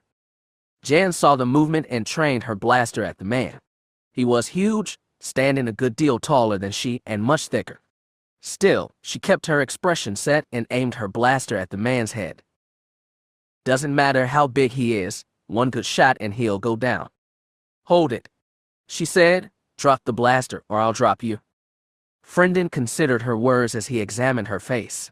No stranger to killing, he had heard others say similar words. But this one, he could see she meant it. He lowered his weapon. Good, Jan said, now step back. Try anything else and you die. Just then, a noise came from the unconscious body lying on the floor. As Kyle opened his eyes, the overhead light flooded into them. He blinked rapidly as his pupils adjusted to the light. The view was blurry at first, but after a moment, resolved itself. It appeared he was lying on the floor, looking up at the ceiling. But not just the ceiling. 2 figures were visible. One was Friendin and the other Jan. Hearing her name, Jan looked down at Kyle's body. To her surprise, his eyes were open and staring up at her. Jan, he said again. She was about to answer when there was sudden movement in front of her. Looking back towards the large man, Jan saw a fist coming at her. It struck her before she could pull the trigger on her blaster. Sharp pain flooded into her as the force of the blow knocked her backwards. The blaster flew from her hands even as her back struck the wall behind her. As she rebounded off it, the same hand caught her by the throat. From feeling angry frustration at the entrance of the woman, Frendon now felt almost gleeful. With her distracted by Cat Arm, it had enabled him to throw a disabling punch. Now, his massive hand encircled her slender throat. "Now we'll see who dies," he said, squeezing. From his view on the floor, Kyle saw Jan get hit, rebound of the wall, and into Frendon's waiting hand. A part of him cried out in sympathetic pain, urged him to help her. "Do not listen," said the voice. "Have you forgotten what this woman has done to you?" There came a flood of memories, Jan and Galder together. Jan arguing with him about Galder. Jan hitting him. "She chose Galder over you, Cat Arm. She rejected you. Took all that you had given her and threw it away for him. But if that's true, why is she here? Does it matter? She cannot be trusted. She has already betrayed you once. Will you let her do so again?" Kyle thought about it, going over his memories again, deciding the voice was right. Jan had rejected him. She had chosen Galder over him, even after Galder had attacked him. "No," he thought, "I won't let her hurt me again." "Excellent," said the voice, "and now the weapon." Kyle couldn't see the sword, but knew it had to be nearby. Remember the voice's instructions from before. He visualized the sword, making a picture of it in his mind. And when the picture had completely, he called to it. "Yes, Cat Arm," the voice said encouragingly, "yes." He heard the sound of scraping metal from somewhere beyond him. It grew louder until the sword's hilt touched his hand. Wrapping his fingers around it, Kyle considered what to do next. "Rise as quickly as you can," said the voice. "Frendon's attention is on the woman. Once you are on your feet, be ready to strike." Kyle got ready, taking in a deep breath and exhaling. He did it again. On the third one, he pushed off the ground as he exhaled and quickly scrambled to his feet. As his eyes met Frendon's, Kyle took sublime satisfaction in the man's look of shocked surprise. Frendon smiled as the woman struggled in his grasp, both hands trying to pry loose his grip. But her efforts were feeble, and he squeezed tighter. He could see her strength begin to fade. It was then that a sound reached his ears, a scraping sound. He looked about, then stared with surprise at the floor. The sword he had kicked away from the unconscious Cat Arm was moving. The scraping sound intensified as the blade slid across the floor. Frendon stared at it in mute astonishment. How is this happening? But the how quickly became a secondary point as the blade's hilt landed in Cat Arm's hand. Still stunned from what he saw, Frendon was completely unprepared as Cat Arm launched himself up from the ground, gaining his feet in short order. With his one good hand wrapped around the woman's throat, he had no means of defending himself. Cat Arm smiled at him, brandishing the sword. "Surprise. How did he?" Frendon sputtered. "Where?" "If you get near a sentence, let me know," said Cat Arm. "But in the meantime, I gotta go." As Cat Arm turned to do just that, Frendon spoke loudly. "Try to escape, and I'll kill the woman." Even as he said this, Frendon tightened his grip on Jan's throat, causing her to gag. Kyle paused as the impact of Frendon's words struck him. Having seen the smuggler leader in action, he had no doubt the man would carry out his threat. Axon's body was proof enough of that. But at that moment, he didn't really care what happened to Jan. She had betrayed his feelings for her and had chosen another man over him. Over his shoulder, he said to Frendon, "Go ahead." Chapter 53. Actions of the Heart. Despite the pain in her face, and having to fight for each breath, Jan's eyes went wide. Did Kyle just say what I think he said? Looking into the large man's face, she could see he was equally surprised. The surprise Frendon felt was mirrored in the face of the woman. His experience with Cat Arm had shown him the man was a warrior. But to be so cold-blooded, it was the last thing the smuggler leader expected. It must be a bluff, he thought. Deciding to call Katarn on it, Frienden relaxed his grip on the woman's throat. She began to cough, her hands reaching to cradle her windpipe. But before she could complete the move, Frienden grabbed her shoulder and spun her around. Grabbing her throat from behind, he began to squeeze again. Katarn's hand was just reaching for the door switch when Frienden called loudly, "Unlike you, I am not bluffing, Katarn. Step out that door, and the woman dies." Katarn touched the open button, and the door slid aside. Could it be he isn't bluffing? Frienden thought, no, impossible. Lowering his head to the woman's ear, he whispered fiercely, "If you want to live, make him stop. Otherwise, I'll kill you and shoot him." Jan tried to reply, but just getting enough air to breathe was a struggle now. Frienden relaxed his grip, but didn't let go of Jan's throat. "Now," he said. Able to draw breath, Jan took a moment to consider the situation. She hated the idea of obeying the smuggler's wishes, but at the same time, she feared what would happen if she didn't comply. She still couldn't believe that Kyle had told the large man to go ahead when he had threatened to kill her. "What's wrong with you, Katarn? Why would you say such a thing? I thought we were." The thought trailed off as Jan remembered what had happened between her and Kyle, how she had hurt him. "Even so, the Kyle Katarn I know wouldn't act this way. What's happened to him?" She felt the large man's grip tighten briefly. "Last chance," he said. Sucking in a deep breath, Jan called out to Kyle. "All right then," Kyle thought, "once I get out of here. It's a short walk to the hangar bay. And thanks to Jan's timely appearance, I know there's a ship waiting for me. So all I have to is..." Katarn. With one foot already across the threshold, Kyle halted, hearing his name called. "Why am I stopping?" Katarn. Kyle wanted to keep going, to ignore the voice calling him, but it was as if he couldn't move. "Why do you hesitate? She is nothing to you, Katarn. She betrayed you. She hurt you. Why should you care about her fate?" "Katarn, turn around. Do not listen to her. She only means to do you more harm, Katarn. Go. Leave this place." But still Kyle didn't move. "Why are you waiting?" "I don't know," Kyle thought back. "I know I should go, but..." A memory came to his mind. Jan in his room, her hand on his face, kissing him.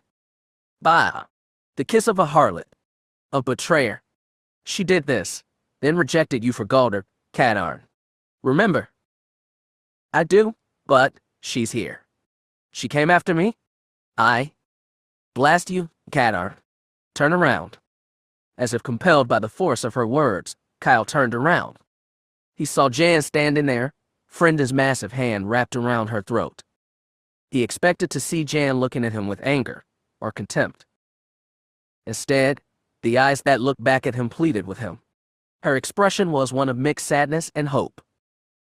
"Don't leave me, Katarn," she said. Kyle hesitated. "I shouldn't care. I don't want to care. But how can I just walk away? How can you stay? Frienden will kill the woman no matter what you do, Katarn. The choice is clear. Leave. Save yourself." Kyle started to turn away. Yes, he thought. Save myself. Escape from this place. You care nothing for her then. Kyle stopped moving. "Well, Kyle. You. Of course it is me. Have you forgotten me already?" "No," Kyle thought back, "I remember you. It's just that I haven't heard from you." You thought I had left you?" "Yes." "You thought I was gone?" "Yes." "You thought I did not care?" "How did he?" "As the other sees into your mind, Kyle, so can I." "So where were you?" "I never left. But when I was captured, tortured, you weren't there." "Yes, I was, Kyle. But you could not hear me. Your mind was so full of pain, betrayal, and anger that you could not hear me." Kyle took a moment to consider this. The voice did have a point. He had been angry and in pain for some time. And the other voice told you everything you wanted to hear, promised you revenge. Yes. So how? It is because of this moment, because you doubt the other voice, because you know it is wrong. I am not wrong. The woman lied to him, cheated him, hurt him. Do you deny this? I do not. I saw as you did. But I also see what you cannot. And what is that? Yes, what? Look into her eyes, Kyle Katarn. Search them. See what is in them. No! Do not look. She is a deceiver. A liar. There is nothing in her eyes that was not already there. Be quiet. You are the deceiver. You have poisoned him with your lies, played on his fears to keep him from questioning his actions. I was there when he needed me, when no one else would help him. As the voices continued to argue, Kyle stared at Jan, fixing his eyes on hers, searching her gaze. What is there to consider, Katarn? We both know all too well what she did. How can you trust her ever again? Why did she come here? Why should he care? Why should he not? She lies. But not now. She will hurt him again. That is not for you to see or decide. The decision is Kyle's. Frenden's voice sounded again. I will wait no longer, Katarn. Surrender or I kill the woman now. To Kyle's surprise, he blurted out, why should I care? Jan stared at Kyle, wondering what was going with him. What happened to him? Why is he acting this way? She looked into his eyes, but found not warmth or welcome there. Kyle's eyes were cold, hard, uninviting. It was as if everything happy and pleasant about him had vanished. And then he said, why should I care? The words hit Jan like a physical blow. All along, since learning of Galder's deception and her own contributing role, she had feared this. She had feared that it might be too late, that Kyle might not listen, that he might reject her. She had dismissed it as impossible. After all, they were friends, weren't they? But now, hearing Kyle say those words, Jan knew she had failed in her mission. She had gone too far, done too much damage, and now, Kyle was lost to her. Jan felt her face grow hot and her eyes sting. Her heart thumped painfully in her chest. Part of her wanted to give in to what she was feeling, to succumb to the tears, but it rankled her to think of letting Kyle see her tears, especially in this setting. It took a supreme effort, but Jan blinked the tears away. At the same time, despite the pain she felt, a new feeling was growing inside her, resentment. Her eyes went wide as he asked the question, and in them, Kyle at first saw sadness, but it was quickly replaced with an all-too-familiar expression. I think I just made her mad. Her cheeks flushed, and her eyes became as hard as steel. Yep, definitely mad. Were it not for Frenden's grip on her throat, Jan knew she'd be in Kyle's face right now. Anger and frustration burned brightly inside her. Blast you, Kyle Katarn. You want to know why I should care? All right then. Drawing in a breath, Jan spoke as loudly as she could. Because I'm sorry. Time seemed to stop for Kyle Katarn. All around him seemed to come to a halt as Jan's words rang inside his mind. Because I'm sorry. He listened to the words even as he continued to stare at her. He could tell she was still angry with her, but her words showed none of it. Instead, there was only great sincerity and fierce honesty in them. Because I'm sorry. At that moment, Kyle knew, he knew for sure that Jan wasn't lying. Her words, her tone, her expression carried no duplicity or deceit. Because I'm sorry. She's telling the truth. I can feel it. And what does her apology mean now? It should have been offered long ago. True, but she did offer it. The question is, will you accept it? Kyle debated. Both voices were right. Jan should have apologized before this. But she did apologize. And you care for her? Can you not forgive? And what then? Think well of what this will cost you. Kyle felt completely at odds. Part of him wanted to forgive Jan, to accept her apology. But the other was afraid of what might happen. She had betrayed him once, she might do so again. But staring into her eyes, he knew one thing for sure. He had to act. Jan watched the play of expression on Kyle's face. He seemed to be confused, unsure. Come on, Kyle. You've always known what the right thing was. Frenden, too, was curious as to what was going on with Kyle. He had gone from acting cold-blooded to an expression of confusion, and now seemed completely unsure. What is he thinking? What will he do? He must know I will kill the woman unless he surrenders. So what will you choose, Katarn? This is a choice I cannot make right now, Kyle decided. But I will save her life. A foolish choice, Katarn? No, Kyle. It is a good choice. Well done. The question now was what to do. The way Frendon held Jan, he could easily snap her neck before Kyle could land a strike. So that ruled out a frontal assault. Or does it? Kyle thought, looking down at the sword he still held in his right hand. Frendon watched as Kyle's gaze shifted to the weapon. He can't possibly be considering using that. I can't kill her before he even begins to swing it. But on the heels of that thought came. Unless he truly doesn't care about her fate. Once she is dead, I have no way to defend myself. No, impossible. Katarn is bluffing. But Frendon's certainty of this wavered slightly as Kyle looked up at him. The man's eyes had grown cold again, and there was a strange smile on his face. Jan saw it too. What are you doing, Katarn? She watched as Kyle raised the sword, pointing the tip straight ahead. He took a step forward. What is he doing? Frendon thought, as Katarn took another step. Still certain the man was bluffing, he called. Stop where you are, Katarn. Come one step closer, and I'll kill the woman. Then go ahead and do it, said Kyle, taking another step forward. Horror filled Jan as she heard Kyle's words. He can't mean it. There's no way. The anger she had felt faded away. She was truly worried now, afraid that Kyle truly meant what he was saying.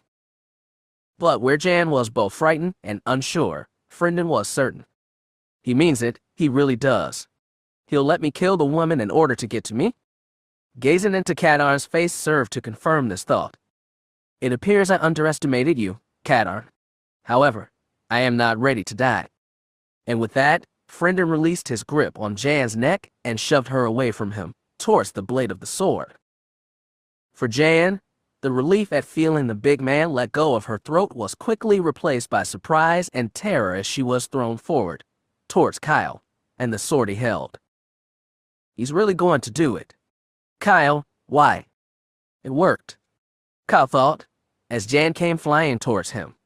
In the next instant, he pulled his hand back, pulling his arm down and away from Jan. As he let go of the sword, the sidearm move sent it clattering to the ground on his right, well away from him and Jan.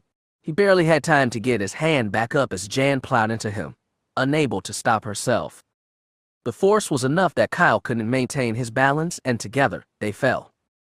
Even as Frendon Moxkin's large form flashed past, heading for the exit, a single word flashed in Kyle's mind. Protect. Reaching out, he encircled Jan with his arms, pulling her forward until her body was planted solidly against his, her face buried in his chest. He closed his eyes, anticipating the impact. For Jan, everything happened so fast that it seemed impossible to follow. Kyle casting away the sword, her body crashing into his, Kyle's arms encircling her, the sense of falling. A moment later, the impact with the floor sent a shock through her, expelling the air from her lungs. She closed her eyes against the anticipated, but found it was far less than she had felt when the big man was choking her. Even now, her throat ached, sending small stinging needles of pain through her. Turning her head, Jan opened her mouth and took large breath. It hurt her throat, but she endured the discomfort as her lungs filled with fresh air. From beneath her, she heard Kyle groan. Grunting as his back struck the floor, Kyle felt the breath driven from lungs as Jan's body crushed into his chest and stomach. His brain began to clamor for oxygen, but when he tried to draw breath, he found he couldn't. With Jan lying atop him, his chest couldn't expand enough for a deep breath. Got to do something or I'll suffocate. He tried for another breath and this time was able to draw a small one. Well, better than nothing. He began to breathe rapid, shallow breaths, getting just enough air to keep from passing out. From above, he heard Jan take a deep breath. She's okay, he thought. Hearing her breathe, knowing that she was alive, was comforting despite his feelings of anger and betrayal. And while he knew that the two of them needed to get up and get out of there, Kyle found he was content to just lie there for a moment. Unfortunately, the pain receptors in his mind decided that that moment was the perfect time to switch back on. Pain radiated all along his back, chest, and stomach, even as worked to regulate his breathing. Ouch! As the shock of the fall began to wear off, Jan could feel something touching her face. It was not quite soft, but rough either. Opening her eyes, she at first couldn't make sense of what she was seeing. Everything, the floor seeming to have become the wall. What is going on? It was then she realized that her head was lying sideways, and so what she was seeing appeared to be so as well. As she moved to raise her head to a level position, her hands encountered the same material she felt on her face. Raising her head slightly, she saw an unfamiliar surface. What is this? She began to explore the material with her hands, trying to determine what it was. Ow! Exclaimed a voice, Kyle's. But how could? Wait a minute, Jan thought, realizing what she was seeing. She pulled her back enough to see the surface she was looking at was Kyle's shirt. Her gaze traveled upwards, to where the material ended and skin began, and beyond, that was the familiar lines of his face. And to her surprise, she saw that Kyle's eyes were open and looking up at her. As Jan began to stir above him, Kyle felt something soft move across his face. Opening his eyes, he found himself partially blinded. Or at least it seemed that way. Through his right eye, he saw the ceiling above him. But from the other, he could see only a mottled brown color. There was a small tickling sensation as the brown color moved. A moment later, his vision was clear. He realized now that what he had seen was some of Jan's hair that had fallen across his face. He saw more of the river of brown as Jan raised her head slightly. Her eyes, as blue as ever, came into view as she looked down at him. Looking down at him, Jan felt as if she should say something, but try as she might, no words would come. He saved me? The thought echoed inside her head. Kyle had saved her.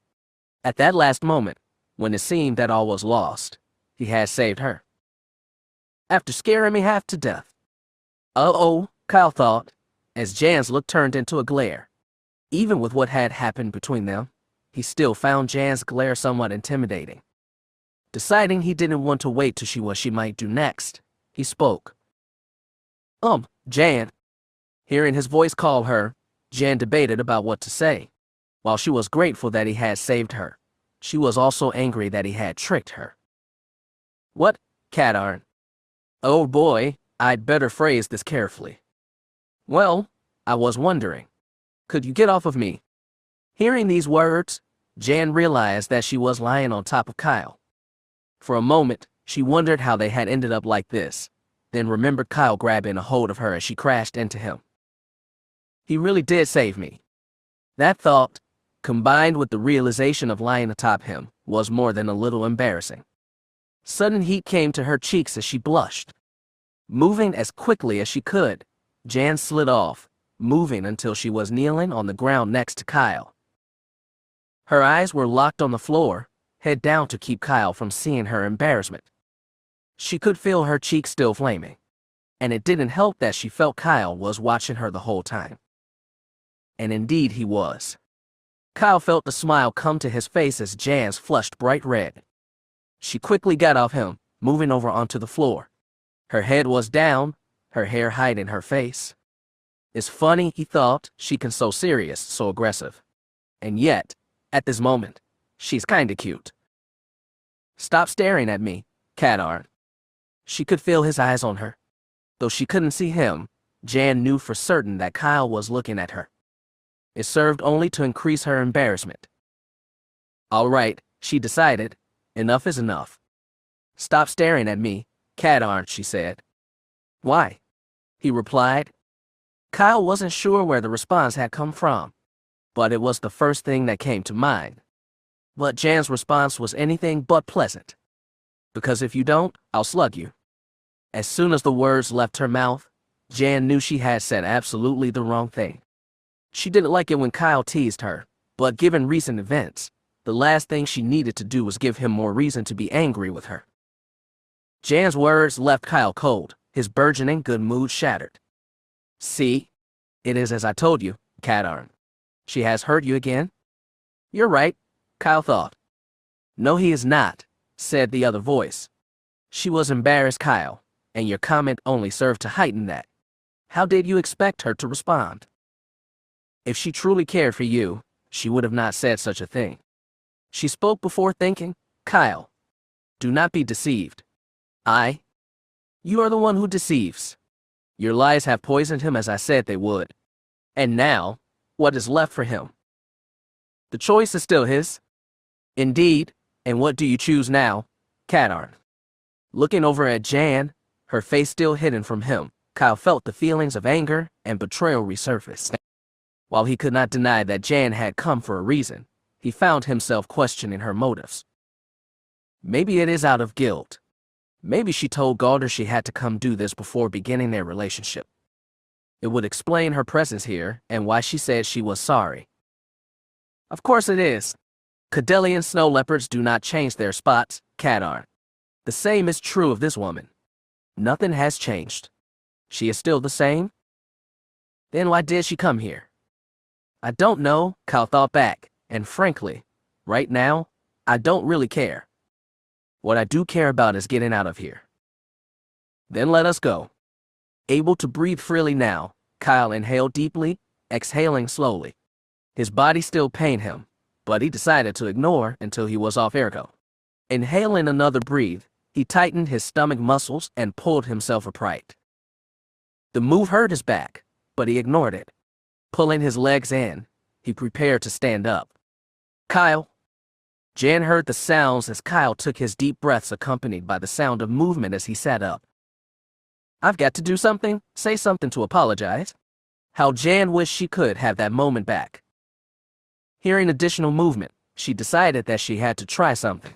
Raising her face, she looked to where he sat on the floor. Kyle. For a moment, he considered not responding. Right now, the last thing he wanted was to listen to more of her words. But if I do that, she'll probably say something else, ask if I'm listening, or something like that. Best to take care of this now. He looked towards as her face came into view. He saw pleading in her expression, a search for understanding.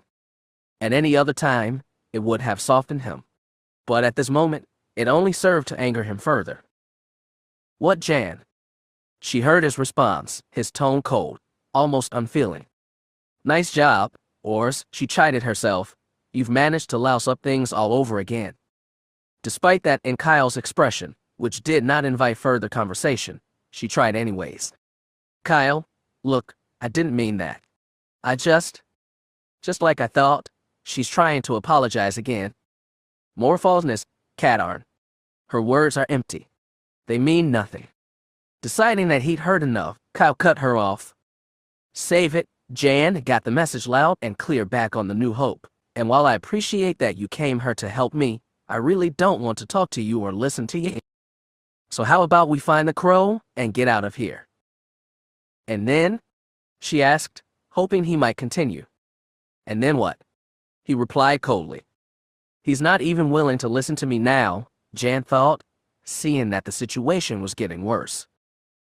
I've got to back off. If I push him any more. All right, Kyle, she said, looking away from him. If that's what you want. Good, he thought. She finally seems to be getting it. Getting his legs under him, Kyle placed one hand flat on the ground, took a deep breath, and pushed off. The sudden movement sent new shocks of pain along his back and legs, but Kyle made himself endure it as he gained his feet. Taking a moment to let the pain fade somewhat, Kyle took stock of the situation. Frendon had escaped, but with the Imperials attacking, he'd either be captured or killed by them. Which is fine as far as I'm concerned, thought Kyle, although part of him wished he had been able to do in the smuggler leader himself. On the heels of that thought, Kyle wondered, where did that come from? Do I really want to kill Frendon? It took only a moment before the answer presented itself. Okay, Kyle thought, something's not right here. Why am I thinking like this? Where is all this rage coming from? He waited to see if one or both of the voices would answer, but they were curiously silent. The floor under his feet shifted, an explosion echoing from somewhere inside the base. I'll have to think about this later. Right now, Jan, and I need to get to the crow. His eyes shifted to back to her. Jan. Blast. Blast. Blast. Why couldn't I just keep my mouth shut one time? Everything was going fine, and now. Jan wanted to say something, anything to get Kyle to listen to her, to forgive her. But one look in his eyes told her that further words would be useless. So deep in her sadness was she that she didn't hear Kyle calling her at first. Jan. She wasn't responding. What's wrong with her? Why isn't she answering? Sudden anger seized him. Hey, Ors, you awake over there? As her head came up, Kyle saw that his words had the intended reaction. Jan heard call her name. He was almost shouting. She had been about to respond when he asked if she was awake. Jan felt her eyes narrow, her shame over what she had just said to Kyle fading into annoyance and anger. She raised her head to face him, her mouth set in a thin line. Okay, Kyle thought, seeing the angry look on Jan's face, that was definitely not the right thing to say. At the same time, the urgency of the moment was more paramount. We need to get out of here. Where's the ship? In the hangar bay, she replied. Where else did you think it would be? Jan realized she had just fired another verbal shot across Kyle's bow, but at the moment she didn't care. I risked everything to come and get him, and this is how he treats me. You're lucky I don't leave you here, Kadar.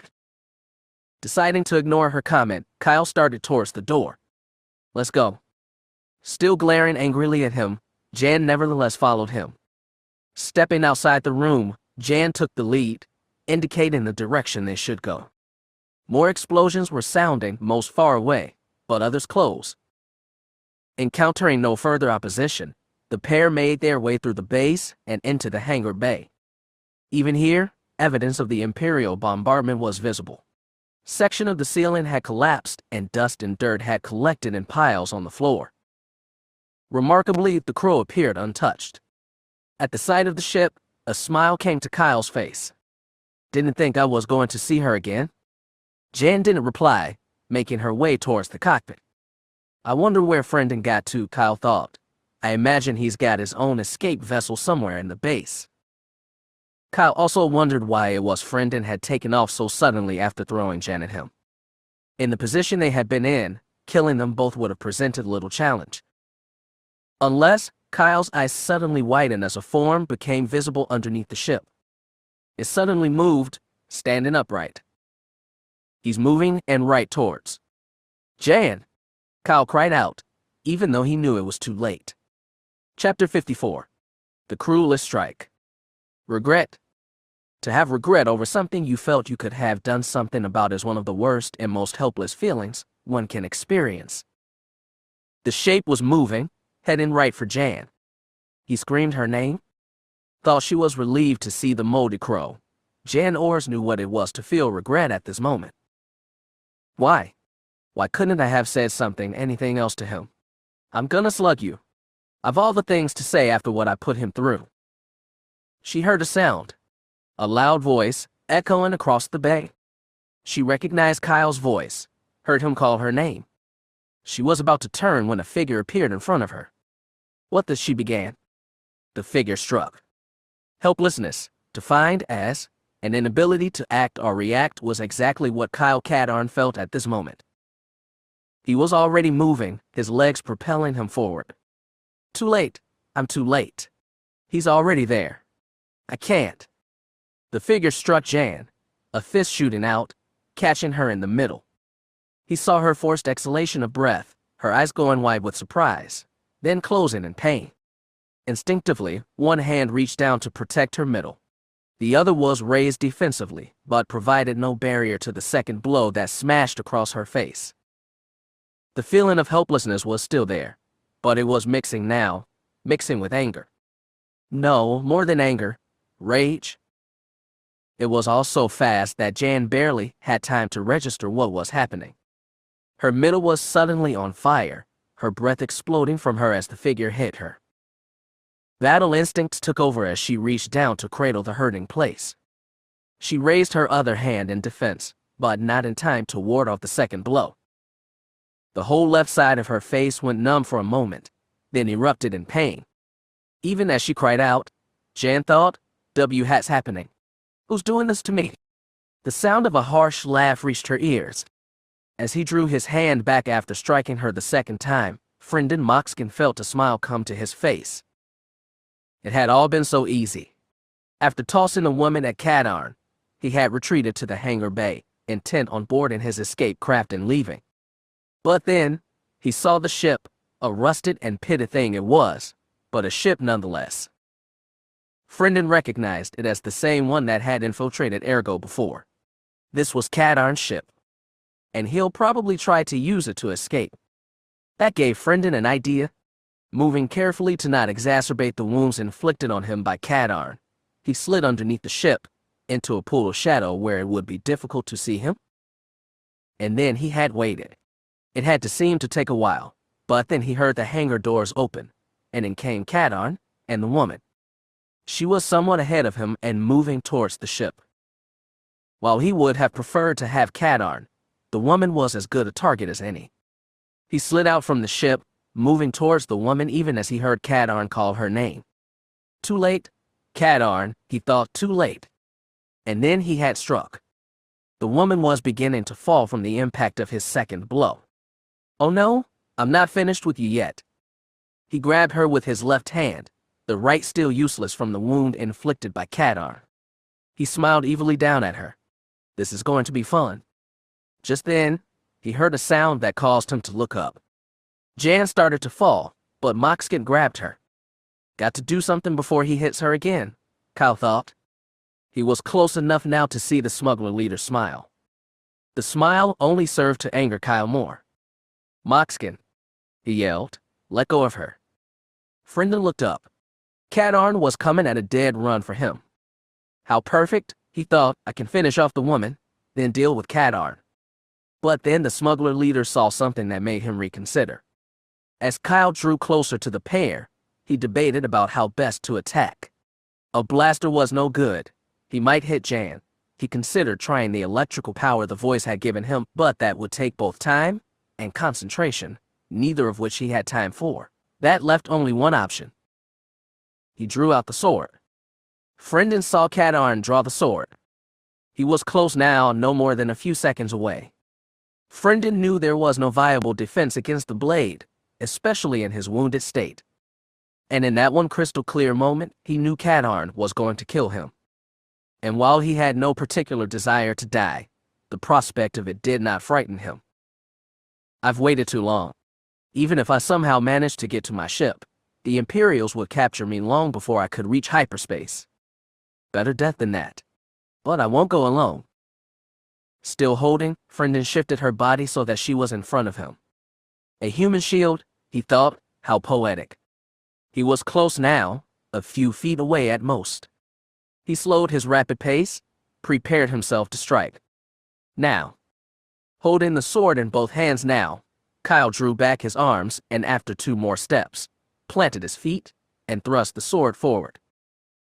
He saw the blade go in, heard the cry of pain. What the? Oh no!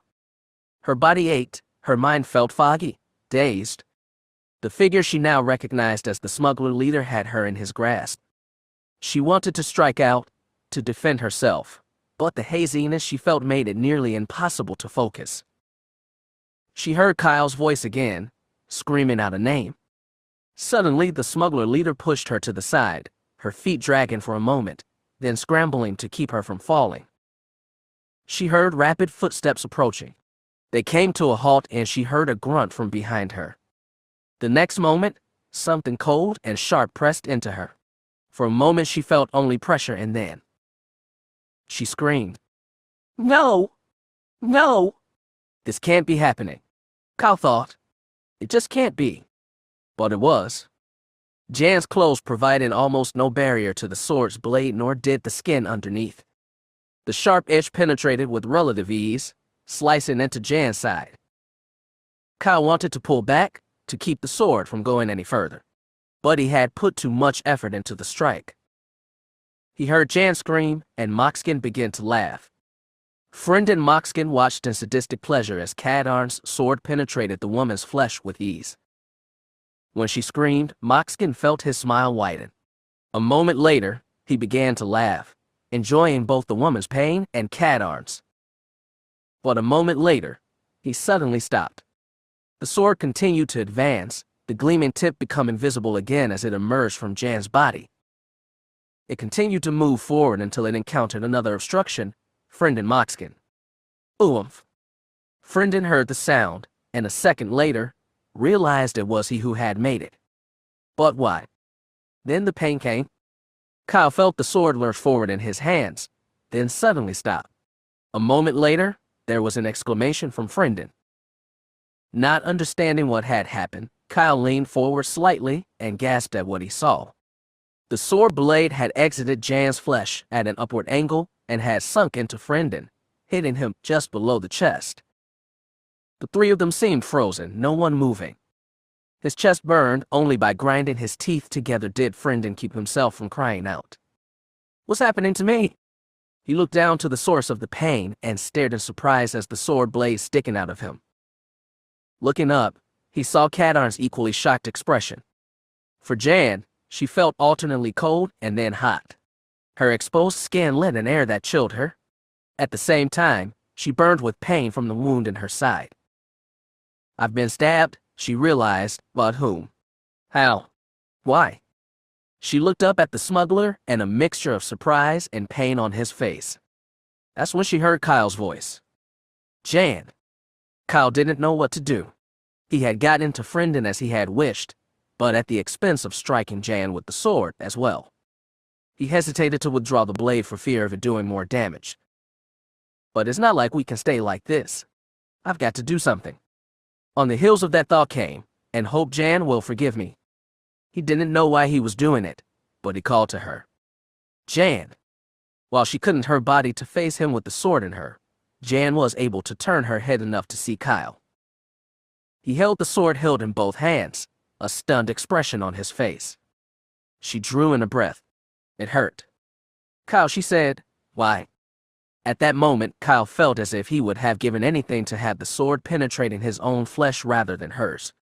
His heart felt as if it was crushed between two giant hands. Her face, the look on her face. He looked down, unable to bear the expression of betrayal that Jan cast upon him. Why, Kyle? She said a second time. How long he would have stood there, holding the sword, fearful of moving even the tiniest bit, is something known to no one for that moment. A dark shape eclipsed the entrance to the hangar. Its engines whining, repulsors holding it aloft, the Sentinel-class Imperial transport moved into the smuggler base hangar. Landing skids extended from its belly, and with a resounding thump, the vessel touched down. The Empire. Kyle thought. Oh no, as if this couldn't get any worse. He heard the transport's engines begin to wind down. Its boarding ramp would be extending at any moment. If he was going to do anything, now was the time. I've got no choice. Jan, he said, please forgive me, but I have to do this. So saying, Kyle reset his grip on the sword and pulled sharply. Jan heard the words, but moreover, she heard the sincerity in them. Genuine regret for what he was about to do. A moment later, she cried out again as the sword blade moved again inside her. Friendin felt the blade pull out of him, a fresh wave of pain accompanying his withdrawal. He let out a series of low cries, forcing himself to stay focused. Kadarn had wounded him, but he still had a chance. Just then, he heard the woman cry out and the sound made him laugh. As the tip of the sword emerged from Jan's body, Kyle released his grasp on it, allowing it to drop to the ground even as blood began to issue from Jan's wound. She stumbled, began to fall. Reaching out, Kyle caught her, trying to be as gentle as he could. Jan cried out again. He lowered her onto the deck.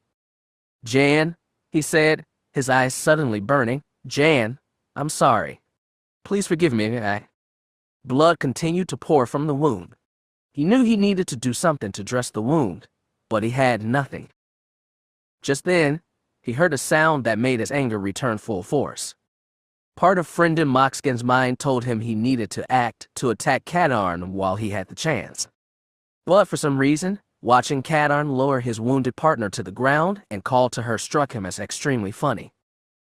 He continued to laugh, a mocking laugh intended to do nothing more than add to someone's pain. Kyle Kadarn heard that laugh and determined that he would hear it no more. Without looking, he reached for the sword, his hand wrapping around the hilt. Standing up, he covered his left hand with his right. All the while, Friendin continued to laugh. Kyle's rage grew, and with it, tears began to issue from his eyes. This man, this Friendin Moxkin, he is the one to blame. He hurt me, and now because of him, I've hurt Jan, and now, he laughs at me, mocks me. No! No more. Drawing in a breath, Kyle drew back the sword, and with the scream born of his rage, struck. Friendin Moxkin never moved, never made any attempt to defend himself, even though he saw the blade coming, heard Kadarn scream. His laughter was cut off as the sword's blade sliced cleanly through his neck, decapitating him. The head fell away, and the torso, while remaining upright for a moment, soon fell to the floor as well. Kyle saw all this, and for a moment felt victory, but as the headless body fell to the ground, horror replaced his feeling of triumph. What did I? The sword, his head, Hold it. Drop your weapon. The sound came from beside him. Still holding the sword, Kyle turned to see a detachment of stormtroopers before him, weapons all trained on him and Jan. I said, drop your weapon, called the stormtrooper whose colored shoulder pad designated him as the leader of the group. No, Kyle thought, his eyes moving over the white uniforms, skull-like helmets, the blasters pointing at him. No, this isn't fair. Not after all this. Not after all I went through. All I've endured. This could not be happening. Last chance, called the stormtrooper. Now, anyone else in this situation, facing down a phalanx of stormtroopers, all armed, would have taken the easiest course and surrendered. Kyle, instead, raised his sword and charged the nearest stormtrooper, screaming at the top of his lungs. Fire! He had barely gotten 2 steps when he saw a blue blur erupt in front of him. Then his world went gray, then black. Whew! That was close. This thought came from First Sergeant Tessig Lundham of 2nd Platoon, 1st Company. Next to him stood the group commander, Major Arnex Rundon. Deployed from the reprisal only a short time ago, the Stormtrooper Company had been ordered to occupy the enemy base and secure the Dark Trooper weapons. However, because of the secrecy of the Dark Trooper project, only the Major knew the true nature of the weapons. The rest were told it was a cache of secret weapons stolen by the smugglers. Nice shot, Trooper, said the Major. Thank you, sir. The men stared at the prone figure of the man who had charged them, brandishing a sword. He now lay unconscious, the sword having slid out of his hands. At a signal from the Major, another trooper picked up the weapon. I wonder what he was expecting to do with that thing, thought Lundham. Surely he must have known he didn't have a chance against us. At the same time, it occurred to the sergeant that the man might not have been in his right mind. After their Sentinel-class transport touched down in the hangar bay, Major Rundon had ordered the 2nd Platoon out of the transport, keeping the 1st and 3rd platoons aboard until an initial assessment of the area had been made. Lundham had followed the Major out of the transport, and that was when he and the other troopers had seen it. 2 men, one so massively huge it caused Lundham to make sure the safety on his weapon was off. The other was smaller, but held a sword. The sword-wielding man had drawn the weapon over his shoulder and, with a cry that echoed loudly even in the large space, had swung the sword. It struck the other man in the neck, and in the time it had taken the Major to issue orders to surround the attacker, the huge man's head had fallen to the ground, followed by his decapitated body.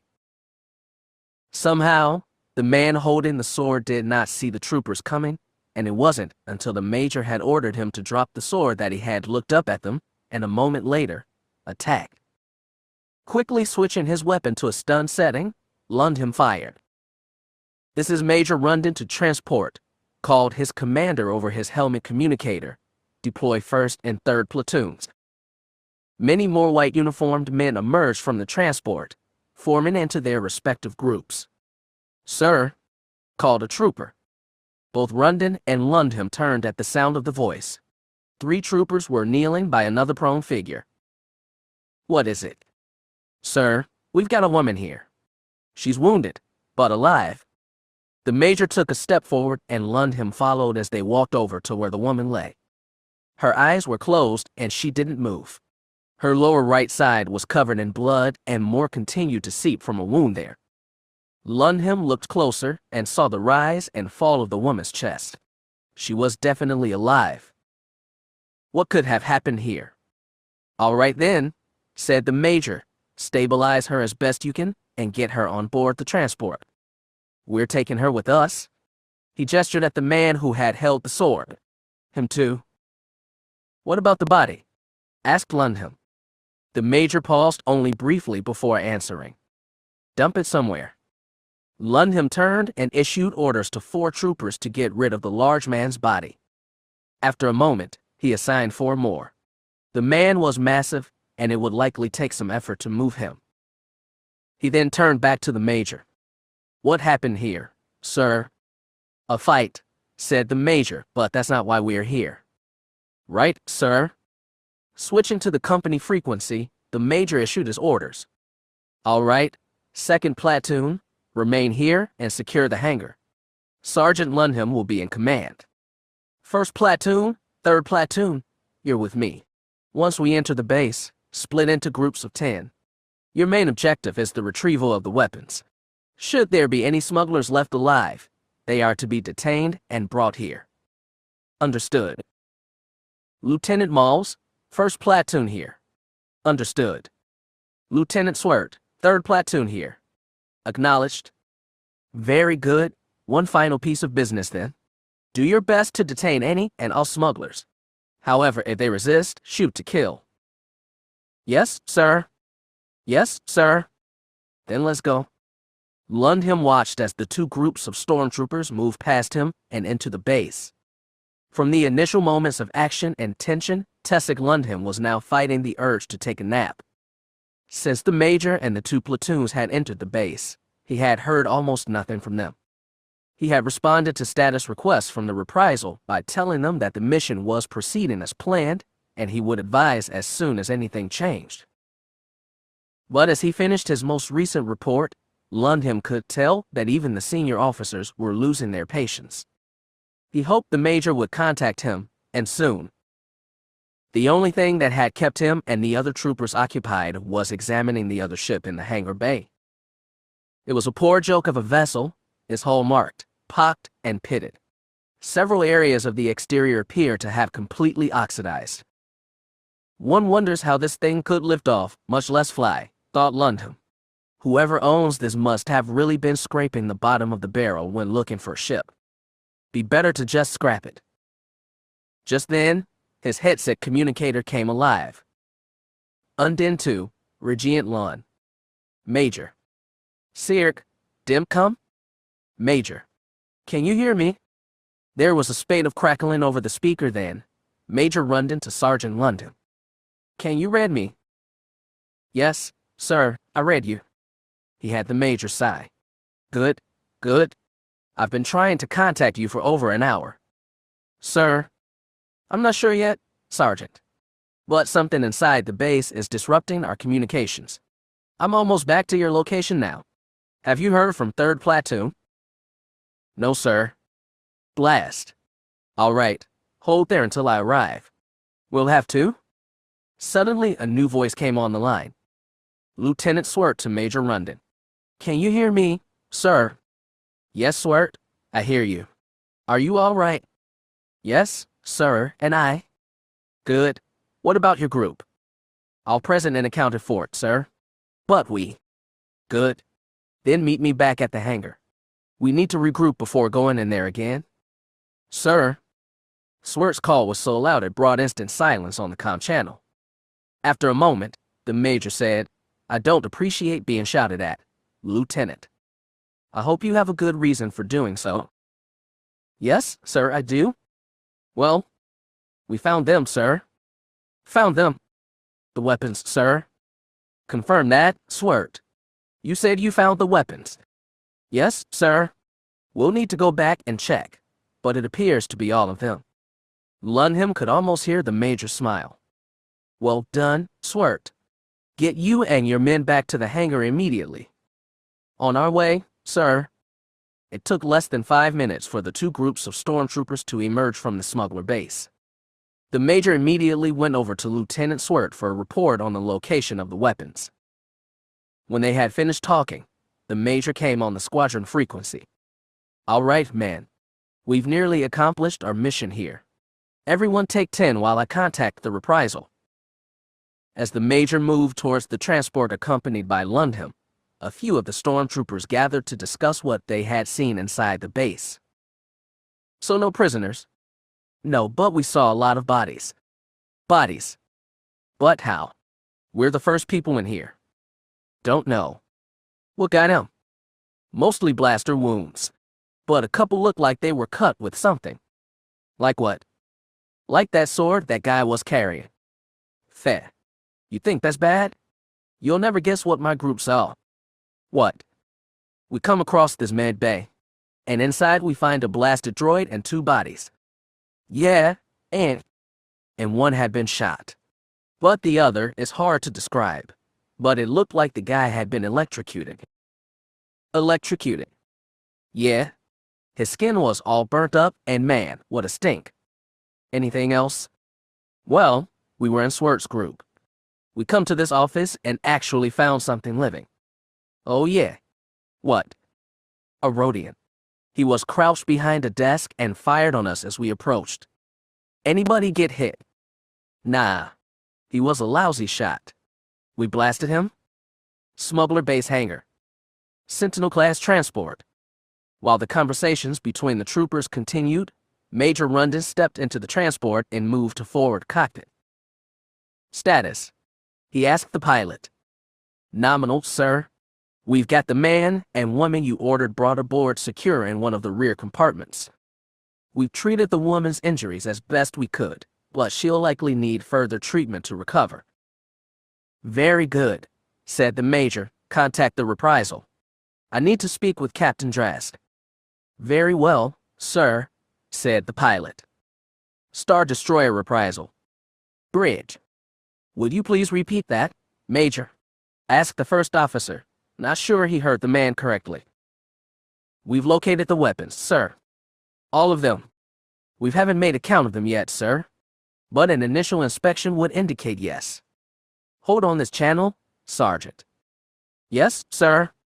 Feeling pleased to be able to deliver good news, the first officer forced away his smile as he walked to where the captain stood on the forward bridge. Sir.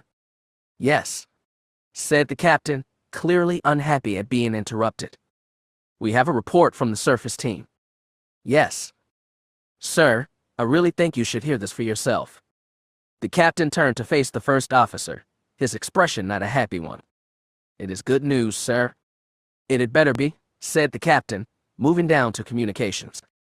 In order to keep other ears from listening, he donned a headset. This is the captain. Sir, Major Arnex Rundon here. We have secured the smuggler base. Unfortunately, it appears that the smugglers, our TIE fighters, didn't shoot down our all dead. I see, said the captain. A shame. Any news on the weapons? Yes, sir, we've located them. The first officer saw the captain's lip twitch slightly. All of the weapons, Major? We haven't counted them yet, sir. But it appears so. Now the captain did smile, inasmuch as he ever did. Excellent news, Major. I want those weapons secured and transported to the reprisal immediately. Understood. Yes, sir, but we do have one problem, sir. Problem, Major. Yes, sir. There is something in the walls of the base that is interfering with our radio transmissions. From a distance of about 10 meters, we cannot send or receive. The captain frowned at the image of the Major. I see. And may I assume you have a solution to this problem, Major? Possibly, sir. I was thinking that if I deploy a stormtroopers every 5 meters or so from the hangar bay to where the weapons are, we should be able to maintain radio contact. The captain took a moment to consider this, then nodded. Go ahead with your plan, Major, but understand that I want those weapons on board this ship immediately. Am I clear? Yes, sir, said the Major, understanding that the captain meant, at any cost. Is there anything further? Yes, sir. We encountered 3 civilians in the hangar. They appear to have been engaged in combat. Any survivors? Yes, sir. A man and a woman. The captain opened his mouth to speak when a sudden thought came to him. He recalled the ship that had infiltrated the assault wing and the woman piloting it. Major, is there another ship there in the hangar bay? Yes, sir, Rundon said, a little confused as to how the captain knew this. There is. Can you get me a visual on it? Just a moment, sir. Rundon turned to the pilot. Can you access your external cameras and send an image to the reprisal? Yes. Then send an image of that other ship. Okay, said the pilot, manipulating a control. On a small view screen in the cockpit, the view shifted until the pitiful-looking ship came into view. Got it. Transmitting. Rundon turned back to the comm. We're sending the image now, sir. The captain and first officer waited as the image sent from the transport was accepted by the reprisal as computers. Then, after a seemingly interminable wait, the image appeared on a view screen. Sir, said the first officer, it's... Yes, indeed, the very same ship. Major Rundon. Yes, sir. You said the ones you've brought are a man and woman. Yes, sir. Very good, Major. Proceed with the retrieval of the weapons. Also, I want you to see about bringing the ship up here as well. Sir. I want the ship brought aboard, Major. Is that a problem? No, sir, said Rundon quickly, not completely understanding, but unwilling to ask. Good, said the captain, ending the transmission. Drask turned to his first officer. Send a transmission to General Mock immediately. Tell him I found Jan Ors and possibly Kyle Katarn as well. Yes, sir, said the first officer. Chapter 55. Imperial Plans. 1 week ago, Texel Drask had never heard of the planet Ergo Nor. If you had asked, would he have cared about such a place? But after today, this singular orb drifting in the vastness would be a place he would never forget. Are you sure, sir? Said the first officer. Drask studied the image again. No doubt about it, he said, pointing to the screen. That person is definitely Jan Ors. And since she's been seen in Katarn's company several times over the last several months, that man is very likely him. One of the bridge crew walked over and said something into the first officer's ear. He turned to the captain. Sir, we have established contact with General Mock's ship. Good, said the captain. I'll take it here. He quickly checked his uniform, making sure it was spotless. General Mock had a reputation for holding hard and fast to the rules, all of the rules including the ones concerning uniforms. We have General Mock on the line now, sir, said the first officer, switching now. On the screen appeared the craggy face of General Mock, and judging by his expression, I'll need to get right to the point, thought the captain. Despite the massive scale of the Imperial fleet, its overall structure was not overly complex.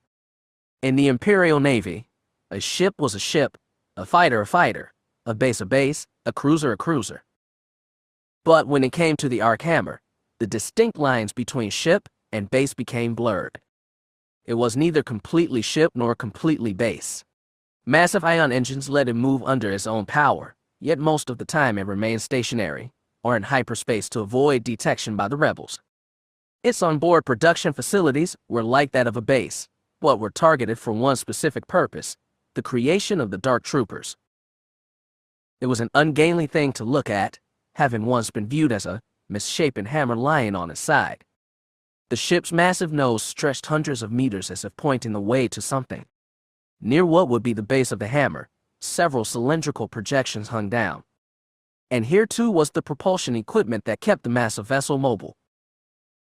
Aesthetically, the Arc Hammer was an ugly ship, but aesthetics were the last thing on the mind of his brainchild and commander, Ram Mak. The former commandant of the Imperial Academy had created the idea of the Dark Troopers a long time ago, back before the days of the Death Star. And while the Emperor had found merit in the General's proposal, Grand Moff Tarkin and his idea to create the massive battle station had wooed him away from it. But with the battle station's destruction and the Emperor wanting anything to get revenge on the rebels, interest in the Dark Trooper had increased. With financing from the Empire, Mak had overseen the construction of the Arc Hammer, all the while promising the Emperor that upon its completion, the Dark Trooper project would provide the means to do away with the rebellion permanently. The attack performed on Talay had utilized only 4 of the Dark Troopers and had been a near total success with only 1 of the 4 destroyed. Lord Darth Vader had been on board and had personally reviewed the attack and its outcome. It had impressed him enough to order the General to continue construction and testing. And now, thought the General, once the 1st Battalion is completed and checked out, the rebellion will face a weapon it has no chance against. A rare smile played across his face as the lift he stood and descended. Everything was falling into place. Coming to a halt, the lift doors opened. Stepping out, he proceeded down a corridor noticeable if only for its starkness. Equipped with only the essentials to make it functional and safe, the corridor had no color or other adornment to it, only the raw color of bare metal. Making his way down the corridor, the General heard a faint sound that grew louder as he continued forward. The sound of machinery, tools in operation. There was another lift at the end of the corridor, this one an open design which allowed its passengers a panoramic view. Activating it, the General's eyes took in the scene before him. Extending back as far as the eye could see were staging areas, assembly areas, and row after row of dark gray metal shapes. The smell of metal was everywhere, spiced with the flavor of welding torches, and all the sights and sounds one would expect in a factory. The lift came to a halt and the General stepped off. He had taken no more than a few steps before a man approached him from the other direction, his face and uniform immediately identifying him as the head technician. Stopping before the General, the man saluted, his face expressionless. "Status." "On schedule, sir," said the head technician.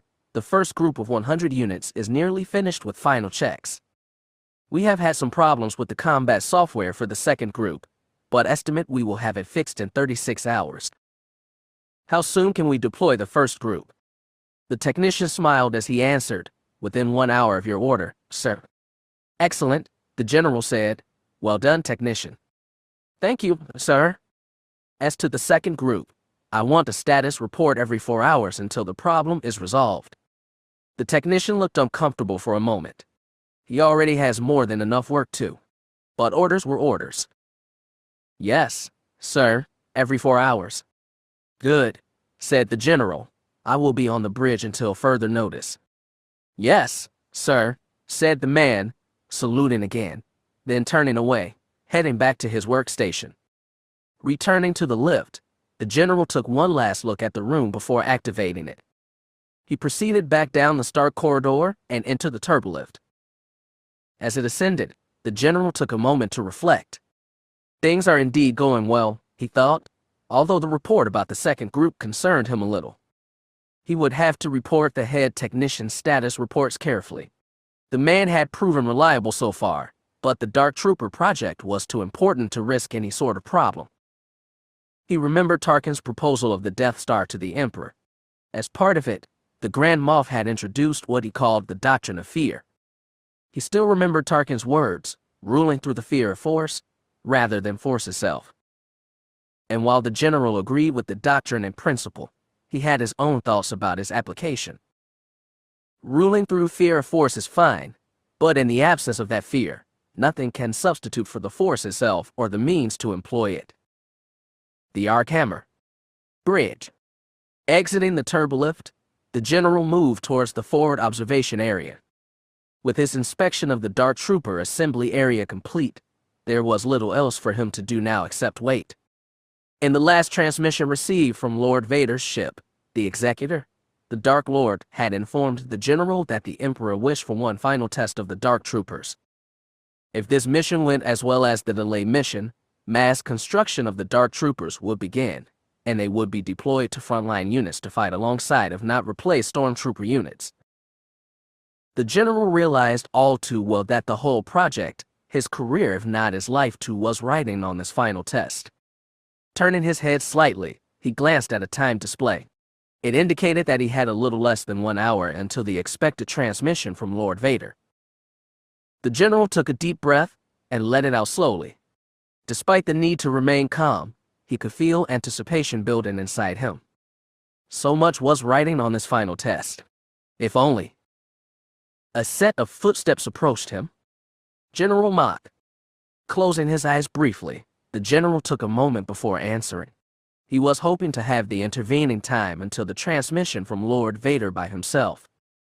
But it appeared such was not to be the case. "Yes, Captain," he answered, not turning around. "What is it?"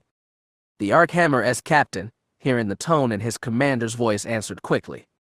"General, we've been contacted by the Star Destroyer Reprisal. The captain wishes to speak to you personally." It was still too early for the transmission from Lord Vader, and he had time for little else. "What about?" he asked bluntly. "He would not tell me, sir, other than saying that it was very important." Mott fought the impulse to shake his head in annoyance. Among the things he couldn't stand were officers who couldn't just speak their mind and state what they wanted to say. He considered having the captain tell the reprisal to explain exactly why they were calling. But as he had nothing else to do at that moment, he decided he would acquiesce to the request. However, if the reprisal's captain was wasting his time. Very well. Turning round, he followed the captain down to the communications area. Stopping before a display screen, the captain offered a headset to the general. When Mach raised his eyebrows, the captain added, "He says the information is for you only." Feeling his patience begin to slip a bit, Mach nonetheless accepted the headset. "This is General Moak," he said, his tone grave. "To whom am I speaking?" "Star Destroyer Reprisal. Bridge." "Greetings, General Mach. This is Captain Texel Drask of the Star Destroyer Reprisal. I have contacted you regarding our mission to the planet Ergo. We were dispatched." "Captain," the general interrupted, impatience in his tone, "I have no concern about your mission or any of its details. You contacted my ship and asked to speak to me personally. I want to know why, and I want to know now." Drask swallowed nervously. He had been right about the general's mood, and so far, he was doing little to improve it. "Forgive me, General. I do not mean to waste your time. I merely wanted to explain the mission parameters and establish why it is I am." "Captain," the general interrupted, anger creeping into his tone. "I believe that I have captured Jan Ors and Kyle Katarn, sir." "The Arkhammer. Bridge." "Sir?" asked the captain. "General, are you all right?" The older man's eyes had gone wide with surprise. "General Mach?" asked the captain again. The general's lips moved. "Captain Drask, repeat what you just said." "I believe I have captured Jan Ors and Kyle Katarn, sir." "Have you confirmed their identities?" "I have a visual record, sir," answered Drask. "Patch it through immediately, Captain." "Yes, sir." "Star Destroyer Reprisal. Bridge." Drask felt his heartbeat begin to slow. The moment he had told the general about the capture, the older man's face had assumed a look of total surprise. Now all he had to was get the visual patched in, and if the general confirmed it. "Transmission from the transport is ready, sir," said the comm officer. "Send it through," said Drask. To the general he said, "It should be coming through now, sir." The Arkhammer. Bridge. General Mach asked the captain for the third time. "Yes, Captain," the older man said. "Is something wrong?" "No, Captain. In fact, something may be very right. Communications, you should be receiving a data record from the reprisal. I want it online immediately." "Visual data has been received, General," said the comm office, "coming online now." The face of Captain Drask disappeared from the screen, and was replaced by an image that Mock quickly identified as the interior of a Sentinel-class transport. 2 figures were visible, both unconscious. He waited impatiently as the view panned up to the faces and... It's him? Although it had been quite some time since his academy days, the general recognized the face of Kyle Katarn. Once of the most promising students of the Imperial Academy, he had defected to the rebellion upon learning of an Imperial raid on his home planet of Sulin. Among the rebels killed during that raid had been Katarn's father, which explains why he defected. But what a waste, he mused. What a waste. He looked at the other face visible on the display, recognizing the face of Jan Ors. After the Ferg Metal facility on Antiv had been attacked, data records transmitted from the base during the battle included visuals of both Kyle and Jan. As he stared at the image, Mock also recalled a report he had read recently concerning the reprisal. It had been dispatched to the planet Ergo in order to retrieve a shipment of Dark Trooper weapons. "Let me speak with Captain Drask again," he said to the comm officer. "Switching, sir. Star Destroyer reprisal. Bridge." As General Mock's face reappeared on the screen, Drask opened his mouth to speak, but the general beat him off. "Captain, what is your current mission status?" Caught off guard by the question, Drask took a moment to compose his answer. "We infiltrated the smuggler base and retrieved the Dark Trooper weapons, sir." The group commander, Major Rundon, reported evidence of combat within the base. Apparently, most of the smugglers were dead before we got there. "Dead? How?" "We are not sure yet, sir. However, upon entering the hangar, Major Rundon reported that the man we believed to be Katarn was holding a sword and attempted to attack his group. They stunned him before removing him and the woman to the transport." "What about the smuggler leader, Friend Moxkin?" asked the general. "Also dead, sir. It appears that the sword I just mentioned was used to decapitate him." "I see," said the general. "What is the condition of the prisoners?" Major Rundon reported that the man was uninjured. The woman had a wound in her side. From that same sword, it appears. "See to it that they are cared for, Captain," the general said gravely. "I want them both alive. Is that understood?" "Yes, sir," said Drask. "What is your current position?" "Still in orbit of Ergo, sir. Major Rundon is currently on his way from the surface." "Hold on this channel, Captain Drask," the general. "Captain," the general said, "what is our current position?" "Just outside of the anode system, sir." "And the reprisal S position relative to ours?" "Just a moment, sir." The captain moved over to the navigation, consulting the star maps. When he returned, there was a disappointed look on his face. 3 days at top speed, sir." The general's face wrinkled in displeasure. 3 days? "Yes, sir." Clenching a fist in frustration, the general turned back to face Captain Drask. "Star Destroyer reprisal. Bridge. Unfortunately, Captain, our best estimate puts us 3 days away from you. Therefore, I want you to hold position over Ergo for another day. I will contact you by then with instructions." "Sir," said Drask, "may I ask?" "You may not," said the general. "You have your orders, Captain, and I expect you to carry them out." "Yes, sir. But what about the smuggler base?" "Do as you see fit, Captain. As for the prisoners, I want them confined in your highest level detention cells after their wounds are treated. Do not, under any circumstances, allow them to escape. Do you understand?" "Yes, sir," said Drask. "I understand." "Very well, Captain. I shall contact you again in 1 day." And with that, the general's face faded from view. Removing the headset, Mock handed it to the comm officer, then stepped out of the pit and moved towards the bridge observation area. The captain followed him at a respectful distance. "Good news, eh, sir?"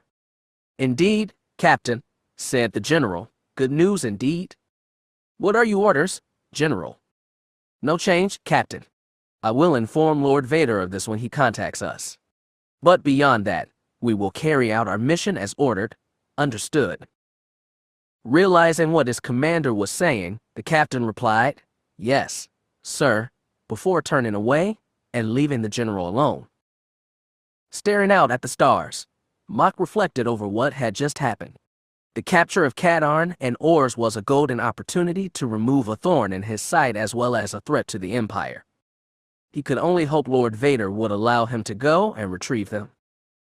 He glanced at the time display again. 19 minutes to go. Star Destroyer reprisal. Bridge. Realizing that his heart, which had begun to slow, was beating fast again, Drask took a deep breath to calm myself. From what had started as a mess of a conversation had ended with he and his ship ordered to hold position pending further instructions. General Mock must have a personal interest in the prisoners, he thought. Captain. Lost in his reverie, the voice of his officer startled. Only his training kept him from jumping. Yes. Sir, we've had a transmission from Major Rundon. He reports that his group has all returned to the transport and he is prepared to lift off. I see. And that other ship? Major Rundon reports a tow cable has been attached and they're prepared to bring it aboard. Very well. Tell the Major to commence liftoff procedures. Yes, sir. And, as soon as he's clear of the atmosphere, target all turbolasers on the smuggler base. Sir, said the first officer, his expression reflecting the surprise in his voice. General Mock said I could do as I saw fit with it. And with all that's happened here today, I want it wiped off the landscape. Understanding what his captain was about to do, the first officer smiled. Very good, sir. I'll issue the orders immediately. Good, said Drask, and report back here when you're done. We should have a good view. Smuggler base hangar. Sentinel-class transport. Sir, called the pilot. Yes, said Rundon. Transmission from the reprisal, sir. They're ordering us to lift off immediately. Good, said Rundon. Anything else? Just asking us to confirm that other ship is safely in tow and the prisoners are stable. Other than that, we can lift as soon as you're ready. Then let's get out of here, Rundon. Yes, sir, said the pilot gratefully. Repulsor lifts engaged, engines coming online. In the hangar bay, the silent air was shattered as the transport's repulsor lifts came on. A moment, the air crackled as the ion engines lit. Rising into the air, the pilot retracted the landing skids and guided the craft outside. Once clear of the hangar bay, he pointed the nose skyward. Here we go. Advancing the throttle, he sent the transport up into the air. A quick glance of a display confirmed the other ship was safely in tow behind them. Suddenly, a voice sounded in his headset. Major Rundon. Yes. Another transmission from the reprisal, sir. They want us to report as soon as we've left the atmosphere. The two men stared at each other for a moment in confusion. Well, it seems unusual, but I guess go ahead. Right, sir, said the pilot, guiding the craft ever higher. 2 minutes, he keyed the comm. Transport to reprisal. We've cleared the atmosphere. Rundon waited a moment before asking any reply. Only to confirm our clearance to the hangar, sir. Rundon shook his head, still confused. The pilot steered the craft underneath the massive shape of the Star Destroyer, the maw of the hangar looming ever nearer. Suddenly, the pilot caught a flash out of the corner of his eye. What is it? Asked Rundon, not having seen it. I thought I saw something. Wait. Major, come here, quick. Surprised at the urgency in the pilot's voice, Rundon moved over near the man. All right. Now what? There, sir. Look. Rundon followed the pointing finger and felt his eyes go wide with surprise. All along the perimeter of the triangular shape of the Star Destroyer, green bolts of energy were lancing out. At first, Rundon couldn't tell what the gunners were firing at. Then he shifted his view back towards the planet. The smuggler base, he said. I think so too, sir, said the pilot. And as the Sentinel-class transport entered the hangar of the Star Destroyer reprisal, the vessel's guns continued to fire, bolt after bolt slicing into the atmosphere of Ergo, striking everywhere, and around the smuggler base. On the planet's surface, structures that had taken untold time to build and equip vanished in green fire. All of it, the command center, the medical bay,